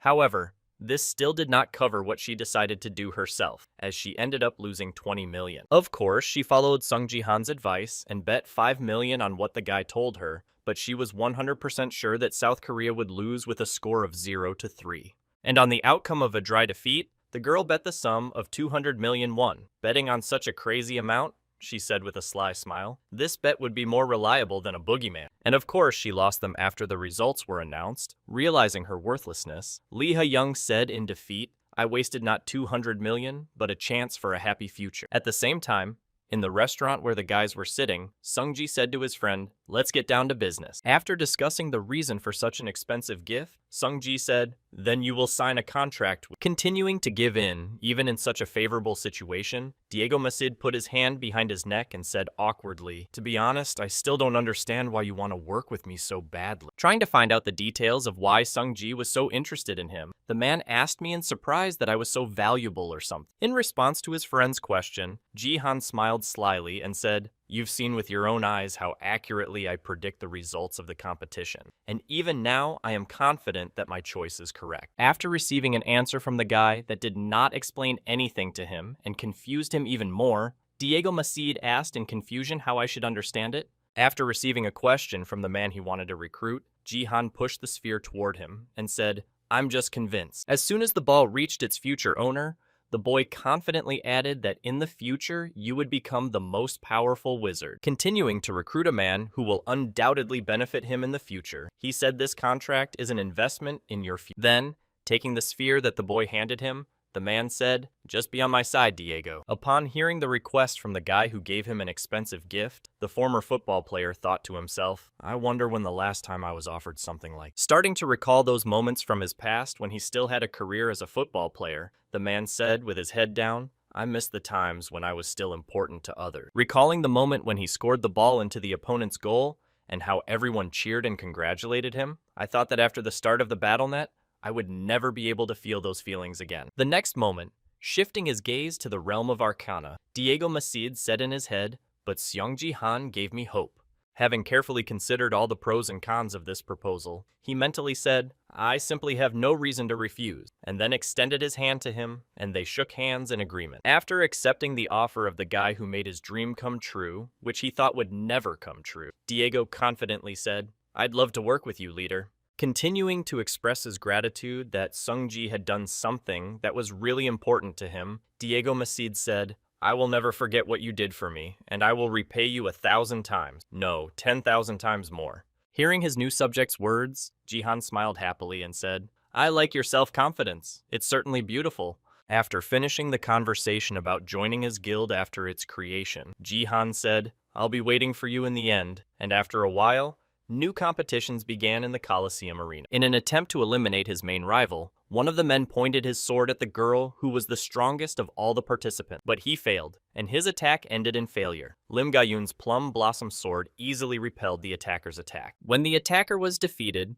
the girl heard the screams of Lim Ga-yoon and began to monitor the area around her to identify any other enemies who might be targeting her. Seeing that the girl had again dealt with one of the participants of the competition, a couple of men decided to try their hand at it and headed towards her and shouted, Get rid of her first, to which I replied, I'll help you. The attackers attacked the girl together and shouted, Die, before inflicting fatal injury. But no matter how hard they tried, they still wouldn't have enough strength, and Lim Ga-yoon, realizing this, said it was not enough. Taking her sword out of its sheath, instantly striking and hiding it back, the girl simultaneously cut down 2 attackers, after which a system notification appeared that 50 survivors remained. Immediately after the announcement that half of the players had left the battlefield, another notification appeared, saying that the game was over. After the game was announced, the girl received a system notification saying that you had won first place in the game. Seeing what she managed to achieve in this competition of the Coliseum, Lim Ga-yoon, looking at the rating squeak, mentally said that 5 destructions for the first place was quite a good result. Immediately after furrowing her brow, she added in her head, however, it's still not enough. It's not a reason for me to be proud of myself. Imagining in her mind a sword king who was many steps above her in skill and strength, she said in her mind, I need to become much stronger. Also, remembering another character who was stronger than her, she mentally added, I have to become as strong as King Sword, who defeated the Korean team in a competition, or Song Ji-han, who went down in history as a legend without defeat. Realizing how much she was inferior to these people in strength, the girl looked down and said in her head, I'm too far away from them. I've relaxed too much since joining the Divergent Guild. The next moment, raising her head up and looking at the sky, she added to me that I need to keep improving myself and not fall behind any further. At the same time, On the way home with her friend who agreed to give her a ride, Hiso said anxiously, "Sia, you're fine?" Hearing the question from her classmate, the girl bowed her head down and answered, "Yes, everything is fine," after which she objected, "Don't lie to me. I can see that you look bad." And then Sia added that this has been happening for days and days. Immediately after hearing this, Hiso confidently exclaimed, "If you want, I can stay with you, because it's very good to be in company when you feel bad." To which she replied, "No, you don't have to." After refusing the offered service, Sia said, "I'm so grateful for the ride home today because I have an appointment with my uncle, and I didn't know how to get there on my own." The driver said, "If you need any help, please let me know. I want to make up for my mistake." Hearing the offer of help from the driver, whom she could turn to, the girl smiled gently and said, "I'm glad you understand." The next moment, folding her arms in front of her, Hiso said happily, "Oh, by the way, Sia, have you thought about my proposal? If you agree to it, I'll start preparing today." In response to her friend's question, she replied, "I'm not sure about that." Hearing the ambiguous answer, Hiso asked in surprise, "But why do you have nothing to lose?" As she continued to convince her friend to accept the offer, she added that before she could finish speaking, the driver braked in an emergency manner, and she crashed into the seat face first. Angry at her driver, the girl grabbed her cheek and exclaimed, "Hey, what's with the sudden stop?" In response to a question from his boss, the driver nervously said, "Ms." Reacting to the man's words, the girls looked forward and exclaimed in surprise, "What the hell?" Looking at what was happening ahead and realizing the reason for this sudden braking, they heard we had arrived at the Sword Palace. When they stopped near a crowd of people gathered outside the house, they couldn't help but attract attention, and someone in the crowd shouted out, "Hey, what's going on?" At the same time, Song Ji-han decided not to use the usual methods of public transportation when returning home. He jumped on the roofs of buildings. After a certain period of sprinting, Ji-han unusually reached a convenient place to stop and began to slow down. As soon as he stopped, he began to evaluate his options and then said thoughtfully, "I obviously feel much lighter than before." Realizing that his progress was not stagnant, the boy turned his attention to the sun, which was slowly setting over the horizon, and thought, "I managed to improve a little." Turning his head to the sun, which was clearly visible, the guy confidently spoke in his head on a hill like this. Turning his body half a turn so that he could fully enjoy the view, Sungji spoke much more pleasantly as he watched the city from above. Immediately after these words, he began to recall his past life, mentally saying, "In the States, I also used to go up like this to somewhere as high as possible to be in silence. It reminds me of the past." Enjoying the sunshine that fell directly on his face, Sungji closed his eyes and spoke in his head, "Now I could fully realize." Imagining Ito Ryuhei in his mind, who was just a giant in strength compared to him, the boy mentally added what kind of person Yu Sejin was at that time. Imagining him standing right in front of him, looking directly into the eyes of his opponent, Sungji mentally said, "He and I have never met in battle before." Plunging back into the memories of his past life, the guy mentally spoke at a time when half the nations on Earth had disappeared. The best runners in the world began to gather together. Yoon Se-jin, who had always taken first place as a warrior, suddenly disappeared, and then he remembered the newspaper that reported that Ryuhei had gone missing. As he continued to enjoy the beautiful view and the sunshine, the guy said in his head, "I still don't know what happened to him." Immediately after opening his eyes and looking up at the sky, he added, "But now I am as strong as I was at the peak of my abilities in my previous life, and I cannot relax just because I have a rapid growth rate." Leaning on his knee to get up after a break in reflection, the boy confidently said in his head, "I must become much stronger than I was in my past life." Standing up to his full height again and looking at the city from above, the boy thought he needed to master the nameless divine art as soon as possible. After thinking a bit about his future plans, the guy approached the edge of the roof and said, "Well, enough of this thinking. It's time to go home." At the same time, trying to somehow drive away the crowd of people heading for the car, the driver nervously shouted out to everyone to get out of the way. Trying to somehow protect the girls who were sitting in the car, the guard shouted, blocking the passage, "Hey! I told you all to get out of here." Ignoring the man's words, the reporters who were trying to break through to the car shouted out, "Ms. Yeah, I am from the Right to Know channel," after which another reporter shouted out, "Say a few words, please." Being in a difficult situation, the girl had to hear, "What do you think about today's match of the Sword King?" and his interview trying to somehow bring the girl to her senses. He so exclaimed, "Sia, just ignore them." Continuing to be in an already difficult situation, the girl overheard some people saying that it was your statement that provoked the Sword King to do these things. Trying to break through to the girl who was sitting in the car with cameras pointing at her, journalists shouted out, "Share your thoughts with us. People want to know." As the reporters continued to push through the driver who was preventing them from doing their job, they heard an angry voice say, "Hey, what the hell is wrong with you all?" At the same time, driving the girl to despair, the journalist shouted out, "Let us interview her while Sung Ji-han is not here, it's our job," while Hiso gloated at Sia's despair. Continuing to break through the man, one of the reporters shouted out to show at least a little understanding, and then Ji-han appeared in the background, having just arrived at the Sword Palace. When he saw what was happening near his house, the boy angrily shouted out what the hell was going on. As he began to prepare to use his power characteristic, Ji-han angrily exclaimed, "What have you all suddenly decided to do here?" Applying the characteristic of force, and at one point scattering everyone who broke through the driver from the car, Ji-han shouted out, "Get out of here!" When all the annoying journalists lay down on both sides, creating a certain path, Sung-ji confidently walked forward to the car. Walking past the annoying reporters, he heard one of them groan heavily and say, "Oh, my back," after which the other one shouted out in displeasure, "Hey, Sung Ji-han, how dare you attack reporters?" Continuing to express his complaints about the guy's behavior, the reporter added that he was not at all embarrassed by your image. To which the guy said in a menacing voice that he was. Turning his fearsome gaze to the man who had decided to swing his rights here, Ji-han said menacingly, "That's why I treated you so gently." As the journalist began to get up from the ground after a quick break, the guy added angrily, "Besides, this is only your first mistake." Hearing this, they realized that it was better not to disturb the guy. Walking onto the car with his niece, which was being guarded by the driver from attackers in the form of journalists, Sun-ji added, "You should be thankful that it ended so easily." A few seconds later, as he approached the car, Sung Ji-han said to his niece Sia, "You can come out now," and she looked through her fingers at the person who came for her.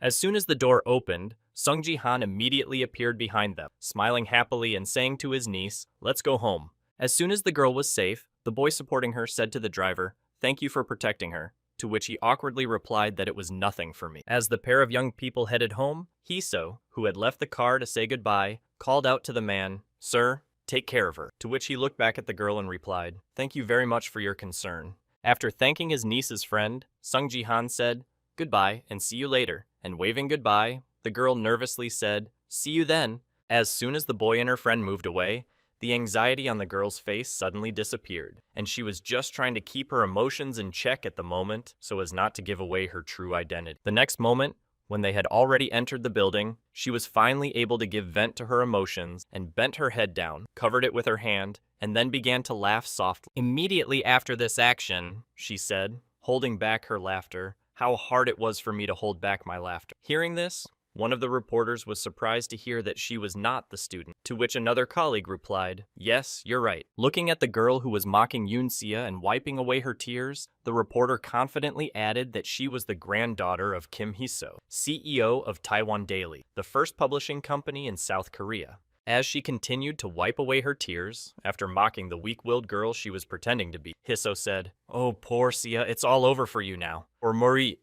After a while, when he arrived home and turned on the recording of the report after the competition, Sunji heard Ito Ryuhei say to the camera in Japanese, "I have no daughter." Holding his phone in his hand and watching a live stream of Ryuhei, he told reporters that I buried my entire life in Japan, and that is why I have no daughter. Continuing to insist on his point, he added, "I'd like to ask you to refrain from any personal and unnecessary questions like this." After listening to the interview, the guy asked if they came to you because of him, and she said yes, with her head down. Hearing the reason why her niece was sad, Sungji gritted his teeth in anger and said irritably, looking at the man's face on his phone, wishing he could give him a beating. After expressing his dissatisfaction, he turned his gaze to the depressed girl and said, "Well, what should I do now? She has just started to feel better after the last incident." Continuing to look at his upset niece, who had her head down and was staring at a single point, he added in his head that this interview had only ruined her mood. After some time of grieving, the girl realized that this could not go on forever, and gathering her strength, said to her uncle, hearing Siha's voice, who took his eyes off the phone screen and said, "So then," and added, "Remember you said you would fulfill my wish." Hearing what his niece Jihan had just asked him, he thought about it for a while and said, "You're going to find the Shadow Queen now," and the girl happily replied. Immediately afterwards, the girl, without hesitation, confidently said, "I think I've already thought of a wish that I want you to fulfill." Hearing this, the guy said confusedly what he meant.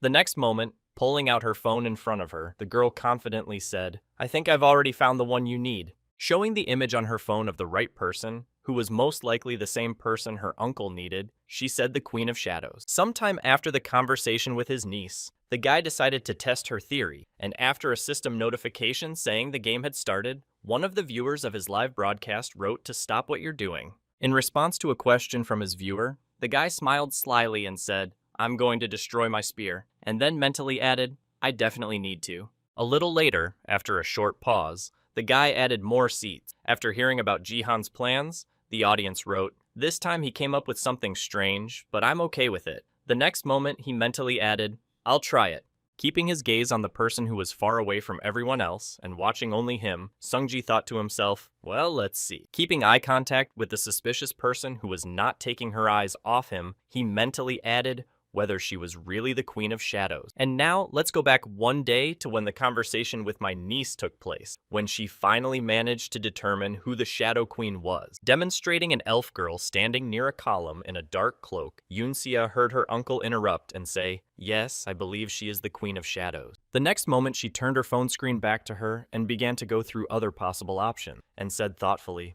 "Of course, I'm not 100% sure, but that's my main suspect." And she heard back, "And there's a reason you think so." Then, looking at the image of the dark elf who was sitting on the throne, she added thoughtfully, "At first I looked at the elven queens who sat on the throne, but they were too obviously queens." Immediately afterwards, she switched back to the image of the mysterious person standing at a distance from everyone else, pointing to her and saying, "She looks like a shadow." Hearing his niece's conclusion, Jihan was surprised to hear that the shadow was there, after which the girl confidently added, "Look at what I sent you then." When the boy picked up his phone and started looking at the photos sent by Sia, he heard her say to him to first pay attention to the color of the elf's eyes. While Seungji was looking at the photo of the elf in a close-up view where her eyes were visible, Yoonsia said that elves with black eyes certainly exist, but they are quite rare, and that her sclera itself is black. Thinking about his niece's words, the guy said in his head, looking at the photo, "She was right," and then he heard the girl say, "But it's not just that." Drawing the boy's attention to herself, Yoonsia added that the elf always looks at the one who takes the first place. And before the game started, hearing the remark from her niece, Sungji wondered what it meant. In response to the boy's question, she said that every time you participate in competitions, she always looks at you strangely. Recalling other cases of searching for the Shadow Queen, the girl added that in order to draw some parallels in her conclusions, I also checked other matches. Pointing to several different photos taken in different competitions, Yoonsia said the same thing here and here. Pointing out something strange that was happening to this person, the girl added a peculiarity that was repeated every time she said she looked at the winner every time. By focusing all her attention on this feature, Yoonsia made it seem as if she knew the future. Continuing to prove her point, the girl said, "It's true, it's quite strange," and after listening to all the statements and arguments of her niece, Jihan mentally said, "It does sound quite suspicious." The next moment, drawing the boy's attention to the last file she had sent, Yoonsia said, "And by the way, the last video is the most important." When Jihan opened the video sent to him by his niece, the girl said to look closely at her shadow, and when he looked closely, Jihan could see something strange that was really not ordinary in her shadow. The next moment, continuing to draw her conclusions after the search mission, Yoonsia said, "Of course, the quality is quite poor, but I'm sure you see something unusual." After listening to everything the girl said, and putting the whole picture together with the facts of the candidate's eligibility for the Shadow Queen, Sungji thought it was really worth checking out. The next moment, Jihan, who had come to his senses after thinking, said in surprise, "Wait a minute, you were the one who found out all this." And she confidently replied, "Yes, I was constantly looking for it whenever I had free time." After hearing this, Sungji nervously asked if she was working too hard because of me, and she replied with a happy smile that no, I don't have much to do right now anyway. Immediately after hearing this, the guy resigned himself to his niece's words and said, "Thank you, Sia. Next time I'll check everything." And she happily replied, "I hope I guessed right." The next moment, after the conversation about the alleged Shadow Queen was over, Sung Ji-han said, "Well, now it's time for me to keep my promise." Drawing his niece's attention to him and making her instantly forget about everything else, the boy added what your wish is for the work you've done. Smiling happily at his niece, Sung Ji-han said, "You can call me anything you want. I'll do it anyway." When she heard her uncle's promise to fulfill any wish, she bowed her head and said, "Thank you very much, then I want to." Sometime later, after completing the recollections, the guy received a system notification that said you had committed 10 murders and mentally said, "That will get me first place." Having finished dealing with the crowd of orcs who stood off to the side away from the rest of the players, Jihen, having received a sufficient number of enemy destruction, said in his head, raising his head up, and now. The next moment, after the main task was completed, the guy confidently said, I will break the audience barrier as I promised. And when the live viewers heard this, they wrote that he was going to break the barrier. Do you really believe that he will sweep the audience away or something like that? After receiving various comments from spectators who doubted his abilities, the young man said in his head that the Colosseum had established a barrier between the audience and the stage. As he continued to stare at that one suspect, the guy said in his head, the barrier's strength could match the abilities of a diamond-ranked support player's barrier. He needed to keep the strikes and abilities from going off stage. Having already tried several times to use his personality detection skill, the guy added in his head, and that's why I can't see her true personality through the eyes of a traveler like. Deactivating his traveler's eye skill, Jihan mentally said, looking at the barrier, I need to create a gap in this defense to look through the barrier. Taking his spear in hand, the boy confidently said in his head, preparing to make the throw. Firmly gripping the weapon he would use to carry out this task, Sung Ji-han spoke in his head for help. He looked at the golden tip that said, Phoenix Arrow, rank, A arrow, made of phoenix feathers, becomes stronger when thrown, returns to the user's hands after use, the fire inside is sealed and will disappear after 5 throws, he added. In his mind, the phoenix arrows I got in the dungeon I can't draw its full power because of the risk of throwing it. Having taken the appropriate position for the throw,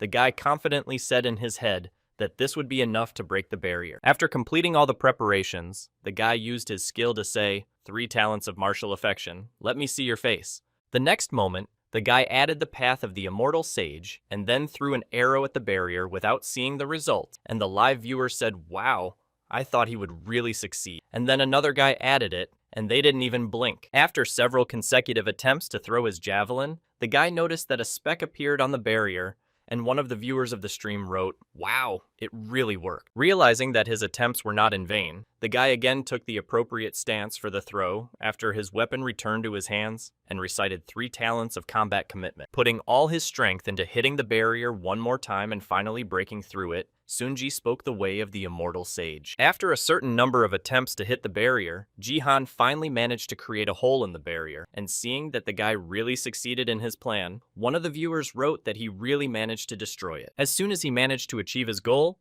Sungji said the exact time in his head, and then used the skill to activate the traveler's eyes upon receiving the notification. Trying to focus his gaze on the mysterious person in the dark cloak as quickly as possible, Sungji said in his head he needed to make it as fast as possible before the barrier closed. When his traveler's eyes activated, the boy focused on the dark elf and said in his head, now reveal your identity to me. Looking directly into his eyes, which were a reflection of his soul, the boy mentally said, come on, who are you really? The next moment, after he managed to look into the girl's eyes, Sung Ji-han found himself in some strange, empty, dark place, looking around and saying, where am I? In confusion. After a while, he felt a strange gaze concentrating on him in the pitch blackness, and looked back and noticed someone's giant eyes. The next day, when he woke up after the meeting with something incomprehensible, the guy was lying on his bed and sighed heavily and said, it was a pretty hard day. Putting his hand to his head to try to calm himself down after what he had seen, he mentally said, I still can't calm down after what I saw. Opening his eyes after imagining the same sight he had encountered when using the Traveler's Eye skill on the Shadow Queen, Sungji said in his head, and I don't think I can do it. Once again, he began to recall the same look he had encountered in that pitch black, and he imagined meeting something similar in the Bronze League. Closing his eyes again, the guy said in his head, visibly worried, it scares me very much. Even if I were in my previous body, I would still be scared. Immediately after smiling slyly after his thoughts, the guy said, well, it's okay, and then got up from the bed and confidently added, his strength will definitely help me. Moving to a sitting position, the guy used the command and opened the achievement store, after which he said in his head, I will level up the store to the 5th level for the accumulated rewards. Having decided to upgrade his store to the 5th level, the guy confidently said in his head, at which point I would have the opportunity to get a place for an additional constellation. When everything was completed and the store level was raised, Sung Ji-han said in his head, well, now we can choose a few constellations. Clicking on the level up button, he received a notification that said, Earth is currently undergoing a training program. Even if you select a location for an additional constellation, it will not be shown in your status window. Rejecting the notification that the additional slot for the constellation would not be displayed, the guy mentally said, well, now I don't need it, then I'll choose something else. Hovering his finger over one of the options for leveling up in the store, Sungji confidently said, first, I'll add a slot for a rank, and then received a system notification that you had bought a place for an additional rank, level 1. As soon as the additional slot was purchased, the guy immediately rushed to check its availability in his profile and opened the status window. Sungji has already reached the 22nd level and is only 3 levels away from the Silver League. Now that he has such martial and ordinary strength, he can practically be counted as a member of the Silver League. However, even so, the guy chose to level up rank slots in the achievement store for a reason. He will need this additional slot after reaching the 30th level, then he will need it for the title of Descendant of the Martial Arts God. Very soon, Songji Han's combat power will reach its critical 30 points, after which he will receive his nameless martial arts skill. And thus, after acquiring this skill, the boy will associate himself with the martial arts god and eventually become his descendant. Recalling why he needed this additional slot for a new title, the guy mentally said, I used this title in my past life until my death. Closing his eyes, the boy recalled how he had received it and said in his head that this time, no matter what it took, I had to get hold of it this time too. Starting to recall a person from his past life, Sungji Han mentally said, we will meet again very soon. At the end of his thoughts, Sungji went with his niece to inspect the new house after a while, and then heard that the center of Gangnam itself is just great, and public transportation is excellent, and there are plenty of renovated schools. Continuing to demonstrate the room they came to squeeze into, the realtor confidently said, among other things, you will get a symbol of success, a view of the Han River from a high floor. After trying all his methods of persuasion and naming the advantages of this house, the real estate agent said, well, what do you think? This is the best apartment in my arsenal. Continuing to look at the young people who had come to inspect the apartment to decide whether they would take it, the man added, 200 square meters will be more than enough for you two, because I'm right. Looking at his niece's reaction after they were given a tour of the new apartment, Sungji mentally said it was too little too late for her. The next moment, as he continued to talk about the apartment he was offering to the buyers, the real estate agent happily said, let's take a look at this room, and Sia nervously replied yes and followed the man. Watching the girl's reaction to the house they were shown, Ji-han sighed nervously and said in his head she didn't like it, which was expected. Starting to recall the scale of her previous place of residence, the boy mentally added that she had spent her entire life in the penthouse of the Sword Palace. An ordinary apartment would hardly impress her. After some thought, he looked away and added in his head, and yet, looking at the view from the window on the top floor of the proposed apartment, Songji mentally added that the move was her own wish. Starting to recall the moment of the conversation with the girl, when he said that he would fulfill any of her wishes, and bowed his head down and said, I want to move. After which he mentally said, Sia wished to leave the Sword Palace. Looking at the depressed look on his niece's face, Ji-han thought, I guess the sooner it happens, the better. Since that place is full of memories of Yoon Se-jin, I'm sure being in the house is depressing her. At the same time, trying to make a good impression of the apartment, the sales agent told Yoon Se that the rooms were large and the layout was perfect, and that it was not just that there were only one apartment for sale in this building, and it was not about the price. Looking at the nervous girl who was afraid to say no to the man, Ji-han thought I must find a suitable home for her, and then Yoon Se replied to the sales agent, of course. The next moment, interrupting the man's conversation with his niece, Songji said, I think we'll need a bigger house than this one. Continuing to emphasize the inconsistency of the option, the guy added that soon she would become a player and therefore would need a room for a connector, to which the sales agent replied, I understand, then I'll look for more. Immediately after smiling happily, the sales agent turned his gaze to the girl and said, You are very lucky to have such a reliable and strong uncle, to which she replied, Well, I still have room to grow. Then the man said, I'm your fan, and I'll always be rooting for you. And Sungji smiled awkwardly and said, Thank you for that. As soon as Ji-han finished his sentence, the sales agent immediately added, No, no, no, thank you, which threw the guy into confusion with his answer. Smiling happily, the man added, In fact, I used to be part of the Sword King's fan community, but his move to Japan shocked me, so I immediately left and was very worried about Ms. Sia. Turning his gaze to the surprised girl, he added, I heard that you are having a hard time right now, and I was worried about that, but I am glad to see you in person and that you are doing well. Continuing to impress Yoon Se with his support, The sales agent added, "You have a long way to go, but congratulations on your awakening." Hearing this, a tear formed in the girl's eye. Bending her head down and putting her hand to her chest, Yoon-sia said, "I'm sure you'll get a wonderful gift." Hearing the words of support from the salesman, who was also building hopes for a good future for his niece, Sung-ji, said something disturbing in my head. Recalling the moment when Sia was driven home in a car and the number of journalists, he mentally added that the attention to Sia increased after the Korean-Japanese battle, and that everyone is most likely interested in her awakening and gift. The next moment, recalling the horrible future that had happened to her in her past life, the boy added in his head that when it turned out that she was an F rank, all their attention would become poison. After these mentions of a harsh future, Jihan looked at his niece and mentally said, "We need to prevent this. We will have to keep her away from people for a while." Especially from reporters, and at the same time Kim Hee-so, the granddaughter of CEO Taewon Daily, was happily talking to someone on the phone, saying yes of course. Hearing the question from the interlocutor, she confidently added, "Everything was correct on August 22nd, her birthday. She will be in the Academy's gift room. No, you don't have to worry about that. I will help you with the interview." After finishing the conversation with the journalist, she said, "See you later," and then hung up the phone. And the guy who was sitting in the office with her said, "What a scum and hypocrite you are, a family member of a media worker." In response to the boyfriend's remark, Hiso replied that no one asked you to stay, to which he replied, "Don't say that, otherwise I won't be able to meet Yoon-sia anymore."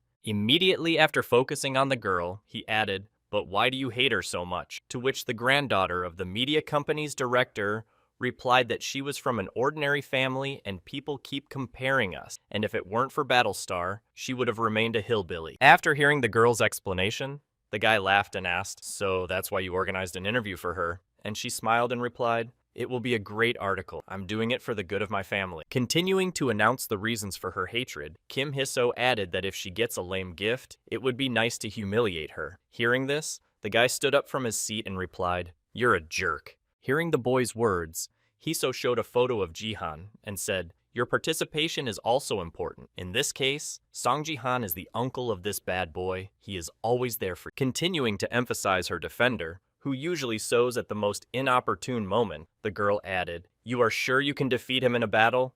In response to a question from the granddaughter of the director of a media company, the guy smiled ominously and replied, "Crazy fool, I don't give a damn about him." Hovering over the girl with his ominous figure, he confidently added, "The main thing is that you keep your promise." To which she replied, "Oh, what a scoundrel." Immediately after opening her eyes and looking at the henchman in her plan, Kim Hee-so said, "Don't worry when my plan is." Focusing on the guy who was eager to get what he wanted, the girl said, "Not then you will be able to do whatever you want with that whore." Sometime later, Seoul District Gangnam Academy Battleground, 21/08/2020 year, 10 in the morning, 14 hours before Sia woke up. Continuing to insist on her point, Kim Hee-so said, "Come on, Saya, don't be a buccaneer." To which Hee-so nervously replied. Continuing to refuse, the girl added, "I'm telling you, I'm not going to go to an interview." And folding her arms in front of her, she added, "Please think about it at least once more." Continuing to insist on her own way and continue to persuade the girl to give an interview,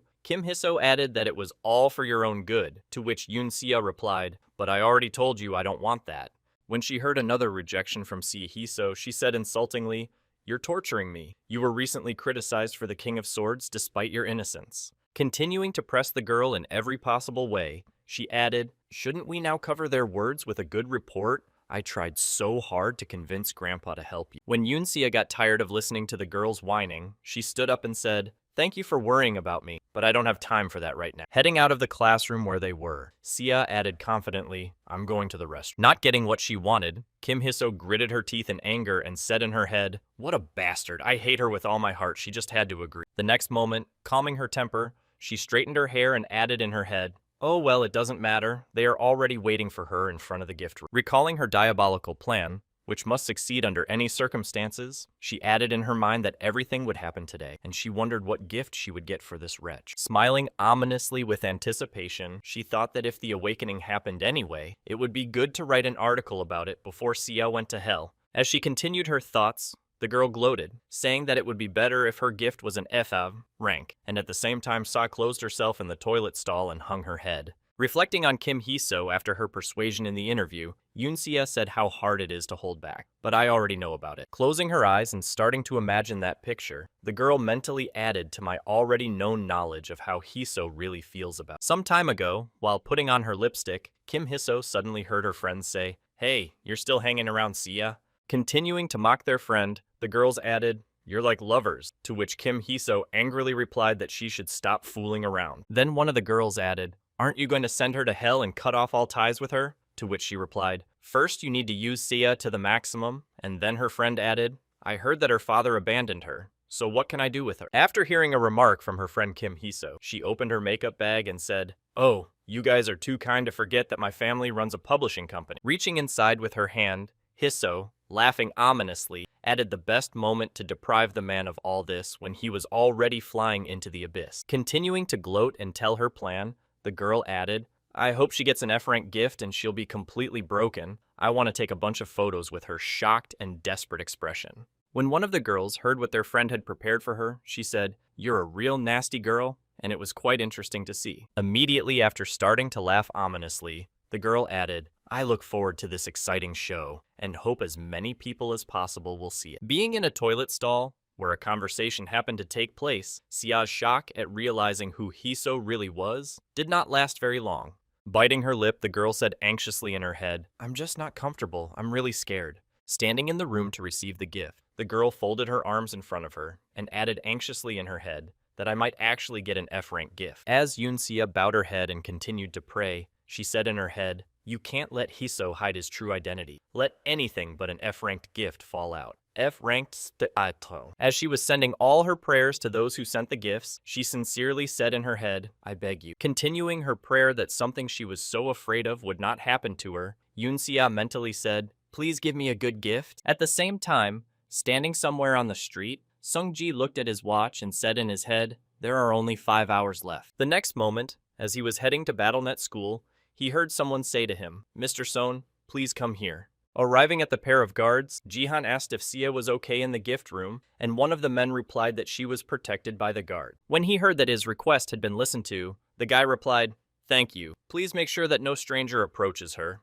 especially reporters." To which he replied, "Don't worry, we have taken measures. Even the academy staff will not approach her." Looking around him and demonstrating the number of guards assigned to the facility, he added that the management pays special attention to this. Then, immersed in his memories, Shang-ji mentally said, "Yesterday around this time, I called manager Park Young-sik to discuss the problem with the Sword Palace donation." He answered, "Oh yeah, tomorrow night Sia will become an awakened player, right?" And he replied, "So, you knew about it." In response to the boy's question, the manager replied that the situation is not good now, and that is why I am worried that someone might enter the wake-up room. After hearing Jihan's words, Manager Park thought that he understands how things are going now. Immediately after these words, Park Young-sik added, "If you don't mind, I would prefer to have more guards around her." Hearing this, Zhang-ji thought the government would send a guard to protect Sia.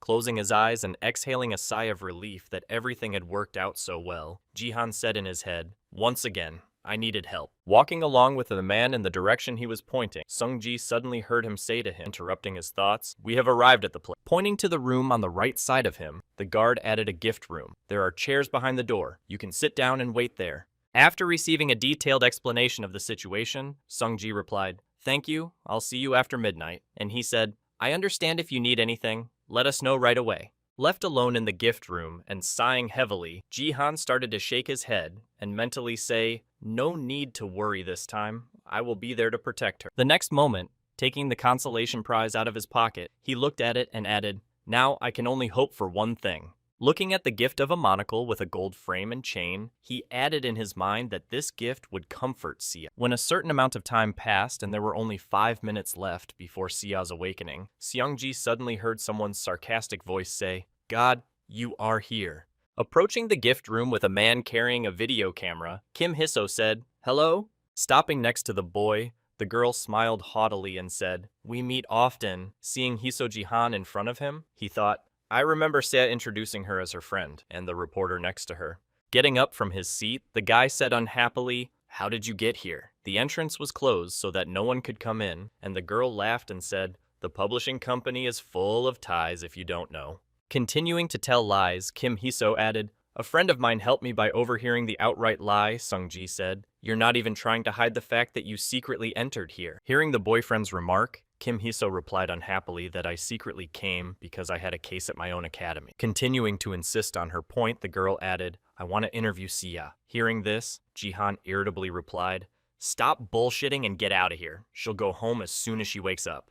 Trying to somehow drive away the uninvited guests, he added menacingly, This is my first and last warning to you. Hearing this, the cameraman was frightened and thought, Oh, will everything be okay? It looks like we're running into trouble. After which Kim Hee-so replied offended, Well, then we have no choice. Shrugging, the girl added that we simply had to conduct an interview, to which Sung-ji replied, If you insist on it, then keep in mind that I will not stand aside. Hearing Yoon Sea's uncle's threat, Kim Hee-so leaned her head on her palm and said sadly, How can I not win you in a battle? Immediately after, with a joyful smile and snapping her fingers, she added exactly what if. With a sinister smile, the girl looked behind Jihan and added a level 27 supporta to Sung Jihan, who was protecting his niece. Looking at the hired man approaching Jihan from behind, she added, An unknown level 50 warrior will attack. What do you think will happen? At the same moment, in the gift room, after receiving the system notification, Congratulations on waking up a gift, late flower, F-rank Sia fell to her knees and bowed her head down. 2.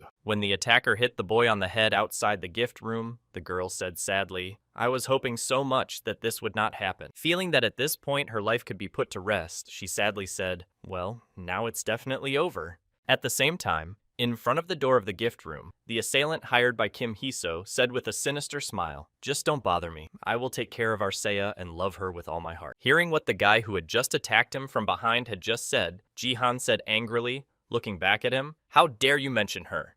The next moment, noticing that Sung-ji was unharmed and not bleeding, the attacker was surprised to hear that nothing happened to you after that blow, and you are much stronger than you look. Immediately after, Sun Jihan did not hold back his emotions and went on a counterattack against his attacker, immediately reducing the distance and delivering an accurate direct punch to the body. After making the punch, he felt something unusual, as if his fist had hit a wall and said in surprise, Stone skin means. Continuing to strike a series of blows, one of which flew into the enemy's face, Sung-ji suddenly heard him smile slyly, turning his face to stone and saying, You're quite well informed. I'm not surprised at all. Immediately after striking back at Jihan's body, the stone-skinned attacker said, I wonder how much self-confidence you have in there. At the same time, when she noticed that the fight between Song Jihan and the hired boy was on an equal footing, she was shocked to hear him say, Wow, is this really happening? At the same moment, the cameraman filming the fight asked if he was sure he would win this battle. Continuing to beat up his opponent, the guy with the stone skin said, You don't know where you belong because people are cheering you on, calling you a rising star, because I'm right. Completing his series of blows, the boy shouted, Answer the bastard! And struck another blow to the body. Trying to somehow get information out of the guy's mouth, he shouted out how many times he needed to hit you to make you talk, and then he missed an uppercut from Jihan. This punch was critical for him, and so powerful that it threw the guy into the air, and Sung-ji didn't even raise an eyebrow, maintaining his calm and confidence. The next moment, when the enemy was in the air, Jihan used his strength characteristic and grabbed the guy's hair with his mana-created hand. Not knowing what was happening to him and why he was suddenly hanging in the air, the stone-skinned attacker exclaimed in confusion, Oh shit, what's going on? Immediately after these shouts, Song-ji looked at his opponent with a contemptuous look and said menacingly, You look like a hooligan and behave like one. Yet, the next moment, continuing to look at the boy with a look filled with anger and hatred, Song-ji added, I'll leave a mark on you so that you can't even think about doing something like that again. Immediately after his words, the guy used the characteristic of strength to scalp the man who decided not only to attack him, but also to mention Sia in his fantasy. Having finished all the business with the offender, the guy threw him aside to Kim Hee-so. While the man was landing, the cameraman had already kicked his slippers and headed for the exit at the speed of light. When the granddaughter of the director of a publishing company saw what happened to a guy who was twice as tall as Song Ji-han, she was seriously frightened and screamed out loud. At that very moment, somewhere in the gift room, Yoon Sia was wiping away her tears after receiving an F-rated gift and mentally saying, Stop crying. Slowly calming down after the sad event, the girl took a deep breath into her chest and then exhaled, adding in her head, My sadness will not change anything. Finally, having calmed down, the girl said, Well, it's time to go. My uncle is probably waiting for me. Immediately after these words, the girl headed for the door that led to her exit from the gift room, where her uncle was supposed to be waiting for her. Watching her gift all the way, the girl mentally said to herself, "How can I live my life even if I am an active player with a gift of AF rank? It is obvious that I will start trembling with fear in the Bronze League." Closing the status window where her characteristics were written, Yoon-sia slowly opened the door and said, "I feel like an idiot for praying for something good for so long." Continuing to speak out in frustration, the girl did not even notice what was happening in front of her until the door of the room closed when she saw her uncle in frozen. Seeing that Sungji was already doing something in the hallway, the girl confusedly asked her uncle what had happened, and he looked at the boy whose hair he had pulled out and replied that he deserved it. The next moment after the boy's answer, Kim Hiso's angry voice was heard exclaiming, "You crazy bastard!" Sia looked back in fright, then Jihan said, "You can watch." Approaching the guy who was unconscious and lying on the floor, Kim Hiso sat down next to him and added, "How dare you bring him to such a state of hobby? At least you know who my grandfather is." Continuing to try to intimidate the guy, the girl shouted out he was the CEO of Taewon Daily, to which Songji threw the guy's hair at the girl, knocking her to the floor and saying, "So what?" Looking at the insignificant girl who hid behind the name of her grandfather, Jihan said in an indifferent tone, "Who cares if your family runs a fairly large publishing house and is going to manipulate the media?" In response to the boyfriend's words, Kim Hiso said, smiling ominously, "Do you really think that this will be the end of it? I will create and spread fake news." Continuing to pour out threats, the girl added, "Your family will become the most disgusting in the whole world. People will be silenced by your presence alone." Continuing to threaten to spread the rumors, Kim Hiso added, "You know the important truth is that after hearing the threats, Jihan tried his best to contain his anger, but the veins in his face were already beginning to show. Looking with a surprised look at your classmate who, in a desperate situation, went to the extreme of saying that society's attitude towards you is already negative because of the Sword King, which is even for the better." After listening to the threats against him and his niece, Jihan said with confidence, "You're there. Try to be there." Upon hearing this, Sia looked at her uncle in surprise. At the same moment, looking at Kim Hiso, who was confused by his answer, Shangji added, "We can just leave Korea after hearing that," and she was confused as to what he meant. The next moment, creating a fireball in his hand, the guy said menacingly, "But will you be able to answer for your actions?" When she heard the boy's threats, she looked at him with a disdainful look and said, "Stop trying to be a cool little shit. If it weren't for Battlesnet, you would never even be able to talk to me." After listening to the girl's arrogant remarks, Songji sent mana mixed with flame to the girl and said, "Yes, I understand." The next moment, the girl's entire body was enveloped in heat, which only increased the temperature around her and made Kim Hiso nervous and silent. Preparing to teach the arrogant girl a lesson for her words, Jihan said, "I understand that you are not the kind of person who thinks about your own behavior." Continuing to send more and more heat in the direction of the attacker, the guy looked at her with a contemptuous look and said, "If that's the case, then I'll try to make sure you remember." Directing the flame at the girl and starting to burn her, the guy added that he wanted you to understand well and remember for a long time what happens when you mess with us. After a while, returning to the parking lot where their car was left, Yoon-sia, worried about the consequences of what she had done, nervously asked her uncle if everything would be okay. Hearing his niece's question, Jihan said, "I'm glad I managed to take revenge on Hiso, but I feel uneasy," and he replied in surprise that he was surprised. After hearing her uncle's question, Yoon-sia nervously added to Taewon Daily, the largest company in our country, and Sung-ji said, "Don't worry, nothing will happen." Immediately after, Jihan mentally said they wouldn't act rashly just because such an influential company wouldn't do anything because of the director's granddaughter. Unless they had completely lost their common sense, they wouldn't hurt a player who was currently attracting everyone's attention at the same time. Looking at her uncle Sia, mentally said, why he was so confident was amazing. Having finished thinking about why he and his niece were safe, Sungji added something else that was important right now, and then said, turning his gaze to his niece, he confidently told her what kind of gift she had received. Hearing the question from her uncle, the girl bowed her head down and said sadly, a late F-ranked flower. Continuing to grow more and more disappointed in her skill, the girl said,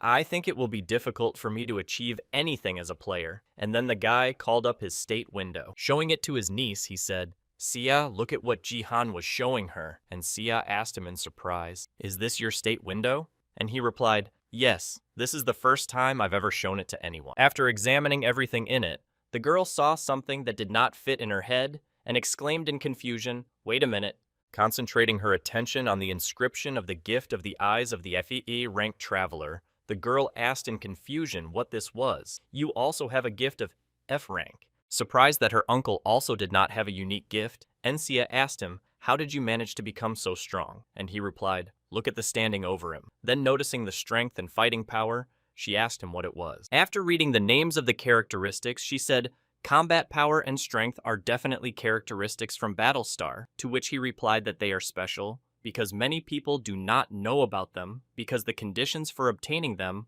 are hidden. Immediately after the status window was demonstrated, Jihan confidently added, "As you can see, the rank of the gift is not the most important thing, Sia. You can also get unique characteristics." Immediately afterwards, he pulled an object out of his pocket that he wanted to give to the girl as a consolation gift, but first he spoke. Holding out the monocle to his niece, the boy confidently said, "This thing will show you the way." Immediately after handing over the gift to his family member, Songji said the second best in the world, before my return to time, was Jin Yuhua from China. Recalling the moment when he found out the rank of her gift, the guy confidently added in his head that she also received a late flower as a gift. Immersed in memories from the past, where he stood in front of the TV and watched a live broadcast of her battle in the Colosseum, Jihan added, "I couldn't believe what I was seeing with my own eyes." Amazed by the girl's skills, the guy with the lowest gift rank said in amazement that he could only think of the F rank gift that brought Sia to despair and death. Does he really have such a secret? At the same time, when she arrived home and began to look at the description of her gift through the monocle, she was surprised to hear what it was. Surprised by the hidden description she saw through the gifted object, Yunxia added in surprise that the gift could be improved and the main effect could be enhanced. The next moment, Sungji smiled happily and said to his niece, who was beaming with happiness, "Your gift is amazing, isn't it?" Immediately after this question, looking at Yunxia's admiration, he mentally said the item worked with a bang. He came out of the repaired broken monocle of the C-rank envoy. Recalling the process of repairing it using the urgent repair skill, the boy mentally said, "I made it yesterday as a birthday present for Sia." Continuing the dialogue with the girl, Jihan said it was amazing that you could increase your rank, but the effect itself was good. Thanks to the additional growth rate, the effectiveness of your training doubled, to which she replied that it was also good. Then Sungji said confidently, "Even with her help, you will quickly get the rare characteristic I told you about." Immediately after these words, Jihan smiled and said, "Sia, I think you have every chance of becoming one of the best players." After hearing encouraging words from her uncle, who believed in her and saw great prospects for the girls, she was surprised to ask what was going on. She let out a stingy tear that she could not control, and the girl really added to my heart. When tears spontaneously began to flow from her eyes, she could not believe that this really happened to her, and gave me a really wonderful gift. In response to his niece's question, Jihan confidently said, "Doc is very good," and then thought to himself, "I wonder how long she has been praying for this." Recalling Ito Ryuhei's interview after the competition between Korea and Japan, he mentally added that the father not only abandoned her, but also said that he did not have a daughter, and that her life was a cause for rumors for people. Imagining a girl surrounded by lenses and other people, surrounded on all sides with no way to escape, Jihan thought the more pressure she was under, the more she wanted to cope. Recalling the character of the girl who tried to fight to the very end, he mentally added not as the abandoned daughter of the Sword King, but as the player Yunxia. Using his power to get a handkerchief and direct it to his niece, Jihan said in his head, she was very high up, probably very afraid that she would get a useless skill. Passing the handkerchief to the girl, the boy said, "You've been through a lot, it wasn't easy, so you can't hold back your tears." Blowing her nose in the handkerchief her uncle handed her, Yunxia said confidently, "Stop crying, I don't have time to laugh." And Sungji said it correctly, embarrassed. After wiping away her tears, she looked at Jihan and said, "You know, I've always felt this way, but you're really an amazing person, uncle." Continuing to express her gratitude to the family member, the girl added, "You seem to know the future," to which he nervously replied, "I'm just very lucky." After a heart-to-heart talk with her uncle, the girl stretched out on the couch and said, "Well, the anxiety is over and now the feeling of hunger has set in." Hearing the girl's desire, Sungji got up from her seat and headed to the kitchen and said, "Let me cook something for you," and she surprisingly replied that she would right away. In response to his niece's question, the boy smiled happily and said, "I promise you it will be much tastier this time." She looked at her uncle, who was heading to the kitchen with a surprised look, and said, "I've prepared a lot of things for your holiday table." At the same time, When Kim Hiso returned home and looked in the mirror after having to answer for her words, she screamed in fright when she saw herself. In a state of shock, the girl exclaimed, "They burned my hair and eyebrows, all of it, damn Sung Ji-han. What a bastard. God, how do I explain this to my parents?" The next moment, the driver entered the girl's room and said, "Mrs. Hiso, I came in hearing the voice of a subject," and the girl pulled her hat over her head and exclaimed in fright, then added angrily, "You didn't teach me to knock, I'm annoyed." Hearing the girl's remarks, the man approached her and held out his hand and said, "Excuse me, here are the surveillance footage as you asked." To which she exclaimed, "Great, now get out." And the man thought, "You rude bitch." When the driver left the room, Kim Hiso flipped through the records and shed tears. She shouted out, "I won't let this go. I need to find something against them." Suddenly, having found something interesting among all the information provided to her, the girl smiled ominously and said, "Booga, sweet little Sia." Watching the video of the #1 surveillance camera in the gift room, she added happily, "You are not good at hiding your emotions at all." By bringing the girl's expression closer to the one she had just received her gift, Kim Hiso made her look like she was about to cry, making for a great shot for the article. Gloating over the wonderful moment, Kim Hiso said it looked like she had gotten an F-grade gift. How well she had prepared. Making such an expression, Hiso still hasn't recovered, and will soon learn a new life lesson. Gloating at the opportunity to humiliate the desperate Yoon Sia, the granddaughter of a media company director shouted out to you, "You scum," and that's why we're going to switch gears. Let's turn our attention to the shiny one we forgot about, so let's see how he's doing here. With his hand to his head, the guy thoughtfully said, "Unrequited love." Continuing his emotional reflections, the guy thoughtfully added a broken heart in recent days. "I felt helpless after I was not chosen by the one I wanted to get closer to." Starting to remember the boy who wanted revenge on Sung Ji-han, he mentally said, "Ugly and vile fire sorcerer." The next moment,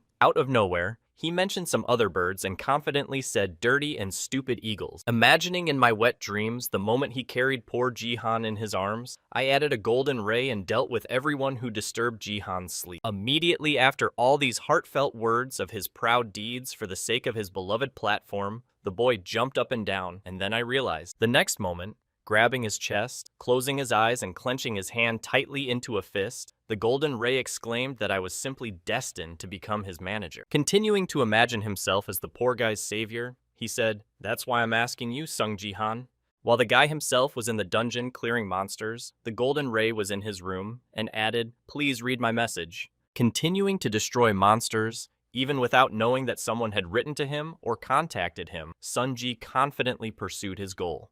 While the guy was destroying monsters, the commentators on the live stream started writing about what his teammates were doing, and those who are on the same team with him usually just watch. But if they don't interfere with him, they will take first place after these comments. At the same time, Jihan, who did not need help at all, used his skill in an unnamed divine art to destroy his enemy. After a while, after destroying all the enemies in the dungeon, the guy received a system notification that said the game was over and you took first place. Also, after receiving a system notification, one of the players sighed heavily and said, "Oh, it was so hard to finish all the popcorn," to which the other added, "Let's add onions and caramel next." After completing the protection task, Sungji received a system notification that your level has been raised to level 25 and you can now participate in Silver League battle. Receive the title of Ruler of Bronze. With the passage of the league with the highest percentage of victories, you entered the World Top 100 Bronze League on August 25th. There will be a battle for promotion among the top 100 players. The best 100 players in the world are the most successful people in the BattleNet, and they will fight in the battle for promotion to ensure their transition to the next league. The goal of all players who are in the top 100 of the Bronze League is the Silver League, but another special condition has been added, and this condition consisted of something quite unusual that had never been seen before and is not seen in ordinary battles. The whole point of this fight between the top 100 is that they will fight until there is only one left. And so, the battle for promotion to the Silver League is not just a regular game, it's a fierce struggle for survival. And this competition ends only in one case, when there is only one participant left on the battlefield, not half as usual. As a result of this tournament, the best player worthy of promotion is determined, after which Sungji opened the leaderboard to see the 100 he will have to face. When I saw a familiar face in the list of leaders, Jihan said in my head, I knew that this time you would also be on the list of the best. As he continued to stare at the profile photo of the man he was about to face, Jihan said in his head, I haven't seen Baron Williams for a long time. While looking through the list of participants in the competition, Sungji came across Baron, who had one of the top 100 players in the Bronze League, Baron Williams, written next to him. Putting his hands to his sides, the guy said thoughtfully in his head, I expected that this time we would meet earlier, but not this early. Feeling a little uneasy after seeing his opponent in the promotion competition, Sunji mentally said bad things, but in a strange way. Continuing his thoughts on the top of the tower, Jihan said, I wonder if I will lose to him, because I have never been able to defeat him before. The decisive factor that allowed Sun Jihan to be among the top 100 players is his unique strength score. Of course, combat power is also a great and unusual indicator, but only physical strength, endurance, and speed are important for unlocking the nameless divine art. But they cannot be compared to the power that goes beyond any framework of reality. Similarly, they simply cannot match the skills of absolute territory with mana boost and telekinesis. However, this is not the end of all the additional bonuses of the strength skill, as there are still some bonuses. One of them is that this characteristic also has different classes. As he continued to think in his head, Sungji mentally said, and the power that Baron used was on a completely different level. Strength is an indicator proportional to mana and divine power. Baron was born with excellent mana, and therefore his strength was significantly superior. This figure was at least twice as powerful as Jihan's, even though he had excellent control. However, even this remains a trifle and simply pales in the face of absolute power. Having started his training in order to achieve certain results, with which he could confront his opponent, Jihna mentally said Baron became the first in the ranking thanks to her alone. While conducting his talks, Songji stood in a one-handed stance, training his spirit and physical strength to receive the divine nameless art. Continuing to hold the stance on one hand, the boy mentally said, it wasn't by chance that he continued to hold the first place, and even during the Bronze League, everyone knew him because of his mana, which was at the diamond level. Dripping with sweat from the difficulty of the training, the guy said in his head that fighting him one-on-one was comparable to suicide. Realizing that he had a very poor chance in the battle against this opponent, the boy mentally said to me, I need to unlock the nameless divine art. At the end of the workout, he took a break and sat down on the floor and opened his status window. Starting to look at the list of leaders, which also included his friend, the guy awkwardly said, I can't believe how many times I've watched the same person. Recalling what his guild master looked like before the return of time, Jihan added, I've heard that he tried to look more mature when he became the head of the guild, but how did he achieve that? The next moment, when he heard his smartphone suddenly ringing, he saw who was calling and was surprised to hear Lee Ha-young say that she was calling to thank me, and then picked up the phone and said, hello, hello? Without even greeting the guy in return, the girl immediately asked if you could help me and tell me who to bet on. After a while, when the next morning came, the city came to life again. At the same time, while sitting in her chair and looking out the window, she suddenly heard a lady address her, and then, looking back, Lee Ha-young nervously answered yes. When she saw who it was who had arrived in her room, she breathed a sigh of relief and said, Oh, Guy Young, it's you. What's up? And replied, I came to escort you to the meeting. When she heard the reason for the visit, she nervously replied that it was time to go, and she was sorry, but could you give me 5 more minutes? When Guy Young approached her, Lee Ha-young said nervously, Well, I asked Song Ji-han to tell me who to choose. Hearing that, she asked, Aren't you ashamed of yourself? And then added, I'm hurt because of my past losses, so you can be gentle with me. After hearing this, Lim Ga-yoon asked in surprise what he said to you, to which the lady replied, You heard the news yourself? Hearing that he was ranked among the top 100 players in the world, the girl bodyguard suddenly froze in place in surprise and then heard that Baron from the States was also participating. Immediately after taking her head, she added, So he said to bet that he will take first place. After hearing the recommendation that the guy gave, Guy Young said rather confidently, to which Lee Ha-young replied, Well, that makes sense. Then raising her head up, Lim Ga-yoon thoughtfully said, But Baron, how does he plan to defeat someone who flies around and throws punches? Hearing her friend Lee Ha-young's opinion, she exclaimed, You think the same way too. As soon as the bodyguard turned her attention to her lady and looked at her, she added that it would be safer to bet on Baron. Immediately after the question, still hesitating about the right choice, the girl added, I'm a little doubtful because his predictions of the outcome of the battle between Japan and Korea were accurate, but I should bet on Baron for some reason, Ga-yoon wanted to argue with her. Immediately after I finished telling her about my life, Lee Ha-young suddenly asked me how you were doing. Changing the topic to another direction, Lee Ha-young looked back at her friend and asked if you had a good score in BattleNet. Continuing to bombard the girl with questions, she added, "You've been working pretty hard lately," to which Lim Ga-yoon replied uncertainly, "Well, I have." Clenching her hand into a fist and gathering the courage for the next action, she added, "I was going to tell you." At the same time, Sun Ji-ha, having received the desired free characteristic point, confidently said in his head that all the conditions were now met. Clicking on the combat power to increase its number, the guy received a system notification that said the combat power had reached 30 points. Immediately after this message, another one appeared, in which the constellation of the traveling god of war was written. Using his traveler's eye to detect the god, the guy received a notification, detected you on the trail, and then mentally said there is only darkness here. Continuing to stare at the constellation of the god, the boy added confusedly in his head, "I don't see anything at all, but I definitely feel the same sensation as last time." Immediately after, Sung Ji received a system notification that said, "Traveling wars? Look at you," Jihan thought. "At last, we meet again." The next moment, he began to endow the boy with divine power, and Sungji received a message saying, "The traveling god of war recognizes you as his descendant," and then he thought, "In my past life, he helped me a lot too." When the main power transfusion was completed, the guy received a system notification informing him that he had received the ability of Nameless Divine Art. Having received the desired skill, the boy mentally said, "Usually, the patronage of a constellation has enormous consequences, but the traveling god of war did not ask me for anything." The next moment, he received another system notification that said, "Learned Martial Arts Technique, 3 Talents, Martial Commitment, Learn Technique, Lightning Steps, Shimmering Sky." At the same moment after receiving the skills, the guy mentally said, "If I have already reached 30 points of combat power, after which I received a notification, the traveling god of war frowned." Feeling something strange that shouldn't have happened, Jihan grabbed his head in surprise and thought that the connection was cut off, and then received another notification that said he was unhappy that your 3 Dantians were already open. "The wandering god of war is very afraid of you." Seeing this warning, Jihan was surprised to think that he was afraid only because I had 3 Dantian divine beings open, and that was the only reason he was afraid. After the warnings were over, the boy received a system notification stating that the imitation of martial arts techniques had been stopped. Immediately afterward, he received another system notification that said the constellation of the traveling god of war was returning, and then the constellation began to disappear from his eye.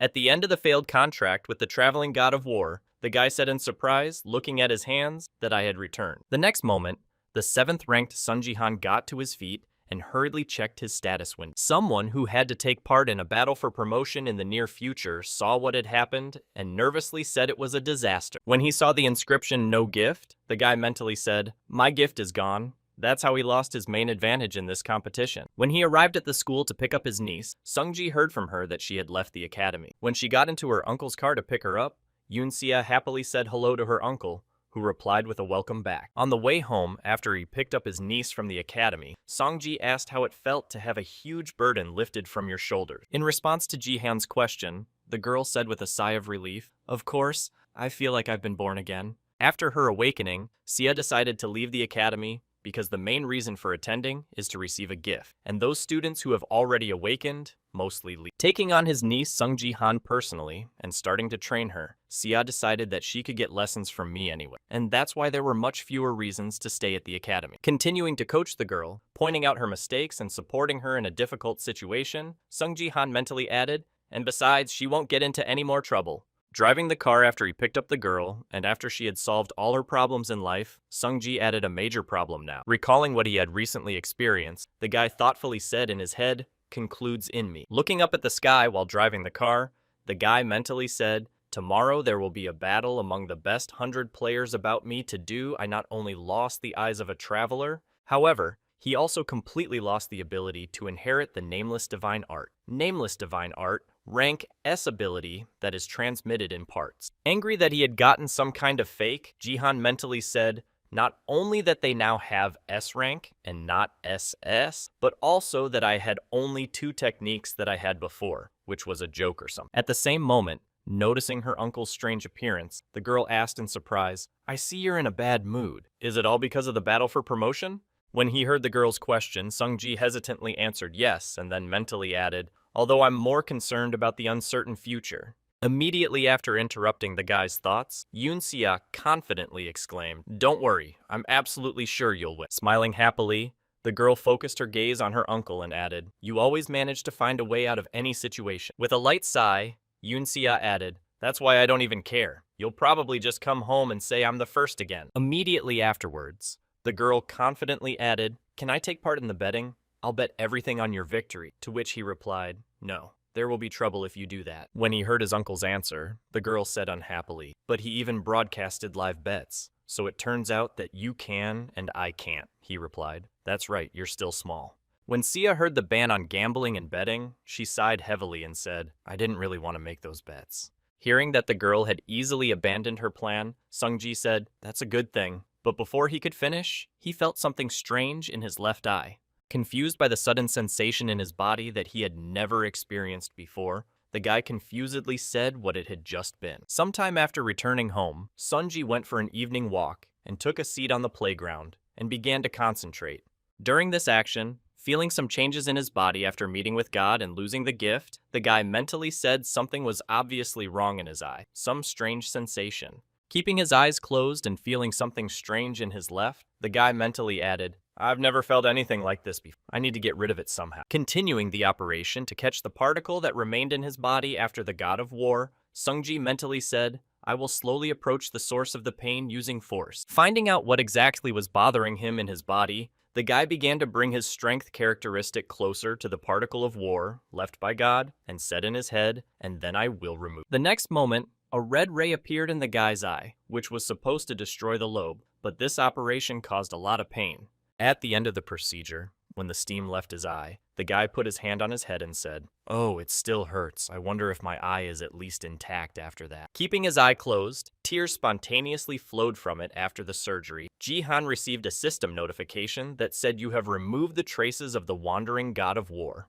The next moment, he received a new notification that said the player, Sung Jihan, was completely freed from the constellation's power. The guy stood up from his seat in surprise and reread the notification, and once again confusedly said in his head that he was released from the constellation. How should I understand it? After the boy's confused questions, another system notification appeared, saying that you can now receive support from another constellation. Seeing this, Jihan adjusted his hood and thought in surprise that he could not before. Continuing his thoughts, the boy suddenly realized and then mentally said, the system and the status window never lied, which means that the god of war has been standing in my way all this time. After realizing who his benefactor was under the disguise of a pest, Sungji confidently said, God, I really thought he was a grace, but he turned out to be a parasite. The next moment, another system notification appeared above the guy, which said, the traveling god of war is even more wary of you. Seeing this, he wondered what it was and why. Immediately afterward, another system notification appeared, adding a few more questions to Jihan's list, saying that the traveling god of war had suddenly evaporated. Not understanding the reasons for what was happening to the god of war,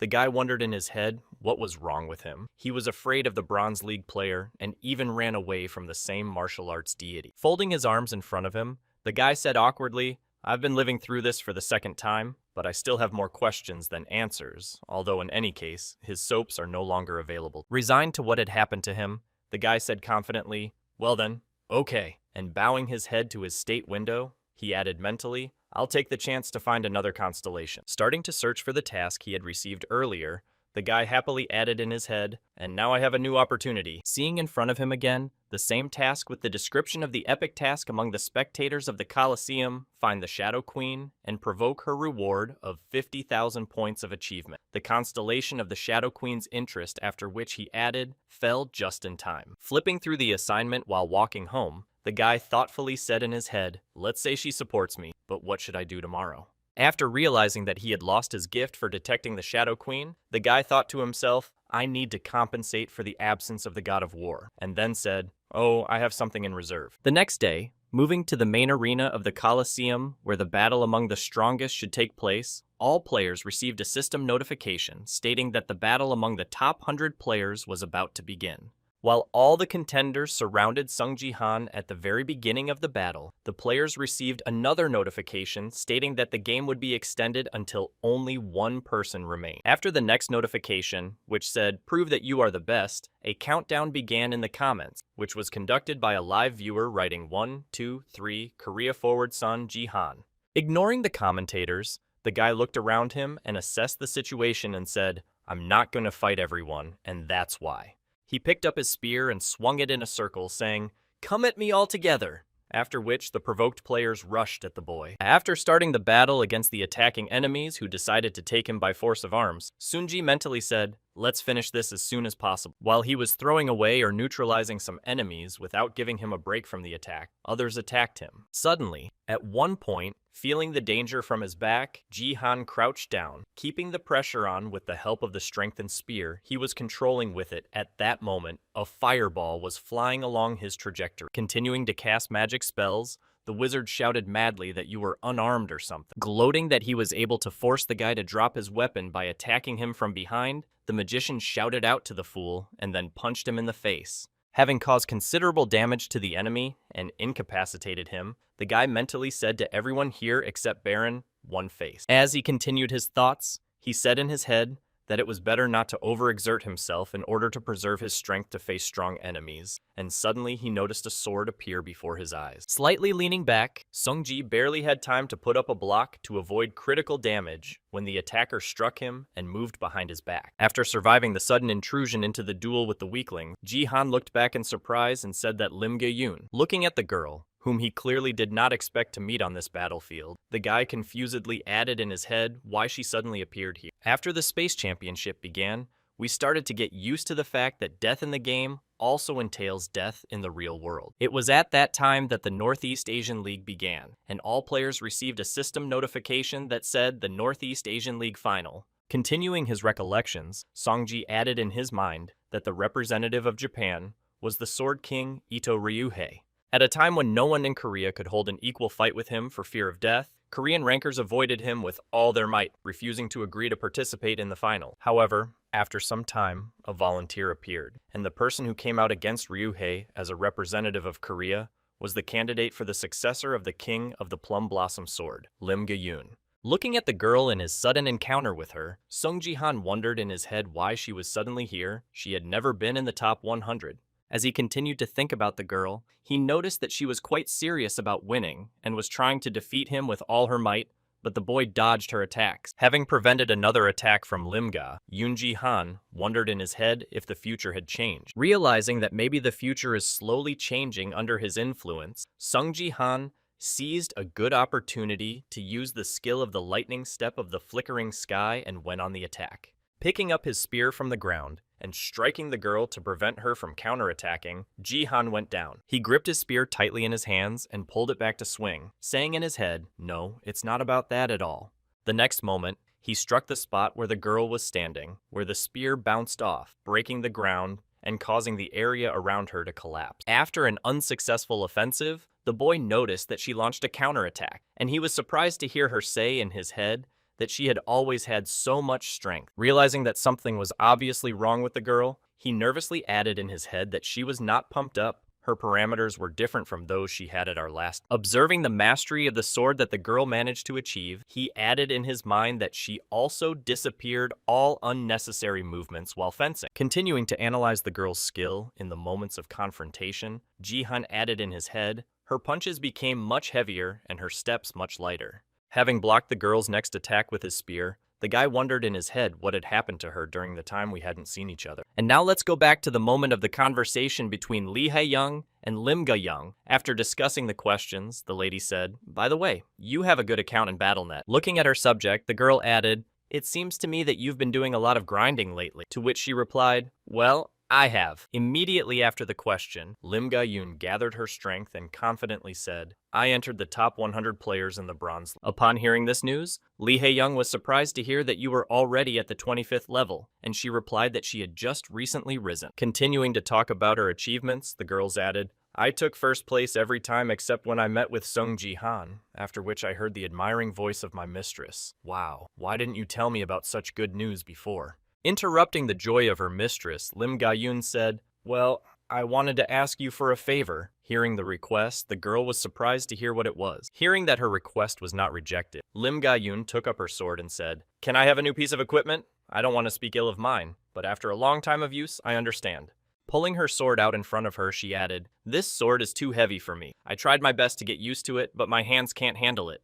Turning his gaze to the confused young lady, the bodyguard added, "It's as valuable as the gift you gave me, so forgive me for saying such a thing." In response to her subject's request, Lee Hae-young approached her and exclaimed in confusion, "Why are you telling me about this only now?" Immediately afterwards, without restraining her emotion, the lady exclaimed, "He was interrupting you all this time," to which she replied, "But I had a good result, so I thought it would sound like an excuse," to which Lee Hae-young angrily replied, "You could have done even better." Heading for the exit, the girl exclaimed, "I will get you a much better and lighter sword, even if I have to spend my own money and throw this one away right now." To which Ga-yoon replied, "Didn't you lose your own money on the bet?" And she exclaimed, "Not at all." Lee Hae-young added with a sigh, picking up the phone, "You're such a fool. I'll try to find a replacement as soon as possible." Hearing this, Ga-young asked, confused, "Are you sure about this one?" She replied, "It's fine, just try." To show everyone the best you can in the battle for promotion, Lim Ga-yoon thought to herself as she heard these words from her mistress. The next moment, looking up from the phone and smiling happily, Lee Ha-young added, "And if you concentrate, you can beat Song Ji-han too." And then she mentally added, "I was comparing myself to Song Ji-han." Continuing to support her subject with warm words, the lady said, "No matter what anyone says, you have always been the Eastern Star of the Korean Bronze League.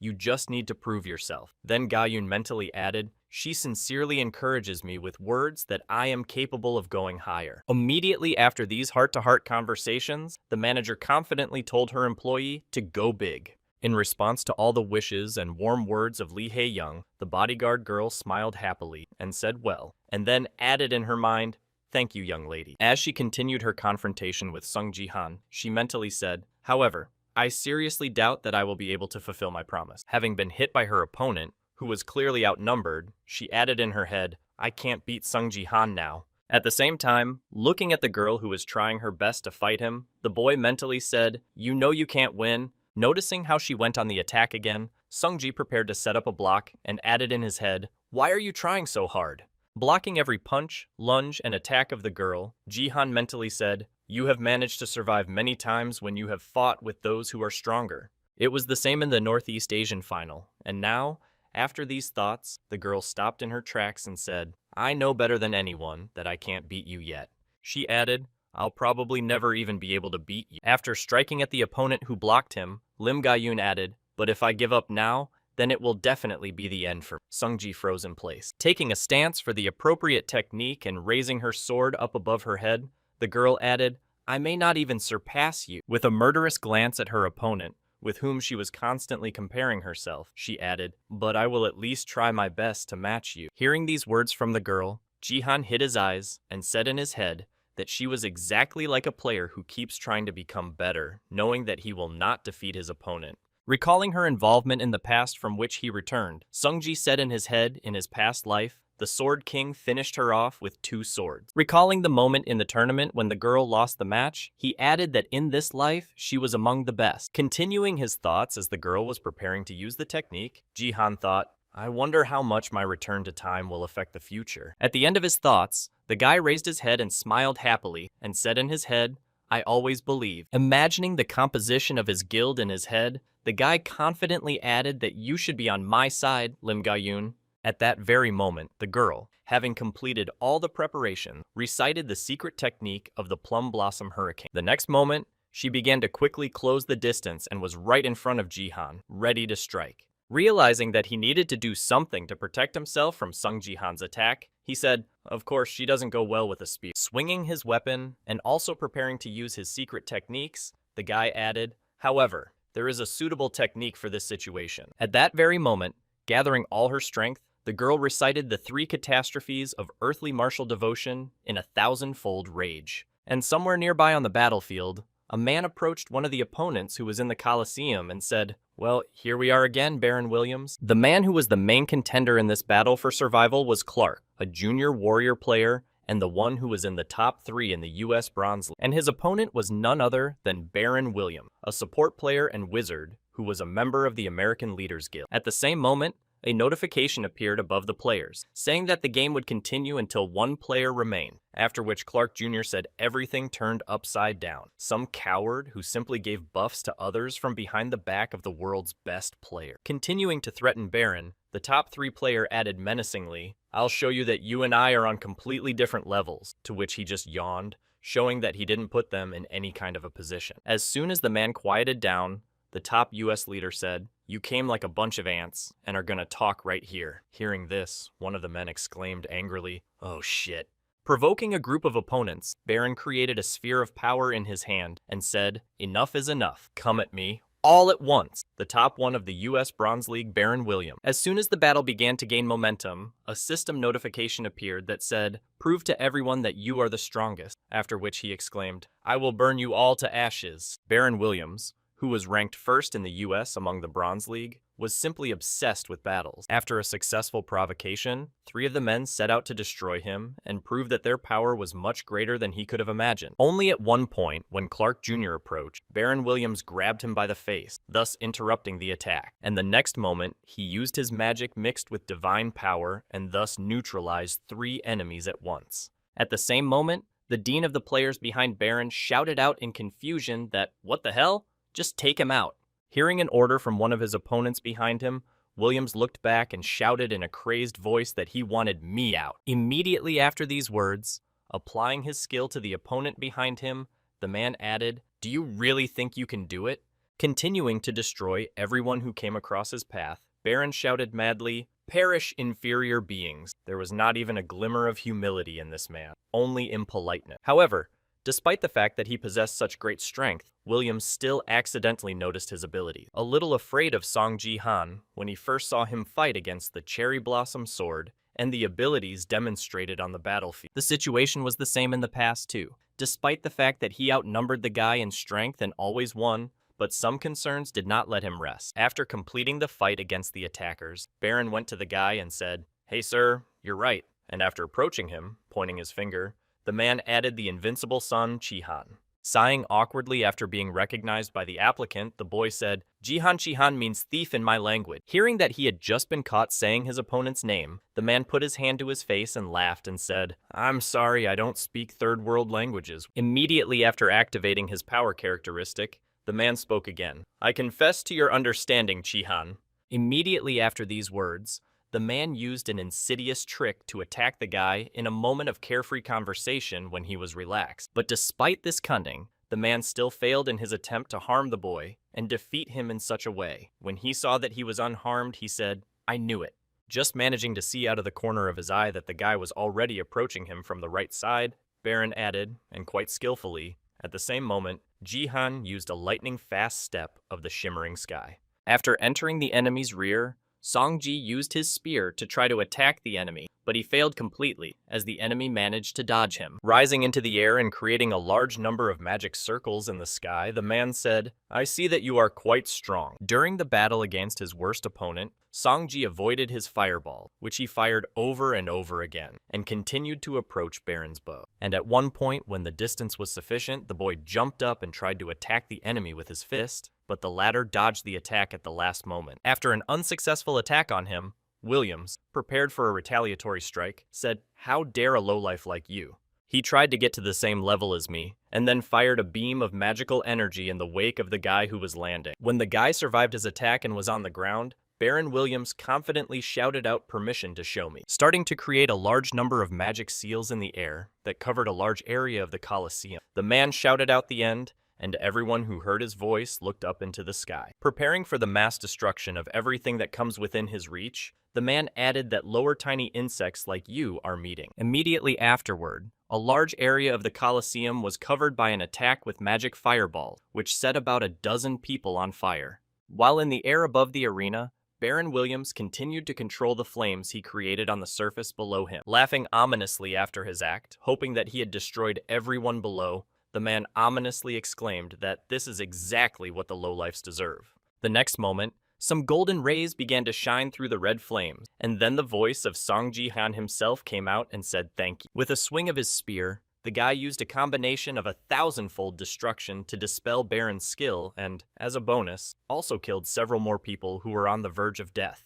When the system notifications started to appear, the player Sung Ji-han actually re-destroyed. The third guy happily added, "Thanks to you, I easily earned a few laps." Looking at the leaderboards, which have now been updated, he added, "Well, now I'm in first place with 20 enemies destroyed." In a state of confusion, the man said in his head how he was able to survive the blow. "My flame merges with power and burns until the enemy dies." The next moment, when he looked at the area of his flame, he said in confusion that it was not even touching him. How could that be possible? Noticing that the guy was in the barrier of absolute territory, he added in embarrassment, "It's just not possible." Realizing that his opponent was not as weak as he had first thought, Baron Williams exclaimed irritably, "You use force too." Immediately after, trying to somehow refute the guy's skills, the man angrily exclaimed that it simply could not be that I was the only one who owned it and had 2 state windows. What kind of trick was that?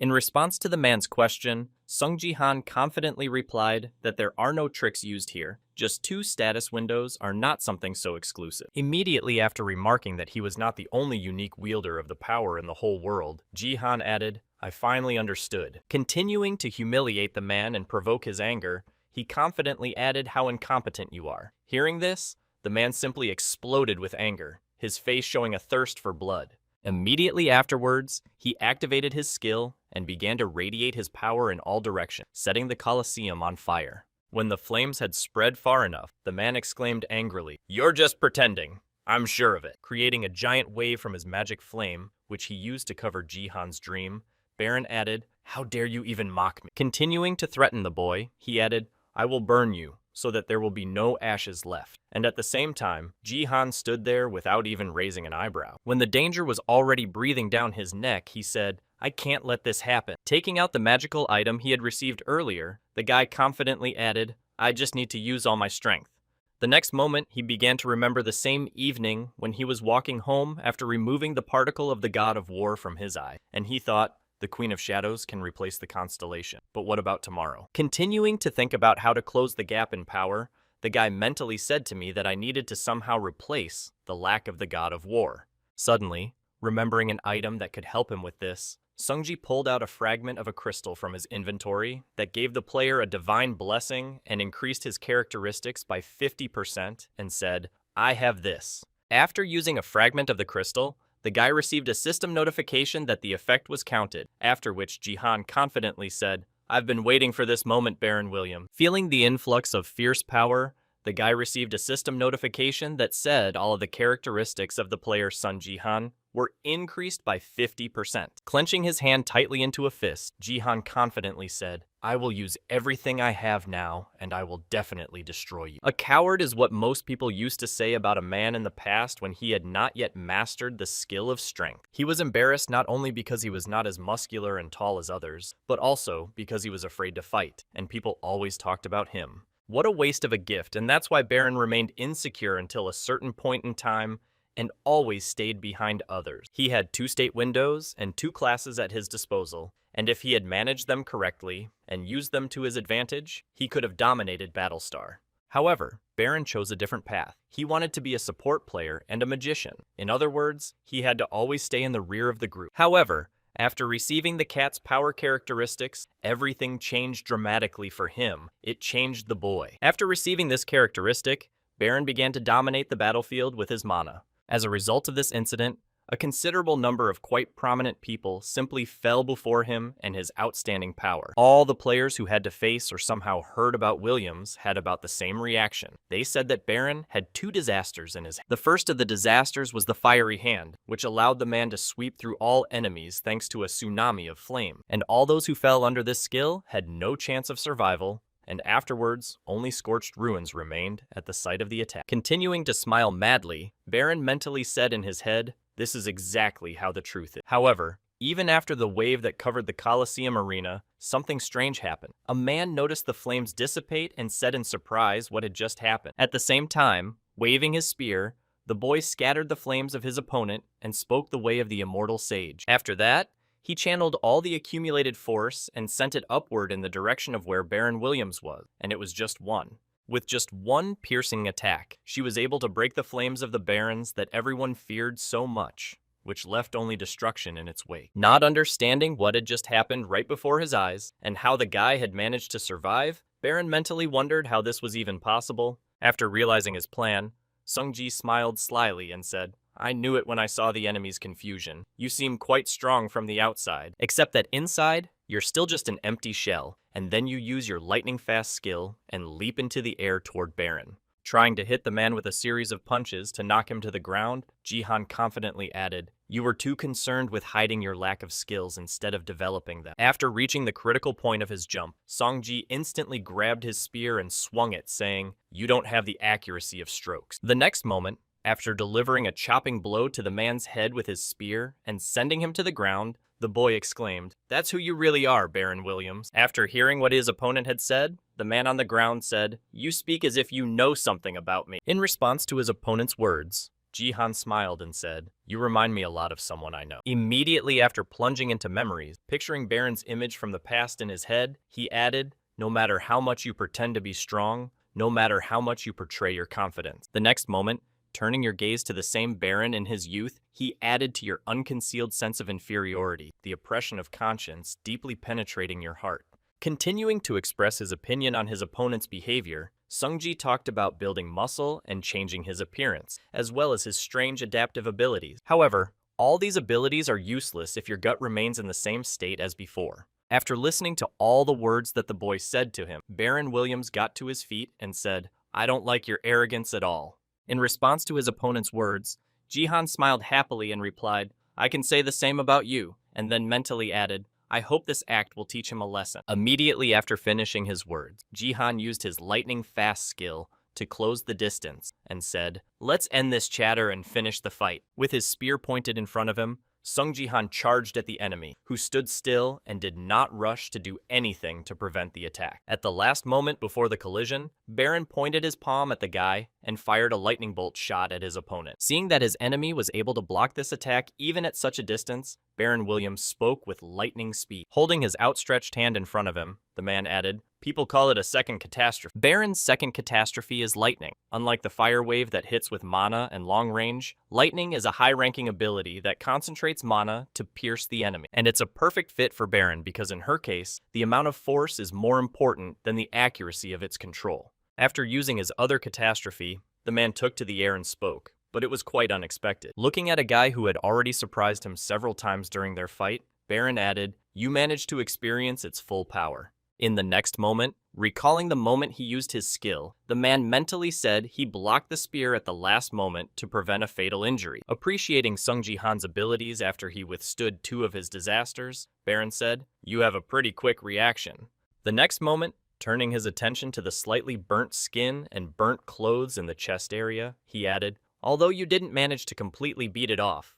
Preparing to use his lightning skill again, the man pointed at Jihan and said, "You were lucky once, but you won't get another chance." Building up the strength in his hand to deliver the final blow, Baron Williams confidently added, "Now I'm going to put all my strength into this blow." At the same time, noticing what was happening on the battlefield where Jihan and Baron were, one of the players said that this was a pretty big problem. Stopping her battles with the other participants to look at what was happening, the girl said that it was all over for Sung Ji-han. Watching what was happening on the battlefield, the players kept repeating that even he would not be able to block the shot, and everyone predicted that Song Ji-han would be defeated. But he himself knew 100% that he would win, and that was because the Queen of Shadows' gaze was focused on him, and it was an irresistible fact that he was not in danger of defeat. By giving the guy her eyes, she was signaling him directly that the victory should be his. After once again making sure that he was not in danger of defeat, Sung Ji-han took his position and prepared to throw, clutching the spear tightly in his hand.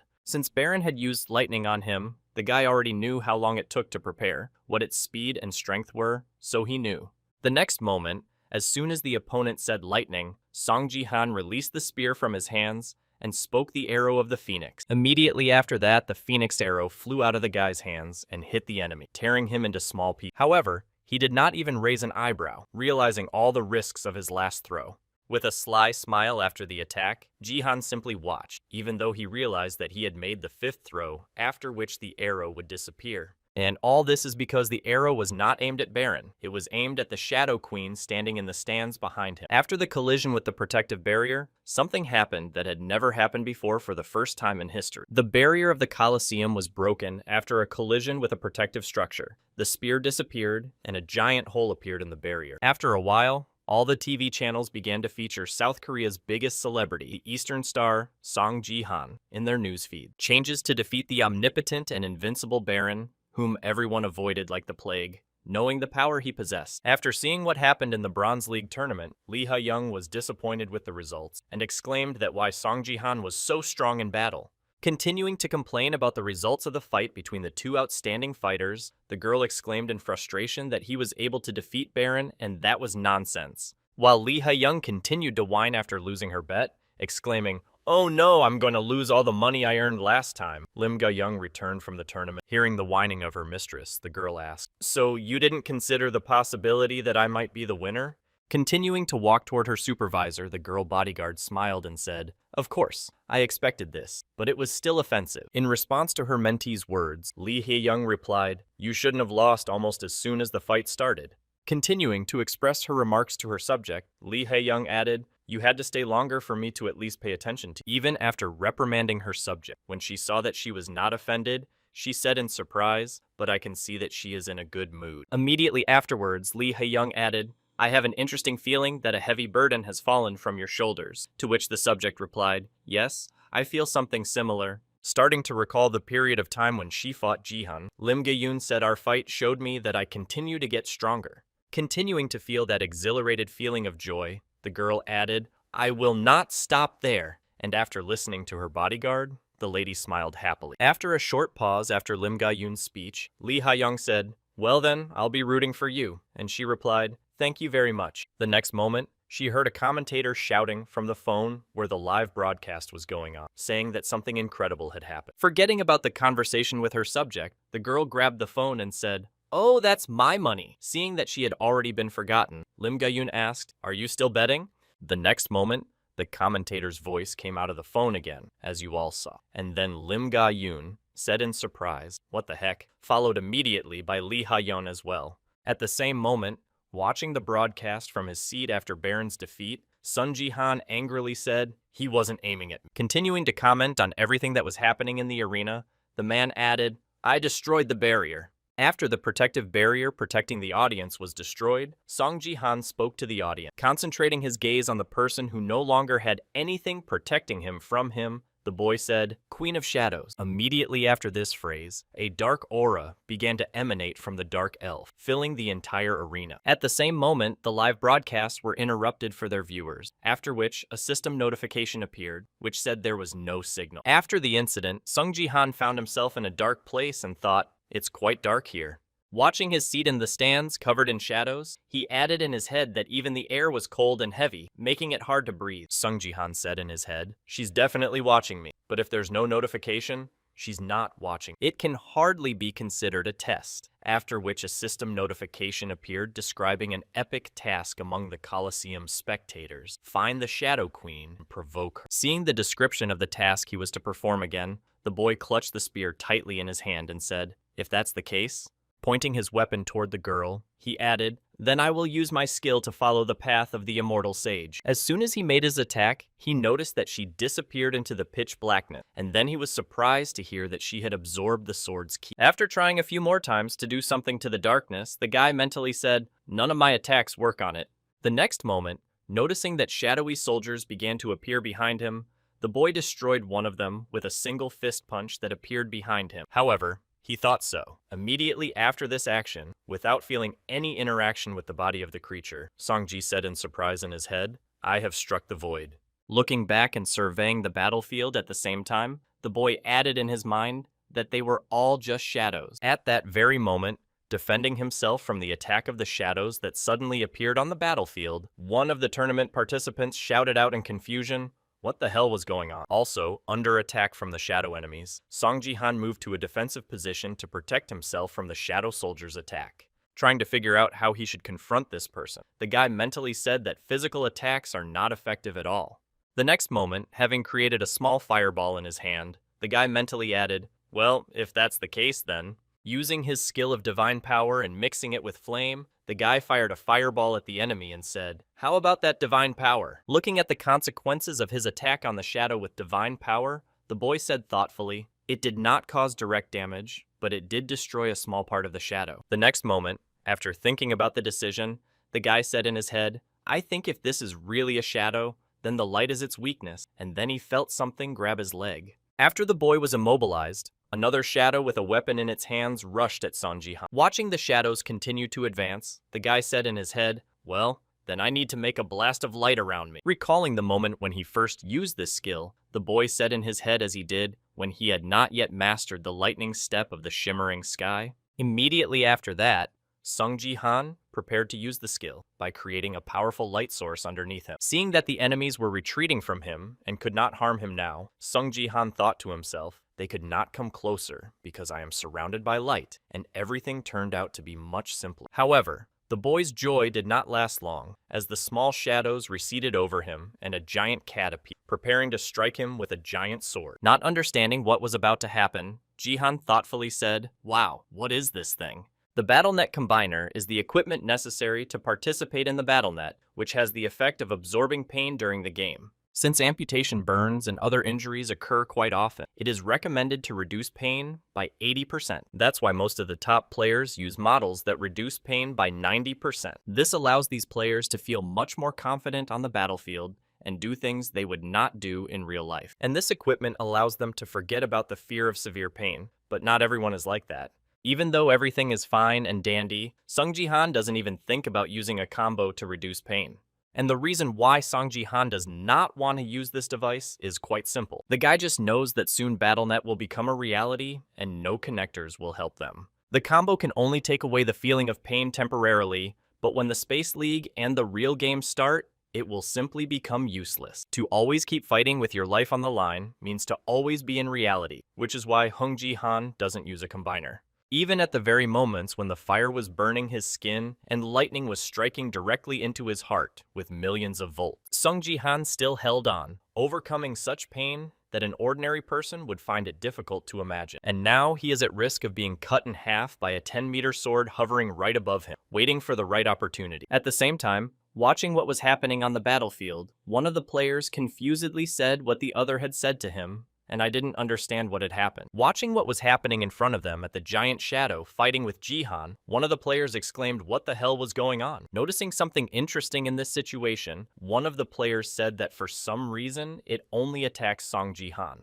At the same time, while continuing to avoid the enemy's attacks, the guy mentally said, "I knew the battle would be unequal." Leaning on his spear to stay on his feet, the boy added, "But it's too huge. How can I defeat it then?" Looking at his opponent, who was concentrating on him, the guy thought things were bad if I kept dodging. I wouldn't live long. Realizing that the enemy was focused only on him, Ji-han turned his head half a turn and mentally said, "If I'm the only one she's interested in, then I'm the only one she's interested in." Remembering the moment when he defeated the first candidate for the role of the winner, Ji-han thought the attack on Baron attracted everyone's attention. Immediately after looking at the remaining surviving players, he added, "And now many of the players want to get rid of me by taking advantage of this opportunity, so I can't stay on defense." Realizing that his options were limited, the guy sighed heavily and said, "It looks like I don't have a lot of options." Clutching the spear in his hand, the guy confidently said the word strength and then put his characteristic into action. Creating a flame in his hand which enveloped the weapon, the guy said in his head, "I will meet the fire face to face." Immediately after these thoughts, he raised his head up and looked into the eyes of the enemy and said, "If you want to cover me in darkness, I will." Using his nameless divine art skill of the 3 talents of martial favor of the heavens, the boy lit up the entire arena with flame. After this action, he freed himself from the shadows that surrounded him nearby and added, "Then I will destroy it and create light." Immediately afterwards, the guy used his skill, called the pressure of a giant mountain, to shed light on the dark situation. After clearing the way a little and lighting the arena with flames, the guy said thoughtfully, "I wonder if it worked." As soon as the first problem was solved, the guy looked around at the players behind him and wondered what about the rest of the players. As they began to weave away from Ji and Han, they talked, "Let's go somewhere else. Why is this even happening? My father told me that avoiding a losing battle is the way to win." When he saw the boys running away from him, he said in his head, "They retreated. so she was the only one left. Turning his gaze to the last enemy left on the battlefield, the boy spoke in his head to the Queen of Shadows. As soon as he dealt with the problem of unscrupulous players, he saw that a shadow had appeared around him again, and he said unhappily that it had again. Putting his head down and sighing heavily that all the flames had gone out again, the guy said it a little tiring. Resigned to his fate, the guy clutched the spear tightly in his hand and said that it would not end until the real body was in order. Preparing for the battle with the Queen of Shadows, the guy confidently said, "I will put an end to this," and then received a system notification 3 Dantians are rebooting. Recalling his first use of the skill, Jihan mentally said, "I should use the high-level martial arts as the 3 talents of martial affection and nameless divine art." As he fired his spear in the direction of the enemy, he said in his head, of course, that I would not be able to do it perfectly, given my current level. Observing the trajectory of his arrow, the guy confidently added, "But I can add the power of the Phoenix's arrow." Recalling the description of his weapon in which he wrote it, becomes stronger when thrown. Returns to the owner's hands after use, the Phoenix Fire will disappear after 5 throws. The guy mentally said,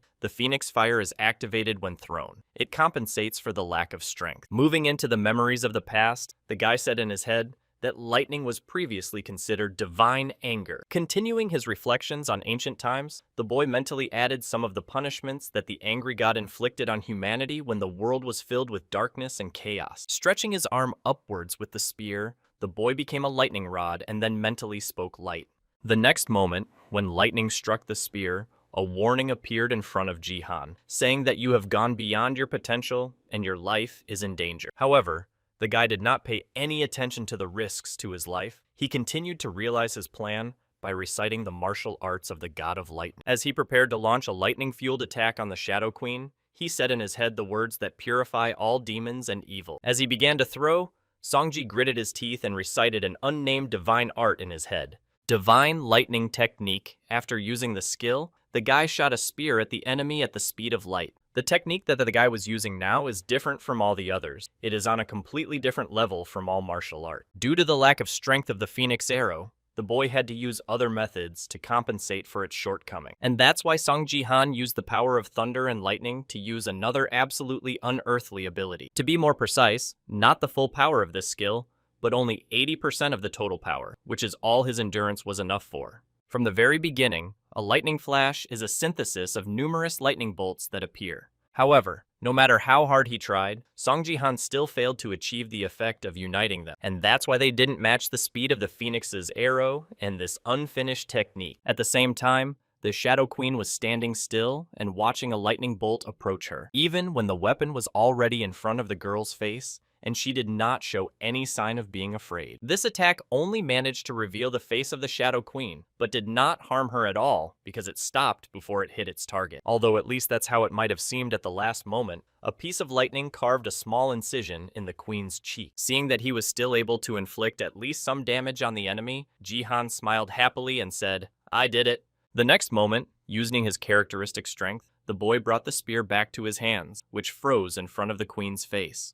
Not believing his own eyes, the guy admiring what he had done said in his head, "I was really lucky the delayed lightning worked in my favor." When he got his weapon back in his hands, the guy held the spear in front of him and said, "Who would have thought that lack of skill would be useful?" Immediately after this action, the guy looked up at the Shadow Queen and said, "Well, now it's time for the last big attack." Focusing his gaze on the girl standing in the stands, he wondered if I had provoked her enough. When he saw the excited queen, the guy received a notification that said, "Congratulations, you have completed the epic task of provoking the queen." Immediately after feeling that someone was sucking her off, the girl started attacking Jihan again, forcing him to move right into her trap. Trying to somehow prevent the attacks that were directed at him, from which running away was not an option, the guy tried to repel them with a spear. Realizing that things would not go on like this, the guy gritted his teeth and said in his head, "I pushed myself too hard." Watching the moments of the attack of the shadowy tentacles that were chasing him, Sung Ji-han said in his head, "I won't be able to hold out much longer because of the condition of my arm." However, this was not the only thing that could worry Ji-han. As he looked at the shadowy tentacles that continued to hunt him, he added something much more important. After these thoughts, the guy looked back to where the other fighters in the bronze medal tournament were standing behind him. Gritting his teeth in dissatisfaction and roughly understanding the Shadow Queen's plan, Songji said she only captured them, but did not destroy them. The next moment, having fully realized what the Shadow Queen could be up to, Song Ji-na said in his head that this was part of her plan.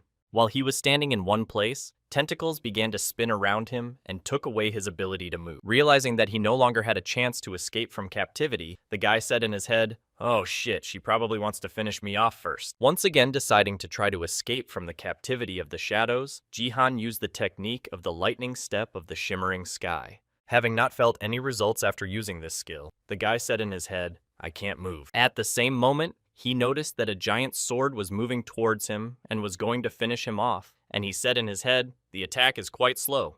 After finally realizing the Shadow Queen's plan, the guy smiled slyly and asked, "So you want to deal with me in the first place like this?" Shifting his gaze to the face of the Shadow Queen, who was smiling excitedly, the guy added, "Oh my god, what a perverted approach you have." And turning his eyes away from the battle to see the fighters in his peripheral vision, Jihan mentally said, "At this rate, I'm going to lose my first place." Staring at the trio of fighters who smiled ominously, knowing that victory was guaranteed, Sung Ji said in his head, "I need them to die first." Turning his head to the side and looking at the satisfied expressions on the faces of his enemies, the guy mentally said, "Judging by their expressions, huh? They really expect me to be so easy to kill." In trying to move his limbs and feeling some freedom in one of them, the guy used the skill of force and said to his head, "Most of my body is tied up." As he continued to use his fingers to use his power skill, the cart slyly said in his head, "However, if I can move my fingers." Continuing to look at Sung Ji-han, who was about to die, one of the guys smiled and said, "I don't know what's going on here, but it's to our advantage," to which the other added, "Yeah, she'll deal with Sung Ji-han." The next moment, all three players standing behind him suddenly experienced something strange in their bodies, as if something had suddenly gone haywire in their heads. Feeling somewhat strange, as he had never met him before, one of the guys confusedly said what was happening to me, after which his mouth foamed. Losing consciousness, the guy moaned heavily, and my body suddenly appeared, after which a system notification appeared that said the player was dead. Immediately after him, the rest of the players who also fell under the influence of Sung Ji-han's skill died, and immediately after that, a system notification appeared to tell the players who were one of the 100 left. Not understanding what had happened, the Shadow Queen looked at Song Ji-han in confusion, trying to realize what had happened to the others. At the same moment, the guy said with a sarcastic smile, "Oops, my bad, it looks like I ruined your plan," and then a notification appeared in front of him. "Congratulations, you took first place among hundreds of players." Immediately after that, another system notification appeared, saying that you would soon be logged out of the system. Realizing what Jihan had done, the Shadow Queen was very angry, starting to entangle the guy with a shadow so that he could not escape from the sword that was flying at him. He said, "Don't you think I'll be a little bit?" Looking up, the guy saw that the sword was almost over him and was going to hit him any second now. And at that moment, the guy said something that hurt like hell. After the sword hit Song Ji-han, he still survived and said sadly to the Shadow Queen, who looked at him in surprise. With his head down and his spear in hand, the guy said, "I dodged at the very last moment." Immediately after these words, he looked up at the dark elf and smiled slyly and said, "The influential power of Battlestar is diminishing cauldrons. The game is over." When he broke his body free from the shadows of the girl's shadow, he went to her and said, "The same goes for your shadow." Continuing to mock the girl who failed to finish him off, the guy said, rather sadly. As he prepared to move to his world, the guy added, "But I still hope that this time my left arm will be enough." Immediately after these words, a system notification appeared that said the game is over and you will be logged out soon, after which Sung Ji smiled slyly and said something like this. Looking at the angry expression on the Shadow Queen's face, the guy added, "See you next time," after which a system notification appeared. "The player has logged out, an error has been reported. The sun shadow mark has been applied to your left hand." The next moment, when he finally found himself at home, he laid down on the floor, sighed heavily, and said, "This game took all the strength out of me," and then mentally added, "Limga-yun Baron and then the Shadow Queen. I played a whole marathon." Continuing to reflect on the incident, the boy added that it would not have been without consequences. Recalling those moments of his actions and how fast everything happened, the guy added in his head that if I had been just 1 second late, I would have been finished. Thinking back to that moment of dealing with the 3 tournament participants who were near him, Jihan mentally said before the Shadow Queen's sword touched. Recalling the moment of applying his strength characteristic in practice, the guy added in his head, I concentrated all my strength in my finger. Imagining in his head a rough picture of what he was doing at that moment, the guy said in his head that it was all about cutting the arteries that led to the hearts of the other players. I also started to think back to that moment after the players were destroyed, and when the Shadow Queen realized that she had destroyed Jihan's enemies, I was worried that she would take advantage of the moment. After his prank, Jihan never suffered any serious consequences from the Dark Elf, but he did manage to get away with it. Lying on the floor in his house, the guy mentally said that it was a miracle that she took away only his left arm. Once again plunging into memories and imagining the scale of the sword that was flying at him, the guy mentally said, "I'm absolutely sure that this thing would have killed me." At the end of his thoughts, he began to slowly get up to a sitting position and said in his head that he did not want to get into such a game again. I also received 3 system notifications that said you won the battle between the top 100 players. You were rewarded with 1 million achievement points you received. Bonus experience points, Jihan said. At least I was rewarded well for that. He also received another system notification informing him that his level had been raised by 5. After which he mentally wondered why and what he should expect as the rewards for winning were unusual. The next moment, another notification appeared in front of him, saying, "King among kings, you have received the title of bronze." After reviewing the description of the rank that said this rank is given to the winner of the promotion battle, all characteristics in the Silver League are increased by 5 points, experience points are increased by 50%. Songji said accurately, and this reward is also given. Being happy to receive the title, the guy said in his head that it was time to change my title to Conqueror of Training, and by changing his title in the profile, he added the Silver League to the list so I could level up faster. The next moment, he began to look through the other rewards he had received after the tournament and thought, let's see, the awards for special achievements, 10,000 points for winning the tournament, that means. The next moment, when he saw another achievement in the bucket, he completed it, and seeing the size of the reward, was surprised to say, 50,000 points, so a total of 60,000. After making the final calculations of everything he was able to earn in this tournament, the guy mentally said, "I lost the God of War, and that helped me a lot, so that's great." Suddenly, paying attention to his hand, which was naked, the guy said in confusion, not understanding how it happened. Looking at the right side and then again at the left, the guy said in his head, his left sleeve was torn, but he was fine. Starting to recall that Shadow Queen and the moment of cutting off the arm, the guy mentally said it was the same Battlestar effect. When he got to his feet and began to recall the same side effects of the game, the guy said in his head that it was possible. We are all in the learning stage now. The next moment, recalling the expression on the Dark Elf's face, he added thoughtfully, or it could be that this creature is from another world. As he continued to think, the boy said in his head, although he was not injured, what the hell happened after that? His niece came into the room and exclaimed in alarm, "Uncle, you're back." Hearing his niece's voice, the boy confidently said, "Sia, don't worry about me. Everything is fine," to which she replied, "I was very worried because the broadcast was abruptly cut off." When he heard the girl's words, Sung Ji-han was surprised to hear that this really happened, and she replied that way right after you broke the barrier. Recalling what exactly is happening on the internet at the moment, and what news is flying around the internet with headlines during the battle for the promotion of Song Ji-han, interrupted the broadcast. The girl said the media is going crazy. Continuing to talk about the events that are currently taking place in the media, the girl said that everyone is now in shock, to which he replied, "Yes, I received a lot of messages." As Jihan began to review the hundreds of messages he had received, his niece asked him if it was that Elf Queen of Shadows, and he replied that it was. After telling her that the girl had indeed guessed the real queen, he added, "Thanks to you, I was also able to complete the task," and she happily exclaimed, "Wow, great." Continuing to be happy for her uncle, Yoon-sia said, "I did not work in vain," and then suddenly turned her attention to her uncle's hand, which looked rather strange. The next moment, the girl asked her uncle in confusion what was wrong with your arm, to which he replied that it was nothing. "I don't know why I pulled the sleeve off." In response to this, the girl exclaimed in fright, "What are you talking about? She's turning black." And at the same moment, Sung Ji-han turned his head to the left to see what had happened. He also saw that almost his entire left arm was covered in shadows and said in concern what the hell was going on. When his hand was completely covered with dark energy, he added what was happening, and then a warning message appeared that said a curse had been detected. At the same time, after the Bronze League tournament, the Divergent Guild headquarters building was built in the Gangnam district of Seoul.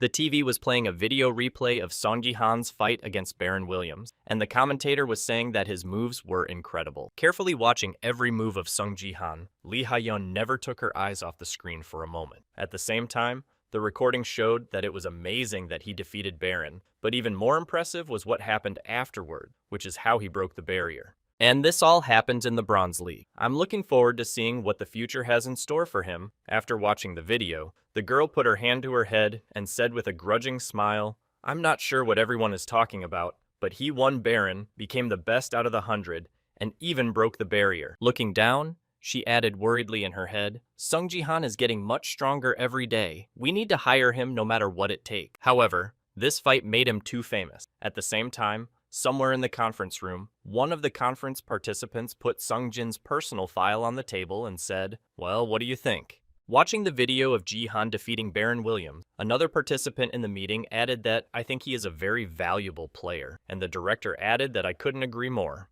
After all the discussions were over, one of the men confidently said to contact him as soon as possible. All these conversations took place in Manhattan, New York, in the building of the American leadership. At the same time, also interested in the guy, somewhere in Japan, a man sitting at a table said in Japanese Takeda was telling the truth and was told that he should hire Sung Ji-han. In response to the manager's words, the director said that there would be a problem with this. "How should we do it?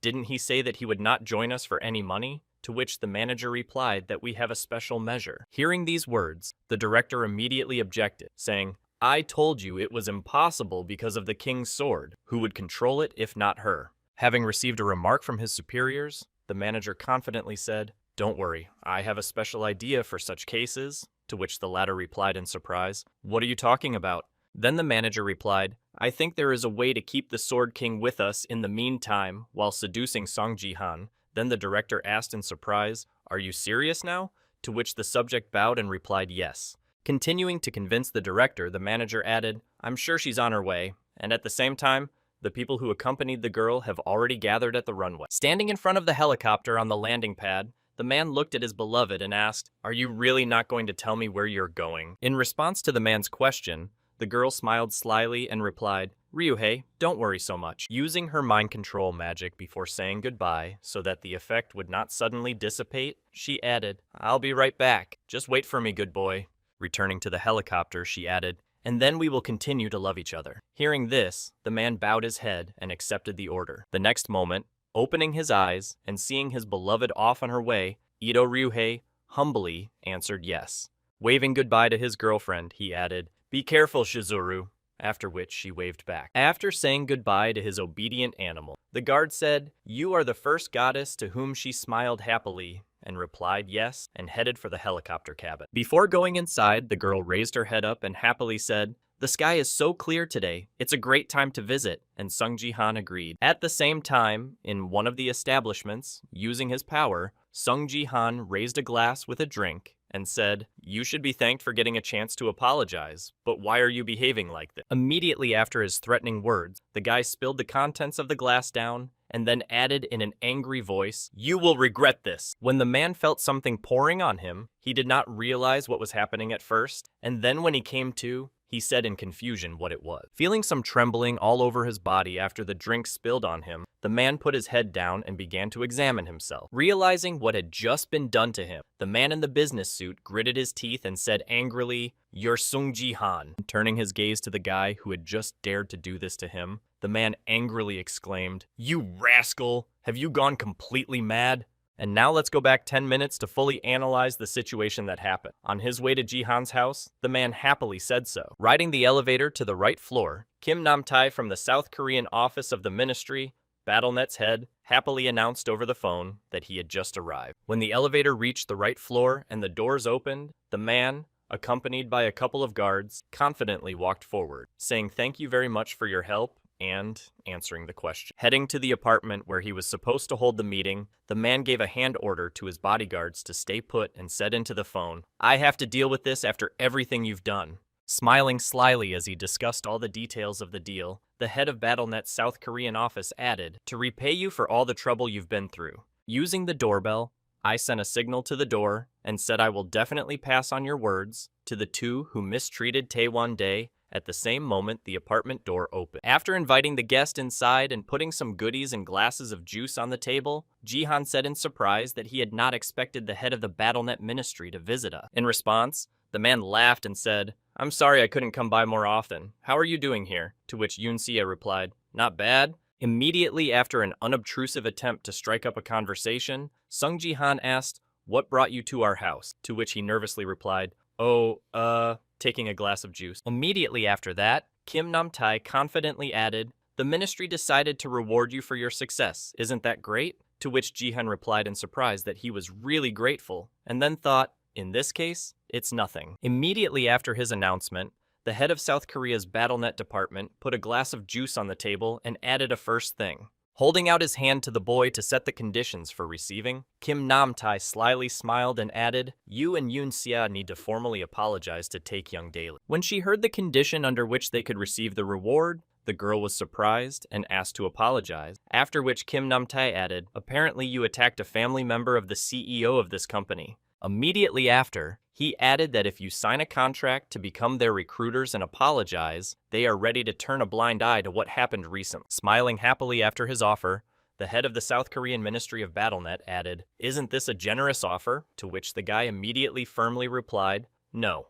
When Kim Nam-tae heard Song Ji-han's refusal, he exclaimed in confusion that he didn't mean it, and then the guy got up from his seat and said, "If that's why you came, you can go." As he left the table and walked out of the room, Sung Ji-han heard an angry man shouting at him, "I'm the head of the ministry. Where are you going? I'm still here. Hey, Sung Ji-han." Immediately afterwards, the head of the South Korean Ministry of Battleships shouted out, "Do you know that the Taewon Daily is preparing an article about your niece?" Rising from his seat and starting to threaten Sung Ji-han, the man added, "This company is different from all other printing agencies. You understand that they have the power to ruin anyone's reputation and future." At the same time, sitting at the table and watching the man's disgusting behavior, Yoon-sia heard, "You may have managed to clean up your reputation through donations, but people still despise you for your connection to the Sword King." Kim Nam-tae continued her loud rant, exclaiming, "You should be grateful for the chance to apologize, but why are you acting like this?" At the same time, Ji-han activated his power and lifted the glass of drink into the air. While the head of South Korea's battleship ministry exclaimed, "You will regret your decision," Ji-han poured a glass of drink on his head. After the incident, the guy pointed his finger at the man who was dripping drops of the spilled drink and said to you and everyone else. Looking at the treacherous man, Sung-ji added, "You're using Yoon-sia to blackmail me." Hearing this, and feeling insulted, the man gritted his teeth and said to Sung Ji-han, looking at the guy who had made his remarks against him and poured a drink over him, the man angrily exclaimed, "You rascal have gone completely mad." Standing up from the table and slamming his hands on it, Kim Nam-tae exclaimed, "How dare you treat me like that? The head of the South Korean Ministry of Battleship, you must not realize the seriousness of what you have done." Immediately after these words, pointing a finger in the boy's direction, the angry man exclaimed, "You have just made the ministry and the printing company your enemies, and I will have the article about Saya published everywhere, so get ready." After hearing this, Ji-han looked at his niece and smiled happily and said, "Does it bother you?" To which she smiled happily and answered her uncle, "Not at all." Sometime after the meeting with the head of the South Korean Ministry of Battlespace, he headed to the headquarters of the Taewon Daily. Wiping the remnants of the drink on his face and head with a napkin, the man angrily shouted, "You're uneducated, snot-nosed brats!" Having finished removing the remnants of what had been spilled on him, the man threw the napkin aside and exclaimed angrily with me as the victory in BattleNet had never done before clouded his eyes. In response to the angry comments from his friend Kim Hyun-chul, CEO Taewon Daily, holding a cup of coffee in his hands, said that it would not be easy to deal with. The next moment, Kim Hiso broke into the conversation between the two high-ranking officials and showed his phone to the company director and said, "Look, Daddy, watch." Showing the article she published, the girl happily added that everyone is talking about the article about Yoon-sea's gift. Looking at the article published by his daughter Kim Hyun-chul, he said that it was not necessary to wait so long to publish it. She got what she deserved. Immediately after putting a cup of tea on the bowl, the man added, "Well, if that's the case, you don't have to be sad anymore. Even if they are not well-mannered, they will learn humility when they face the consequences of their actions." After hearing from his friend, the head of the South Korean Ministry of Battlespace laughed and said, "That's right, you are." But before he could finish, the door to the room suddenly opened and the subject exclaimed, "Sir." Seeing the nervousness of his subject, Kim Hyun-chul asked what was the rush. "Can't you see that I have a guest?" To which he exclaimed, "Excuse me, but I think you should see this right now." Turning on a live broadcast hosted by a guy, the subject added anxiously, "A player named Sun Ji-han." Turning on a live video of a guy standing on a roof with his niece, the subject nervously shouted out, revealing Taewon-dae and the ministry on the broadcast. Yahello recording the video. Sun Ji-han turned on the voice recording of the dialogue with the head of the South Korean Ministry of Battleship and said, "You should be grateful for the chance to apologize, but why are you behaving like this? You have just made the ministry and the printing company your enemies to hell with an article about I will ask to publish it everywhere, so get ready." Immediately after the end of the voice recording of the dialogue, with the representative of the head of the ministry, Song Ji-han, along with the phone, said to the camera, "I think you get the point. So this is what Taewon-dae and the Battleship Ministry did to me and Seiya." Continuing to comment on this situation, the guy added, "I was attacked by a family member of the CEO Taewon-dae who wanted to write a malicious article about Seiya, and the head of the ministry with this company tried to put pressure on us." The next moment, turning the camera lens to his niece, the guy confidently added that he had failed and that they could only publish an article about Seiya's gift. After the announcement, the guy said in his head, "I've already analyzed what Seiya's gift is capable of using the Hermes monocle." Recalling his past life as well as some fragments from his present life to complete the picture, he mentally added when the true essence of the gift would be revealed and others would be able to see it. At the same time, watching the broadcast, the entire crowd at Taewon-dae's headquarters heard that it was time to publicly present Seiya's gift to the world. After the question, the girl confidently answered, "Yes, my status window is open." Then a description of the gift appeared in the cameras, which said the gift was a late flower. The number of games you need to participate in to level up is 50. The condition for leveling up: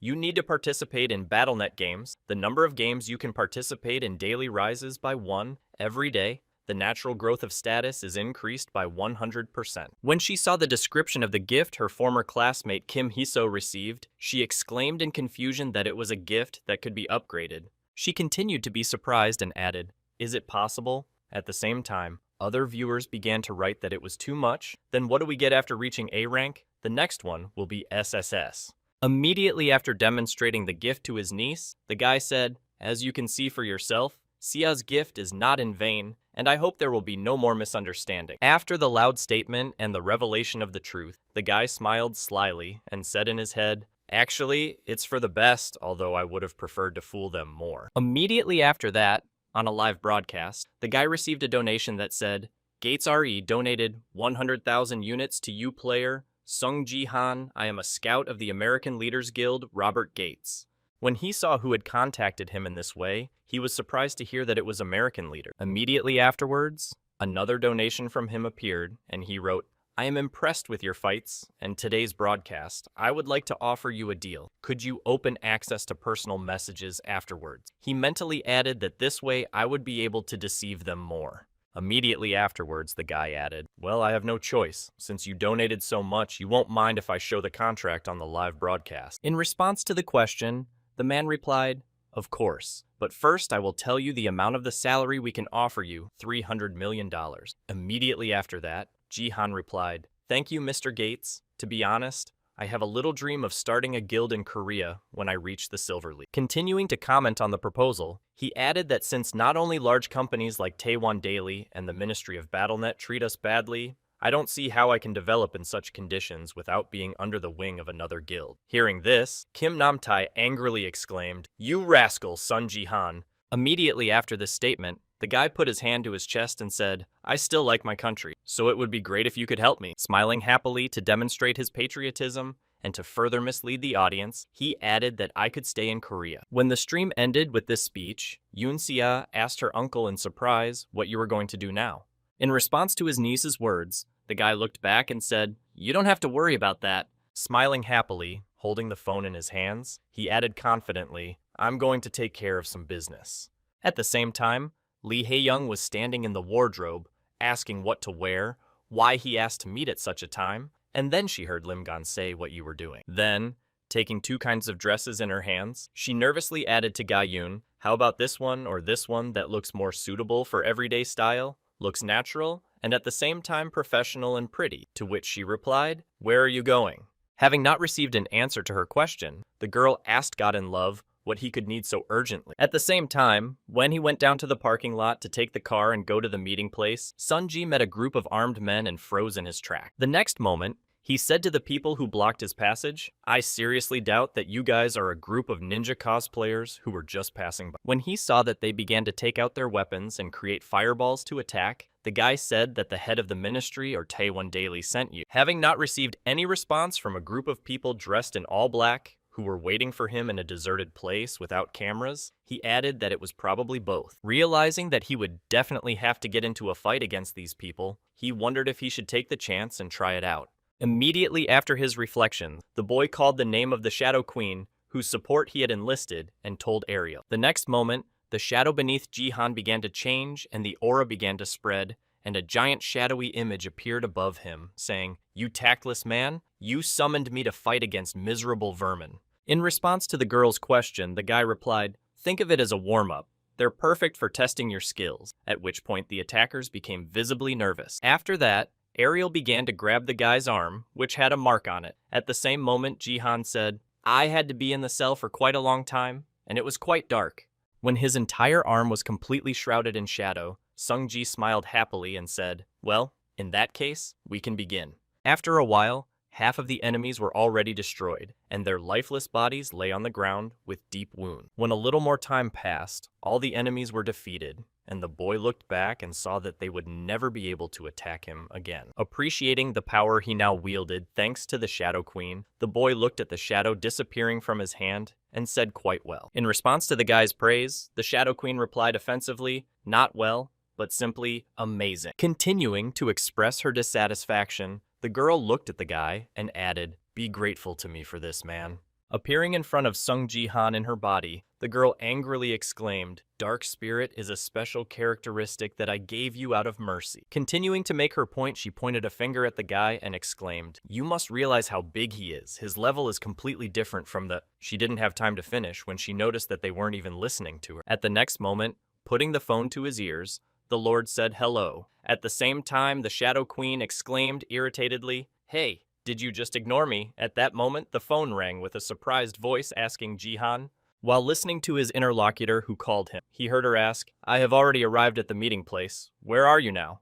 After being asked about his whereabouts, the guy awkwardly replied, "I'm sorry, I just heard what he told her," and the girl was surprised to hear him say that so suddenly. The next moment, resigned to the guy's words, she added, "Oh, okay, of course I understand you." Seeing Lee Hae-young's sudden change of mood, her bodyguard asked what was wrong, man. In response to her subject's question, Lee Hae-young, feeling her self-esteem sinking lower and lower, said, "I just got rejected." Lim Ga-yoon also froze in place and let her soul float freely, and she was amazed to hear herself say in her head that after all that time spent gathering. At the same time, somewhere in the building of the Taewon Daily Company, a man began to beat his son with a cane and heard a heavy groan and shouted to his father, "Please let me speak." Covering his face with his hands to prevent blows from hitting him, the man exclaimed, "I can explain everything. It hurts." Seeing her father being beaten so badly for the problem he created, Kim Hiso grabbed her grandfather's hand and exclaimed, "Grandpa, stop. It was those bastards who started it all." Trying to stop her grandfather's action, the girl added that before she could finish speaking, the elderly man slapped her, knocking her down.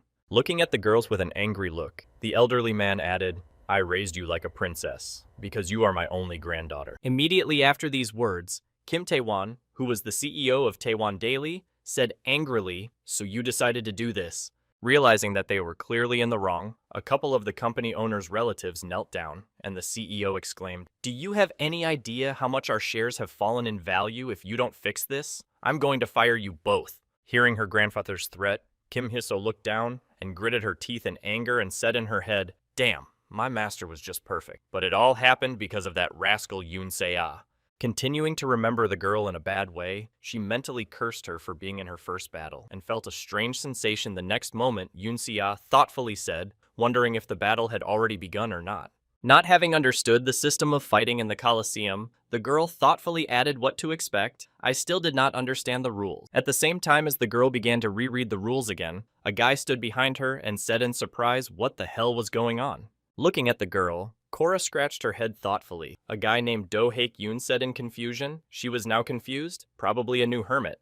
And this guy is Do Haekjo's cousin from the Divergent Guild, and he's a promising player with a rank A gift of agility. Starting to slowly take his sword out of the sheath to make the first round on the confused girl, he mentally said to himself, I'm very lucky to have a gift with this sword. I'll definitely be in the top 50. Having taken the appropriate pose for the attack, the guy said in his head that she would be my first victim, and then he attacked the girl and swung his sword, shouting, "You're out, loser!" Having defended herself against the attack with reflexes and the use of the longevity turtle armor skill and the A-ranked armor steel defense, the girl said in surprise. I wonder how it works like that. After applying a few more skills, the girl used one technique that allowed her to knock the sword out of the guy's hands and punch him in the jaw. Not realizing what had just happened to him, Do Hae-young looked at his empty hand and said in confusion what had just happened. The next moment, grabbing the sword she had knocked out of the boy's hands in midair, she said thank you very much. After swinging her weapon and finishing off the confused attacker, Yoon-sia shouted for the first round. At the same time, while watching his niece's first fight, Sun Ji-han made himself a cup of coffee and spoke quite well for the first time. Continuing to express her dissatisfaction flying around Ji-han, the Shadow Queen said, well, how much better can an inferior being get?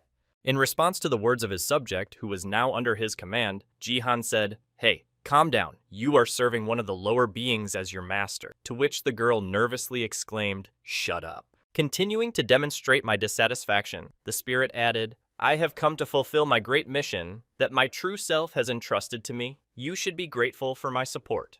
Immediately after these words, the girl added, do you at least realize how much power you have? After which, Ji-han looked at his hand with the seal. The next moment, after examining his hand, the boy was deep in thought and remembered the moment when his hand was first covered in shadow, when Sia exclaimed, Uncle, your hand is turning black. Immediately after that, a system notification appeared in front of him, saying that the curse rank was unknown, the final stage was unknown, and it was unknown that it would consume the player's Ode and OU until the curse was removed. Seeing the system warning about the danger, the guy thought anxiously that the curse at the same moment Yoon-sia also saw the system window and scared exclaimed that it was bad. After reviewing the description of the curse once again, the guy mentally said the wording of this message similar to the one that appears when describing the object in this case. Thinking about a possible solution to this problem, the guy decided to use his skill and made an emergency recovery. After the words of the skill call, a hammer appeared in front of the guy, after which a system notification appeared, which said the restorative shadow of the sun.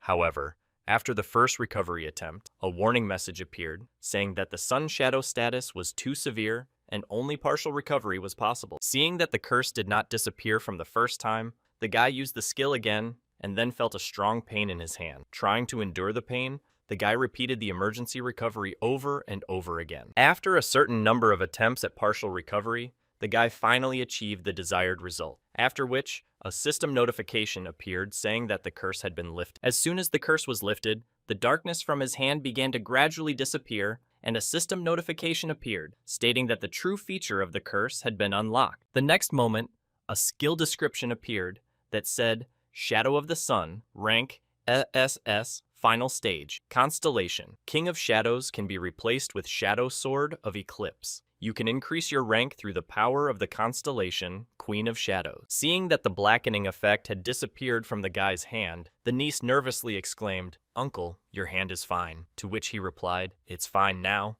When a couple of young people thought that everything was over, someone's ominous voice came from somewhere and said, what an impressive person he was. Seeing that the essence of the Shadow Queen began to appear from their shadows, Sung Ji-han, pushing his niece behind him, nervously exclaimed, Sia, step back. A few seconds after the shadows thickened and transformed from a ball of darkness, a little girl appeared. Standing in front of a couple of young people, the girl said, I am a clone of the constellation of the Queen of Shadows. Concentrating her gaze on the boy standing in front of her, she added, Sung Ji-han took an interest in your abilities and ordered me to help you in your endeavors. Standing on the table and pointing her finger at the boy, the girl added, that is why from now on I will serve you as my master. Hearing the statement from the spirit who had just appeared from the shadows and began to talk about loyalty and service, Ji-han was surprised to hear what kind of nonsense you were saying. Immediately after this question, the guy saw a system notification in front of him that said the clone of the constellation Shadow Queen Ariel gave you the characteristic of a dark spirit. Looking at his hand after seeing the system notification, the guy said in surprise that it was a dark spirit. Having roughly realized what exactly it could be, Jihan smiled and mentally said, "This power allows you to use shadows as weapons. You should use it in BattleNet. It's quite useful." As he was exploring his new abilities, he heard the irritated cry of the Shadow Queen's spirit. "Hey, can you hear me?" If so, he raised his dark spirit characteristic. When the girl returned home after her first battle in Battlestar, she sighed heavily and said, "The training was very hard," and was answered, "You did a good job for your first time. You did great." Immediately after, the girl turned her attention to her uncle and added, "By the way, what do you think about the American Leaders Guild?" After this question, the boy looked up from his dinner and looked at Sia. After thinking about the girl's question for a while, he said firmly, "I will refuse." After hearing his uncle's decision, the girl was surprised to hear that they had offered so much money, and he replied that I would be able to earn it myself later. Immediately after his firm decision, the guy put a spoon on the table and added, "And besides, I have other plans for my life." Recalling a certain person who should help him in his realization, Jihan said, "I don't want to join a guild. I'll create my own." At the same time, Lee Ha-young had already arrived at his house, and he asked her to come, and Jihan, sitting at the table, gave me a well-known cheat code. At the same time, the girl who arrived took off her sunglasses and assessed the building where Song Ji-han currently lives. Hearing the proposal from the guy she was talking to, she exclaimed in confusion, "I didn't hear you." And then Ji-han smiled and said, "I'll say it again. Become the head of the guild I'm going to create." Hearing that he had seriously decided to give her the position of head of the new guild, Lee Hae-young exclaimed in confusion that, "Why such an idea?" To which Vig replied, "Well, although I said head of the guild, it will be fine if you just take over the management." In response to Sung Jin's request, the girl replied with a confused look, "Well, actually, I'm a member of the Divergent Guild now." To which Ji-han replied, "You're currently a sales manager there." Continuing to hear the persuasion to take the place of the leader in the newly created guild, the girl held her hand on her head and said, "In any case, you should be the head of the guild." Looking at the guy who suggested such a crazy idea, she added, "A capable player who is the face of the guild. I'm more suited to be a manager? Why did you even suggest this to me?" In response to the girl's question, Sung Ji-han put a cup of coffee on the table and said, "You have a gift of support. I'm right." Immediately after, the guy added, "It can only give a bonus 10% to experience. I'm sure you think it's useless because it doesn't combine with other items that give experience bonus." Hearing this, the girls were stunned, and then Ga-yoon thought these words she had previously hated to hear. Continuing to insist on his point, Ji-han said, "But in my opinion, if you become the head of the guild, then the true value of your gift will be revealed." Continuing to hear the boy's confident words, Lee Ha-young wondered in her head if he knew something I hadn't thought of. Recalling the description of her gift, the girl thoughtfully said in her head how he had so much confidence, even though the gift was of A rank, but all professionals considered it useless. Closing her eyes and thinking hard, she added in her mind, "I want to believe him, because he is the first one who appreciated my gift, but his offer to become the head of the guild." After which Ji-han said, "Of course I will reward you accordingly." Continuing to pressure the girl on her weaknesses, Sung Ji-han said, "I'll tell you who to bet on in the next matches of the BattleNet." After hearing this proposal, Lee Hae-young suddenly became quiet, seeing something strange in the behavior of the head Lim Ga-young, nervously said, "Madam, everything is fine with you." The next moment, unable to resist the temptation, the girl jumped up and down and exclaimed, "I agree," and the bodyguard exclaimed in confusion, while Sung Ji said, "Okay, sign here." Looking at the girl who was preparing to confirm the offer to become the head of the guild, Lim Ga-yoon exclaimed in confusion, "You really agree to this?" Ignoring the words of her subject, Lee Ha-young, being under the effect, pressed the yes button and mentally said if all bets were winning. Immediately after agreeing to become the head of the guild, a system notification appeared in front of the girl, stating that the effect of the supportive gift would be imposed, and each member of the guild would receive a development rate of 200%, and all guild members would receive a buff to increase experience by 30%. After a while, a large number of people received a notification saying that the broadcast had begun. Then, while downloading the live stream, one of the viewers wrote and let the stream of Song Ji-han begin. The title of this stream said, "The Guild was created." When viewers saw this, they were surprised to write that Song Ji-han had created the guild, which means that he was telling the truth. After the live broadcast started, Lee Hae-young was the first to appear in the frame, waving her hand and saying, "Hello? I hope you've seen the title of the broadcast." Standing in front of the camera lens, she added, "I'm glad to meet you all. This is our first broadcast as a large vessel guild, and I am its head. My name is Lee Hae-young." Seeing the comments on the broadcast, Song Ji-han said Lee Ha-yeon will hold the most important position in the guild I created. As I said before, she is its head. The guy confidently added, now let's move on to the concept of our guild, and I'll show you everything. After demonstrating the effects of the guild's boosts, Lee Ha-yeon spoke about the concept of our guild, which is to help you. We are proud to say that you can become stronger much faster than in any other guild. After a while, shifting the focus to Jihan, she added, however, the maximum number of members is 10 people. So far, we want to remain a very small guild. Now it includes Sung Jihan. After that, she switched the camera to the other participants and added the head of the guild, Lee Ha-yeon Diego Masid, and Yoon Sia, who had recently received her gift. Turning her gaze to the last girl standing nearby, Yoon Sia sensed the tense atmosphere and heard the last one sign the contract. Trying not to show any emotion, when she heard her name announced by Lim Ga-yoon, she wondered where I was and why I was there. Immediately after that, pointing to the head of the guild, Jihan said, you will be able to watch our successes through the broadcast. Those wishing to become members of the guild or to conclude a contract, please contact the head, Lee Ha-yeon. The next moment, drawing her uncle's attention to her, the niece whispered, Uncle, you need to explain the name of the guild. Hearing this, he said, oh, right. Hearing that her words had been understood, Yoon Sia closed her eyes, exhaled with relief, and smiled happily. Then, Sung Jihan said, the name of our guild sounds like a large vessel. This name comes from the Chinese expression, a big vessel takes a long time to make, which means that great talent does not ripen soon. The first two owls are big vessels, so they became the name of the guild.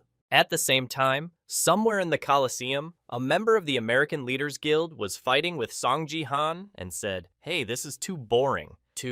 Continuing the battle against the guy he hated so much, Baron Williams put his hand on him and added Sung Ji-han. Creating fireballs in his hands with which he was going to end the duel, the man added menacingly, I will finish you once and for all. Immediately after that, he fired a couple of fireballs at the guy, after which a powerful explosion occurred at the place of impact. Thinking that he had already finished the fight, Baron Williams said unhappily that this was all you could do, and at the same time an image of a guy hiding in the dust appeared behind him. Finding the perfect time to attack, the guy rushed at the man who was standing with his back to him, trying to strike back. However, he failed. Discovering Sung Ji-han behind his back, Baron Williams used his second catastrophe to attack the guy, causing him irreparable damage. Immediately after Sung Ji-han defeated the man, a system notification appears saying, your training is complete. Leaving the training room, the man said unhappily, it's a pity. I knew that time he won by chance, to which the scientist replied, you did a great job, Mr. Baron. Looking at his notes,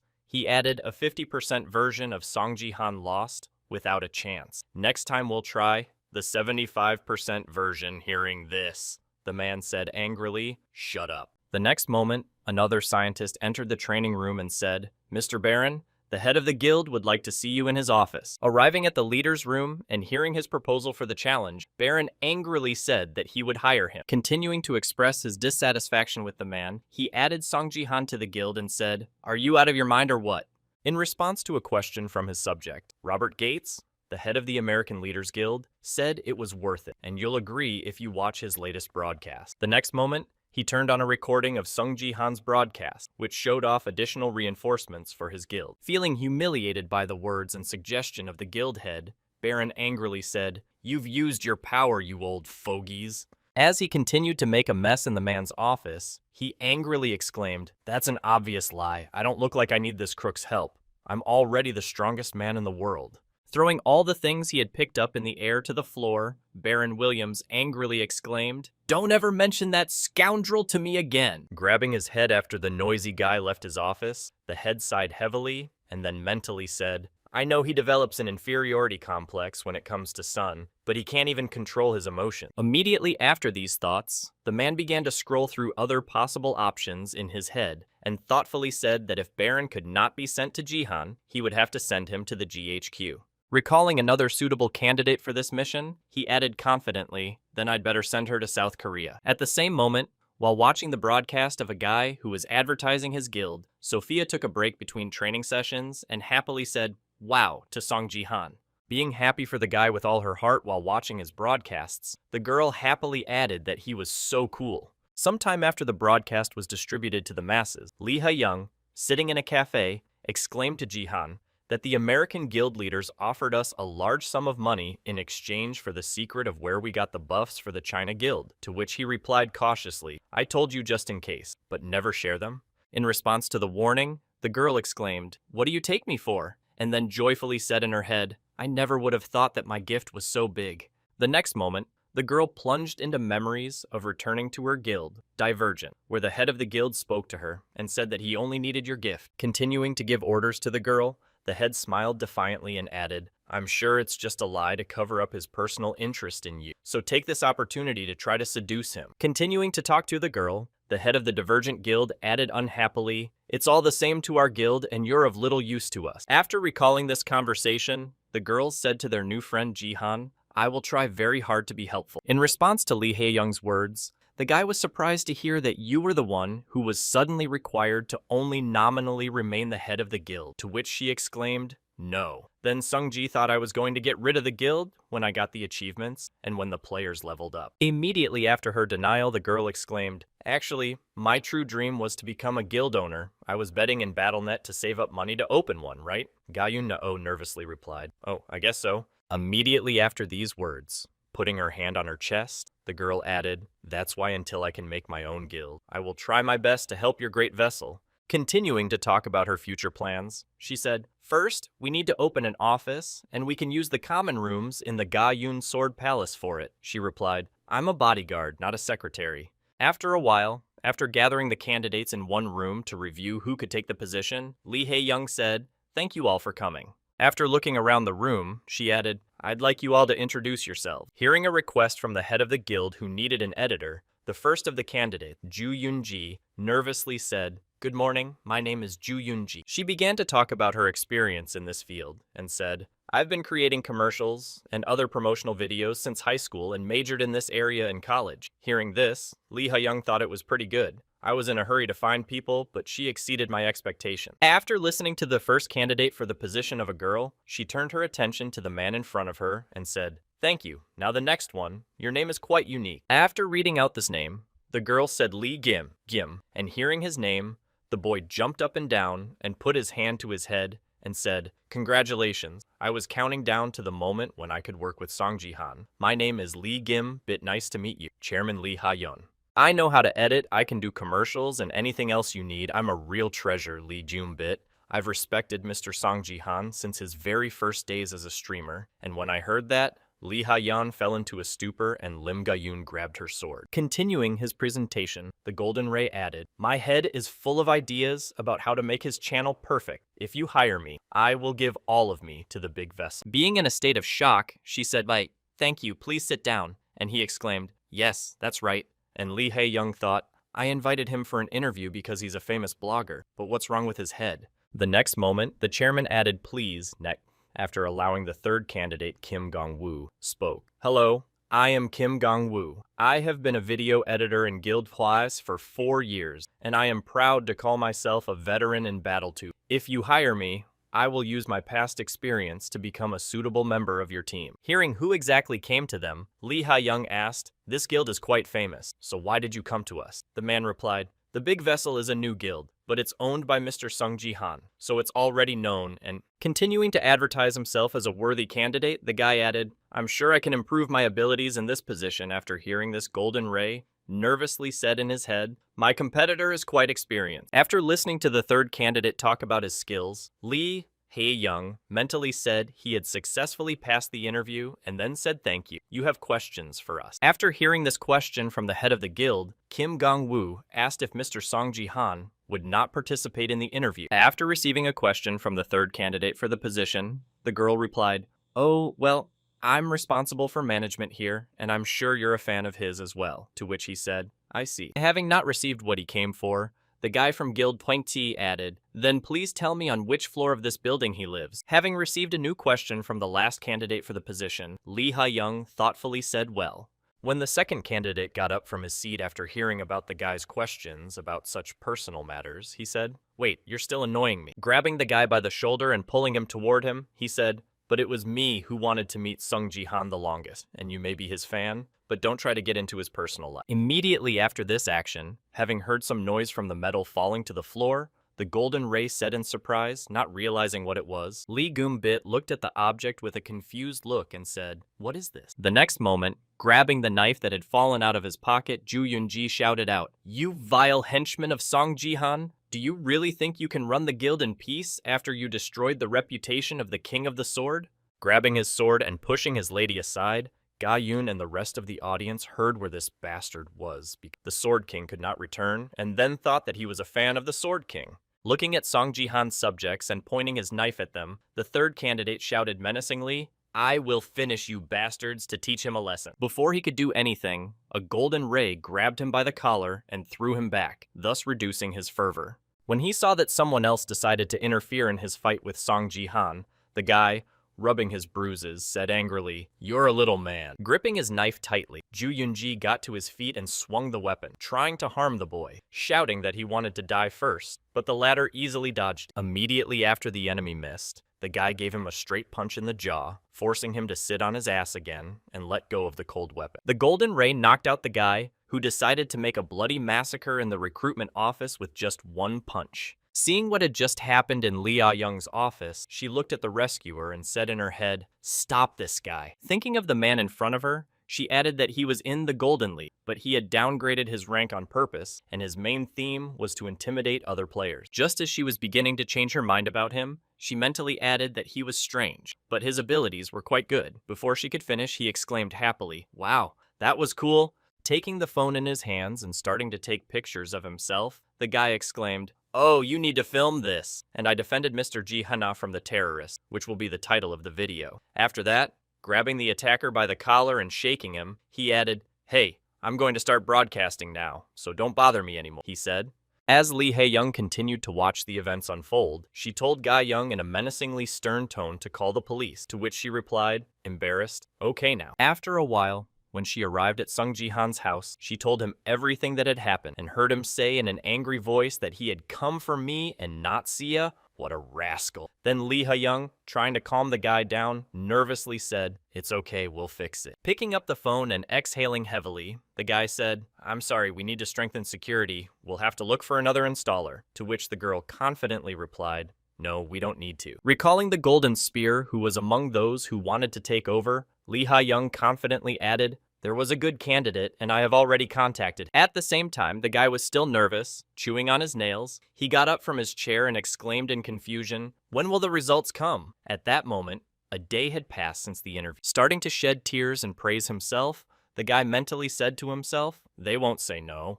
I didn't overdo it. I should have dealt with that rascal in an epic way." The next moment, the guy heard a notification that came to his phone and opened it and saw a message about the result of the interview. "Congratulations on passing the interview for the position of assembler in the Guild of the Great Vessel. We will send you more details by mail within a few days. Please prepare yourself. Thank you." When Ju Yun-ji saw that this notification came to her phone, she happily said that I really got the job. Hearing the message from the girl who was sitting in the yoga room, Takeda Kazuo slyly rubbed his hands together and said what one would expect from a goddess. Immediately afterwards, the man added, confused, "Is it okay that you came to the palace as an editor? Working on video is hard," to which she confidently replied, "Don't worry." Reaching for her glasses and smiling slyly, the girl added confidently, "You don't have to worry about it." Taking off my glasses and starting to bring myself back to the original image Ito Shizuru added to the editing, I can definitely tell. After a while, having never received a job offer, Golden Ray became depressed. Seeing this, one of the viewers asked what was wrong with him, to which the other replied that he had not been hired as a video editor in the Great Vessel Guild.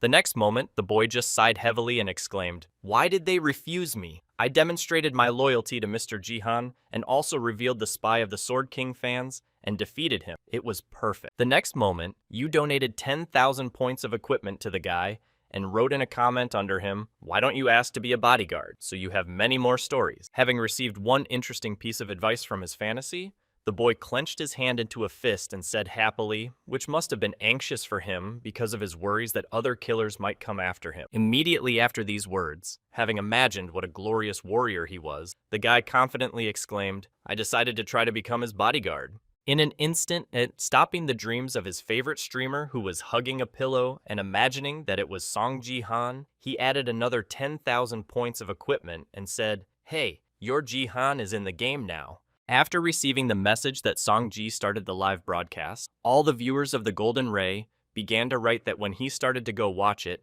bye-bye, and others followed him, and when they saw it, the Golden Ray exclaimed that, "Wait people, don't leave me." At the same time, having started his live broadcast, Sung Ji-han moved to the arena where the task will take place and heard the announcement of the welcome to the Silver League of the Gangnam Zone. After looking around and seeing some terrain around him, the guy heard a voice add the type of task he was doing. Looking at the familiar place, which he knew from his past, the guy said, "It's been a long time since I was here."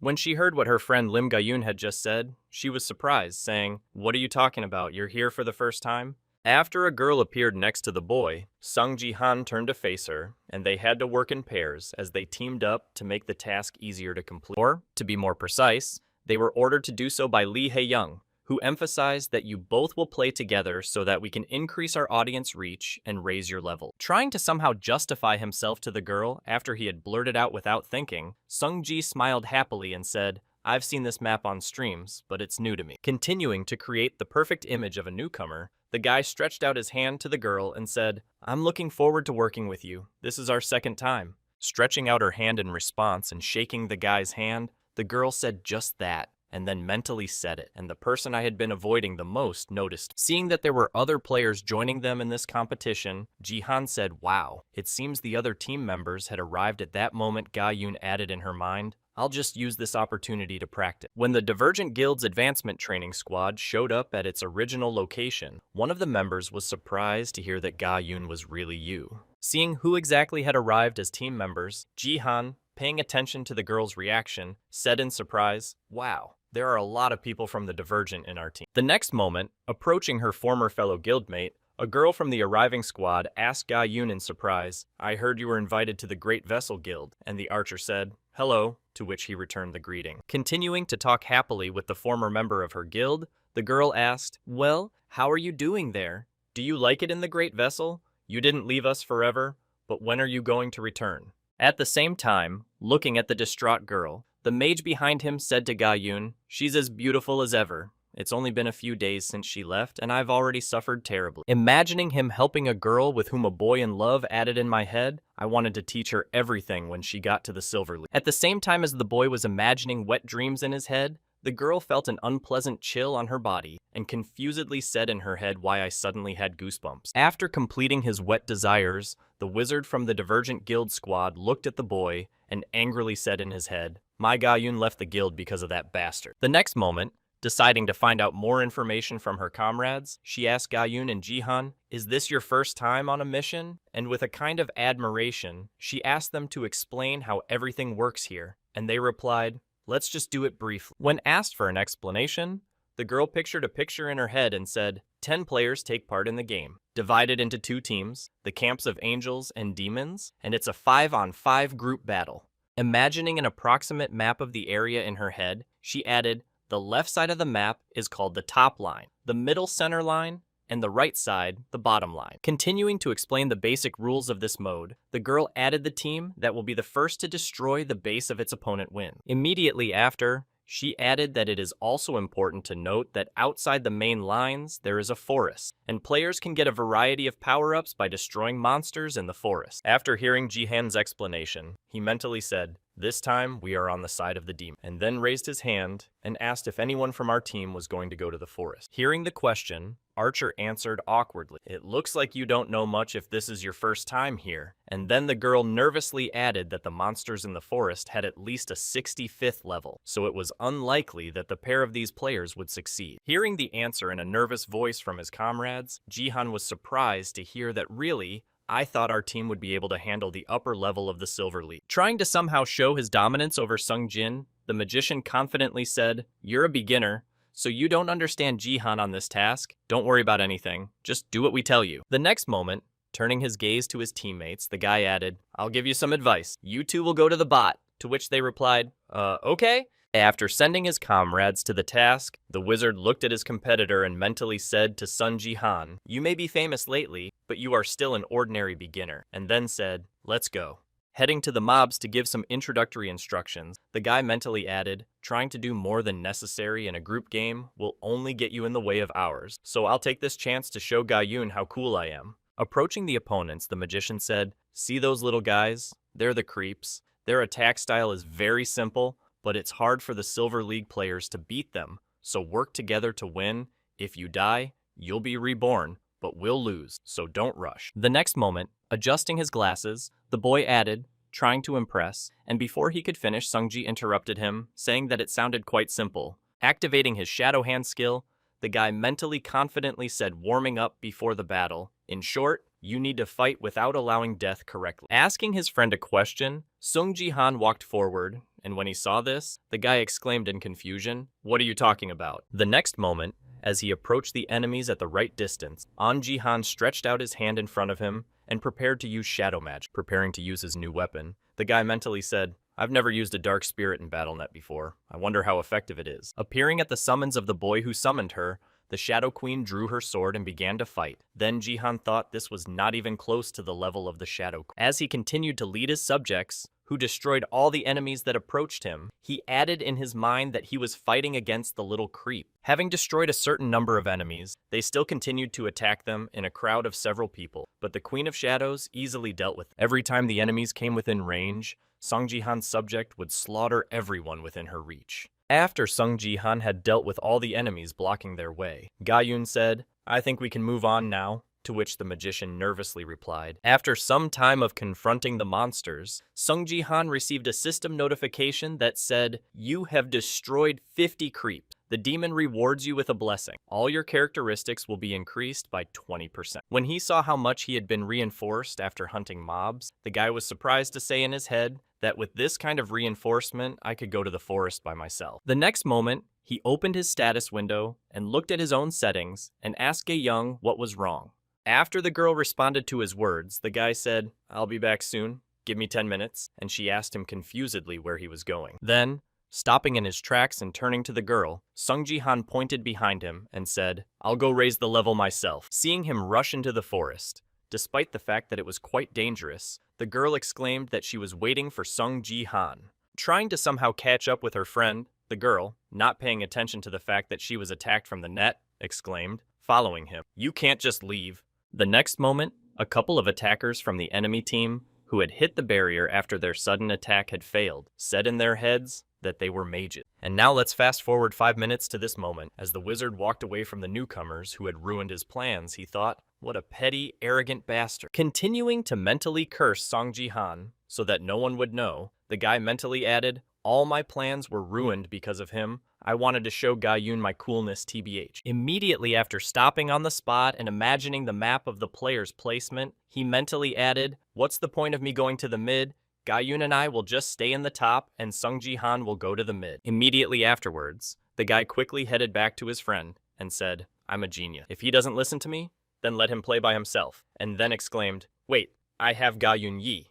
Continuing his joy, he was surprised to see a couple of enemies approaching the girl from her blind spot, and then he mentally said that the attack was from a blind spot. Realizing that things were bad, the wizard boy nervously said in his head, "My Ga-yoon is in danger." And at the last moment before the attack, by creating a protective barrier, the boy managed to protect the most precious thing he valued most, thus blocking the enemy's attack. Seeing that she had just been saved from an attack by the barrier, the girl looked at the enemies in surprise, while the mage said in his head, "I didn't expect the opposing team to attack like that, so they knew it would happen." Holding back the barrier the girl was in, the boy said tiredly, "Don't worry about me. I'll protect you at all costs, no matter what it takes." The next moment, the enemy mage cast a lightning spell and eliminated the girl's protector, thus destroying the barrier that covered her. Seeing that a member of her team was seriously injured, Lim Ayun rushed to him, shouting out "Sorcerer" in concern. Crouching over the boy, the girl said, "Hey, are you okay?" To which he replied with a heavy groan, "I'm sorry, I really wanted to protect you." Stretching out his hand to the face of the girl who was leaning over him, the boy said in a heavy voice before disappearing, "I think it's too late to talk about it, but..."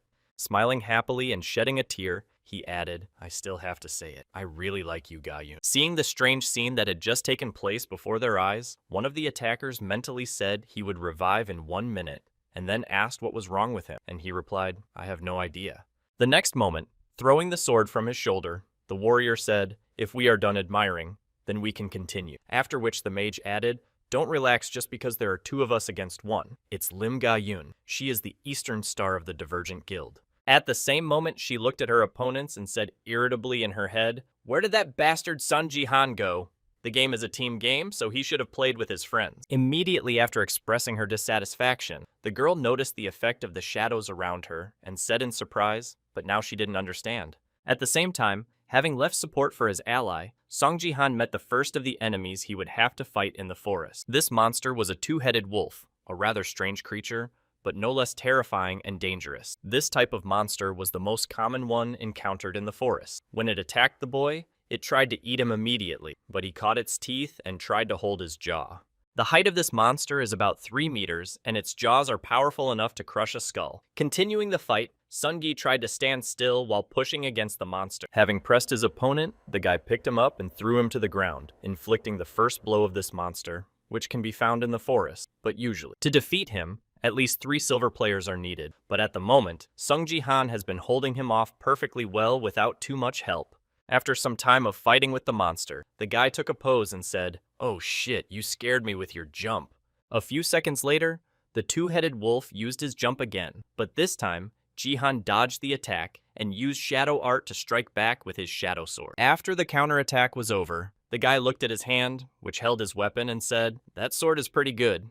Recalling where he had seen it before, the boy mentally added that it was an SS-ranked weapon that the Shadow Queen had used in a campaign match. A shadow sword like this could only be summoned by someone with a dark spirit. Continuing to inspect the magnificent weapon he has access to, Sungji added in his head, "His form destabilizes as soon as you lose control, so it is difficult to control." And then he said happily, "But powerful force is guaranteed." The moment after defeating the enemy that got in his way, Jihan received system notifications informing him that you have earned the Silver Forest Forester achievement. You have earned 1,000 achievement points. After receiving the extra achievement points, the boy mentally said, "I knew that I would earn them highly, and that I would probably get other achievements if I cleared the Forest of Monsters." Continuing his thoughts after the destruction of the forest monsters, Songji mentally added, "Although it is necessary to destroy the players as well." Immediately after these words, a system notification appeared in front of the guy, informing him that the demon team had made the first destruction and received 100 points of achievement, which surprised the guy. At the same time, left alone against 2, when his friend was destroyed, the wizard of the opposing team was noticeably nervous and seriously frightened. Looking at the spirit that had just destroyed his ally in a few seconds, he exclaimed, "What a fool," and then mentally wondered where the little maid had come from. The next moment, looking back at the girl she was helping in the battle with the enemy, the spirit of the Shadow Queen said, "What are you doing there, swordswoman? Get rid of the others." And the girl exclaimed, "Yes, ma'am." After receiving the order, Giyun went into battle and dodged a fireball fired by the enemy and prepared to eliminate the enemy. The next moment, the girl struck the enemy with a precise blow and destroyed the enemy wizard with just one blow. When the girl finished attacking the 2 enemies, she looked at the spirit and said, "Thank you for your help." In response to Gayun's words, the spirit replied that I do not need words of gratitude from members of an inferior species, to which the girl added, "Who are you?" In response to the girl's question, the spirit added, "Sung Ji-han made me stay by his side while he was away. He probably wanted me to fight in his place." "That's right, kid." Not fully understanding the words of the Shadow Queen Gayun's projection, she mentally said to the spirit that Sung Ji-han had summoned. Immediately upon completion of her thoughts, the girl sheathed her sword and said, "Well, I'm glad he came up with a backup plan to leave us alone." And she heard back that you must be sad if he left alone. Hearing the question from the spirit, the girl answered, "No, not sad. I'm more interested in when he will return." To which the spirit replied, "I have no idea. I can't stay in this form for long." Continuing to think of the boyfriend who had left her to protect and help Gayun, the projection of the Spirit Queen said, "But I'm sure he won't die." At the same time, somewhere in the forest, Sung Ji-han finished dealing with another two-headed wolf he had encountered in the forest. Only after the victory, Ji-hyun felt a strange effect and said in surprise why I was suddenly so dizzy. Immediately after his question, the guy smelled gas and received a system notification warning him of the abnormal condition. Immediately after this message, the tongue of a giant frog flew right by the boy, from which he barely dodged. Having suffered some damage after the monster suddenly attacked him, the guy looked at his old friend and said, "Long time no see." Turning his gaze to the monster sitting right in front of him and smiling slyly, the boy said, "Poison frog." The poison frog is a monster that lives in the forest and uses poison as its main weapon. Eye poison frogs are of high rank and they rarely appear in the Silver League, because only those that pose a low level of danger are found in it. Thinking about the system notification in front of him, the guy thoughtfully said in his head that his presence here was absolutely not logical. When he saw the system notification that said an abnormal state of poisoning was detected, all characteristics would be reduced by 50%, he said they have a terrible anti-effect. After receiving the notification, the poisonous frog began to release drops of its acid from its mouth to destroy the boy, but he managed to dodge it. Dodging absolutely all the attacks aimed at him, Jihan looked back at the consequences of hitting the concrete walls. Again picturing that monster in his head, the guy said, "Not only does it attack quickly at a distance, but it will move effectively quickly. This slime is poisonous, so you need to be careful." Succumbing to the enemy's attack, the guy allowed himself to be caught by his tongue, and then pulled it and began to drag it towards him. As soon as the enemy eased his pressure, Song Ji-han used his shadow summoning skill to draw his sword and cut off part of his tongue. When the enemy's tongue was cut, Ji-han took off the part that was on his hand and saw burns from poisonous mucus. Immediately after this incident, the guy looked up and saw that the poisonous frog was preparing to attack him with a volley of slime. Then one of the commenters wrote and he looked angry. After the enemy attacked, and the audience speculated that even Ji-han might not have survived the pile of slime, his voice was heard saying that it could have ended very badly indeed. After these words, the poisonous slime slid off the barrier created by the boy, thanks to which he managed to survive the monster's attack, which surprised everyone. Keeping the situations on the battlefield under control, the guy smiled slyly and said, "I wonder if I would really come here without buffs." Taking advantage of buffs and the enemy's confusion after surviving the strongest attack of a poisonous frog, the guy shrouded the enemy in shadow and pierced him with a dozen swords. After this attack, the monster fell to the ground and closed its eyes, except that there was one strange thing. No system notification of victory appeared. Having never received the news of his victory over the monster, Sung-ji looked at his opponent in confusion and said that he was still alive, and his defense was much stronger than I could have imagined. Continuing to think about what he should do, Ji-han looked at the monster and mentally said, "I need to destroy it as soon as possible and get out of here." The next moment, noticing that something strange was happening to the poisonous frog, the boy confusedly said in his head, "Stop what's happening," and then said the same thing. Before he could finish his thought, the monster's body began to swell rapidly, followed by an explosion that released a powerful poison and covered a certain area. Having experienced this moment in the battle with the enemy, the guy wiped the sweat and dirt from his face with his hand and said, "Damn!" Having also received a system alert that said, "Abnormal condition detected deadly poison and all characteristics will be reduced by 90% remaining validity 5 minutes. Then Ji-han thought I didn't expect him to self-destruct. It was worth finishing him off. After these thoughts, the boy leaned on his shadow sword, exhaled heavily, and said in his head, "Well, it's good that everything ended quickly. I just need to wait for the end of the debuff." Continuing to wait for the end of the debuff, the guy added in his head, "But why didn't the achievement window appear? I expected at least one to appear after clearing the forest." As soon as he thought about it, he heard a noise behind him, and then it suddenly got darker above him, as if it were someone's shadow covering the sun, and he looked back to find out what had happened. Right there, he saw another poisonous frog that seemed even stronger than the previous one, and it also aimed at Sung Ji-han, who was standing in front of it. Seeing the new danger that suddenly appeared in front of him, the guy gritted his teeth and said in his head, "In this state, fighting a new poisonous frog is a pretty bad idea. All the buffs I got will just disappear if I die." Standing in front of the enemy, leaning on his shadow sword, the guy was not going to run away, but he did not want to give up another achievement if he could get it from somewhere. But suddenly his attention was drawn to something strange. The empty silence was interrupted by the sound of swords crossing and a groan, and Ji-han was surprised to hear the sounds of battle in his head. Deciding to find out who it could be, the boy hurriedly opened the map and added in his head, "Wait a minute, where am I now?" When he saw all his comrades spread out on the battlefield, he said confidently, "I think it's time for me to go back." At the same time, not far from Ji-han, where the battle was taking place, a girl warrior shouted out a cautious attack, but before she could finish, an arrow flew at her, and seeing that his comrade was out of action, the archer nervously exclaimed, "Hey, you're okay." At the same time, seeing that one of the enemies was eliminated, the archer joyfully exclaimed, "Great minus the warrior. The Divergent Guild is not that great," to which the mage added that we need to keep attacking. Imagining in her head the approximate development of the battle in all directions, the mage girl mentally said, "They said that the top is almost dealt with. The mages are still fighting, so we need to win here." Suddenly, hearing a strange noise that was getting louder by the second, the girl exclaimed in confusion what the sound was, after which Jihan jumped out of the forest, followed by a poisonous frog. Stopping in front of a bunch of enemies and bringing the frog with him, Jihan looked back and said menacingly, "So there you are, where you were." The next moment after that, I was a poisonous frog that appeared on the battlefield, and everyone present was affected by the poison effect, which reduced their performance by 50%. And now we're going to go back 5 minutes to fully understand everything that has happened so far. Looking at the monster that suddenly appeared from the forest, Jihan mentally said, "First, I need to lure her to the bottom line. As soon as I get a boost for killing a player, I will instantly finish her off in one hit." Continuing to stand still and wait for the monster to act, but it did not do anything in response to him. The guy said in surprise, "I wonder why she does nothing at all." After reviewing the comments, which said that perhaps the monster mistook him for a male frog because of his poor eyesight, Jihan decided to change the situation and made one blow to the frog, after which he began to run away from the pursuit, saying, "Oh, I didn't mean to attack." When he brought the angry poisonous frog to the battlefield, one of his comrades, who saw this strange creature, exclaimed in confusion why the forest monster was there.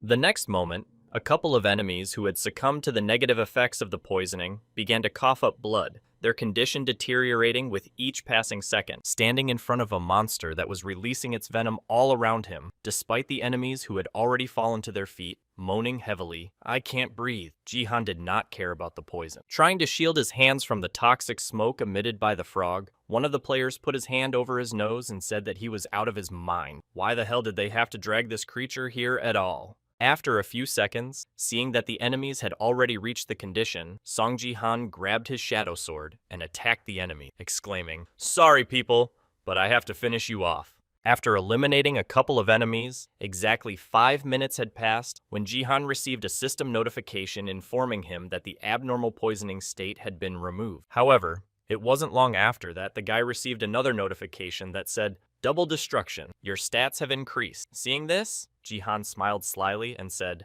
"Thank you. Thanks to you, I got additional boosts." When a couple of enemies were destroyed, the frog looked at Song Ji-han in surprise, then tilted its head down and began to fire at the boy with a poisonous slime. At the same time, while dodging all enemy attacks and climbing upward during a jump to take the right position for an attack, the guy said, "Recatastrophes of combat devotion." When all the preparations were completed, Sung Ji-han made his strike, added the pressure of the giant mountain, and delivered a powerful slashing blow. At the same moment, the archer, who was at a disadvantage to Jihan, saw what had happened before his eyes and said in his head, "Wow, that just happened." At the same time, after receiving a system notification that said the mutual task was completed, you received 10,000 points of achievement. Seeing this, the guy mentally said, "Great, I didn't try in vain." Immediately after receiving another system notification with a special assignment, the students' tracks were unlocked, and the boy was surprised to hear that it was a new assignment. After inspecting everything he was interested in, and everything he got after clearing the forest, the guy looked back at his friend and said, "Hey, Archer."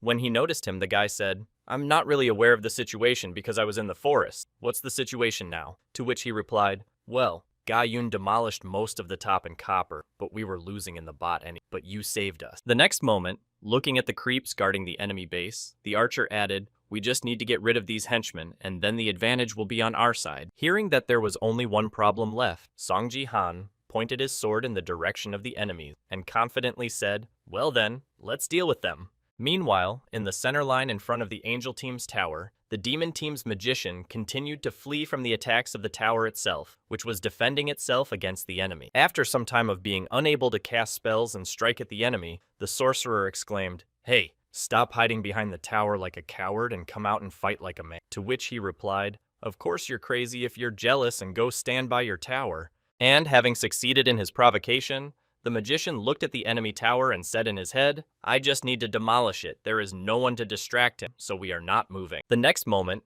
deciding to use some trickery, the boy shouted out that Song Ji-han was there, causing his enemy to look back. Confused by the name he heard, the warrior of the team of angels looked back in surprise and said, "But there is no one there." But this is what the magician needed, and he seized the moment to rush at the enemy. However, despite this treachery, the enemy tower was able to repel the opponent's attack, after which he exclaimed with displeasure, "Wow, you are even capable of such treacherous tricks." Then lying on the ground, the mage thought, I definitely can't handle it myself. Seeing a great opportunity to destroy the attacker, who was not so brave anymore, the enemy player swung his sword and said, "You held out for a long time, but now it's time for you to die." At the same time as the enemy was heading towards him, his ally was heading towards the tower, and he was surprised to hear Ga-yun say, ignoring the boy's word, the warrior smiled slyly and said, "Do you really think I'm going to fall for the same trick twice?" The next moment, when the tower was completely open to attack from the enemy, Ga-yun destroyed the enemy stronghold with a single blow. After this distraction of the enemy's attention to herself, when her mission was completed, the girl looked at her ally and spoke now. Hearing the command from the girl, the boy mage pointed his hand at the enemy and began casting a fireball. After the enemy was defeated, the virgin approached her ally and asked, "Are you all right?" After making sure that her friend was safe, Ga-yun looked towards the last tower and said, "I think the game will be over when we take out the bottom line." While enjoying the moment, the mage happily thought, "Ga-yun saved me." The next moment, Sung Ji-han arrived at the location of the central tower with an archer and exclaimed, "So, you got here first," to which she replied, "Oh, Sung Ji-han." At that moment, the magician thought unhappily, how dare he interfere with our time together. Approaching the girl, the boy added, "I'm sorry I was late. I owe you a debt of gratitude." To which Ga-yun replied, "It's okay. Your called-up spirit did a good job." To which she angrily exclaimed, "I'm not his called-up spirit."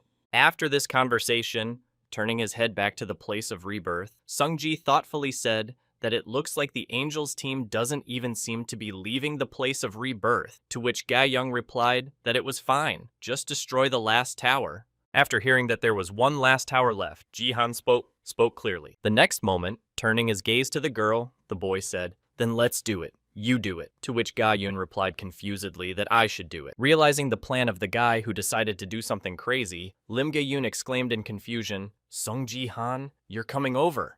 Looking at the fountain near which the entire enemy team was located, the girl added a place of revival. The next moment, while waiting for the rebirth after the death, the warrior of the angel team gritted his teeth and angrily said, "Why the hell are they playing like this?" To which the archer replied, "I've already appeared. Just give up and rest." Continuing to reassure her friend, the girl added, "We lost anyway." And suddenly noticing that Ji-na was heading towards them, she added in surprise that why was he heading here? And then the warrior shouted, "Hey, you have no business here." Continuing to observe the behavior of the opponent, the girl added that he was going to attack, to which the warrior added that he was acting ridiculously like a beginner. When the boy made his shot, one of the enemy team confidently said that the barrier should not let him in anyway. But their joy did not last long, as they noticed that the barrier began to crack and then collapse. And the archer girl screamed out in fright, "Hey, asshole, you shouldn't attack this place." In response to the girl from the enemy team's remark, Song Ji-han only smiled slyly and said that he was right. Continuing to perform the task, the guy added smilingly, "I'm still not familiar with the rules, but I'm still good at BattleNet." Starting to recall the description of the task, the guy mentally said, "Judging by how much better this reward is than the achievements in the forest, and because there will be a whole series of tasks, this is probably a continuation of the task from the golem I destroyed on the map with the type of defense." The fragment of the Archangel's sword and the scythe of the God of Death are symbols of each camp and are placed in the rest area where players are revived, protected by a barrier that the player cannot destroy. Continuing to push against the protective barrier, Ji-han added in his head, "Well, at least it should be." At the same time, watching their barrier slowly crack and collapse under the boy's attacks, the archer girl exclaimed in fright that it was simply impossible. Continuing to sound the alarm, the girl added that at this rate, he would definitely break, someone stop him, to which the warrior added how this idiot was able to break the barrier. Sometime later, after trying to break through the barrier of the recreation area,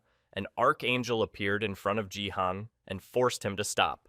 The next moment, he looked at the guy who was disturbing the peace of his sanctuary with a menacing look, and then a system notification appeared, indicating that the Archangel was furious at the disrespectful behavior in the recreation area. Seeing that something strange was happening near the rest area, the sorcerer of the demon team screamed out in fright what it was, to which Ga-yun replied that first we need to quickly destroy the main camp, to which he replied, "Well." After giving out orders to her ally, the girl, in a pre-shock state, wondered what Ji-han was planning to do. After demonstrating his irritation, the Archangel used his power to reinforce the barrier, restoring it to its original state. As a result of the blessing, the players in the recreation area received a system notification saying that the Archangel had strengthened the blessing in the recreation area. Starting to mock Song Jihan, the warrior poked a finger at him and exclaimed, "Boogaloo barrier is very strong," the girl archer said, trying to calm her husband down. "You better move away, don't do anything stupid." Swallowing all the insults that flew at him from the enemy's mouth, the guy just kept silent, receiving all sorts of comments like, "Jihan is a barrier breaker." The next moment, the spirit of the Shadow Queen, who was next to the boy, said that this was all your strength for a low-grade creature, and that it was not bad. In response to his companion's question, the guy looked at her and said, "Yes, it was quite difficult." The next moment, using more power and pouring it into his shadow sword, Sung Ji-han smiled slyly and said, "Now I'll have to go all out." Within the unnamed divine art, there are 3 different types of martial arts whose names contain the word God. The technique of the god who controls the power of destruction, the technique of the god of lightning who controls the power of light, and the technique of the god of shadow who controls the power of darkness. After recalling all the techniques that exist in the nameless martial art, Jihan focused his attention on one and repeated the shadow god technique in his head. Recalling its abilities and properties, the boy added in his mind the ability to cover the whole world in pitch blackness. Recalling the possibilities of dark magic, the guy used a technique called the Dark Soul Tornado form. Grabbing his crown to hold on to the rest area, the warrior screamed out in fright that we would be pulled in, so grab onto something and hold on. Watching what the boy had just used to attack the barrier, the spirit of the Shadow Queen said in surprise in her head, "This power is impossible." Continuing to push against the barrier with all his might to get inside, Sung Ji-han said in his head, "Come on, come on, come on." After a while, a system notification appeared above the guy, saying that the recreation area had been destroyed, and the Archangel was very angry at the destruction. Immediately afterwards, another system notification appeared in a red plate, informing that the Archangel would personally carry out divine punishment on the unruly opponent. However, at the last moment before the Archangel could execute her punishment, Jihan destroyed the barrier and everything in it, after which he received a system notification that said the player Sun Jihan had committed 5 murders. Rejoicing that he had succeeded in his plan, the guy wiped the sweat from his face with relief and exhaled, saying, "It was very close." Immediately after this moment, a system notification appeared over all the players of Jihan's team, informing them that the game had ended with the victory of the demon camp. At the same time, while watching the broadcast of Jihan's battle, she mentally said that he had indeed broken the barrier for a Silver League player. Clearing the forest was already an incredible achievement, and he continued to show unrealistic results. Starting to compare the boy to one famous person, she mentally added that at this rate, he might even surpass the King of the Sword. Continuing to sit at her desk in the office, Ito Shizuru said in her head, "I must do my best to hire him, but it will be difficult to get close to him as a mere employee." Leaning back in her chair, she thoughtfully added in her head that everything should happen naturally. The next moment, seeing Lee Hae-young in front of him, one of the workers said hello to the head of the guild, to which she replied, "Hello, I wish you a good day today." The girl got the idea from this moment of simple greeting and smiled slyly and said in her head, "I figured out how I could do it." After returning home from the capture competition, Jihanna received many notifications saying that you had completed a hidden task 5 destructions in a row. The task of destroying the recreation area took first place in the game with the type of invasion. After reviewing all the achievements he had received, Sung Ji was surprised to say, "Wow, this award is even better than I could have imagined." Also, looking at the progress of the special mission, he mentally added an item from the task was automatically received. It remained to destroy the sacred artifact of the demon king. The next moment, turning his head toward the spirit of the Shadow Queen, Jihan said, "You were quite capable. Great job in the future. I will also rely on you." Continuing to remain silent while the guy was praising her, the girl waited for him to finish and then exclaimed, "Who are you?" Not understanding the reasons for the strange reaction of the spirit, the boy asked what you meant, and she answered, "With the power with which you destroyed the barrier." Hearing the spirit's interest, Jihan threw his arm around his neck and replied, "You're talking about her," and then thought, "I can't talk about the martial art I learned before I came back to time. It puts me in an awkward position." Immediately afterwards, he added, "I won't go into details, but this power is in some way connected with my gift." Continuing the dialogue with the girl, he added, "Why did you suddenly ask me that?" Before he could finish, he saw the spirit get angry and start using its power. Not satisfied with the boy's answer, the Shadow Queen's part created several shadow swords and pointed them in Jihan's direction. Not understanding what caused this reaction, he asked Jihan, confused, "Why are you suddenly doing this?" In response to the boy's question, holding her hand outstretched in front of her, the girl added, "Explain properly where you got this power from below the creature." Continuing to wonder about the behavior of the Shadow Queen's spirit, Sung Ji-han said, "I don't understand why you suddenly reacted like that." Looking into the eyes of the girl who was trying to intimidate him, the boy added, "You envy my ability to intimidate so much." In response to the boy's question, the girl replied that the strength you used in that fight belonged to a real body. The Shadow Queen, hearing the reason for this reaction, froze in place and said in his head that it was the power of the Shadow Queen. After that, continuing her story, the girl spirit added dark mana woven from pure darkness. She is very similar. Looking at the guy's surprised expression, she added, "As far as I know, this is the only way to copy the power so accurately." After these words, the spirit suddenly became quiet, and then with a short pause added, "Explain how you managed to use this ability." After listening to his companion's words, Sung-ji recited in his mind the Shadow God technique, one of the nameless divine arts I mastered before returning to time. Continuing his thoughts, the boy imagined in his head the Queen of Shadows and the God of War, and thought that if the wandering God of War and the Queen of Shadows had similar abilities, did it mean that they were somehow connected? At the end of his thoughts, the guy bowed his head down and told me I had nothing more to say to you. Surprised by this answer, the spirit asked if he wanted a goiter, to which he replied, interrupting her halfway through the words. This gift had already disappeared. Continuing to explain the possession of this ability, the guy added, "I don't know why, but the constellation I tried to establish contact with earlier took my gift. I'm just a player who got a gift and then it was taken away." Bringing his story to a certain conclusion, Sung Ji-han confidently added, "I can show you my state window so that you can believe me." After this story, the spirit asked him what the name of your gift was, and he thought, "Well, I can tell you that." Upon completion of the brainstorming session, looking into the girl's eyes, Sung Ji-han spoke with the eyes of a traveler. Thinking about the fact that this was a rather strange gift that should have nothing to do with his abilities, the girl said rather suspiciously. Dispelling her Shadow Blade skill that was aimed at the boy to extract information, the Shadow Queen's spirit added a good one for now. After this incident, when the girl disappeared, the guy breathed a sigh of relief and said in his head, "I was afraid she would start a pogrom here," and then heard his cell phone ring. Picking up the phone, the guy was surprised to hear Lee Hee-young say, "I just watched your stream. What's going on there?" Continuing to question the guy, she added a portal site full of news about you. "I would have made a lot of videos and uploaded them myself if you had warned me in advance," to which he replied in surprise, "Oh, really?" In response to the guy's question, the head of the guild added, "Well, at least we have new content for the guild channel, although I think we publish too much related to Ballanet." In response to the girl's remark, Sungji asked in surprise, "Isn't that bad? We're a guild after all," and then heard what you were talking about. "The more diverse the content, the better. Didn't you know you had fans?" When he heard about the fans, the guy was surprised to hear that I had them, after which Lee Ah-yeon happily added something else. "Having thought of a way to earn a few million won," the girl said, "I would like to ask you a favor." After a while, heading to an abandoned place, the three bandits grabbed the victim and said, "It was quite a challenge to drag you here." She looked at the girl who was tied up and tied to a chair so that the man would not escape, and added, "I'll tie her to a large vessel so she won't run away." Standing behind his boss, one of the kidnappers said, "A bunch of guilds are giving her money now and it's great. If we use her properly, we'll soon be sitting on mountains of money." After the bandit's line was over, Lee Hae-young angrily exclaimed, "What do you guys expect after what you did?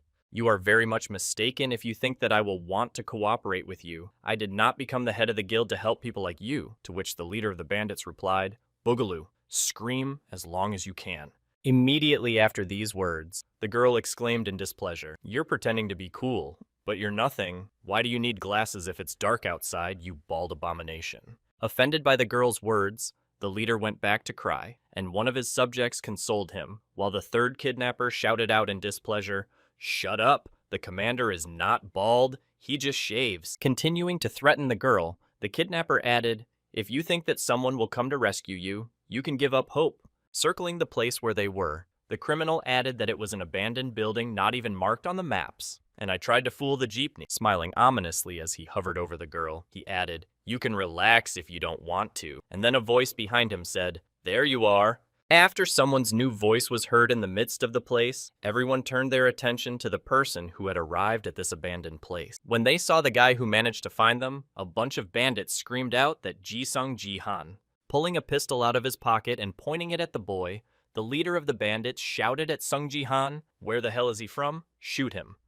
As soon as the bullets flew at him, the guy used his strength skill to stop all the ammunition fired at him. Seeing that the previous weapon was ineffective, the bandit leader pulled out an RPG and pointed it at the guy and shouted all or nothing. Leaving his dark glasses on the released ammunition, the man shouted, "I'll blow you up with the building." However, even this attack did not have any effect, as Sung Ji-han used his power skill to change the flight path and direct the missile at the enemy. With a powerful blast in the background, the guy approached his guild leader and gave her a hand after untying the rope and asked if Lee Hae-young was okay, to which she replied, "How you found me?" Immediately after the rescue of the girl, taking out a cell phone from his pocket and showing it to the camera, Ji-han said that thanks to the Space 23, the jeepneys in it cannot be affected, and it is very accurate. Hearing this, the girl was surprised to exclaim that it was a Space 23 with an updated current-absorbing coating and a flexible display. Continuing to watch the TV commercials, it sounded much smoother and more durable than other smartphones. The Space 23 is already available for sale. And finally, there is a photo of Ji-han with a phone in his hand and the name of the phone, Space 23. After the commercial ended, Lee Hae-young got to her feet and exclaimed joyfully, clapping her hands, "Bravo, you're a great actor," while her niece was dying of laughter. After catching her breath and gesturing with a like, Yoon-sia said, "Uncle, you're really a photohygienic boogeyman, you should be an actor," and was told to wipe her tears before speaking. The next moment, Sia picked up the remote and started the videos again, saying that they needed to be watched again. At the same time, Ji-han said, "I did it because you asked me to, but isn't the ad too exaggerated? I'm sure it won't harm the image of our guild," to which Lee Hae-young replied. Demonstrating the smartphone she had, the girl added the Divergent Electronics paid with their blood and then tears for it, and you didn't know they even used a scroll. The SS rank scroll is available only in the Platinum League and above, and at first no one could find a use for it, but its price skyrocketed when the company figured out how to improve technology with it. Hearing the methods of using a high-ranked magic item, the spirit that appeared behind Ji-han asked in surprise that people would use a scroll for such nonsense. Hearing the spirit's question, Lee Hae-young exclaimed in surprise that it was nonsense, after which the boy added Ariel in surprise. Then the girl said what was to be expected from an inferior race. It was so wasteful to waste a rare item. Immediately after the Shadow Queen's words, Ji-han asked the scroll if there was a special feature we didn't know about, and she replied. A few seconds later, hearing a knock on the door, Lee Hae-young said, "It's probably the film crew," and then, getting up from her seat, Sia said, "I'll open the door." When my niece went to let the guests in,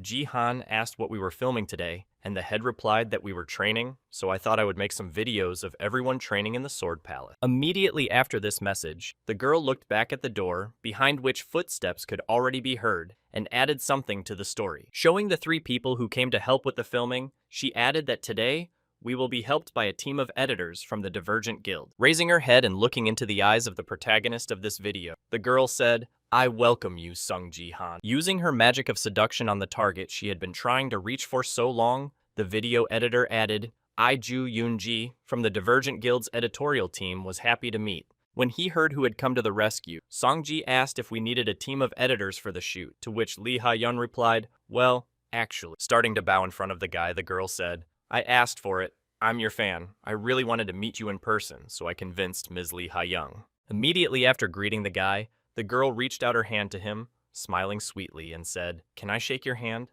In response to a request from a video editor from the Divergent Guild, Sung-ji surprisingly replied, "Of course, why not?" As soon as the handshake took place, she felt a powerful discharge throughout her body that made her perk up.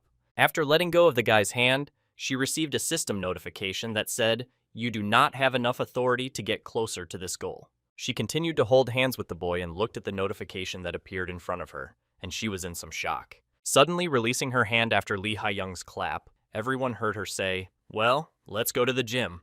After voicing the proposal to move on, the chairman added, "Ji-han, please lead us," to which he replied, "Well, follow me." At the same moment, Ju Yoon-ji stayed behind thinking what just happened. Holding up her hand with which she greeted the boy, the girl added in her head confused, "I've never been shown such a message before when using a gift." Looking at the trail of the guy who had become the first of those on whom her gift had not worked, Ito Shizuru added mentally, "It worked even on the Sword King, Song Ji-han, who are you?" Arriving at the gym, Ji-hana encouraged her niece who was doing a deadlift and exclaimed, "Good, come on, do more and a little more," to which she replied, "Stop, I really can't."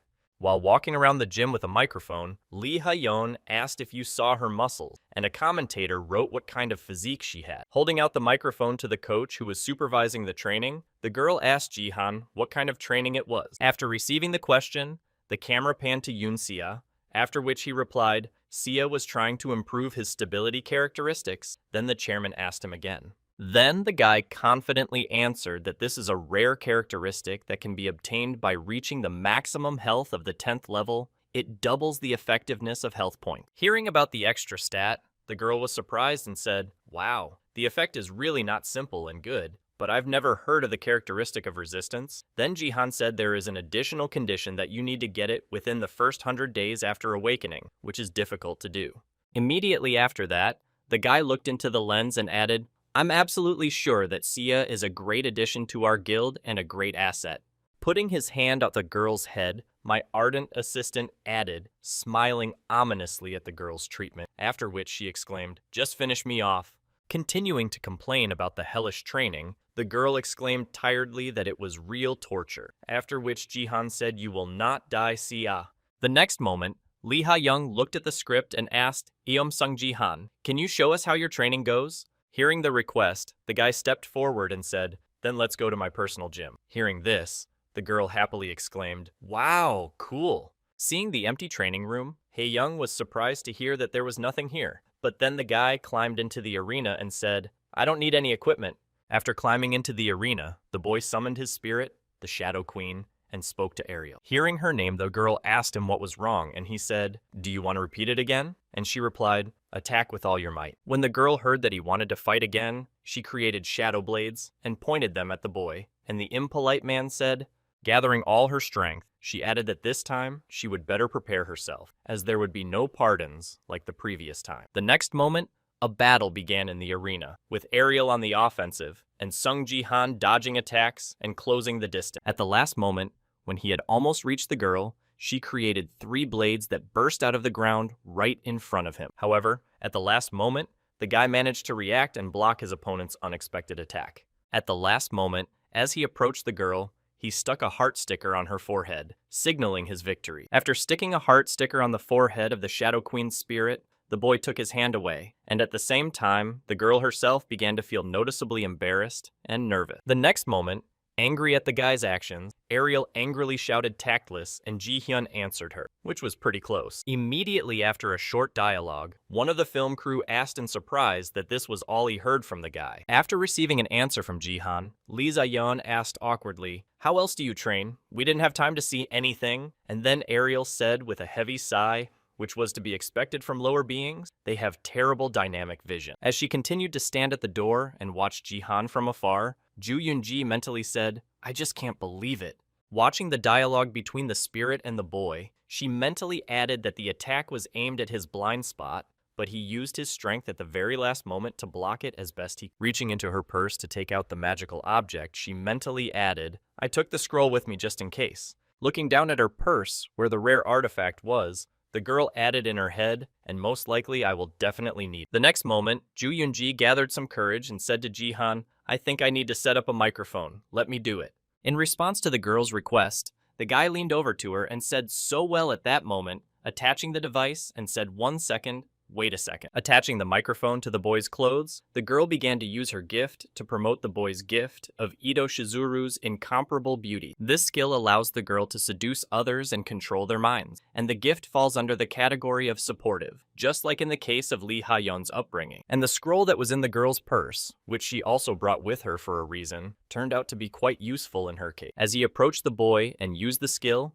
the scroll came into contact with him and began to amplify the effect of the supportive gift. Having failed to succeed in using her skill, the girl looked at the boy, who had not changed, and added that she had failed even with the scroll. Looking at the guy in front of her with a confused look, the girl spoke to the sword crawler, not sure what was going on at all. The next moment, the guy came to his senses after being exposed to the effect of Song Ji-han's absolute beauty and looked at the girl and said, hey. With a cute expression on his face, the guy happily asked what you said your name was. Immediately after pulling out his phone, the guy hurried to exchange contacts with her. At the same moment, Yoon Sia, who was standing outside the door, saw it all. Feeling some strange and painfully familiar effect, the girl said in surprise that this could not be possible. Watching Song Ji-han's cute conversation with Ju Yoon-ji, she exclaimed in displeasure that he was seriously asking for her phone number. Feeling something strange about everything that was happening, Sia mentally added that I had never seen such an expression on his face before. He didn't care about a girl like Hae-young. Continuing to peep, she added in her head, it was amazing to me that he seemed completely uninterested in dating, until she suddenly felt a certain ominous aura behind her. She looked back and saw Lee Hae-young, who was angrily saying, well, it turns out that he is interested in women after all, and he told me that he didn't know his phone number. Continuing to have a nice conversation with the girl, the guy happily said, thank you, it was sudden, but I'm glad you agreed to give it to me, to which she replied awkwardly, oh god, I'm your fan, of course I wouldn't say no. Continuing to play her role, the girl smiled happily and thought to Sung Ji-han, you were quite difficult to deal with. Recalling the situation with the Sword King, she added in her head that the brainwashing did not work completely unless he fell to his knees on the spot submission and the Sword King did not work. They both added to my trouble. As she continued to surround the guy in front of her with her own gift, Ju Yoon-gi added in her head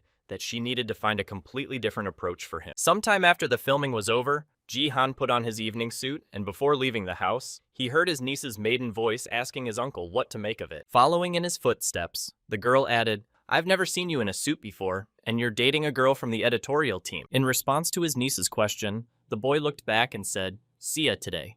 Immediately, when she heard the order from her uncle, the confused girl, left alone at home, said in embarrassment that, feeling a lump in her throat after hearing this and immediately remembering her father, she said in her head, why I have the feeling that he is not planning to return. At the same time, in a building near the Sword King's palace, Takeda Kazuo arrived at the room and said hello to the goddess. Dressed in a white suit, the man slyly rubbed his hands together and said, we really need to be in such a hurry. I didn't even have time to reveal my true face. In response to a question from her subject, the girl replied, a player like Song Ji-han can break this ability at any time. You know that I and the King of the Sword are constantly holding back, to which he nervously replied, yes, but...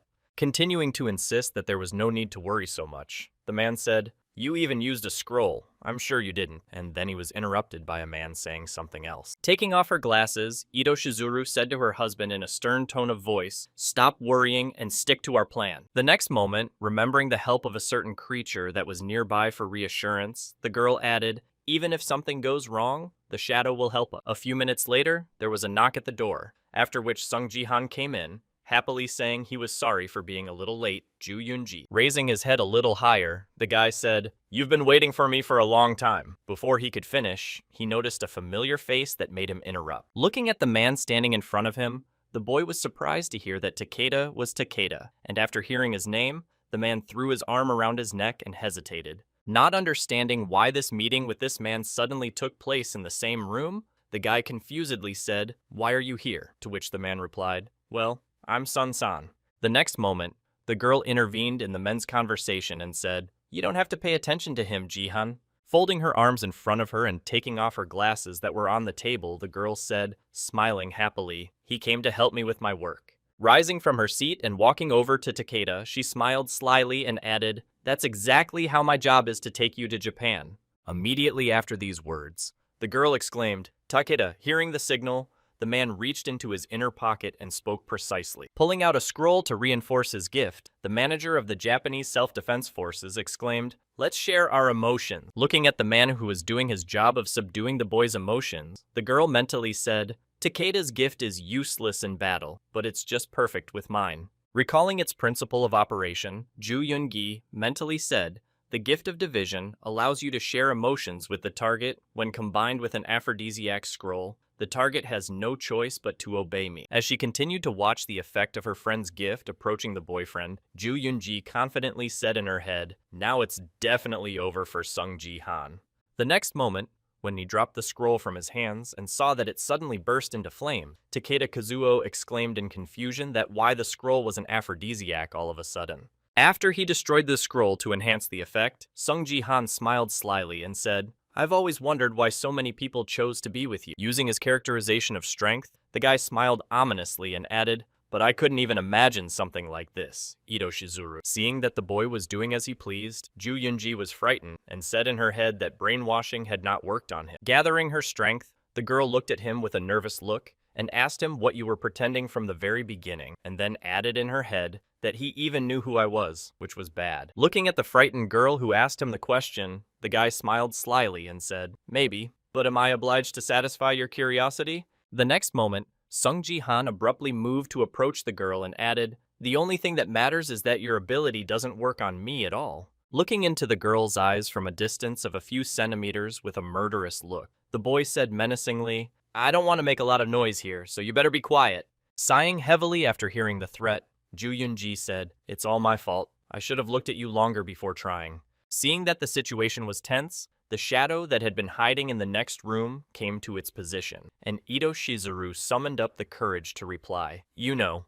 Looking at the dark image that stood behind the guy who threatened her, she added, "I'm now in me." Noticing that the shadow has begun to fulfill its duties in case of an emergency, Ito Shizuru added that there is always a plan B. A few seconds after the battle began, the shadow and Song Ji-hwan flew out of the high-rise apartment window and flew down. Turning his gaze back, the boy noticed that they were flying to the roof of another building in the neighborhood. A few seconds later, a couple of players made a hard landing, kicking up a pile of dust after falling. After wiping his eyes after landing and looking at the enemy who had attacked him in a dangerous situation for Shizuru, he was surprised to hear who it was. Starting to look closely at the girl in a dark cloak holding a weapon, he was surprised to add that she was the killer. At the same time, watching from a neighboring building, the girl said in her head that it was good that I had brought her with me just in case. Recalling the girl who is currently fighting Song Ji-han, she added, "Akari specializes in covert assassinations from the blind side. She is the best when the case needs to be solved secretly." Continuing to stand in front of the assassin who had attacked him to protect Shizuru, Ji-han, waiting for the battle to begin, thought this was a bit complicated. Evaluating the girl's abilities that he had seen during the short battle, the guy mentally said her movements were at least in the Golden League, or even the Diamond League. Immediately after remembering the girl who had planned it all by herself, he added in his head, "I didn't even expect her to be so well prepared. Shizuru is a really serious opponent." Immediately afterwards, he pointed to his temple and used the power skill to prepare himself. At the same moment as the boy performed this action, Takeda Kazuo saw the notification and screamed out to Song Ji-han in fright. Showing the girl the video of the battle broadcast, the man frightenedly exclaimed from the angle of Sun Sana is now live and BattleTube. And now let's go back to some of the moments we missed earlier, the first of which was just the arrival of the film crew, when Lee Hae-young announced that today we will be helped by a team of editors from the Divergent Guild. The moment Ariel saw the 3 film crew members, she knew something was definitely wrong. Not understanding what exactly his spirit meant, Ji-han mentally said, "What are you talking about?" To which I replied about that girl over there. Drawing the boy's attention to the bag of the girl with glasses, Ariel added that she was hiding a scroll in her purse. Then the spirit of the Queen of Shadows spoke the true purpose of the scroll, to enhance the effect of a supportive gift, not to create electronics or something like that.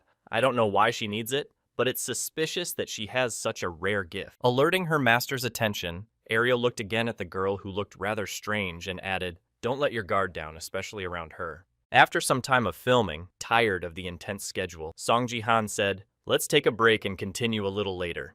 After taking a break, Sung Ji-han sat down on a bench to rest and said in his head that it was strange that an ordinary worker had such an expensive item and why she took it. After a while, everything became clear when Ju Yun-ji approached him with a request and said, "I think we need to set up a microphone," to which he replied yes. While installing the microphone on his clothes, the guy received a system notification informing him that Ito Shizuru was trying to use it for enchantment. Immediately afterward, looking at the system notification that said who had decided to seduce him, Ito Shizuru thought in confusion. Recalling that he had heard it before and remembering where the boy had mentally said the name, it belonged to the woman who had seduced Yoon Si-jin. Clenching his hand into a fist, in order not to succumb to the effect of the girl's seduction, the guy said in his head, "I need to concentrate, or I will bite on her abilities. I need to stay calm."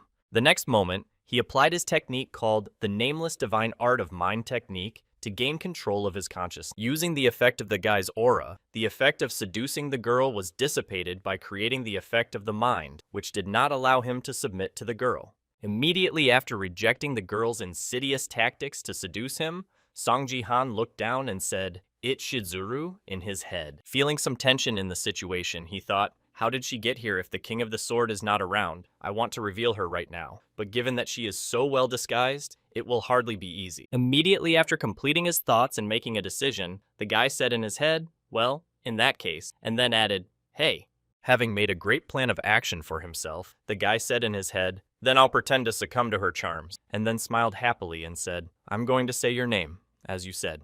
The next moment, when he found himself back on the battlefield with his consciousness, he looked at the first-person demonstration and thought, when she shows her true face, I'll make sure she can't get away with it. Having activated the skill of demonstrating the view, the guy said, holding his finger to his temple, "To be honest, I was worried that you would catch me," continuing to broadcast everything he sees to the masses. The guy added that it seems that my acting skills did not fail, after which the audience began to comment on what was happening. "It's true. I just came in to explain. I think Japan tried to brainwash Sung Ji-han, but nothing happened." Continuing to mock the girl whose plan had failed miserably, the boy said in the broadcast how Shizuru could do that. Raising his gaze to the girl's side, he added, "It seems that one Sword King was not enough for you. You really thought that your bad brainwashing ability would work on me too." After hearing what Takeda Kazuo had said on the live broadcast, the goddess looked at the girl and said nervously, after which Akari said, holding back her rage, "Holding." Looking at her subject with a menacing look, she said, "Stick to the original plan," having heard the order from her mistress, and replied, "I understand." After hearing the instruction, the girl crossed her swords and said in Japanese, "At the request of the lady, I am obliged to take you away, even if I have to break all your limbs." Hearing the words of his opponent, the guy was surprised to hear a compliment. It didn't look like it. And then Ariel replied to him, "You really are a model." After trying to enter what the girl had said into the translator, Jihan said in frustration, "Let's see." The translation failed. The next moment,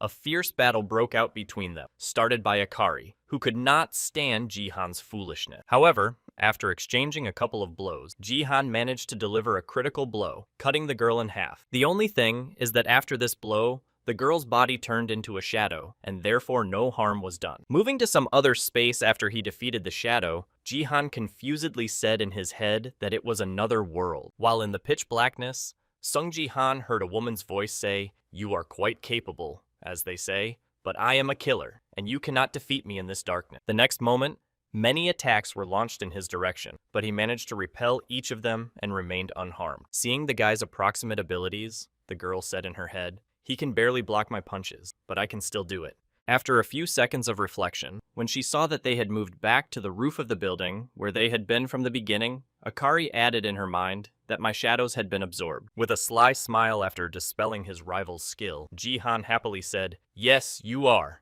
A few seconds later, after making one strike and then closing the distance, Sung Jihan crossed his sword with the girl's weapon again.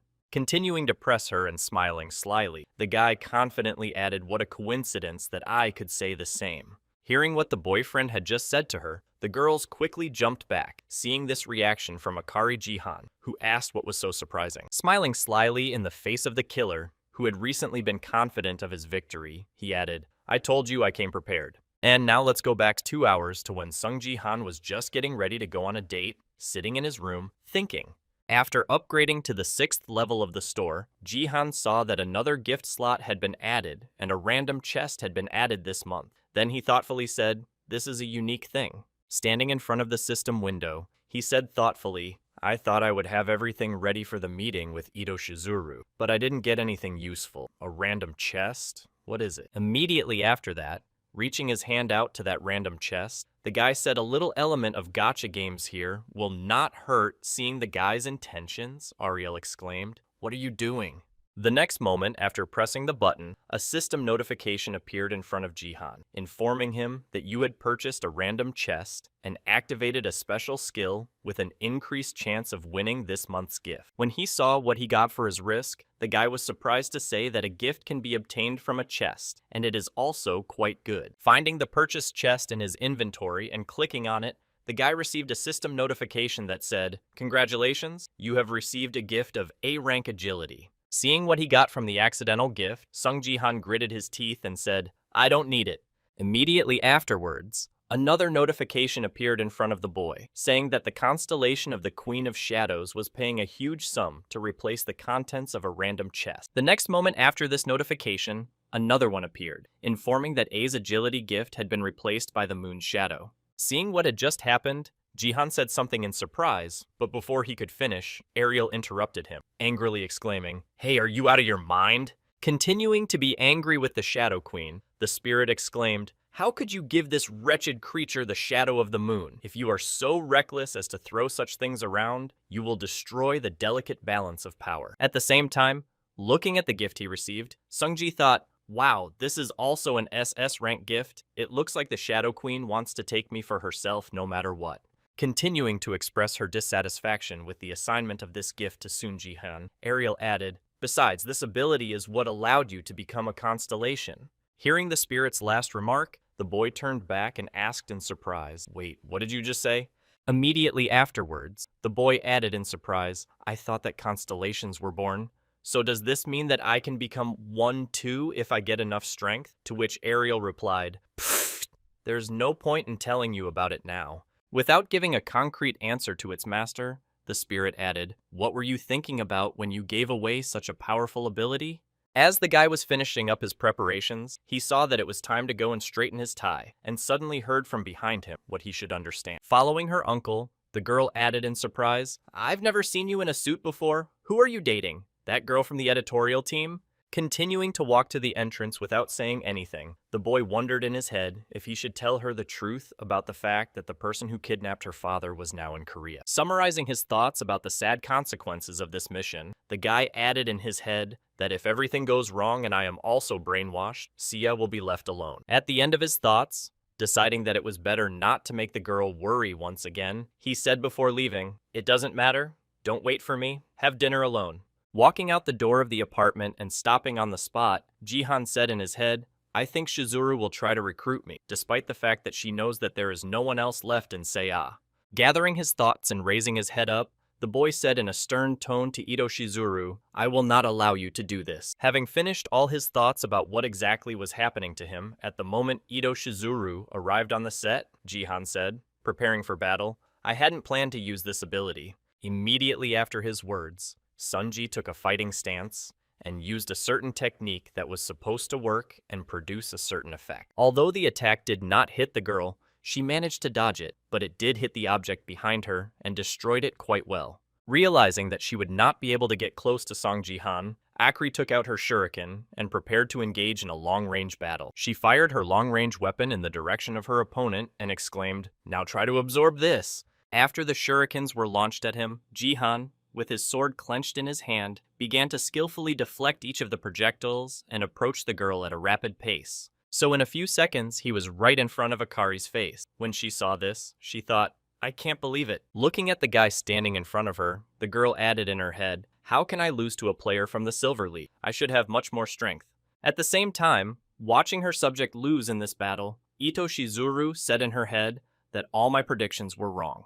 Watching her subject on the battlefield holding back the boy's onslaught, she mentally added that he managed to deflect the brainwashing despite using the scroll, and even Akari was losing to him despite being in the diamond. Starting to bite her lips in irritation, she said in her head, how dare he ruin my plan? Activating her unsurpassed beauty skill again, the girl added in a menacing tone of voice to Sung Jihan, I will get you at any cost, no matter what it takes. Immediately after these words, the player Gato Akari spoke to his subject using the transmitter. Stretching out his hand in front of him and smiling ominously, Ito Shizuru used his skill to say, I remove all restrictions from you. Hearing this, the girl immediately felt a surge of strength that began to overwhelm her body and give her a significant advantage in the confrontation with the guy. Restriction is a system in which the player's characteristics are adjusted to be lower during training. This system is in place to prevent players from overdoing it in real life. Ito Shizuru has just used an ability that allows the target to ignore the restrictions for a certain amount of time.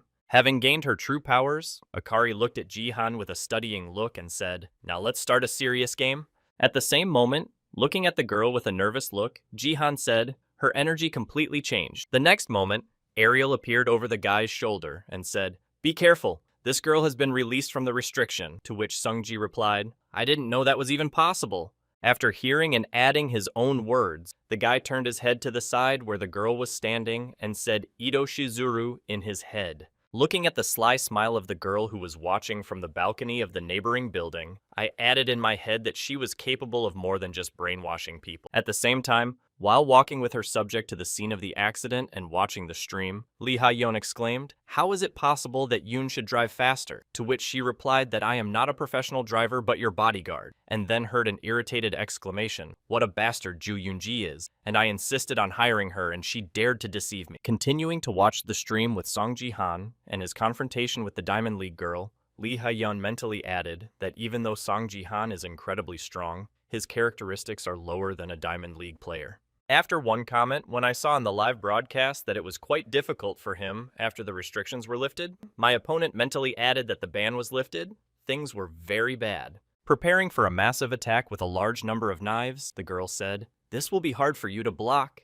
The next moment after she said that, she launched an attack at the guy and spoke illusory hand blades, trying to avoid the enemy's attack. Sung Ji-han used the absolute territory skill, but even with this effect, the enemy's attacks managed to hit and wound him. Realizing that he could not block the damage from the enemy's attacks, he mentally said, "I can't stop them with force. I managed to weaken the blow by slowing it down, but it will be bad if she continues to attack like this." At the same time, seeing that Sung Ji-han was still on his feet, Akari mentally said, "I didn't think he could survive even this attack. I have about 3 minutes left to defeat him before the ban return." After determining the time she had left, the girl assessed the approximate situation on the battlefield and said in her head that it looked like he was summoning a shadow sword with his left hand. Immediately after identifying the boy's weakness, Akari swung her sword and shouted to Song Ji-han, "Then I'll have to take your left hand." After completing the preparations and striking the appropriate pose, the girl confidently said the phantom cut.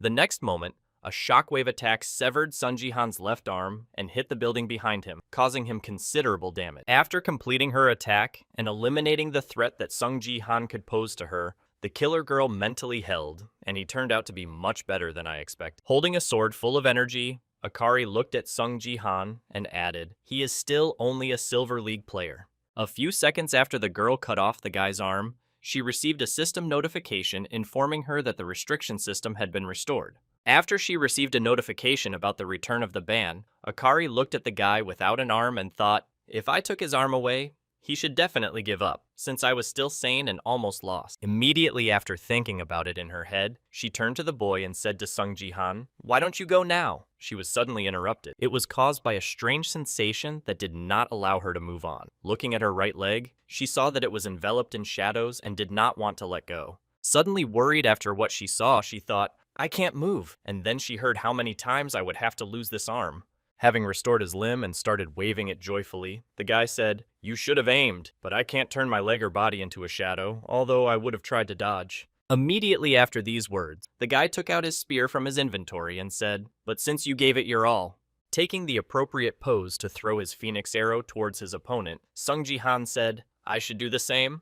The next moment, gathering all his strength in his hand, the guy threw his weapon directly at the girl, after which he ran towards her with lightning speed. After being hit, the girl still remained on her feet, but Akari was a Diamond League player, so there is no reason to be surprised. But after that, despite the fact that she was still able to stay on her feet, she began to breathe heavily, because even though she was a Silver League player, the damage caused by the blow was considerable. The next moment, strangers intervened in their battle from a helicopter that appeared over the building, and the player Gato Akari said, "You are under arrest. Drop your weapons and surrender. I repeat, drop your weapons." Seeing that the military had now joined them, Sung Ji-han looked at the helicopter in the sky and said, "I think I finished my work here." The next moment, changing his mind, he added thoughtfully, although at the same moment, having decided to flee the scene of the crime, Takeda Kazuo nervously exclaimed to the goddess that she had to get out of here. Before they could get far, Sung Ji-han appeared right in front of them, taking advantage of the lightning-fast steps of the shimmering sky.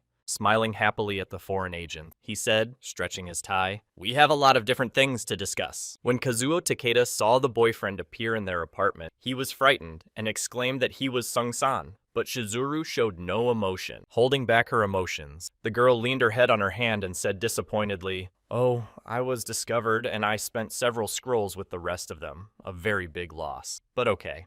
Immediately after these words, the girl smiled slyly and said in a heavy tone to Akari, "We have to go now." Hearing the order from her mistress, the assassin's servant girl used her spiritualization skill and quickly disappeared from the roof of the building, turning into a shadow. Seeing the girl disappear from their sight, one of the soldiers who had been watching the suspect from a helicopter shouted out to them to run away and shoot at them. Seeing that Akari had disappeared from his field of vision, Jihan heard Ito Shizuru's voice saying, "I wanted to discuss things with you in more detail. It's a pity." And then he turned his head sharply in her direction. Looking with a confused look at the girl who was disappearing into thin air as if burning, she said one last time before disappearing completely, "I'll see you again, Sung Jihan." As soon as the main suspect disappeared, the guy suddenly heard the military, who were monitoring the situation, shouting, "Hey, we let them in," and immediately gave chase. When two of the criminals evaporated before his eyes, the guy's attention fell on the last person left in the room, and with a menacing look, he said, "I need an explanation for everything that just happened." After hearing the threatening words of Song Ji-han, Takeda Kazuo, who was left alone in the enemy's nest, looked at the boy with a frightened look and dripping with cold sweat said, "Yes, of course." And now let's move forward a little bit when the girl has already returned to Ito Shizuru's mansion alone. A few minutes after returning home, she heard footsteps rapidly approaching her room, and the next moment, her door opened and a man entered, speaking angrily to Shizuru. Seeing a man who had not been under the influence of her charms for a long time, the girl smiled slyly and said hello to Sijin. Looking at the angry expression on the face of the man who burst into her room without knocking, Ito Shizuru added, "You look like you have a lot to tell me." Unable to stand the girl's abuse, the man said irritably, "Give me an answer, Shizuru. It's all true what they said on Song Jihan's broadcast." Starting to recall some images of Takeda and her in the modified form of the Sword King, I added that you didn't just try to seduce other men. Continuing to express his dissatisfaction, the man added angrily, "But you also used the ability of submission on me," to which Sijin calmly replied, working according to her old scheme of manipulating people. The girl confidently said, "Do you really doubt that I really love you?" Getting up from her seat and walking towards her husband, she added, "I was only trying to get more talent for my country, and Sung Ji-han is one of many candidates for that purpose." Again, using the skill of brainwashing and submission on the man, the girl approached his face and added, "You are my only true love." Hearing these words and hugging the girl in front of him, Sijin mentally said again, "Although I know that something is not pure here, as soon as I see Shizuru, the strength to push her away disappears." Immediately afterward, recalling his fateful trip to an evening establishment where he washed down his grief, the man mentally added that this was exactly what happened on the day we first met. Sitting at the table with an alcoholic beverage in his hand, the King of the Sword looked at his glass in his hand and mentally said, "The anniversary of Jia's death is approaching, and that's why I'm in a bad mood. I need to stop drinking so much." Immediately after that, the man plunged into even deeper memories, where his wife, holding her daughter in her arms, said, "I told you not to drink at home. Seiya doesn't like the smell of alcohol." Immediately after these memories, the man heard a voice that made him feel a slight chill in his body, and the same voice said to him, "It looks like something is weighing you down." Looking to the side from where the voice came from, Sijin saw the girl next to him and wondered in his head why she was sitting next to me. Continuing to work on her scheme of seduction, the girl stretched out her hand to the man's and said in surprise, "You're the only one who drank so much." Starting to use her magic of seduction on the man who became her target, the girl said that emotions can be dealt with in a simpler way than drinking, and drinking too much is harmful. Approaching Sijin almost to the point of being close, the girl smiled slyly and spreading the aphrodisiac around her, said, "How about getting intoxicated with something else?" As soon as she tried to seduce the boy, he immediately pulled out his sword and put it to the girl's throat to stop the act. Immediately after this action, the man looked at the girl with a menacing look and said, "Who are you anyway?" Looking at the system notification that said, Gangjang and Moe activated the unique ability of the one who refused the unusual status of submission was rejected, the girl heard in a menacing tone, "What you tried to do to me." Confused by the strange development of events that she had never encountered before, the girl mentally said that she had a unique trait. Remembering her husband's weapon, she mentally said to Ganjung and Moe, "This is the weapon used by the Sword King. I didn't know they had such a unique trait. The one who didn't succumb to the user of this weapon doesn't succumb to certain unusual statuses." Ito Shizuru smiled slyly after realizing that she would have to try harder than usual here, and thought to herself what a problematic man he was. Continuing to seduce Sijin, the girl said in a sweet voice, "I've been a fan of yours for a long time." Taking the hand of the man who held the sword to her neck, Shizuru added, "I wanted to support you a little bit." And then Sijin saw Ito's notification again. Shizuru is experiencing the effect of status addiction. The next moment, another system notification appeared, informing me that Ito Shizuru was experiencing the obsession status effect. Succumbing to the magic of the girl's seduction, the Sword King dropped his sword and said, "You said your name."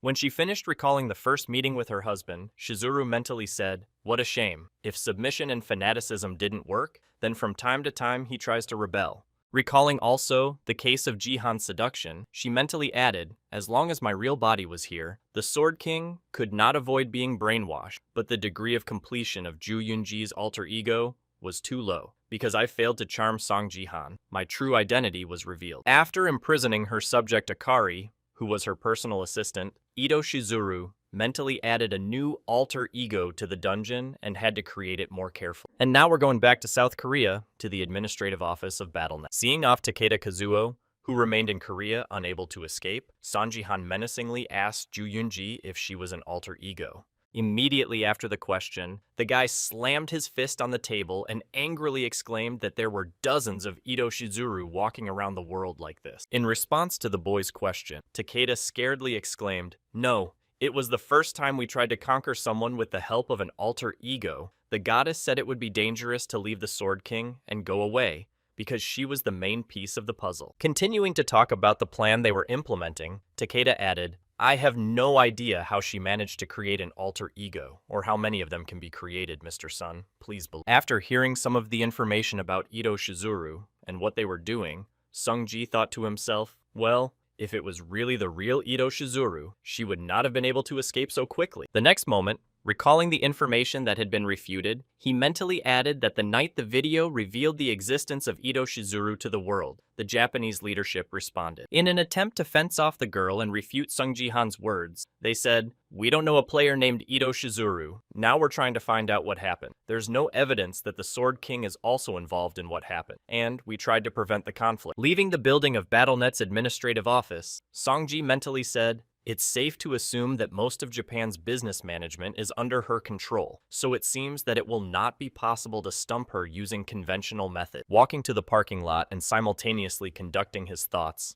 the guy suddenly heard a voice interrupting his thoughts and asking why it took so long. It was Yoon Sia, who was waiting for him by the car, and, seeing his uncle, said with a grudging smile, folding her arms in front of her, "I almost died of boredom while waiting for you." Continuing to reprimand her uncle for the delay, the girl asked if the interrogation had already been conducted, to which he replied, "I wanted to check something personal." Immediately after these words, the girl angrily exclaimed, "You knew something was going to happen, but you didn't tell me anything. Why should I find out from others that your arm was cut off?" To which Seiya replied in confusion. Continuing to reprimand her uncle, the girl added, "I couldn't tell you before, I'm also an adult if you don't know. I don't need to be so protective," to which Ji-han awkwardly replied, "I'm sorry." Feeling a sudden surge of sadness, the girl said, barely holding back her tears, "If you disappear too, then I will." Seeing what was happening to her niece, Sung-ji asked in surprise what was going on, and before he could finish, he was hit with a straight jab to the body, which interrupted his question. Looking at her uncle, who groaned heavily and sat down on his knee, the girl exclaimed angrily, "I already know everything, it's too late to tell me anything." Continuing her confident speech, the girl added, "I'm going to get strong as soon as possible to support you, uncle. So don't put everything on your shoulders alone, okay?" In response to the girl's words, Ji-han got to his feet and said, "Judging by your punch, you've already become stronger." To which she replied, "Of course, although I still have a long way to go." And then added, "You're being modest." Immediately after these words, looking down to fix his clothes, Sung Ji-han sighed with relief and awkwardly said, "It looks like I've raised a tiger," and then laughed. The next moment, holding his hand and looking away, Seiya asked my father, "Are you sure that woman from the broadcast brainwashed him?" Immediately after this question, the girl added thoughtfully, "So there is still a way to free him, right?" Hearing his niece's question and remembering the past, Shangji thought rightly she would never let go of her attachment no matter how much people curse Yoon Si-jin. For Seiya, he is probably more important than anyone else. Immediately after he finished remembering, the guy said, "Seiya!" But before he could finish, Ariel interrupted their conversation and said it was impossible. Hearing the voice of the girl next to her, Yoon Si-ya screamed out in fright that Ariel, and then Ji-han nervously added, "You just said that."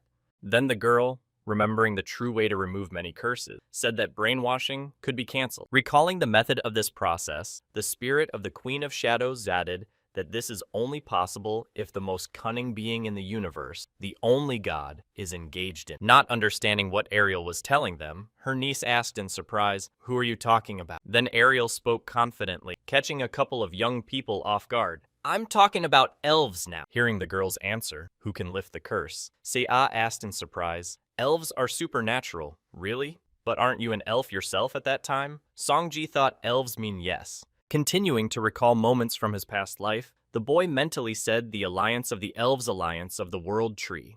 In my past life, they were ready to do anything to ensure that their species survived, and with the rest of us, they would take the top 5 in the Space League. At the same time, continuing the dialogue, Seiya said something unexpected. Usually in books and movies, they are shown as friendly, to which Ariel replied that they are really kind to each other. After this remark, recalling the true face of the elves, the girl added, however, when it comes to other times, they become ruthless. Looking down at the mention of the elf race, the girl sadly added a very cruel and truly unjust people. After hearing the story of the elf race, Yunsei asked who the only god was, and when the spirit of the Shadow Queen heard the question, she said this. Starting to recall another story, she said that there is a tree that gives life to all living things, which is called the World Tree for the Elves. It is their entire world and their only deity. Continuing to talk about the elf race, Ariel added that the World Tree can return the body to its original state, so your father needs to eat a leaf of the World Tree. After announcing the way to return the man to his consciousness, the spirit added, or otherwise needed to touch its branches to get rid of hypnosis. Hearing the way Sejin returned to normal, Seiya asked if her father would be able to return home, to which he replied yes, but it would not be easy. After listening to the ways to regain a clear mind, Jihan mentally said, "Stop, is this why Yoon Se-jin was so diligent in my past life?"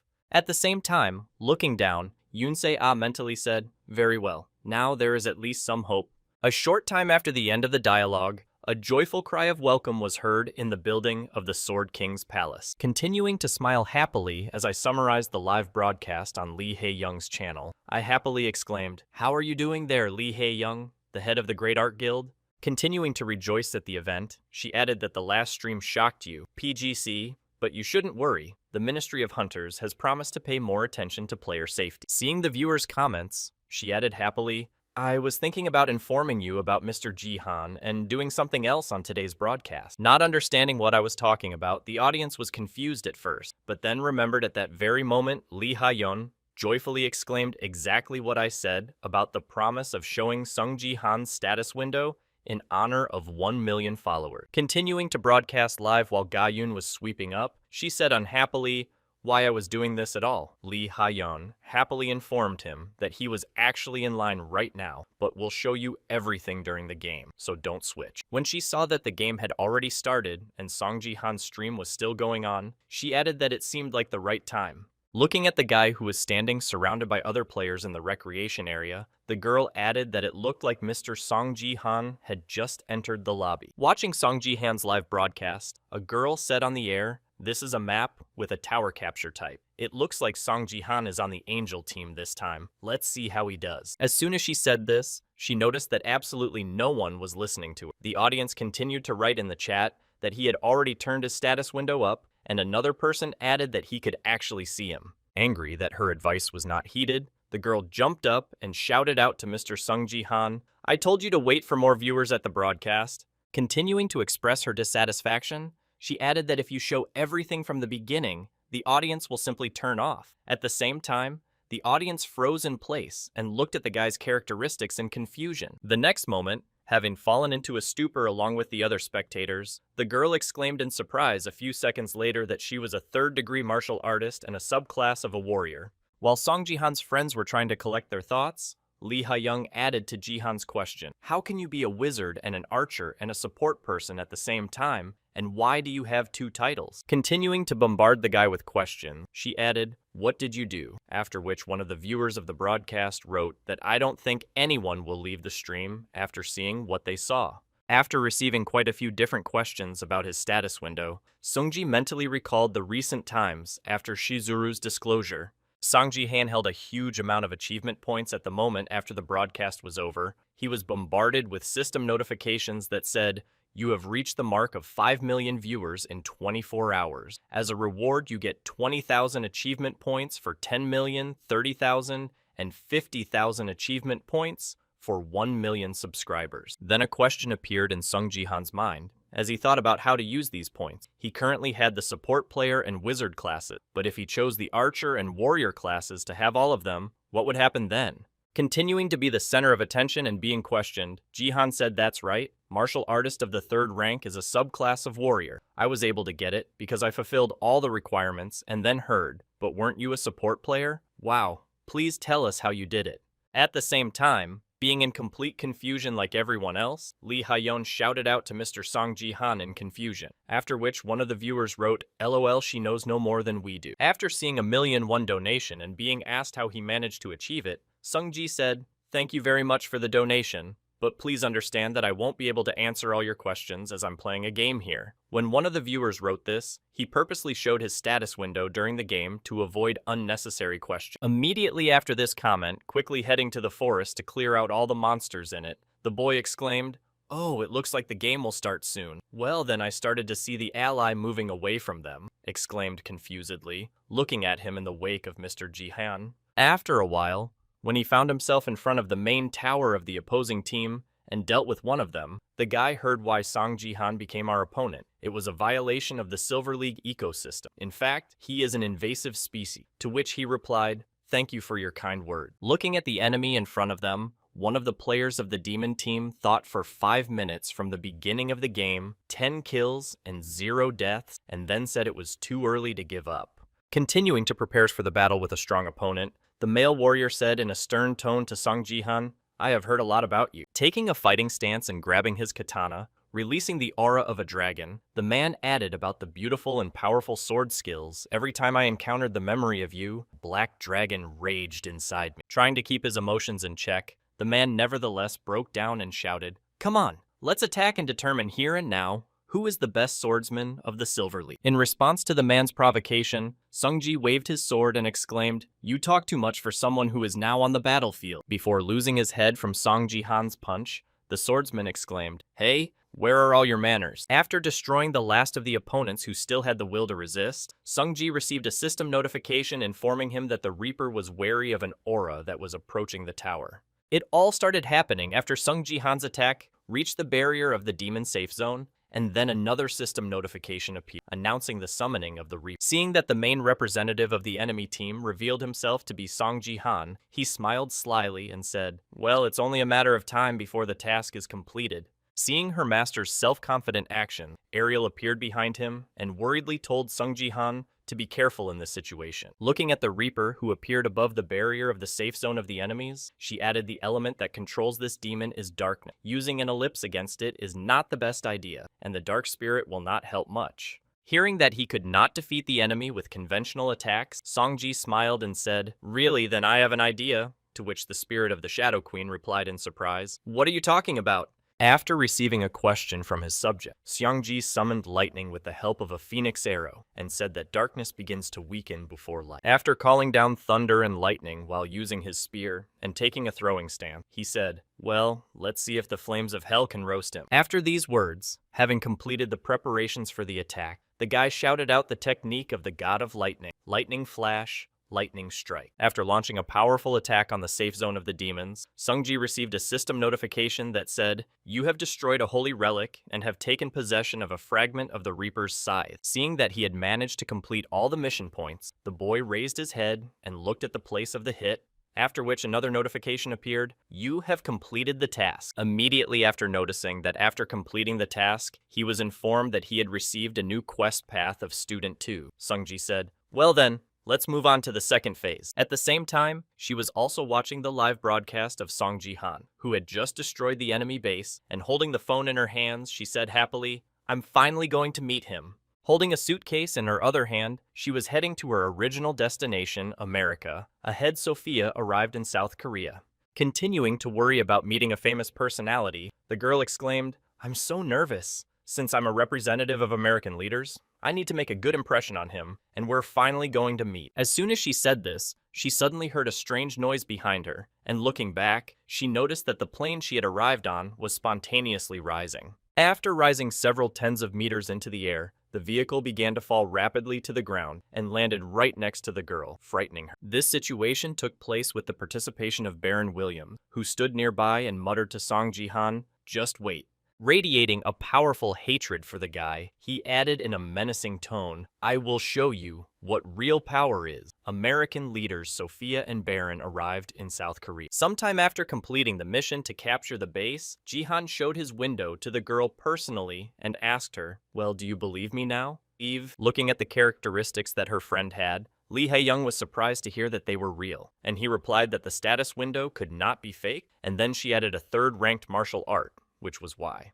In response to the girl's question about the choice of the skill, the third-ranked martial artist Ji-han said that it does not give bonuses to characteristics, but increases the experience gained and allows you to grow faster with guild boosts. After telling the girl everything she wanted to know, Sungji reached for a cup of coffee and thought, if you add to this the amplification that only I have, you will have a better experience. Imagining an approximate picture of his future, the boy said in his head, at the very moment when I would have all 4 classes at my disposal, then I will have to make some difficult choices that I will have to make. The first way is a real master where attention is paid to all classes, and the other option is the all-in-one skill where all the time will be paid to one class. The wizard and support player classes were only needed to gain combat power, and that is why I will choose all of them all at once, disable all classes except the selected one, and strengthen it. The characteristics and skills gained so far will disappear, while gaining skills of disabled classes is impossible to strengthen the selected class 4 times. Thinking about the description of one of the proposed skills, the guy mentally said, "Thanks to all the effects of the third-ranked martial arts skill also multiplied, I will soon reach gold." Having turned off the demonstration of his status window after reviewing the characteristics, the guy mentally said, "But before that, I need to complete the task, so what did I need to do there?" Looking at the description of the task he was about to perform, Ji-han said thoughtfully, and Lee Ha-young asked him what happened. Then, without taking his eyes off the task description, Sung-ji said, "Se-ah and Diego Macid are members of the guild with bronze ranks," which is correct. And he heard back that everyone else was already in the bronze league. When he heard that he would still be able to realize his plan, the boy smiled slyly and said, "There is something they need to see, and I think your skills will be useful." Feeling a certain pressure from Jihan's words, the girl exhaled nervously and said, "Well, okay then, but first, let's say hello to our guests. They have traveled a long way." In his excited state, Baron Williams of the Great Art Guild exclaimed in frustration, slamming his cup on the table, "What the hell is wrong with this coffee?" Chewing on his words to express his displeasure, he exclaimed irritably, "So this is how they treat their guests. They poured us some kind of dirt and made us drink it." Hearing this, Sophia, who was also supposed to become a member of the Guild of the Great Arc, thought you hadn't even tasted it, and then said, "What's wrong with you?" When Baron heard his friend's remark, he exclaimed in displeasure that I didn't ask for anything, I was asked for it.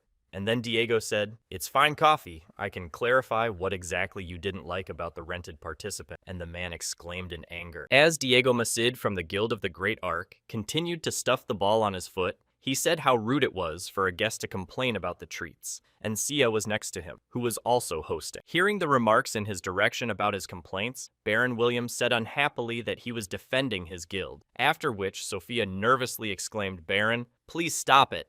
Ignoring his friend's words, the man continued to rant and rave, pressing on Yoon Se-ah. This girl is lucky to be here because she is Song Ji-han's niece. Immediately after turning his gaze to the former footballer, he added, "But what have you forgotten here? The rumors that you started from scratch as a magician are true." Snatching the ball out of Diego's hands with the power skill, Baron said haughtily, "You'll still be a burden if you're only good at throwing balls, but I'm sure you'll be the strongest magician in the Silver League." Not receiving a single remark or objection to his words, Baron smiled slyly and said in his head, confident he had nothing to say to me. In response to the words of the guest who tried to make him feel bad, Diego said, "I let him into the toilet this morning." Hearing the words of the football player, Baron threw the ball back into Diego's hands and exclaimed, "Why the hell did you bring it here?" And when he got his ball back, Macid said it was a joke. After a while of waiting, Lee Hae-young entered the room and said thank you very much for coming all the way to see us. As she entered the waiting room with Ji-hun, she happily added, "Welcome to the Great Art Guild, Baron and Sophia."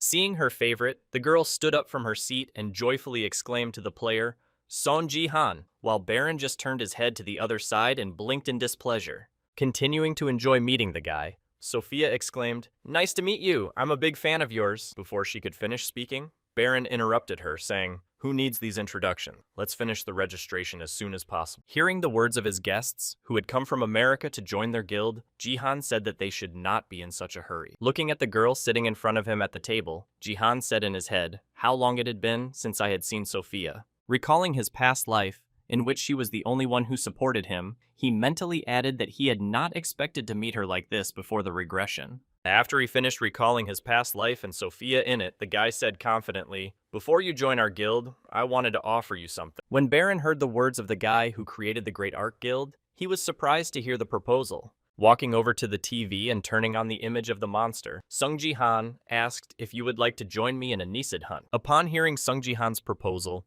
everyone in the room froze in shock and watched him with confused looks. Thinking about Jihan's suggestion, Baron mentally said, "Nesid is a giant snake-like monster that appears on the Platinum League maps. It is the strongest forest boss." Having finished his thoughts, Baron looked at the boy and exclaimed, "This is just crazy." Continuing to prove his point, he added that it was beyond our capabilities and that Nesid did not appear on silver, to which Jihan replied, "Don't worry, I know how to get him there." Immediately after the announcement of the ability to summon the monster, Jihan turned his gaze to his comrades and said, "I was going to take only Seiya and Masita. I thought that with you, we would have a better chance." Hearing this, my niece asked me scared, and then Diego added, "You mean we can finish this thing?" After thinking about the boy's suggestion about hunting the monster, Sophia said, "If we succeed, it will be great, but it will be a bit of a mess." Looking at the guy with a confused look, she added, "We won't be able to form a team because we have different citizenship, and we are here only on a temporary contract." In response to the girl's remark, who mentioned some important aspects, Sung Ji confidently said that you don't have to worry about it either. Opening the status window of his guild, Song Ji demonstrated additional features and said we have several ways to do this. After Jihan's announcement of the possibility of solving the problem, Lee Ha-yeon confidently added this exclusive guild effect: we can form a team regardless of the nationality or league of the participant. Continuing to discuss all aspects of this agreement, she added that there are some limitations, but in our case, it does not matter. After the announcement of the opportunity thanks to the guild, Lee Ha-young mentally recited the Akashi page that Jihan had recently given me after using it, gave such a unique effect on my gift, and then remembered the time when the boy handed it to her and said a gift from Takeda. Once at home with the expensive item, she thought for a minute, and if we sell it and use the proceeds for millions, Lim Ga-young heard the girl's plans and said to the lady in surprise. When he heard that there was a way to create a team even though they had different nationalities, Baron said, "Okay, that's possible, but not with 2 bronze medals if we had a full roster of top players." Hearing Baron's dissatisfied words, who decided to say something against the Broncos, Sun Ji-han replied that if you don't like something, you can stay. After an easy decision that he could do without Baron, Jihan added, "Then I'll suggest someone else, like Wang Lin from China or Mikhail from Russia." Continuing to list the people who could take the vacant seat, the guy added, or Scarlet, they asked to beep if a place suddenly became available. Continuing his sermons, Sunji confidently added, "Then I will contact them soon." Before he could finish, Baron interrupted him, exclaiming, "I didn't say anything." Continuing to behave like a superior person, Baron said, "I know you really need me to balance the team with 2 bronzes. How can I refuse without being grateful?" Hearing that he had finally agreed, despite all his superfluous speeches and remarks, Jihan said, "Well then there were 5 of us on the team." After hearing the words, he looked at Sung Ji-han Baron with a displeased look and thought, "What an upstart! He won that battle only because of that object, but this time, I will show him who is better." After a while, the whole team gathered and went on a mission, and after only 15 minutes, the opposing team's tower was already destroyed. Seeing that the last structure had fallen under the onslaught of the enemy, one of the opposing teams nervously exclaimed, "It's a disaster!" Appearing from behind his comrade, the archer shouted out that all the towers were destroyed, and was told that we needed to somehow throw them back. After the fall, he looked at Baron, who was now in the air, and exclaimed how they had managed to assemble such a team. In addition to Baron, who was very strong in his own right, their opponents also included Sung Ji-han, Diego, Masid, Yoon Sia, and Sophia from the American leaders. Continuing to stay in the air and look down on his opponents, Baron Williams said, "Jesus, what kind of a bunch of lowlifes is the Silver League now? Only good for warming up." Looking at his enemies who were not in the best position, he added, "I must admit that you held your own well for worms who are not capable of anything."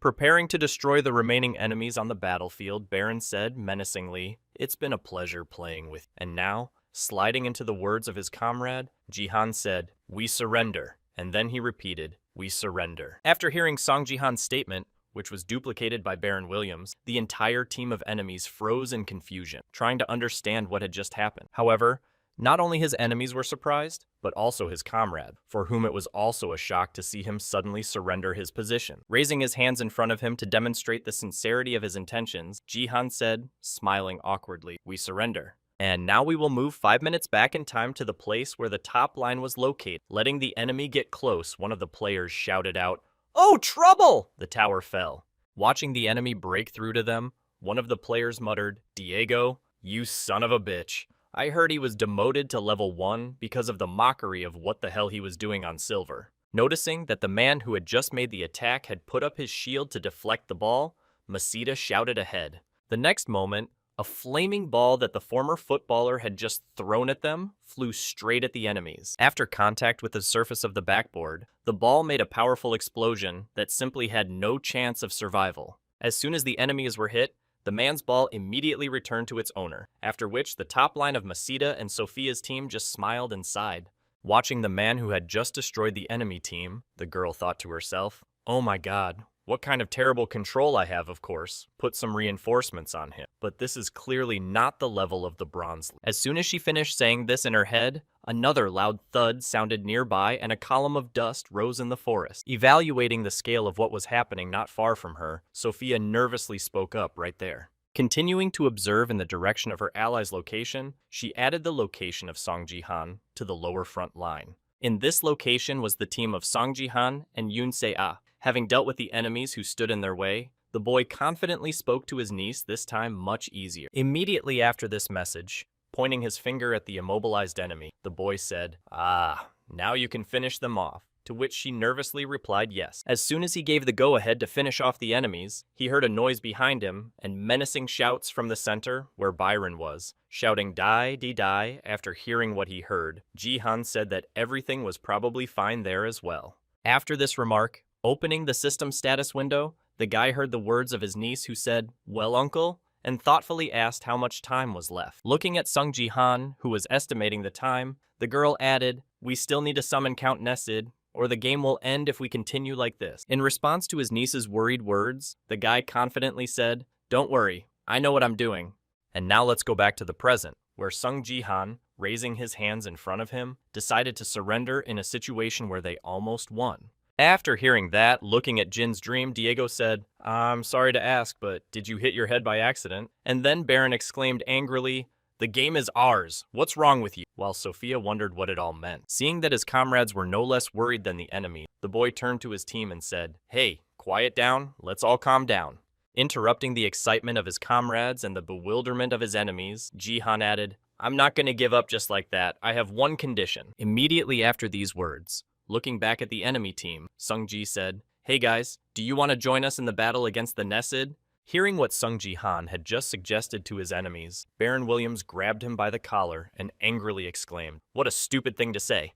Pulling Ji-han to him by the collar, he added menacingly, "You said we'd be enough, and now you're asking for help from these nerds," thus lowering the self-esteem of your enemies below the baseboard. Having beaten the man's hands away from his clothes to free himself from the Sung Ji Pramvad, we just might not be in time. Starting to explain his position, he added, "Even if the opposing team dies and is resurrected in 1 minute, what do you propose to do if they go to finish the game while we are busy with the boss?" The next moment, after hearing Jihan's words, Sophia said, "That makes sense. I think our opponents will capture the map before we can deal with Nesid." And then Yoon Se-ah added, "If you say so." Realizing that all his comrades agreed with his words that the enemies could end the game early, Baron stepped back and cycled unhappily. At the same moment, after considering Jihan's proposal, one of his opponents said, "But Nesid doesn't appear on the silver." Before he could finish, Sung Ji interrupted him and said, "Everything will be fine. Just follow my plan." Continuing to convince the enemies that they should help the boy, promise that if you help us, we will give you the game. So what do you think?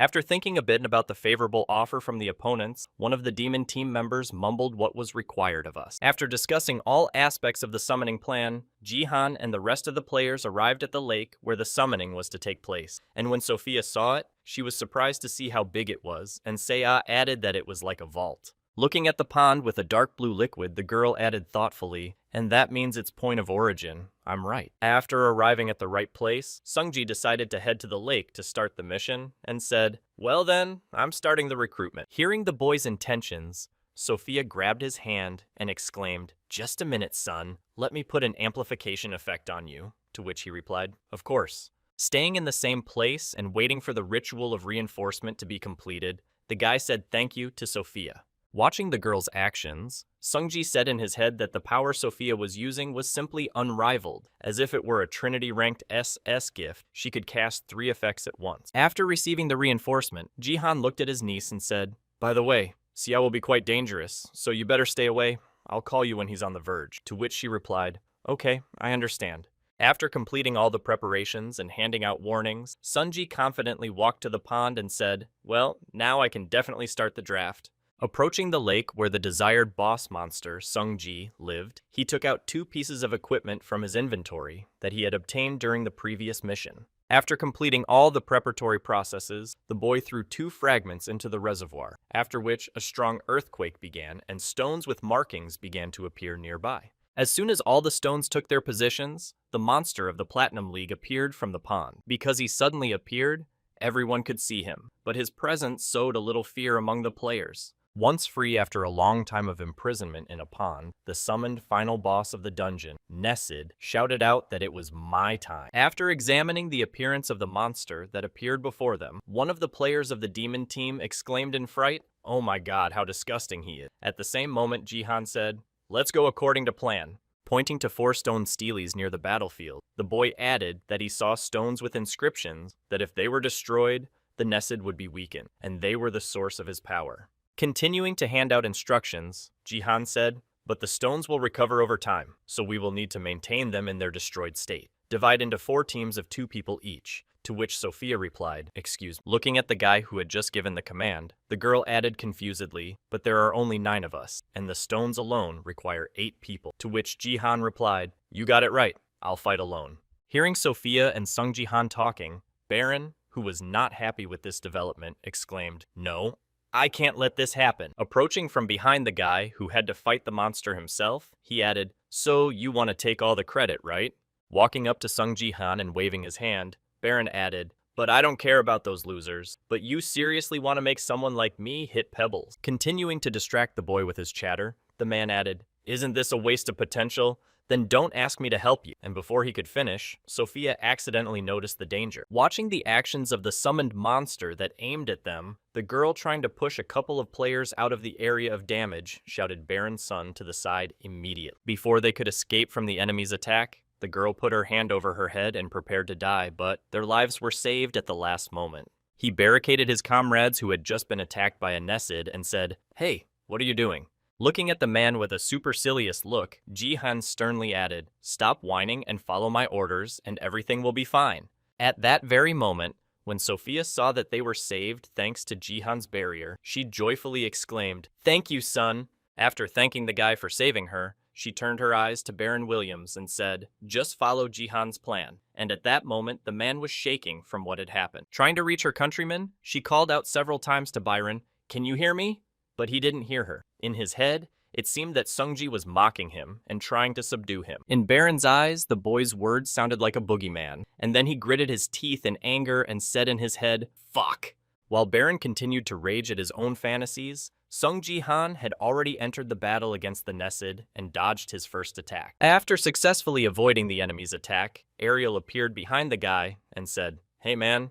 Having attracted the boy's attention to herself, the girl added an impressive supply of dark mana to this monster. Just fighting with it increases your dark spirit. After hearing some information that would undoubtedly be useful to him, Sung Ji-han was surprised to hear that I would really squeeze everything out of him. After saying this, Sunji noticed the enemy attacking him again and quickly retreated from the area of attack. At the end of the enemy's attack, the guy counterattacked the enemy, making a deep cut on his body. After completing his attack, the guy jumped back and said in his head, of course, a little uneasy. The next moment, looking around and noticing that his comrades were doing their job, he added, but they're keeping a good eye on the stone, so it will be even easier than I thought. After being inspired by the fact that his comrades were doing a great job, Jihan was able to go on the offense. And at that time, one of the demon team, who was with Byron, was just destroying the stone. While doing her job of monitoring the stone's recovery, the mage girl said, "Wow, it's really strong. At this rate, we'll be done in 5 minutes."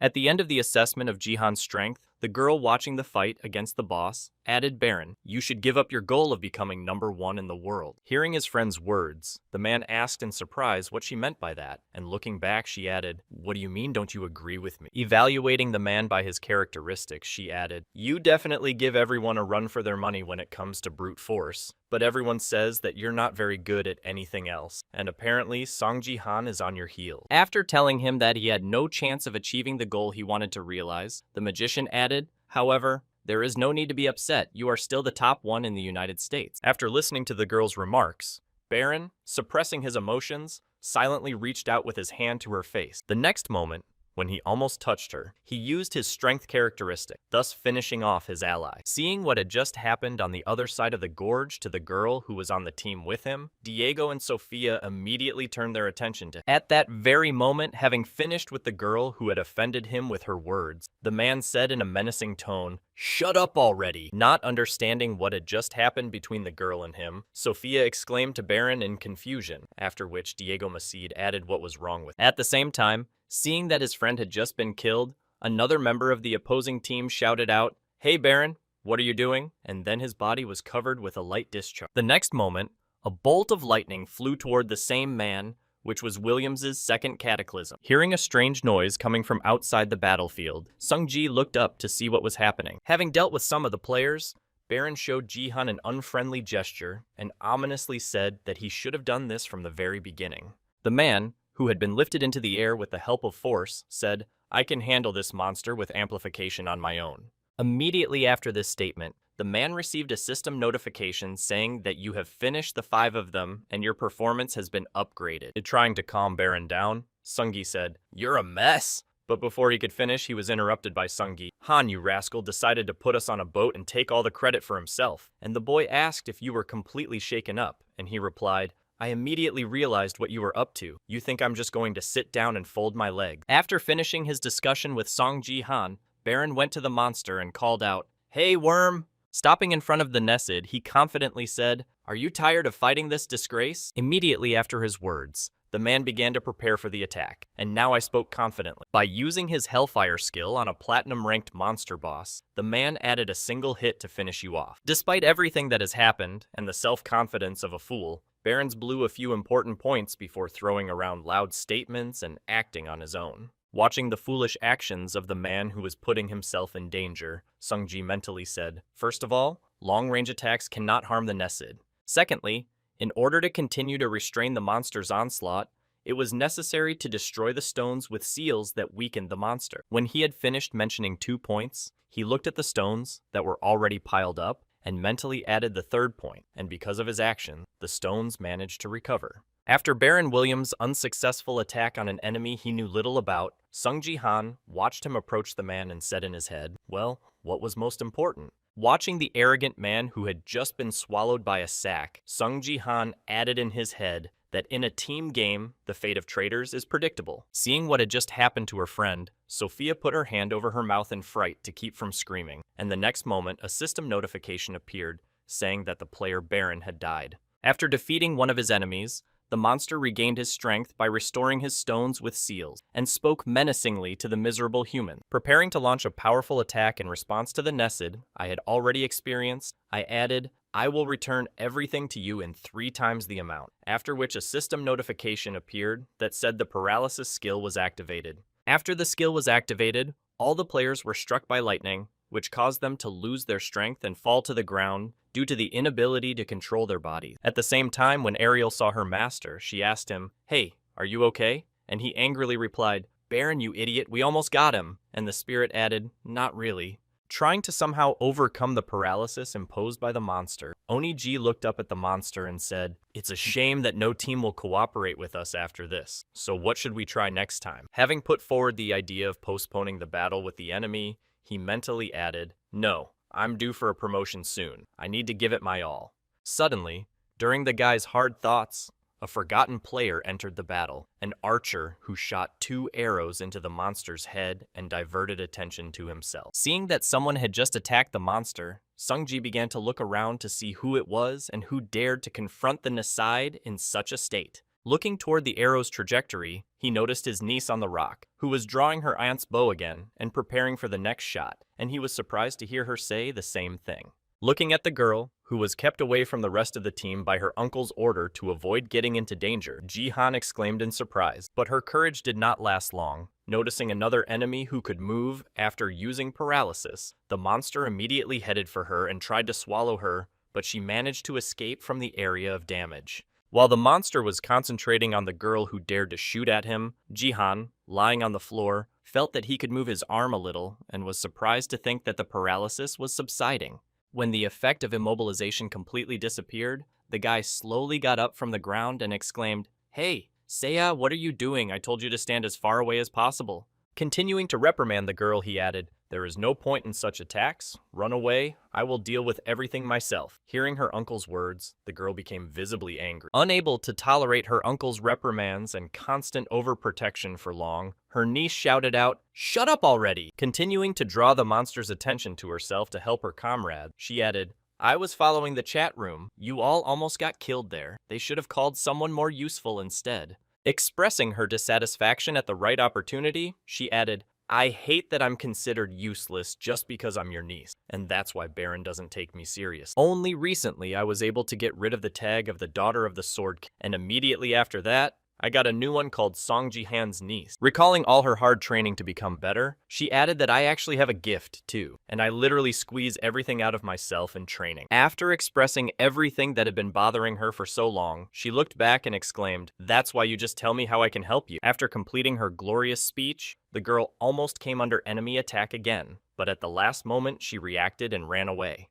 At the same time, after hearing everything Jihan said, he said in his head, "Sophia and Masid will not be able to help now. Thanks to the reinforcement imposed by Sophia, I will recover in a minute." Realizing that now he had to think of something to defeat the monster, the boy said in his head, "Well, what if everything happened that way then?" Bringing his palms to his mouth, the boy exclaimed to his niece, "See, from now on, you are an autumn mosquito." Hearing what Sungji had just shouted at her, the girl looked in confusion at her uncle, but the Nasid himself was also surprised, not understanding what it was all about.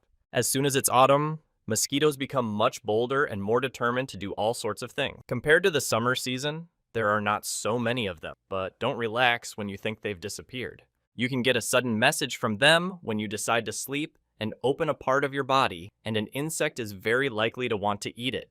And this news will be a sudden unpleasant bite, and all because of your overconfidence. Finally realizing what her uncle meant, Yoon Se-ah continued to fire at the monster like a mosquito that bugs people and stings them as soon as it gets a chance. Feeling the pain of the arrows lodged in his flesh, Nasid looked back at Se-ah and said, "You are." Finding the girl who still did not want to let go of him, the monster boss added menacingly, "A small gnat.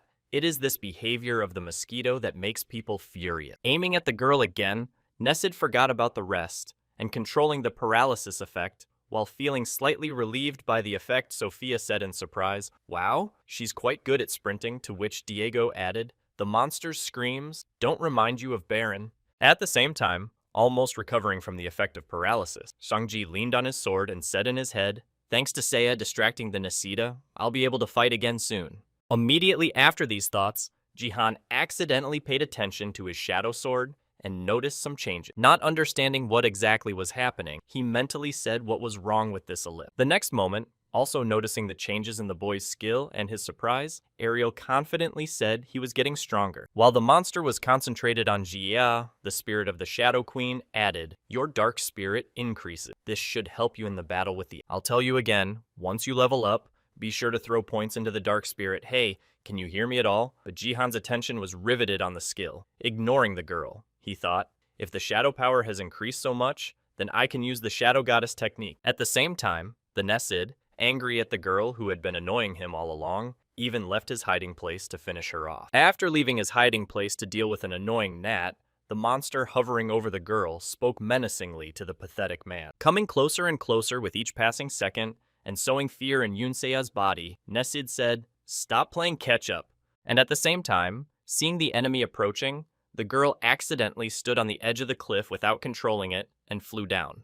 The girl fell from a height of several meters and thudded to the ground. When she saw this, Sungji exclaimed in confusion, "Seiya, you're okay." At the same time, being on the verge of her capabilities, the girl breathing heavily said in her head, "I need to continue, but I'm already at the end of my rope." Remembering her uncle and the friends who had pinned their hopes on her, she confidently added in her head, "I can only help my uncle now." Getting to her feet to continue to distract the monster, she thought it was just an execution. On her shaky legs from the stoma, Seiya confidently added in her head and continued on, after which a system notification appeared next to her, saying you have gained a rare characteristic of perseverance. At the same time, seeing that the girl was still continuing to climb and get on his nerves, the monster was preparing to finish with her once and for all. So much noise was made from you. Immediately after firing a deadly beam in the direction of the opponent, the monster added a simple dodge. After completing his attack on the girl's location, the Nessid exhaled a sigh of relief and confidently said, "Well, that's it, there's finally been silence." Just as he was about to relax, he suddenly heard Jihan's voice from behind him, confidently saying, "Hey, don't relax before the time is up." Looking back to the source of the sound, he saw a guy holding his niece, whom he thought he had just dealt with. Using his lightning-fast skill of the shimmering sky to make it in time, Sungji smiled and promised it was quite dangerous. Immediately after these words,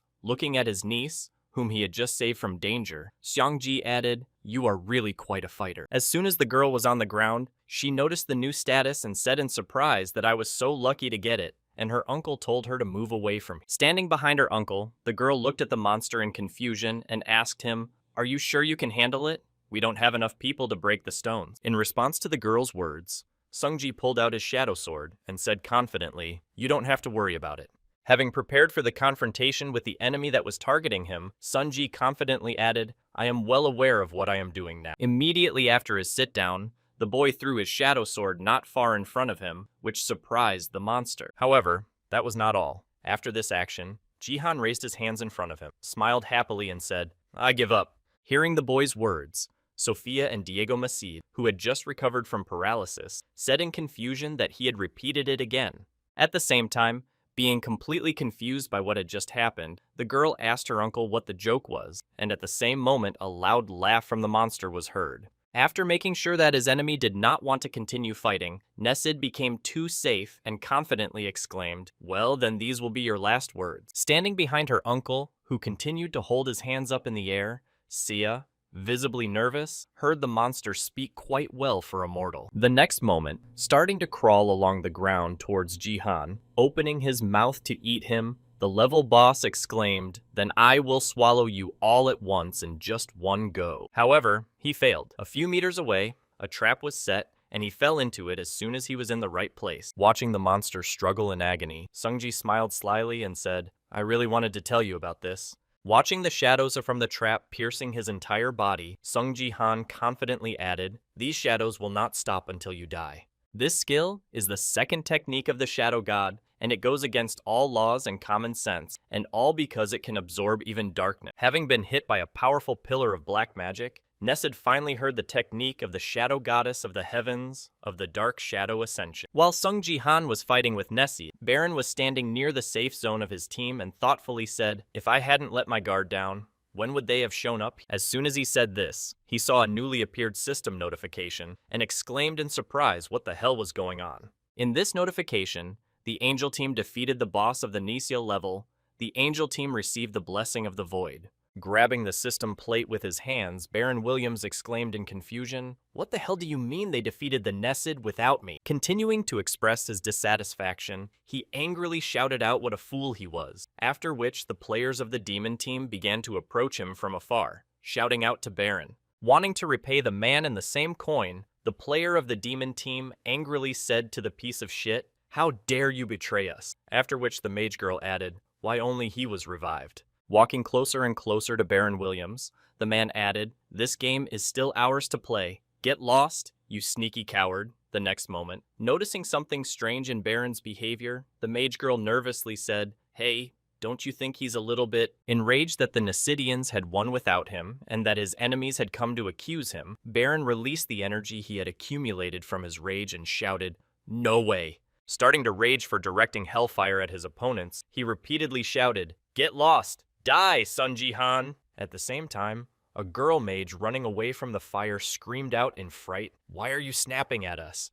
Continuing to show my sincere emotions by destroying everything around Baron, "I am the strongest player," said in a crazy voice. And with the rest, Baron managed to break his own record for kills, and thus led the team to victory. Sometime later, after the competition, Seiya was sitting in her apartment looking at the window of the mill and exclaimed, "Uncle, look, I'm now at level 20, it's really cool." Continuing to rejoice at her achievement, she added, "Actually, I only had level 5, so in just one battle, I got 15 levels," to which Songji replied, "Well, you got tenacity before you got level 10. Having reached a certain key point in her development, Seiya said thoughtfully, "So I need to decide on a class. I'm not sure what I should choose." When Songji heard this, he asked in surprise, "You didn't do that." Immediately after his question, recalling the last battle, he asked if she wanted to become an archer. "You were good with a bow and arrow." And she replied, "Well, that sounds logical." Continuing to think about what class she would choose, the girl added, "I want to choose a class so that I can become the best, and there are many good archers in our country." Hearing his niece's words, Sungji thought in his head, "And she is quite ambitious. We really are of the same blood." And then he said, "I still think that an archer is the best option." And she answered in surprise why.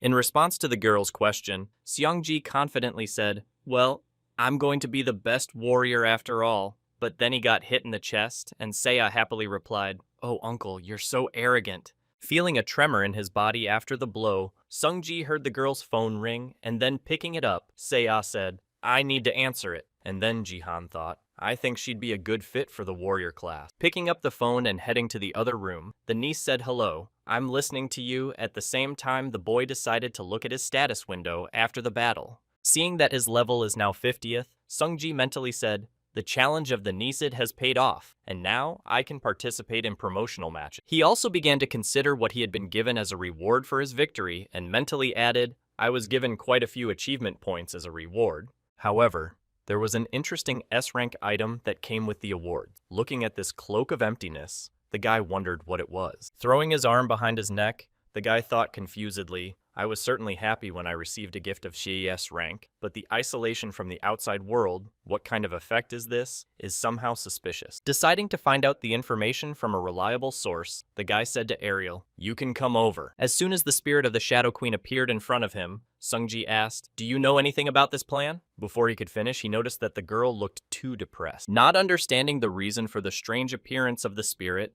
the boy suddenly asked what had happened, and in response he heard only a heavy groan. In response to her master's question, a dejected Ariel replied, "The skill you used to win that worm, or who it was, is not my concern." Hearing the girl's answer, the boy was surprised to ask if she meant the Paradise of Shadows, and she replied that it was his pea, and Sungji asked what was wrong.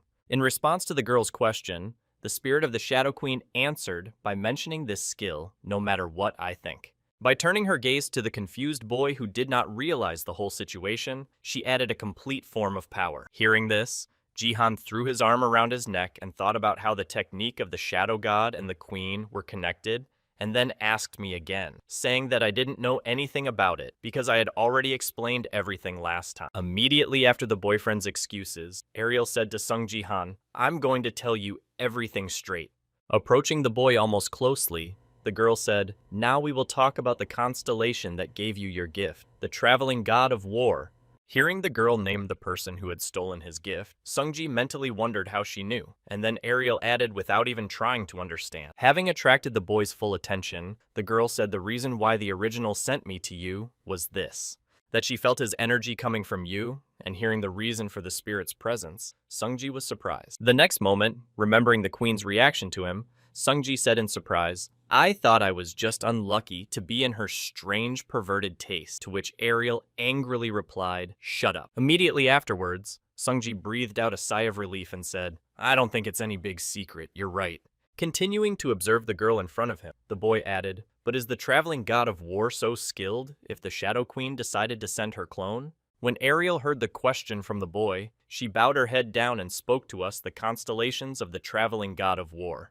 Remembering that person who does not follow clear rules, she added, is the true embodiment of disaster. Starting her story about the constellations, the girl said that usually constellations refer to the star on which they were born as their own mother. Continuing her story, she added that they also protect her. But as soon as she said this, Song Ji-han interrupted her saying, "Yes, and now please stop." Raising his hand up after stopping, the boy added that it meant born. I thought that constellations were gods. Then Ariel added that they were beings who went beyond their species and became gods. Continuing her story, the girl added that when you reach the 777th level, you will also be able to become a constellation. Hearing the possibility of becoming a constellation at a high level, Sungji was surprised to hear me say in my head that the 500th level was the ceiling. And then I asked what was really going on. In response to the boy's question, Ariel said, "Well, right now I can't explain everything to you directly, but at the end of the training you will be told everything." The spirit of the Shadow Queen added, "But let's get back to where we left off." Remembering the wandering god of shadows again, the girl said he created his own star and called it the Star of War. As he began to visualize that terrible picture in his mind, Ariel added, he tracked the constellations himself. Observing the picture of other constellations that were hung on chains on the columns before her eyes, Ariel added and imprisoned them on the Star of War. Recalling the fate of those who fell into the yogi's hands, the spirit of the Shadow Queen added to the constellation. They lost their strength and were trapped between life and death, which is why they fear the traveling god. And that is why the original, as soon as she felt its energy in you, immediately sent me here to follow you. Continuing her story, Ariel added, "It's perfectly normal for you to use the power given by the god of war. He could have just shared with you one of the powers he stole from another constellation somehow." The next moment, remembering that Sungji still possessed some skills that shouldn't have been available to him, she added that the Shadow Queen had never fallen victim to him. After she finished her story about the traveling god of war, she began to bombard Sung Ji-han with questions, saying, "You could use her power. Where did it come from? How should I react to it?" After listening to Ariel's story from beginning to end, the boy looked ahead of him with a stern look and said in his head, "Now I finally understand everything." Starting to equalize his lives, he mentally recited in his past life, while in the Diamond League, I learned the technique of the Shadow God. The God of War must have absorbed the Shadow Queen and created the technique of the Shadow God. Imagining a not-so-great picture of a traveling war god and the Shadow Queen in his head, Sung-ji said in his head that meant, realizing that the girl was in danger, he mentally added that the god of war might soon get to the Queen of Shadows. After telling the story of the traveling god of war, Ariel said, "So, to summarize, I understand that your strongest skill is from the god of war." In response to the girl's question about the skill, Sung-ji confidently replied, "No, I have something else that will be more effective." Having received the answer to the question, the girl was surprised and asked what you could demonstrate, to which he replied that it would not work right now, because there was not enough level, and I could use the Shadow Paradise only, thanks to the amplification. Starting to think about what kind of skill Sung-ji was talking about, Ariel thought to herself, if I can find out his strongest skill, the original will be able to strengthen his power. The next moment, Yoon-sia interrupted their conversation. After finishing the phone call, she ran into the room and exclaimed joyfully to her uncle. Approaching Sung Ji-han, the girl happily asked him if he had any free time tonight, since he had no plans, and he replied in surprise. In response to the boy's question, the niece happily replied that your fans wanted to meet you today. When he heard the reason for these inquiries from his niece for the evening, Sung-ji was surprised to hear that my fans were. After a while, when Sophia arrived at the meeting place, she was nervous about the meeting and said, "I hope I didn't rush into it too much, or should I order drinks? I think I used too much perfume." As she began to check her general appearance, she saw that the meeting time was approaching and reached for her makeup bag and nervously exclaimed, "No, I forgot to take my lipstick," and at the same time, Lee Ha-young was also going to go to a meeting with a certain person and was getting ready. Looking at herself in the reflection of her phone before the meeting, she mentally said, "I hope my makeup didn't get ruined, and I was also wearing it in a hurry. How exciting." After a while, when she arrived at the meeting place, she heard a question from the person for whom she had been waiting for me for a long time. Right in front of Sophia's eyes was Song Ji-han, who arrived just in time at the designated meeting place. Still visibly nervous about the guy's presence, she stood up and nervously exclaimed, "No, I'm not." When she saw the guy who had come to the meeting at her invitation, she spoke happily for a short time. At the same time, when she saw who came to meet her, Lee Ha-young heard her husband say, "You're even prettier in person. Why are the guys I go on blind dates with always like this?" Sitting at the table with the girl and cutting the steak that was served, Sung-ji must have been very surprised by the sudden proposal to meet.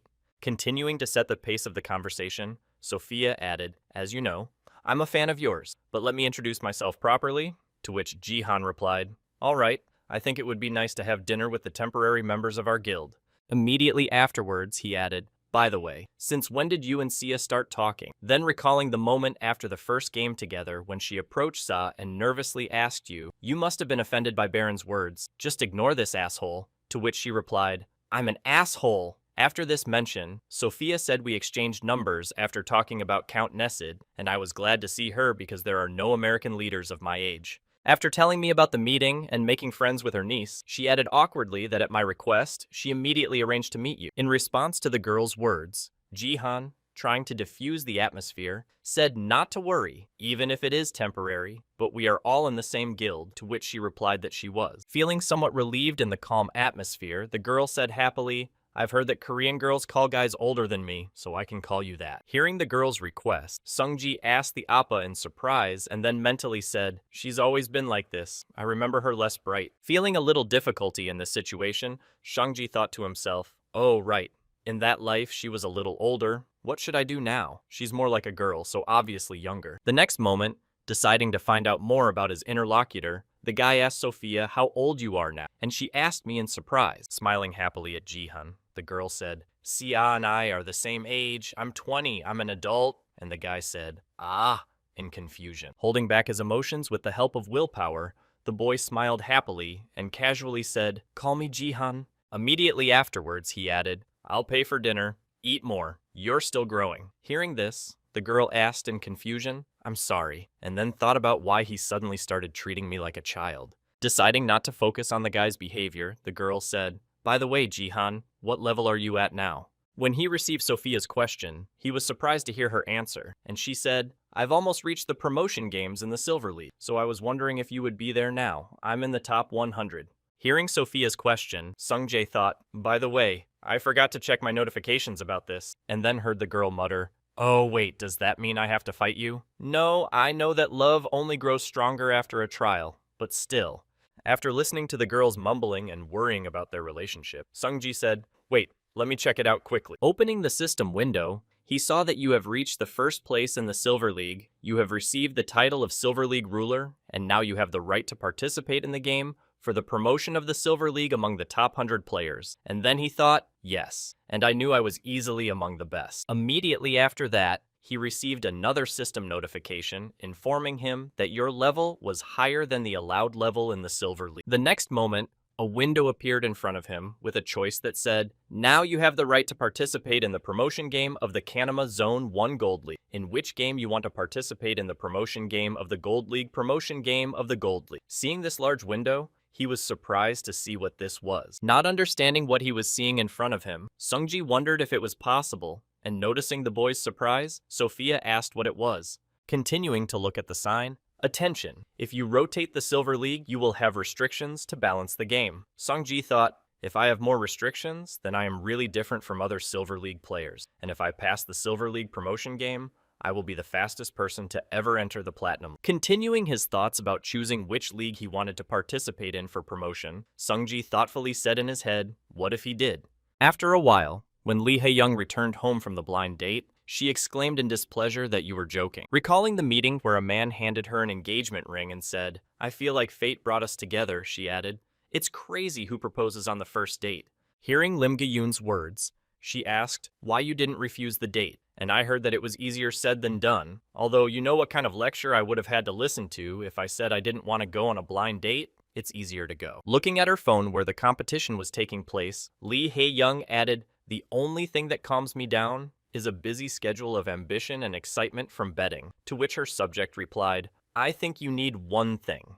The next moment, when Lee Ha-young noticed the pop-up window, she was surprised to hear that the betting site had a notification. After looking at the message, the girl exclaimed in confusion and, seeing the surprise of Ms. Lim Ga-yoon, asked what it was. Looking at the notification that said that due to Sung Ji-han's choice of players, the map of the Silver League promotion game had been changed, the game would be held on September 24th at 18 o'clock, and bets already placed would be cancelled. Ga-yoon was surprised to hear that the rules of the promotion game had changed. Not realizing that this was happening, Lee Hae-young nervously exclaimed and wondered what he was doing. At the same time, after making his choice, Sung-ji looked at the phone and said, "I will win," and with the restrictions, Sung Ji-han chose to participate in the Silver League promotion game. His choice was quite reasonable. If he had made a different choice, he would have had to miss the Golden League. And if he had missed the Golden League, he would not have been able to complete the exclusive task there either. Among other things, Song Ji-han also needed to control his growth and progression in the league because he was very different from ordinary players. After watching all the news after the choice was made, Sung Ji said in his head,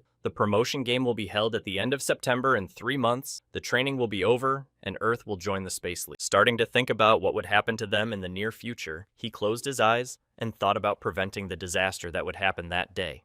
Then he began to recall the moment of a live broadcast in which many strong and ordinary players simply fell victim, shouting, "I don't want to die," and their deaths were broadcast everywhere. Feeling a chill run through his body, the boy opened his eyes and nervously said in his head, "I have to stay in the Platinum League by all means." The next moment, looking at the restrictions on advancement, which said the game map would be changed to a map with a defense type, the team ratio would change from 50-50 to 10 to 90. Player Song Ji-han would be with the 9 strongest players. Player Ji-han would face stronger monsters. He said these restrictions were a little crazy. All players who also took part in the promotion game were warned in advance about the changes in the game condition. When he saw what happened to the balance after participating in Sung Ji-han's game, Baron exclaimed that why didn't they give me such restrictions? At the same time, while placing her bet on this game, Lee Ha-yeon nervously said, "I'm going to have to bet on Sung Ji-han's loss this time." After seeing the changes, a bunch of players started writing, "Wow, I've never seen anything like this before. I'm betting on Sung Ji-han seriously. Even a Diamond League player will have a hard time with this. If Sung Ji-han loses, you need to choose between Baron and Wang Lin because of the big balancing changes that were released because of one player." In this game, the number of bets that were placed was the largest. Continuing to discuss this event, players wrote that he defeated a Diamond League player, bro. There is nothing hard here, to which he was answered by all the pros who bet on his loss. And after some time, the moment finally came when the game for promotion in the Silver League began. Moving to the wall of one of the towers and seeing his enemies, he was surprised to hear a notification that the game for the promotion of the Silver League was about to begin. Continuing to comment on the course of events on the battlefield, the presenter said the enemies from whom the players had to fight back at the same moment the army leader shouted out the king. The enemies who attacked the towers of the strongest 10 players were members of the Association of the Dead, who fought for the equality of different creatures. As the crowd chewed their way up the tower where Song Ji-han was, the dead shouted one by one to destroy the king, the king. There was also one interesting person in the crowd who did not look like a dead person. He was the only person wearing a dark cloak that hid his face. When the mysterious figure saw Sung Ji-han on top of the tower they were to storm, he smiled ominously and said, "So you found me."